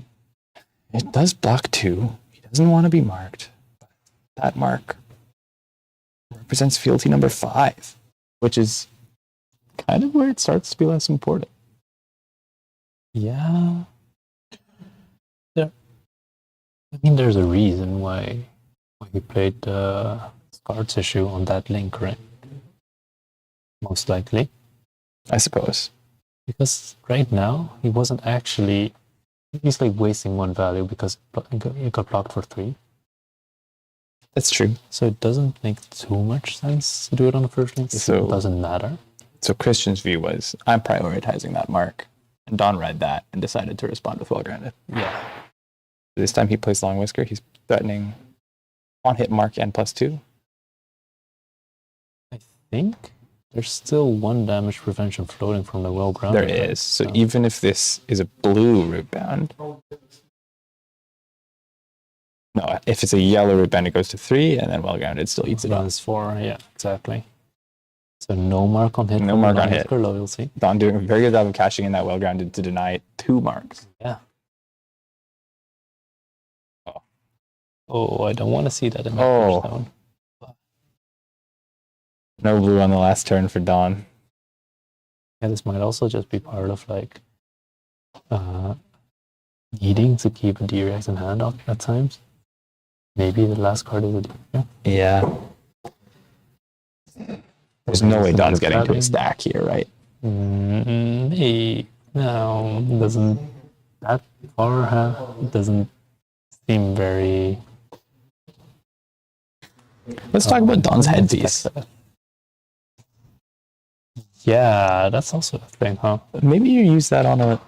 Okay, well, this is the... I don't know how many cards Christian has, but this is the kind of turn where you want to use it. You're getting at least most of the upfront value.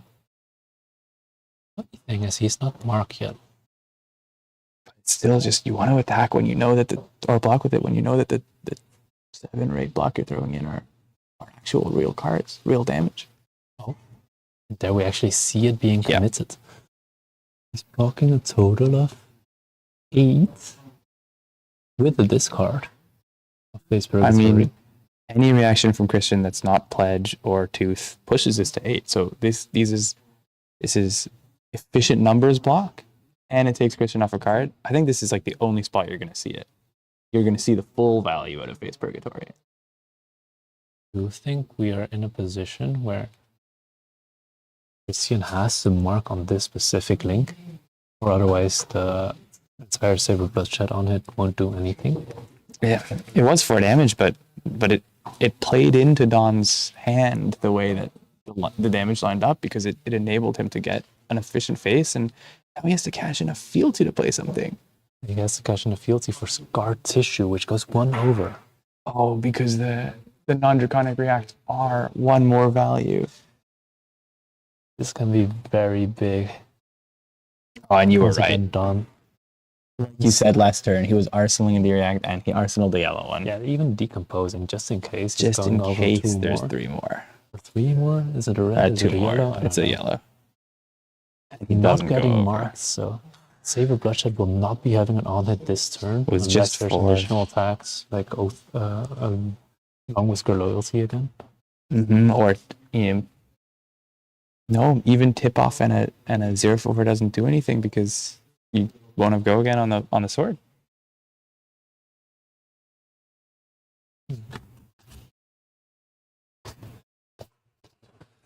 It's just 1. Trust me. I will attack again after this. I mean, even if he doesn't attack again, it's still for 4 or 5. Is there just 1 card left in hand? It's 2 cards. 2. Okay. We can expect one of these to be played. Christian's turn did get turned off from what he was expecting because of the face purgatory, but this is still even without the draw, pretty strong offensive turn. Yeah, I think Don is currently just trying to make sure his hand converts. Oh, we get another fealty back. He's And tipping tip off. So, ending up drawing a card off the Saber Bloodshed. And if, what's the best case? You want that to be a 0/4, you just, even a reaction just goes into arsenal. Mm-hmm. Oh, This is there before. You just convert it because you can. Yeah. You've seen the way Don wants to block on this turn.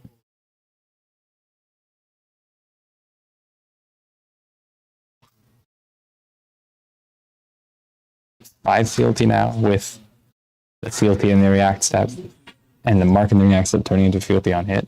Mm-hmm. This is looking kind of dire for Don. However, the deck sizes are growing pretty small right now. Do you think it's possible that we see Fang getting fatigued right here? Ooh. It looks to me that Fang has about as many cards in deck as in grave. Yeah, it's like halfway through. But he plays approximately 3 cards per turn or 4 cards per turn. Maybe that's Don's angle. It does We seem already like it. see him going for just the pitch of blue grasp weapon line. Christian managing to really efficiently convert that shelter on that turn. Takes away 2 rune chance, 1 of the damage on the weapon. The boots is another damage. It just leaks 1 with 1 card. Oh, hey, I completely forgot. There's no arcane barrier. Oh. But we see a rune of reclamation getting committed to Brock. I think right now, Don is moving off of the plan. 5 fealty is just too far out of reach. Yeah. And send again, converting 6 go again. a little bit less than it could be because of the fact that Don blocked 3 here, but just your go again enabler. He's headlong following it up for 4 go again. Even if that last card is going into Arsenal, you still get to ping for 1 extra. You get to clear that boots. This deck, when it's online, it's just almost oppressive. Yeah. Wouldn't have thought you to say that before this week, huh? No. I mean, when it's online, It's strong when it's online. I think everyone It's will just- say that. is it too... The question before this weekend was maybe is it too soft in its needing to get online? And it's needing to run a bunch of 2 blocks too. One big problem was that it was a little bit too fragile. There's a lot of 2 blocks. You get disrupted by pretty much everything. But apparently, it's fine. Just play below rate. Once you're live, you're above rate. With the best disruptive deck in the meta being new, that's actually kind of okay for you. One-handed warriors with your Valiant Dynamo are pretty good against new. So if new's not able to out-disrupt you, maybe that means it doesn't matter that you're soft to disruption. You just throw cards. Just throw cards. Maybe. We see Don playing very conservatively. He's playing towards the fatigue that you hinted at. And honestly, even in a situation where it looked like this was just 1, just on the off chance it could have gone to 4 or 5, he doesn't want to let that happen. Don wasn't able to hold the blue. So, no bam bam attack for 5. I wonder what cards he would arsenal. Maybe just Felling. Felling, Germany. I do react. I think Wiercx would have had some other blocks last turn. Possibly. Maybe. Sure. That's interesting. Because of the lack of AB, he only needs to attack. How many times? 14 times.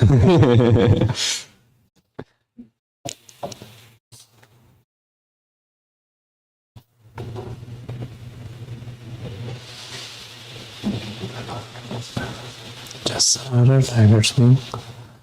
There's nothing bad that can happen. It's only 5 cards. I'm not sure if they can reach 14, but even without it, it's Who's scary. blocking with the Felling?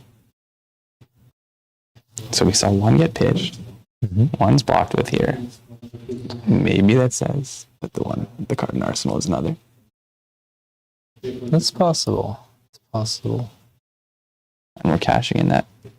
Scar Fealty. tissue once again. He's really enjoying cashing in this this fealty for scar tissue, it's above rate compared to the draconic attack reactions, and in theory, if you're hitting, it's fealty neutral.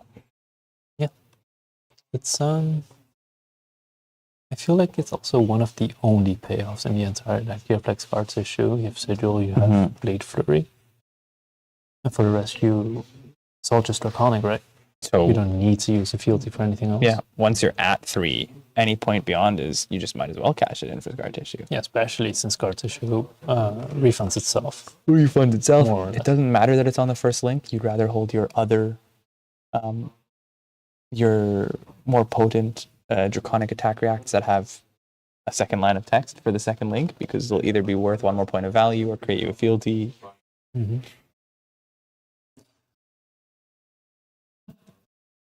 I wonder if Christian is actually running out of offensive cards. I've seen a lot of like cards like Sigil, Solace like that.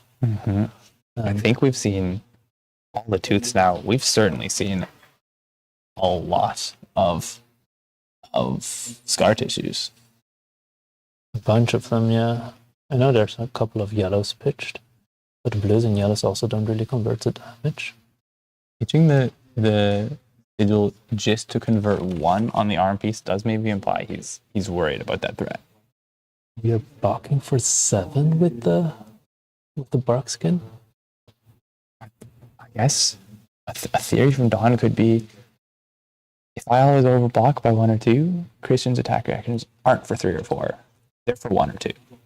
And Yeah. if Don's path to winning is just staying above 0 while Christian runs out of deck, then this is great.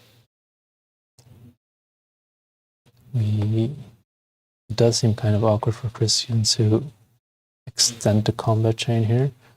It's actually just an arsenal.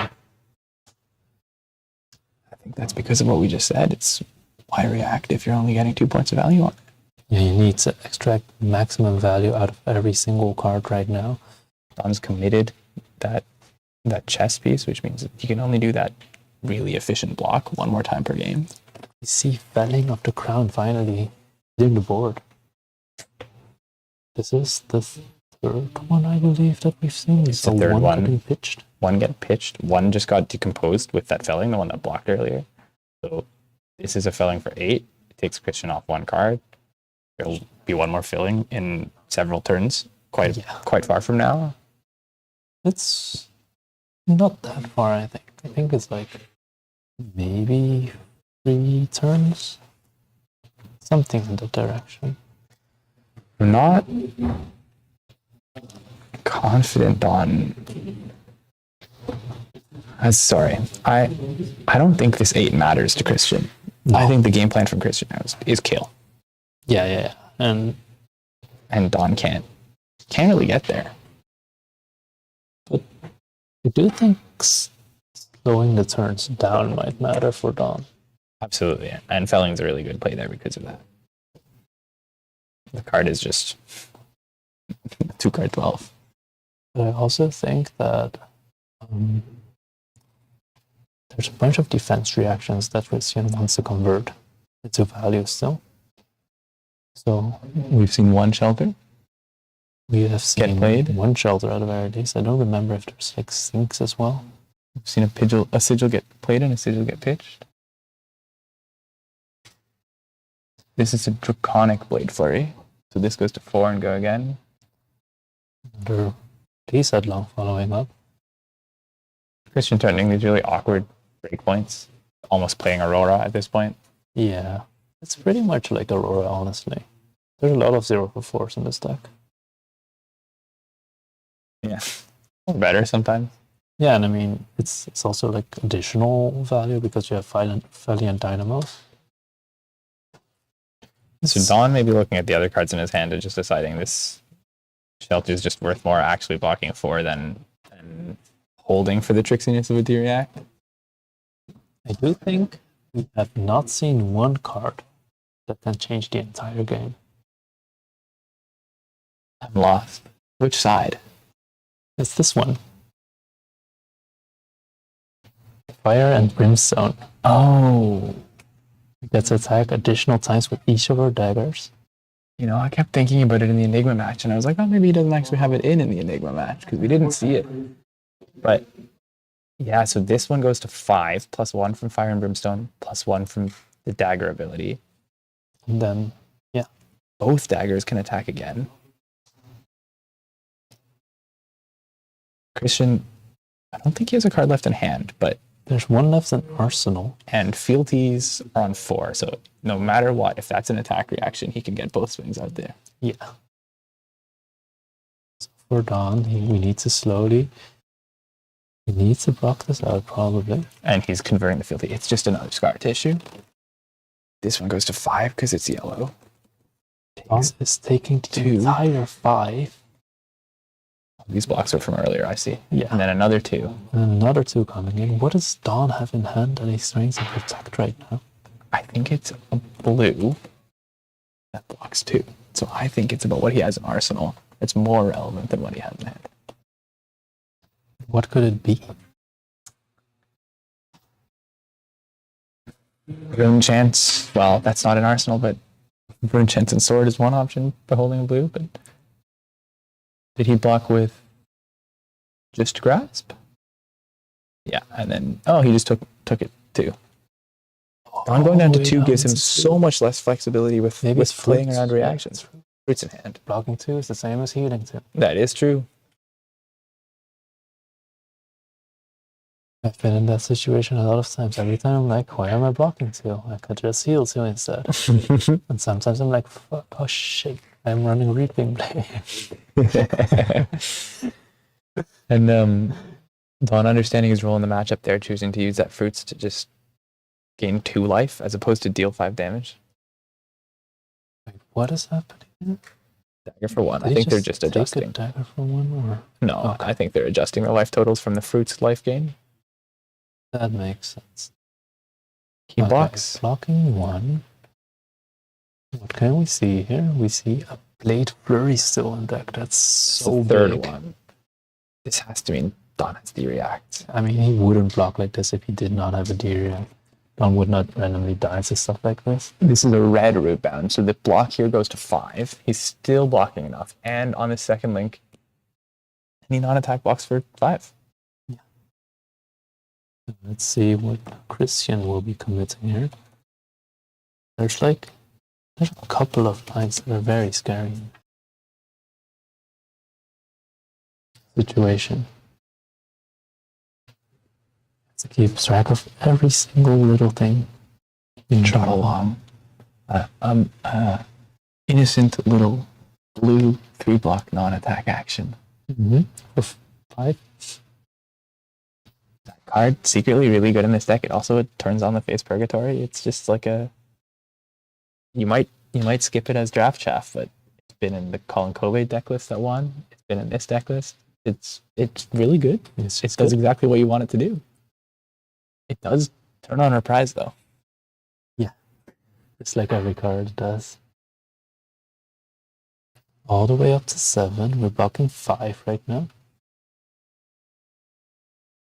Do we add 2 more? Do we take 2?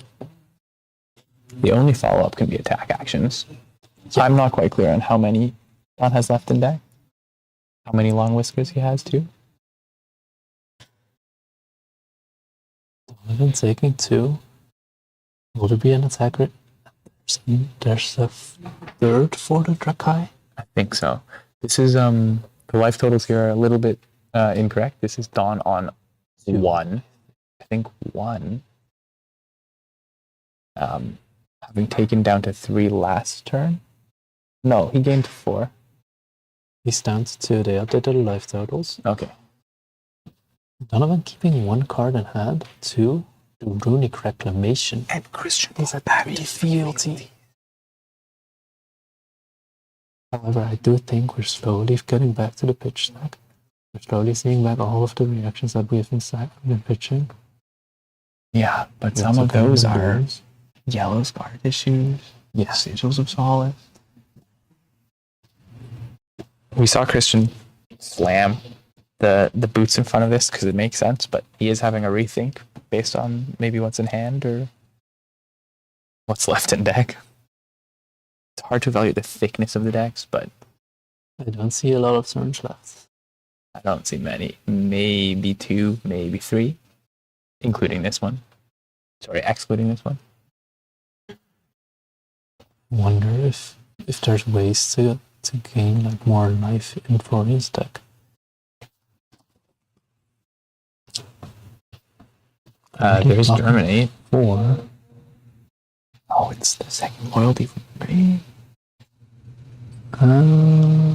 That's scary. So Or is he currently just trying to blocking drop it off? 4. Blocks the And full another 7. loyalty from Beyond the Grave. Yeah, so he blocked 4 with equipment. A second loyalty from hand. Is he gonna banish him? He's gonna because he is. has to kill on this turn. Having given up, in essence, no cards by blocking with that loyalty, he has a 5-card hand to throw back at Don. This is so threatening if you're Don. And Don has no chest, so blocking these cards is so inefficient. Trying to preserve life. 1 on equipment, 3 on Blocking 4. a card is 4. However, these daggers present like awkward points. What do you block in front of these daggers? Yeah. Don has to consider what's left available for Christian. It's very hard to know. You could do All a of the full count of reactions the could be the same. of the graveyard, but don't give that to him. You're trying to close the venue soon. oh no.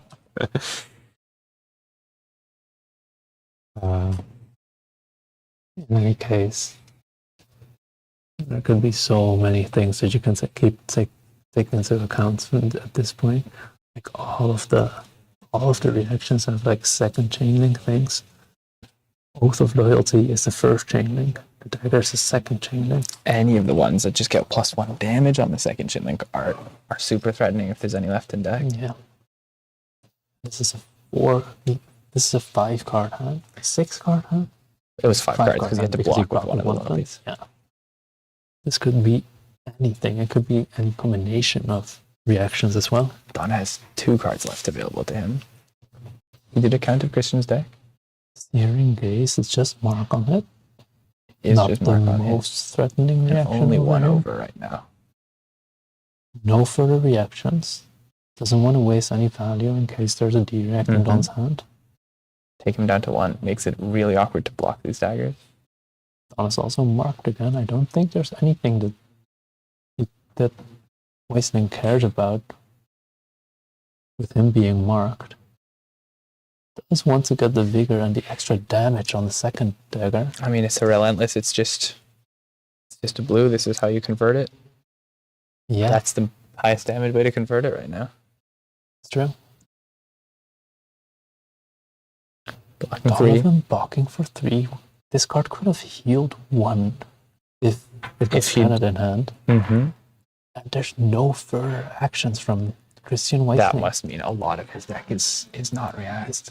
He's healing 2 again. Critical. Because if Christian can only ever hit 4 on a chain link, being at 3 is enough. But you are facing down another 5-card hand. We're facing down another 5-card hand.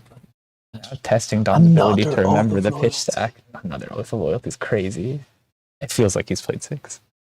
It definitely does feel like that. There's so many 4 for 0 go again cards in this deck. Don doing the breakpoint thing. It's hard to block the force. You need the reactions for covering up the daggers. You need the life total to work with, or this entire plan will just kind of fall apart. Blocking 3 against this one. Christian having a think. Yeah. Will there be a way to give go again? I think there is a way to get go again, like almost always. But will it be something like a tooth? Will it be something like... Wow, that's good. That's what good is here. This is blistering strike. Yep. So it goes up. Since it's a second draconic chain link, it will be up by 2. Donovan is forced to use the life part on Arcane Seeds Just to life live on 1. to live on 1. Showing us that he's only playing the life side by covering up the arcane seeds. There's a small little thing in between where Oath of Loyalty does not allow you to play. Only allows people to play draconic cards. But there is a fealty excess, so you can still convert. It counts for both players. But it mentions action cards, I think. No, Oh, you may no. only play. Yeah, there was this thing where if your opponent plays a draconic an action before you, you can't play Oath of Loyalty anymore. That was it. Oh, glint to draw a card, drawing the scar tissue off the top of the deck. I thought it was in hand already because I had remembered one yellow scar tissue being pitched. I remember one yellow card issue, but what can you do here? There's no other way to block. Like otherwise, you just get another thing. Yep, there was a second dagger still to come in theory. You needed the reactions in your pitch stack, and they simply weren't there. No. You need them in the early game. You need them in the late game. Well, at some point you run out. What a finals. Fang getting 25 LL points. Undefeated 11-0. I don't know if he has more than 25 LL points right now. Yeah, maybe more than doubled. After the RTN season. I think he won a couple RTNs. I think he's probably higher than 25, but that's 9 RTNs. Yeah. I can't believe it. That's Fang's incredible. Undefeated over this entire weekend. Well, over this entire day. Yeah, 11-0 into some truly great players in this top 8 bracket, in the tournament. And we've seen everyone trying different things to beat Fang. No one got there. So far, no one got there. The numbers are just... He was on 20. Yeah. I mean, he was almost out of deck. He was almost out of deck, but... The plan almost worked. Interesting to know maybe how many cards he ran. Whether that was a 60-card deck getting fatigued or a 66-card deck getting fatigued. Yeah, I mean, like, the strong part about these redline decks, you can just add more cards to their deck if they're getting fatigued. And it's like, it doesn't even matter. Your ratios, mostly the same. Yeah. Okay. I think we got to get out of here because the venue is actively closing on us. Yeah, so we're slowly going home. Thanks, everyone, for watching. I hope you guys enjoyed. Thank you for having me. I enjoyed casting. Yeah, it was a lot of fun casting with you. It was a lot of fun watching these players. Congratulations to the Fang player who won. Congratulations to Christian. Congratulations to Dawn, also in the final, also getting a PTI. Second place with Florian, nothing to scoff at. No, sir. Thanks once again, everyone, for watching. We're closing the stream. Have a good evening. See you guys later.